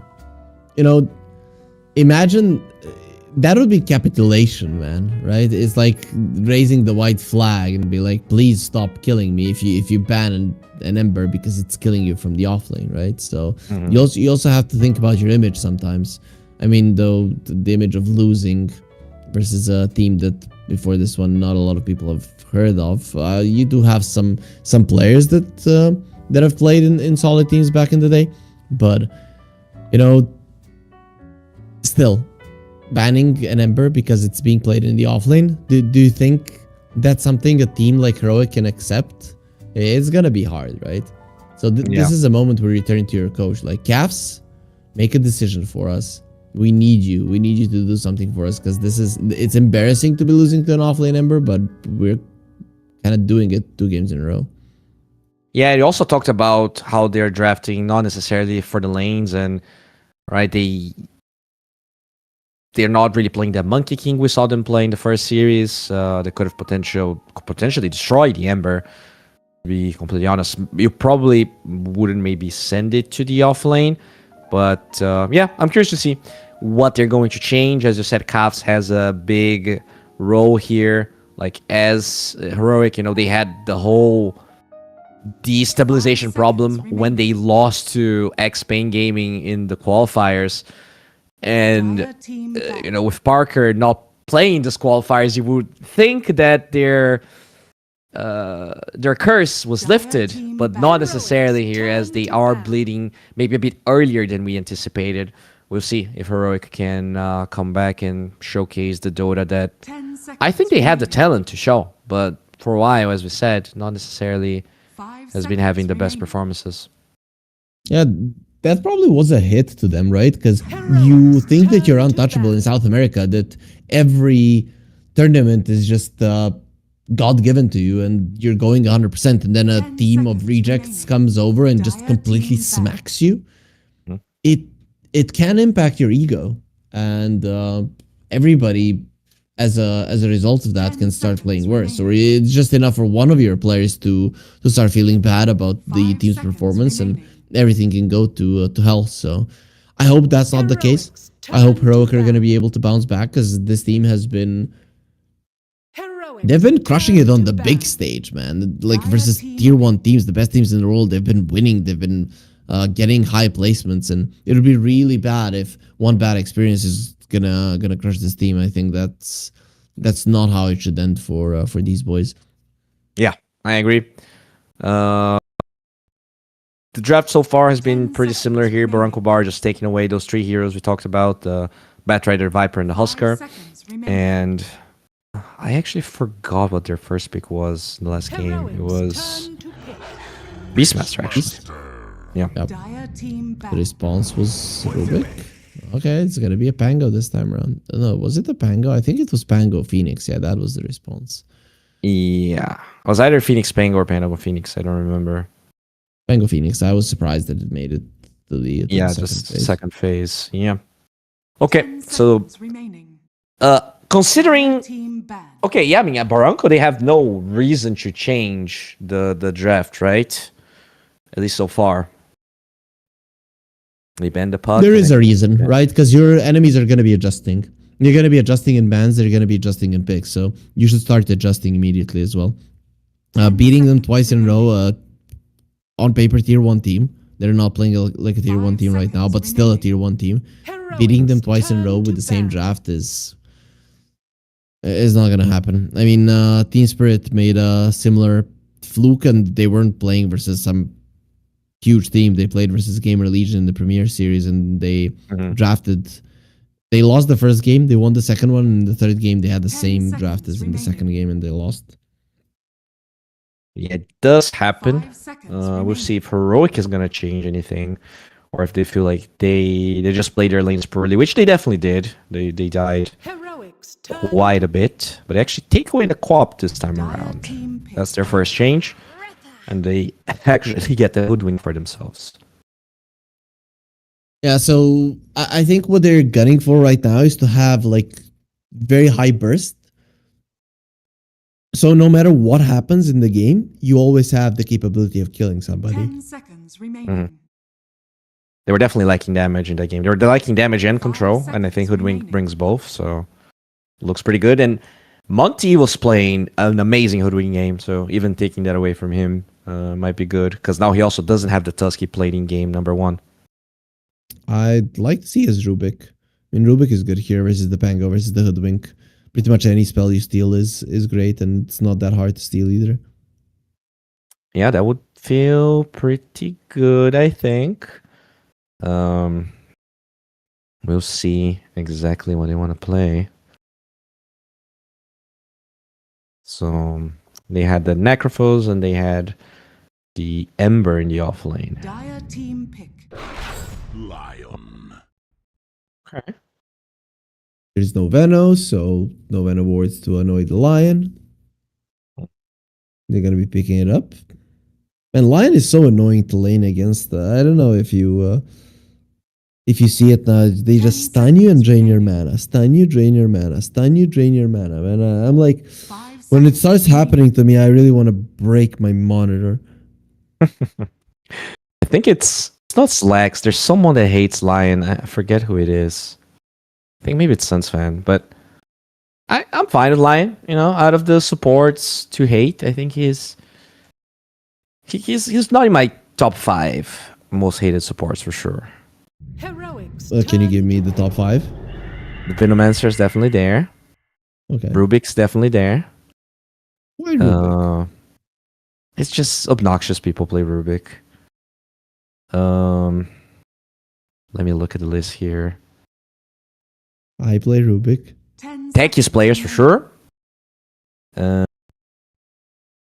5 seconds remaining. That's 3. Heroics Pudge turn to 4. Oh, early Meepo here. Interesting. Let's go. Use the dust bug. Did you see see it? the banner bug as well? What did they do with Like the banner? Meepo could 10 spawn seconds infinite remaining. banners. Really? Yeah, and then 5 like in the seconds game, remaining. the guy like spawned 7 banners so that the creeps like wouldn't die no matter what when they were going mid. They lost the team fight and they fed like 2,000 gold off of banners as well. I was playing a pub and Meepo had 57,000 net worth 7 minutes into the game. Holy shit. Yeah, Pretty balanced. something in base, 10 seconds spamming remaining. dusts, and then at some point he just had 6,000 dusts, 5 sold them, and seconds remaining. voila. Yeah, that sounds pretty balanced. Now Ench being picked up here. Thinky Hero does make Beastmaster's life a little bit annoying later on with the passive, but I guess just a normal KJ hero. You just go Tide right now? Dire It's team pretty nice. Pretty old Ursa. You go Ursa. Okay. So a little bit of single target. Good versus the Enchantress as well, right? One of those heroes that can just burst her down. You Not a work lot of heroes can do that. into a dispel though, right? That dispel's annoying. Yeah, it is. But later on down the line, you just jump the Enchantress and she dies until 5 she seconds turns around and uses the enchant on you, you already hit her 6-7 times and she's Turn dead. to ban. Yeah.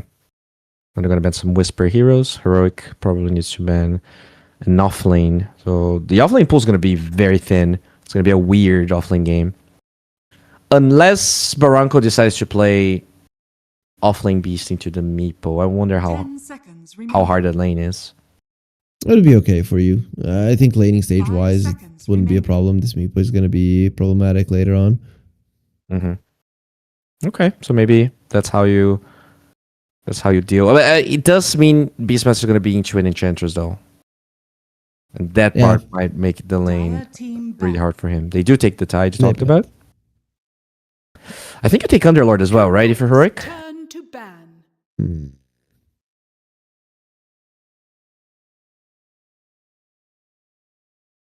I'm not sure. Because, the root and minus damage. 10 seconds remaining. I think you just ban the Mars. 5 seconds remaining. Mars is annoying as well. And they do have an egg. Yeah. But if they pick Mars for Barranco, they have to play mid beast. I feel like they're okay with that, right? He's going to be laning versus the Pango again. He didn't do amazing in the previous one, but he's still going to do fine.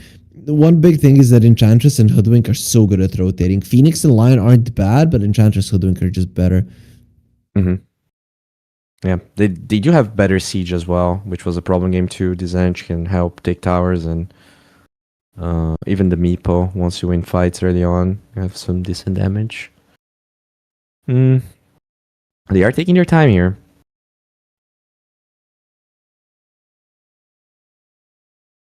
I still think Primal Beast, but I guess Meepo is fine versus you because the Earth binds, so laning stage wise might not be the greatest.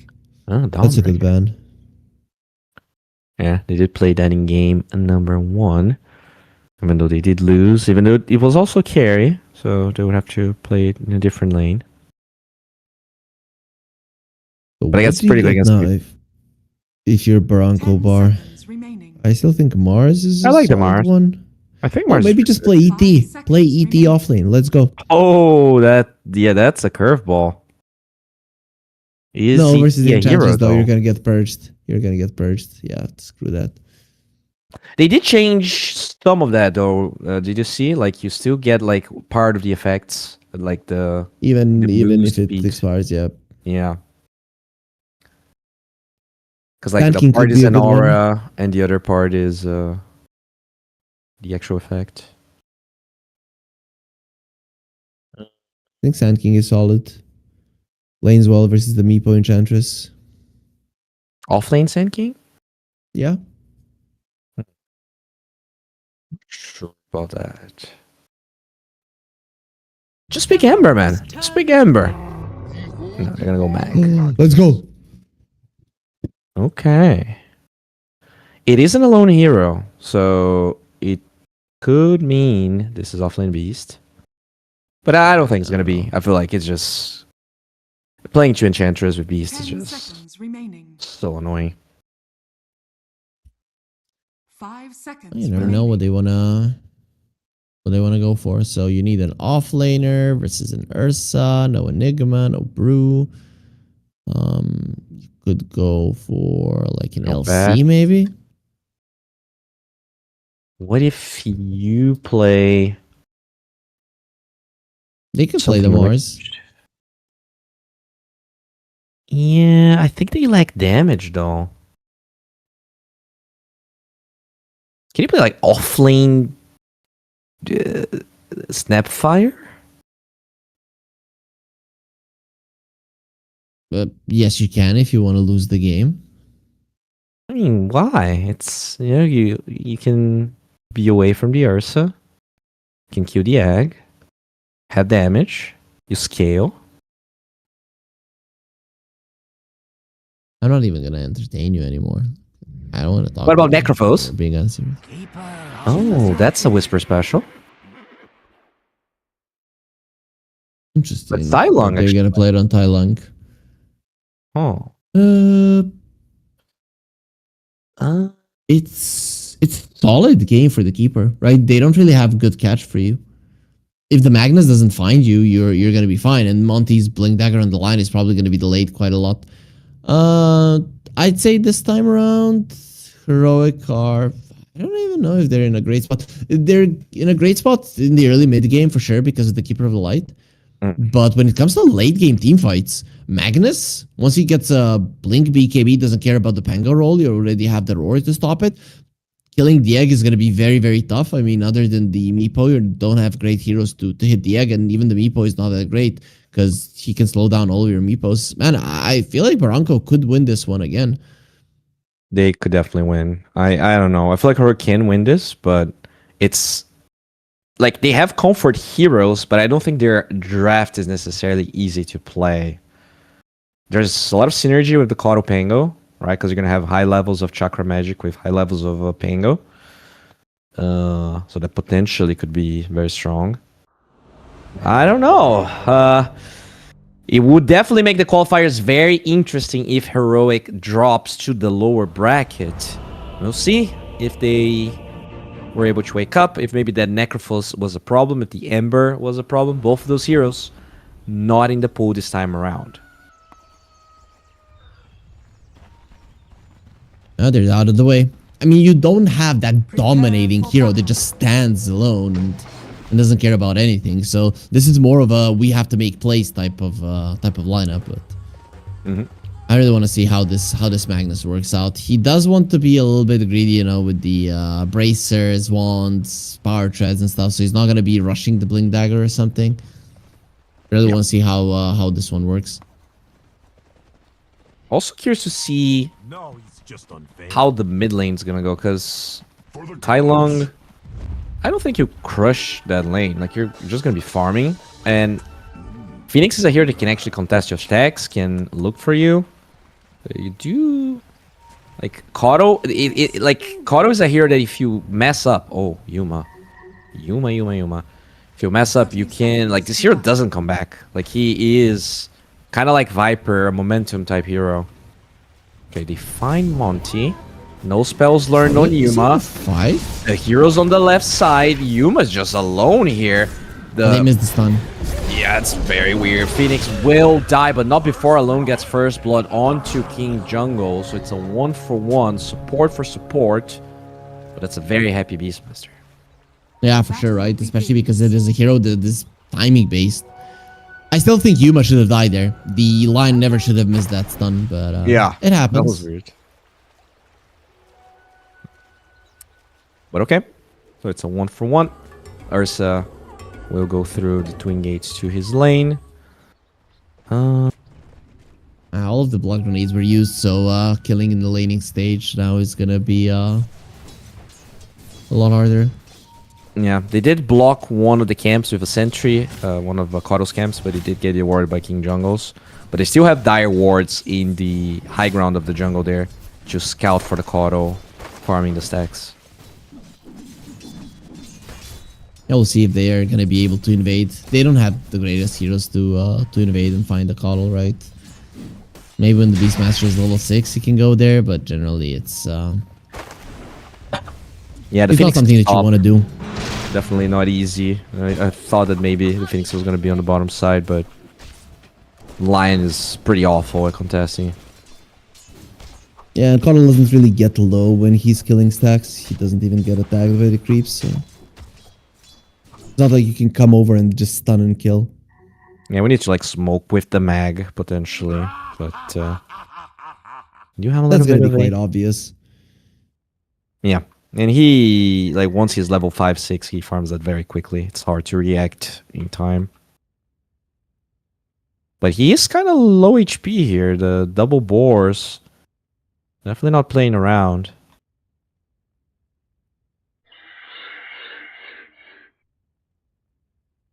Do you feel like when you hover over the Coddle and you look at his health bar, do you feel like it looks smaller in percentage than it looks on the top left screen? I feel like he has higher HP when I look at the portrait Mhm. than when I look at him. Am I crazy? It's because of the dark side of the. Yeah, I have the same feeling, but I'm gonna assume it's because of the dark side of the picture on the top. Dark side of And the then moon. we have a, you know, what do you call it? It's an illusion. Okay. Genjutsu. No, an illusion. It's a genjutsu. It's an eye. Genjutsu. And why am I casting with weebs, nerds, and can I have a cool guy? No. You got it all wrong, all right? I'm a specialist. I'm not a weeb. I just know a lot. I'm kind of like a spy. I watch everything.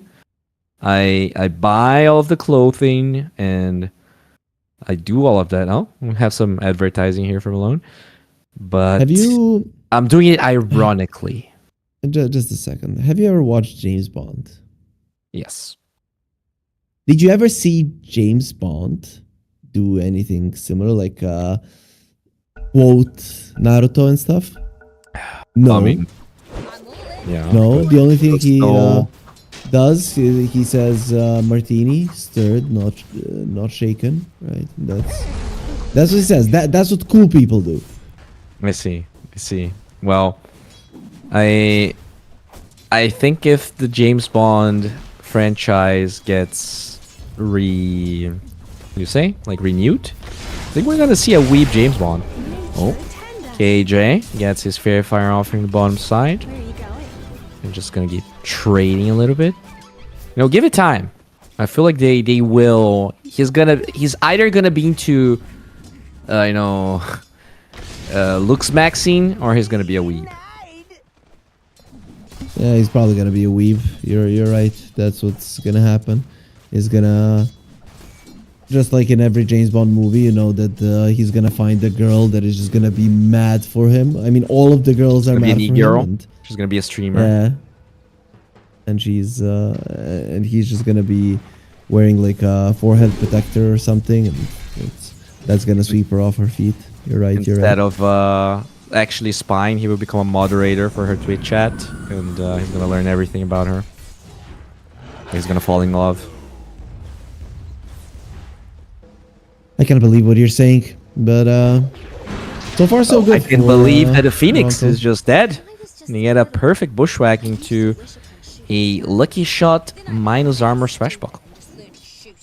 Yeah, I mean, a hero with one armor is always gonna have issues versus minus armor heroes. Radiant's Right, you courier get him has into a been minus with only level 1 lucky shot, so it's obvious that he's not gonna be having a good time. The Lotuses, one for heroic, one for Bronco. Oh, Whisper will be pushed back by the ears a little bit.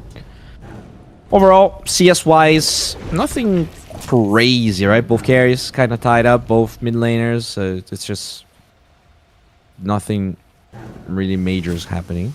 Not a lot of deaths like we saw in game number 1. are fortified. Yeah, number 2. Yeah, and I think heroic, they want a predictable game. Though I don't know if they're predicting for, again, new IW. Like, how is he doing this? That every time he's crushing the lane, but they didn't block the camp. So they allowed the center to be taken by the Enchantress. That's gonna zone them out completely out of this one. Yeah, that's gonna be problematic. I don't know, man. Maybe he's just a new revelation of South America here. Police line, block the camp. Block the camp. He did not block the camp. In fact, there's a center looking for him. Misses the Earthbind. Is the line just dead? No, has a Fairy Fire. So should be okay. Yeah, but it's still a disaster, right? And he didn't block the camp, so even when that creep dies, the Enchantress will have another one. Yeah, that's true. In fact, 3 seconds here for the enchant to be back up as they try to go for her. Does have a Lotus and a stick, so this is not an easy kill. In fact, she's going towards the creeps, gets a Wild Wing, and will And then- save herself with the Hurricane. That's beautiful. 10 seconds for a Shockwave, so I don't think Neo YW can... I think he can. Can he? No, he can't because there's a raindrop. So even if you would get the connection, it wouldn't be enough for a kill. It would take away the entirety of the damage. It's gonna be okay. The mid lane We see Beastmaster trying to break the trees, trying to Dire's get middle vision of the tower is stacks, under but attack. Tai Lung, he's just farming the camps as they go. He's not necessarily making any big stacks. Rotation from the Phoenix, though. They get the Shockwave push, but no skewer just yet. The Wild Wing helps one of the meeples as the second one that gets blood grenaded, but not enough damage. 3 heroes, but those meeples are way too tanky. Oh wait, is Magnus dead? Skewer available. Should be fine. Here, roar Beastmaster could be somewhere. dead. Yeah, he's fine. He roared to survive. Yeah. The first usage of the Cuddle Spirit form doesn't land him a kill. And look at Alone just running forward. You see that crazy?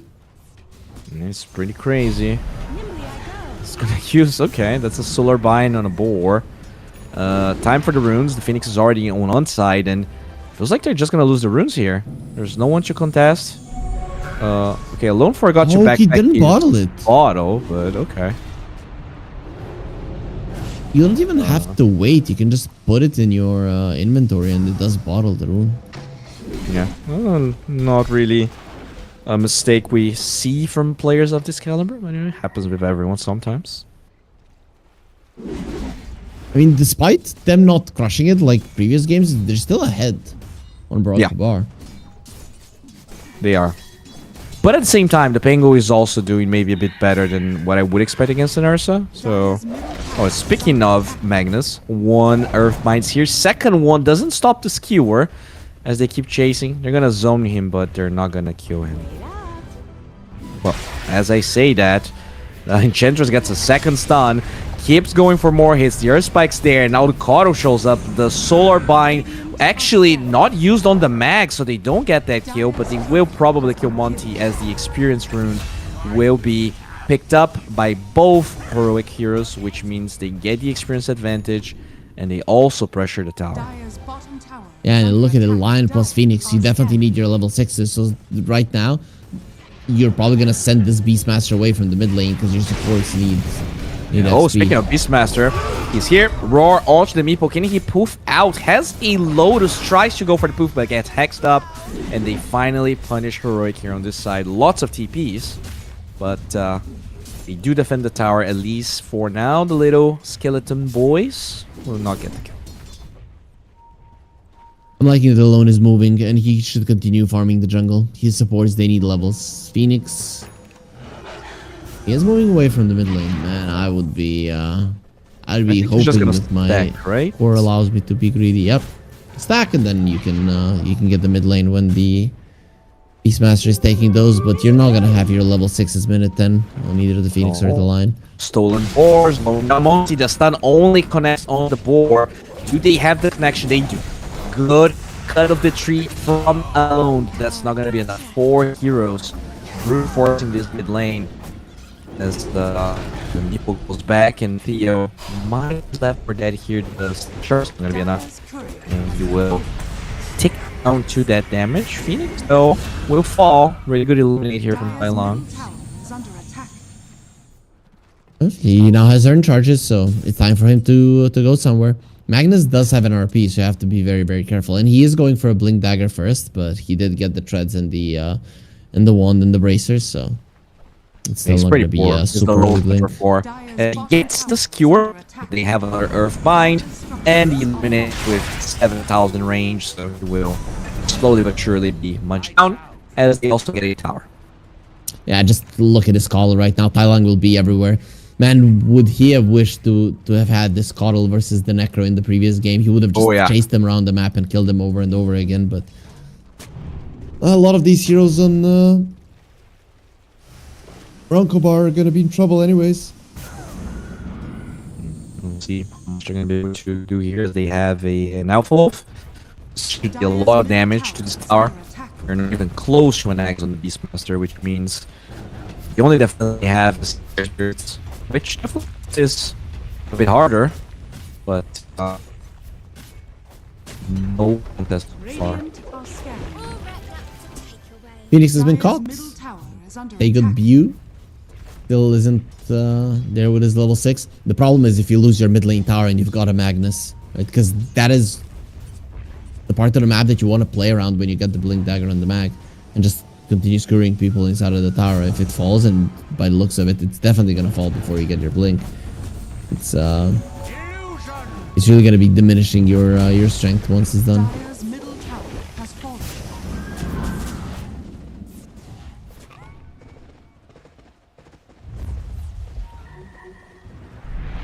Okay. Let's see. Going for the Phoenix. Icarus dive with the TP out. No way to stop it. He's fine. Ursa getting pretty close to Battle Fury. Could potentially be a 12-minute one if he doesn't die in the next couple of minutes. It's not gonna be that fast. He actually went for phase boots, so thought he was gonna be chasing a little bit more in the safe lane. It probably is the better boots to go for nowadays. I see some greedy Ursas from time to time go for the power treads, but Yep. We're gonna get the tower in the top lane, so this Ursa now will farm a bit slower, unable to have access to those lane creeps most of the time. Dire's top tower has the thing is Meepo won't have those issues. He can be Yeah, and anywhere. Meepo finds the Magnus, double poof. Not enough to kill him. Very tanky. Yeah, Magnus is no joke with power treads in the bracer. 1500 HP going through that as a solo Meepo is next to impossible. But the Magnus is farming. He's halfway there towards the Blink Dagger, and this is what we want to see, man. I really enjoy watching good Magnuses play. We still don't know how good of a Magnus in EYW is, but we're hoping a great one. Yeah, definitely do. As Monty smokes behind the Ursa as he connects to the Phoenix. Potentially looking for the Whisper Pango, which they have vision of. He also has a gigantic stack he made for himself. That's a huge freaking stack. Holy moly. And they want but he some of still that. needs to survive. Oh no. No, rolling down. How? What? How was he aware? I guess he just wanted to farm and... I guess he just wanted to farm and... Now that what? At least the Phoenix denied himself to the Ancients, but those Ancients now are gonna fall. Nothing that you can do about it. Your supports are off the map, and just look at the positioning of Tai Lung. I mean, look at the positioning of BarrancoBar's cores. They are literally all on their side of the map, hugging tier 2s, and not really getting the amount of farm that you would want with these heroes. And their timing is not coming. You lost all 3 of your tier 1s, so playing the game right now, even once you get the Blink Dagger on the Magnus, is going to be very, very, very tough, Bowie. Yeah, and Yuma starting to accelerate with his Yasha and all of that freaking move speed. Also got a Cobalt Cup, which is very nice to have as a Meepo. So overall, things just looking great here. Pangolier will have Blink Dagger in about no seconds because he already have it. So yeah, a lot of work for the cores, and especially this mag that yet to finish his Blink Dagger. Well, 200 gold more, but still, what are you going to do when you don't have any towers? Even if you're catching people, you're just going to be so far out on the map that you won't be able to get any objectives. I mean, it's better than not having it, but it just goes to show that BarrancoBar are not in a good position in this game. Yeah, they're not. Definitely a little bit harder than game number 2, but they are reaching those timings. Alone did finish his eggs. Blink Dagger was purchased here on the mag, so question is whether they feel ready to respond to something as Phoenix gets burned to a crisp. Imagine how much damage is going to be done once the Hoodwink has a boomerang. Imagine the spell amp between the Solar Bind and the boomerang. Damn, yeah. It's definitely looking quite scary here.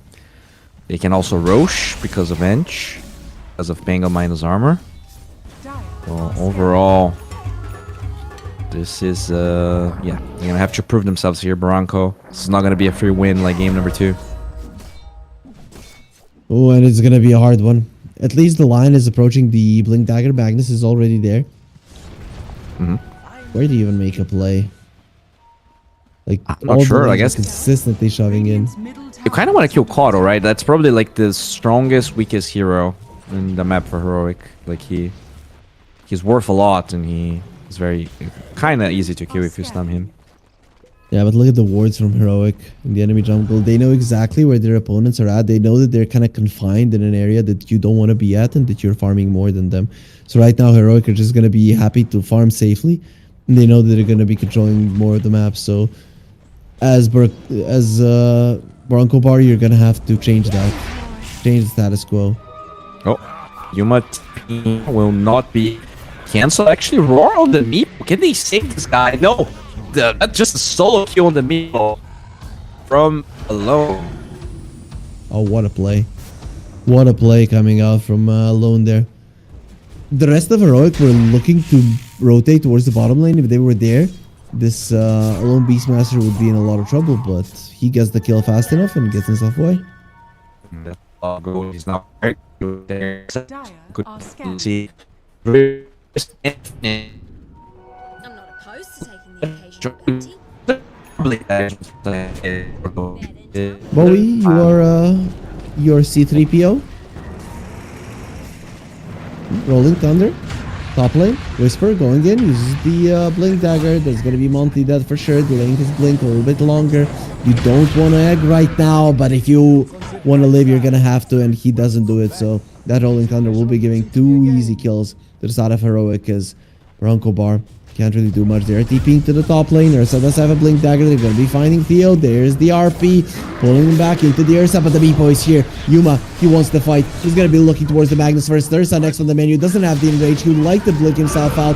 Let's see. Goes in with the Roar. They want to kill the Meepo. They're fighting. They want him dead. Will be able to do it. Angel, can they finish him off? Swashbuckle, he cannot miss it, and he won't. He will get the kill on the Ursa. Thailand dropping low. The wild axes are not going to be enough, and Whisper gets a double kill. He also got a kill earlier, and that's going to be a mega kill for the Pango as BarrancoBar. They are starting to fall behind quite heavily at this point. Yeah, they do kill the Meepo, but Radiant's bottom at a tower pretty hefty cost. I mean, all 3 cores died there. The supports do live, which means Monty will get his Blink Dagger. Yeah, Oh, 300 more good wolves. cancel on the dive here. The Illuminate misses, but Tai Lung still gets the kill. Cannot use an egg at all. You don't want to use it that defensively. You want to use it in a fight where the Magnus and the Lion can protect you, but just hasn't been in a position to do so. I don't think we've seen a single egg in the game. Yeah, I don't think so. Just not an easy game for this Phoenix at all. 1-7.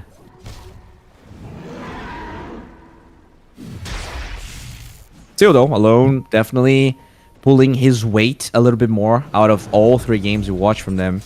They get that first blood, 3-1 and 3. It's pretty much a part of half of the kill. I mean, more than half of the kills they have as King Jungles gets roared. Very tanky girl though. They will get the Finger of Death kill, and that's the Blink Dagger now done for Monty.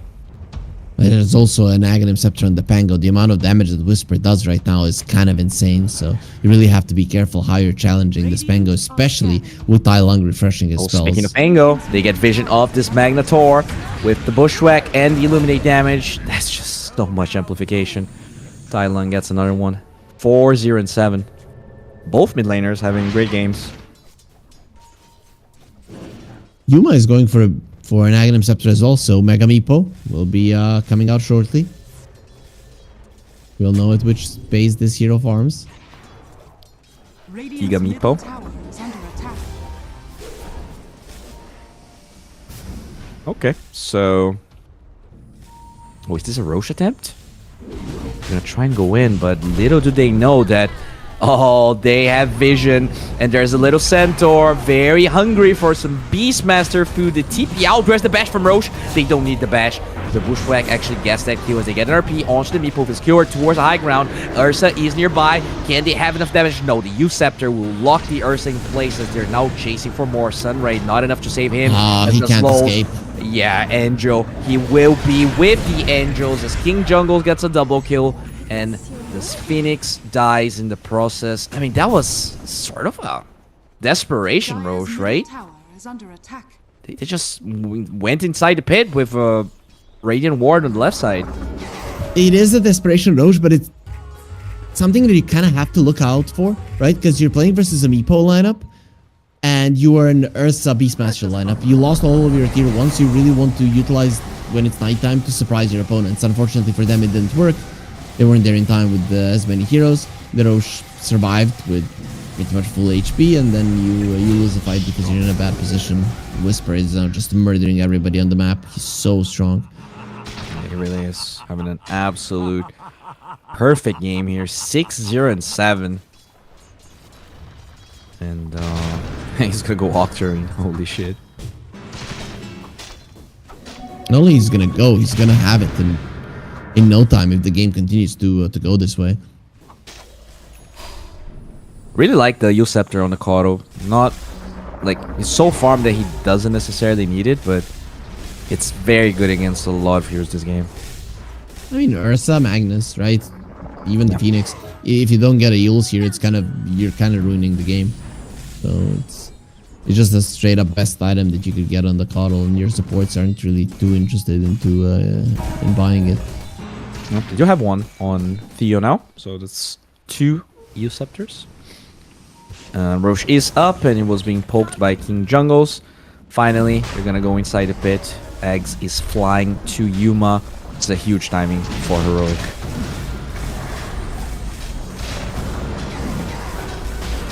They're gonna be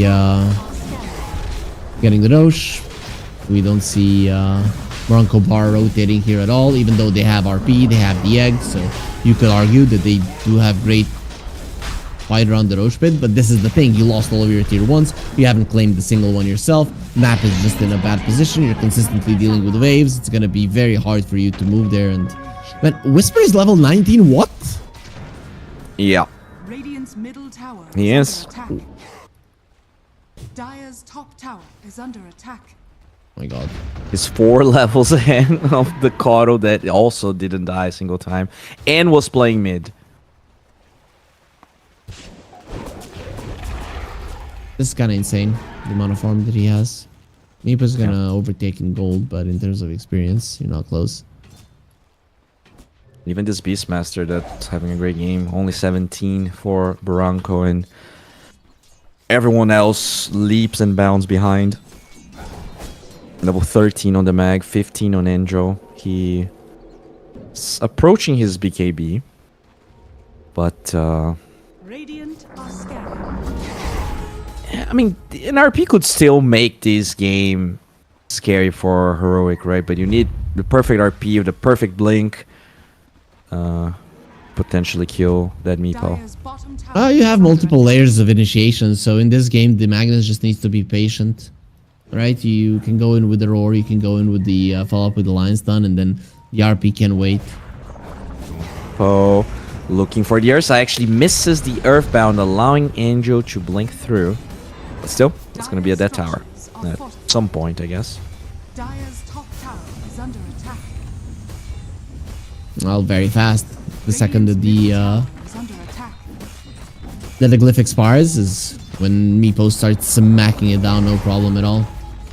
It's Meepo's just incredibly strong. Highest net worth. Is under attack. Kibi, Dire's top finally tower done is though falling. on the Ursa. Probably want to wait for these ages to expire to take the fight as they find the Phoenix. And with the Earthbind, easy peasy. A bolt from the blue. Okay, this is now turning into bullying, but to be honest, the previous game was bullying as well. So Heroic are just bringing it back. And right now, they just need to be methodical. Yeah. Go from tower to tower, objective to objective. Hold some good high ground wards and defend them. And that's about it. You don't have to do anything out of the Crazy. ordinary. Yeah. Yeah, exactly. You have the heals from the Kato, can just slowly siege. Even if you get skewered, you know, you might struggle to even get the first life on this Meepo just because of how tanky he is with Mega Meepers. Oh, Magnus gets found and killed. 707. You're talking about Mr. Bond. That's Whisper this game. I don't know, it's 007. Dire's middle tower is under attack. It's okay, Bowie. It doesn't matter. You don't have to know the code number of James Bond. I mean, it's pretty close. Dire's middle tower has fallen. Well, Only 700 tower falling one numbers. after the other. They're not defending it. Is under attack. This Magnus lineup is not going to work if you allow all of your towers to fall. You have a big teamfight lineup.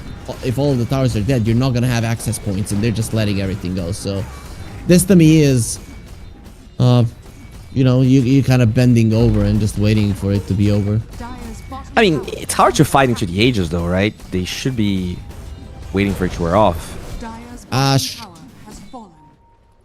I'd rather they die and protect towers than allow for this kind of a catastrophe. Okay, I'm gonna get one skewer into Mappo, and he will die. So that's the first life. The Kato is incredibly. I guess. Wait, what? His main meeple was on the other side of the map. But I he. think. No, I understand, but how didn't they control him? I guess they didn't want to choose RP there. No, all of your meeples spawned to where your main one was. Okay, I mean, I'm sorry. I didn't see the ages expiring. It is pretty late here, guys. For any long day, as they will run away with the Ursa here. Holy moly. That's a dead Phoenix from 12,000 range. What do you mean it's late? What time is it with you?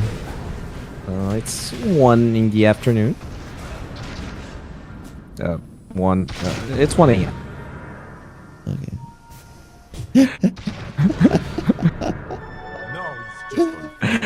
Told you we don't want to go too late, man. My brain stops working. It's just how it is. That's why I don't catch SCA. Yeah, Love but, to catch SCA, man. I'm unable. you need to focus, Bowie. Like me, it's 6 a.m. I'm getting that energy. The cortisol is kicking in, and I want more games. I'm not done. Yo, after this, You yes, want more sir? games. All right. Yeah, put me on another stream. I don't care. I don't want to Okay. stop. All right. Let's do it like this. You don't need to cast another game. All you need to do is to keep me excited. I love your cortisol points. Okay. Bowie. Keep Okay, to going. keep you excited first, I need you to not be C3PO. So to not be C3PO, we're gonna have to reconnect onto Discord because Discord servers are not being nice to us today. To do that. So now, once my Bowie comes back, I told him I don't want him to be C3PO, but I want him to be a robot so that he doesn't get tired. Radiant's bottom tower. Are we back, Bowie? Because Monty's in trouble. He's out. Okay. Angel is in trouble. He's out. Nobody's in trouble. They're fine. Okay, I lost my Bowie. It doesn't matter. There's gonna be an RP onto the two heroes. They bring him to the Ursa follow, but the Mega Meepo is here. King Jungles is surviving through it all. He can dig into the ground, and help is coming. They need the Rolling Thunder, but they don't roar. have it. There's gonna be a roar onto the Mega Meepo. BKB on alone. BKB. Okay, Sunray not really doing anything to this huge freaking Meepo as the skewer comes in. The Meepo still. They're coming back. Oh my god, the Meepo is gone. That's a 3-for-1 here as the Hoodwink's trying to disengage. Ursa's blink gets canceled, which means the Hoodwink could potentially survive. Okay, I mean, I was reconnecting. How did the Meepo die? Well, they killed him. Yeah, wow. And they used the RP, skewered him to the Ursa, lost half his HP, went Mega Meepo, digged him to the ground. When he came back, he got roared. There's a Sunray as well. You're saying, like, it's not doing damage. Well, you know, the longer the Sunray stays on you, the more damage it's doing. So when it gets to max damage, you start melting. Then the Mega Meepo ended and he died. Easy. Okay, well, that sounds pretty easy to say. They still have a huge lead, and at the end of the day, I think the biggest problem for Barranco is that their siege isn't great. You do have a mag, and the Beastmaster is getting stronger-ish. But he is falling behind a little bit. He's now behind the Kato, and his itemization doesn't really give them that much siege. Doesn't matter. He wants a shard as well. He's thinking what he's gonna get first, but overall, this level 20 Ursa is no joke. Yeah, nullifier against the Aeon Disc of the Kato. Definitely a big problemo.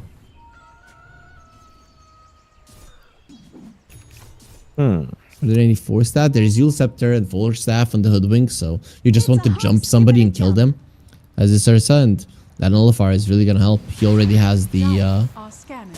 Sacred Relic, so only the Splint Mail is left.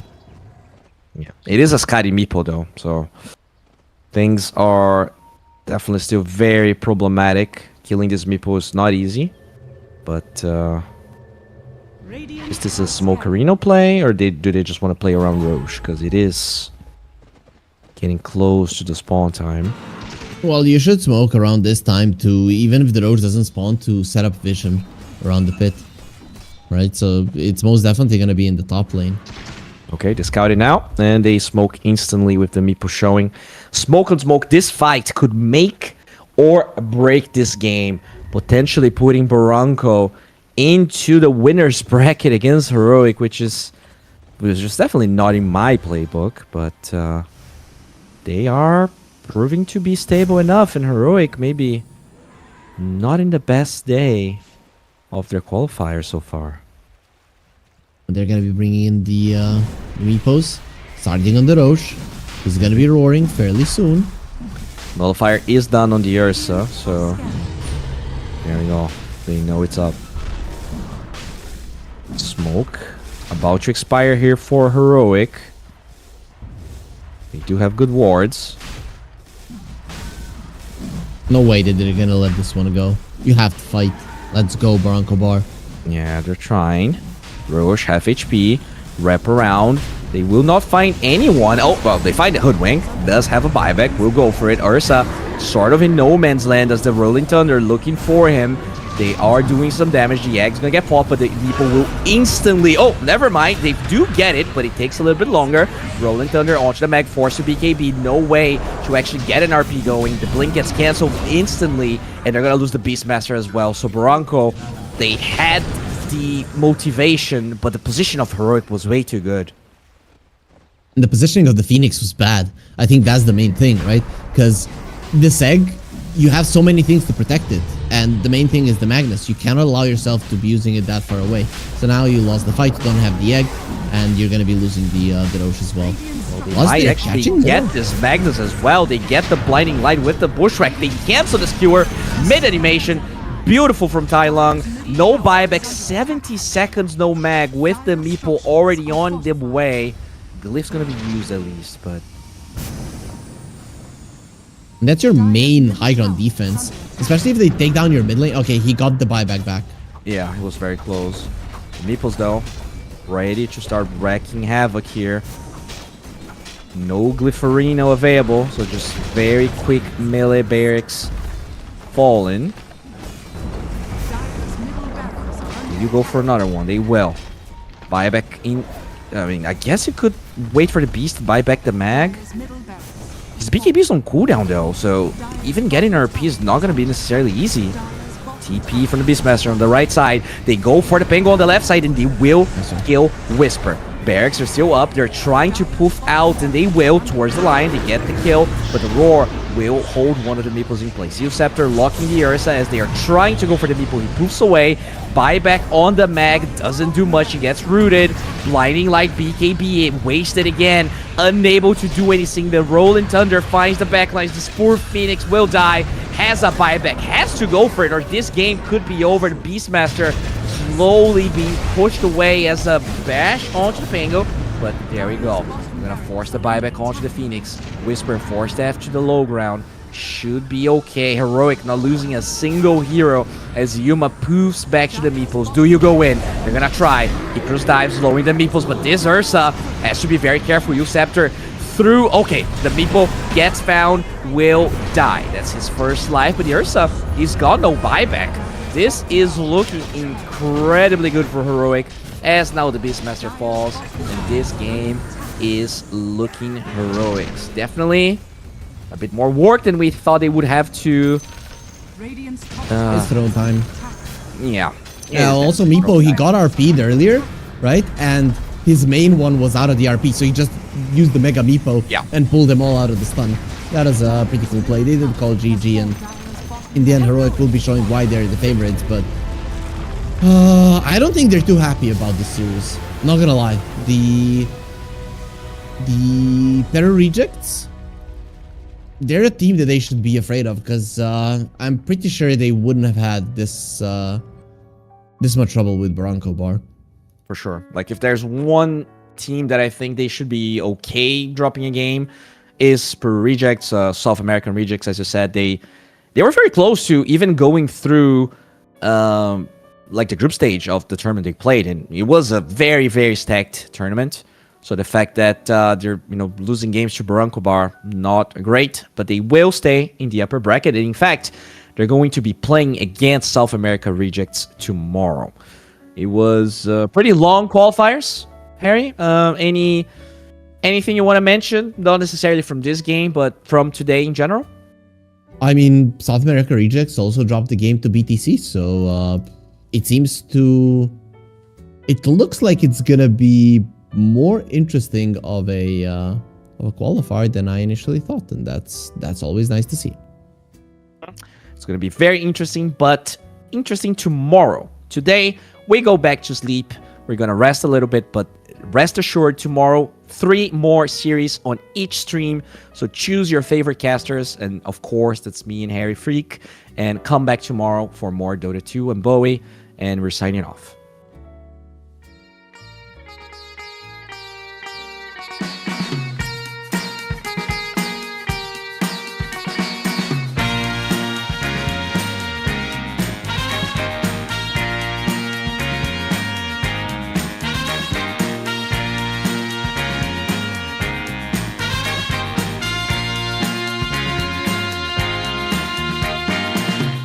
What you need is love and understanding. Find a heart whose love is true. Deep down, there's only one companion who's there for you when you need him to be. Your heart was broken in 1,000 pieces. So much pain that you've been through. Here stands a man who's your salvation. Just ask yourself, am I ready for you? 100% now. I'm ready. 100% now. Yes, I'm ready. Eyes wide open. I'm ready to move. 100% now. Take a chance in a new direction. Any place you wanna go. I don't have all the right answers, but one thing I know, I'm so ready for you. 100% now. I'm ready. 100%. You know I'm ready. Yes, I'm ready. Eyes wide open. I'm ready to move. Well,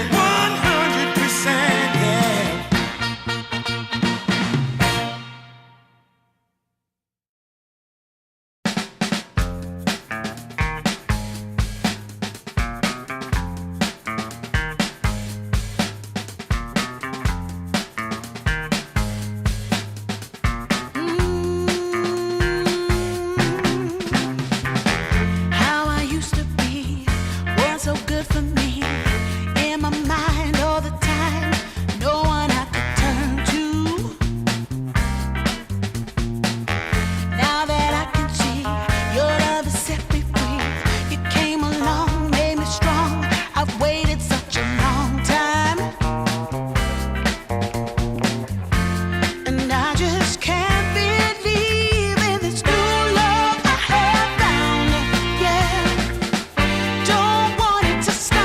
when you know you got a good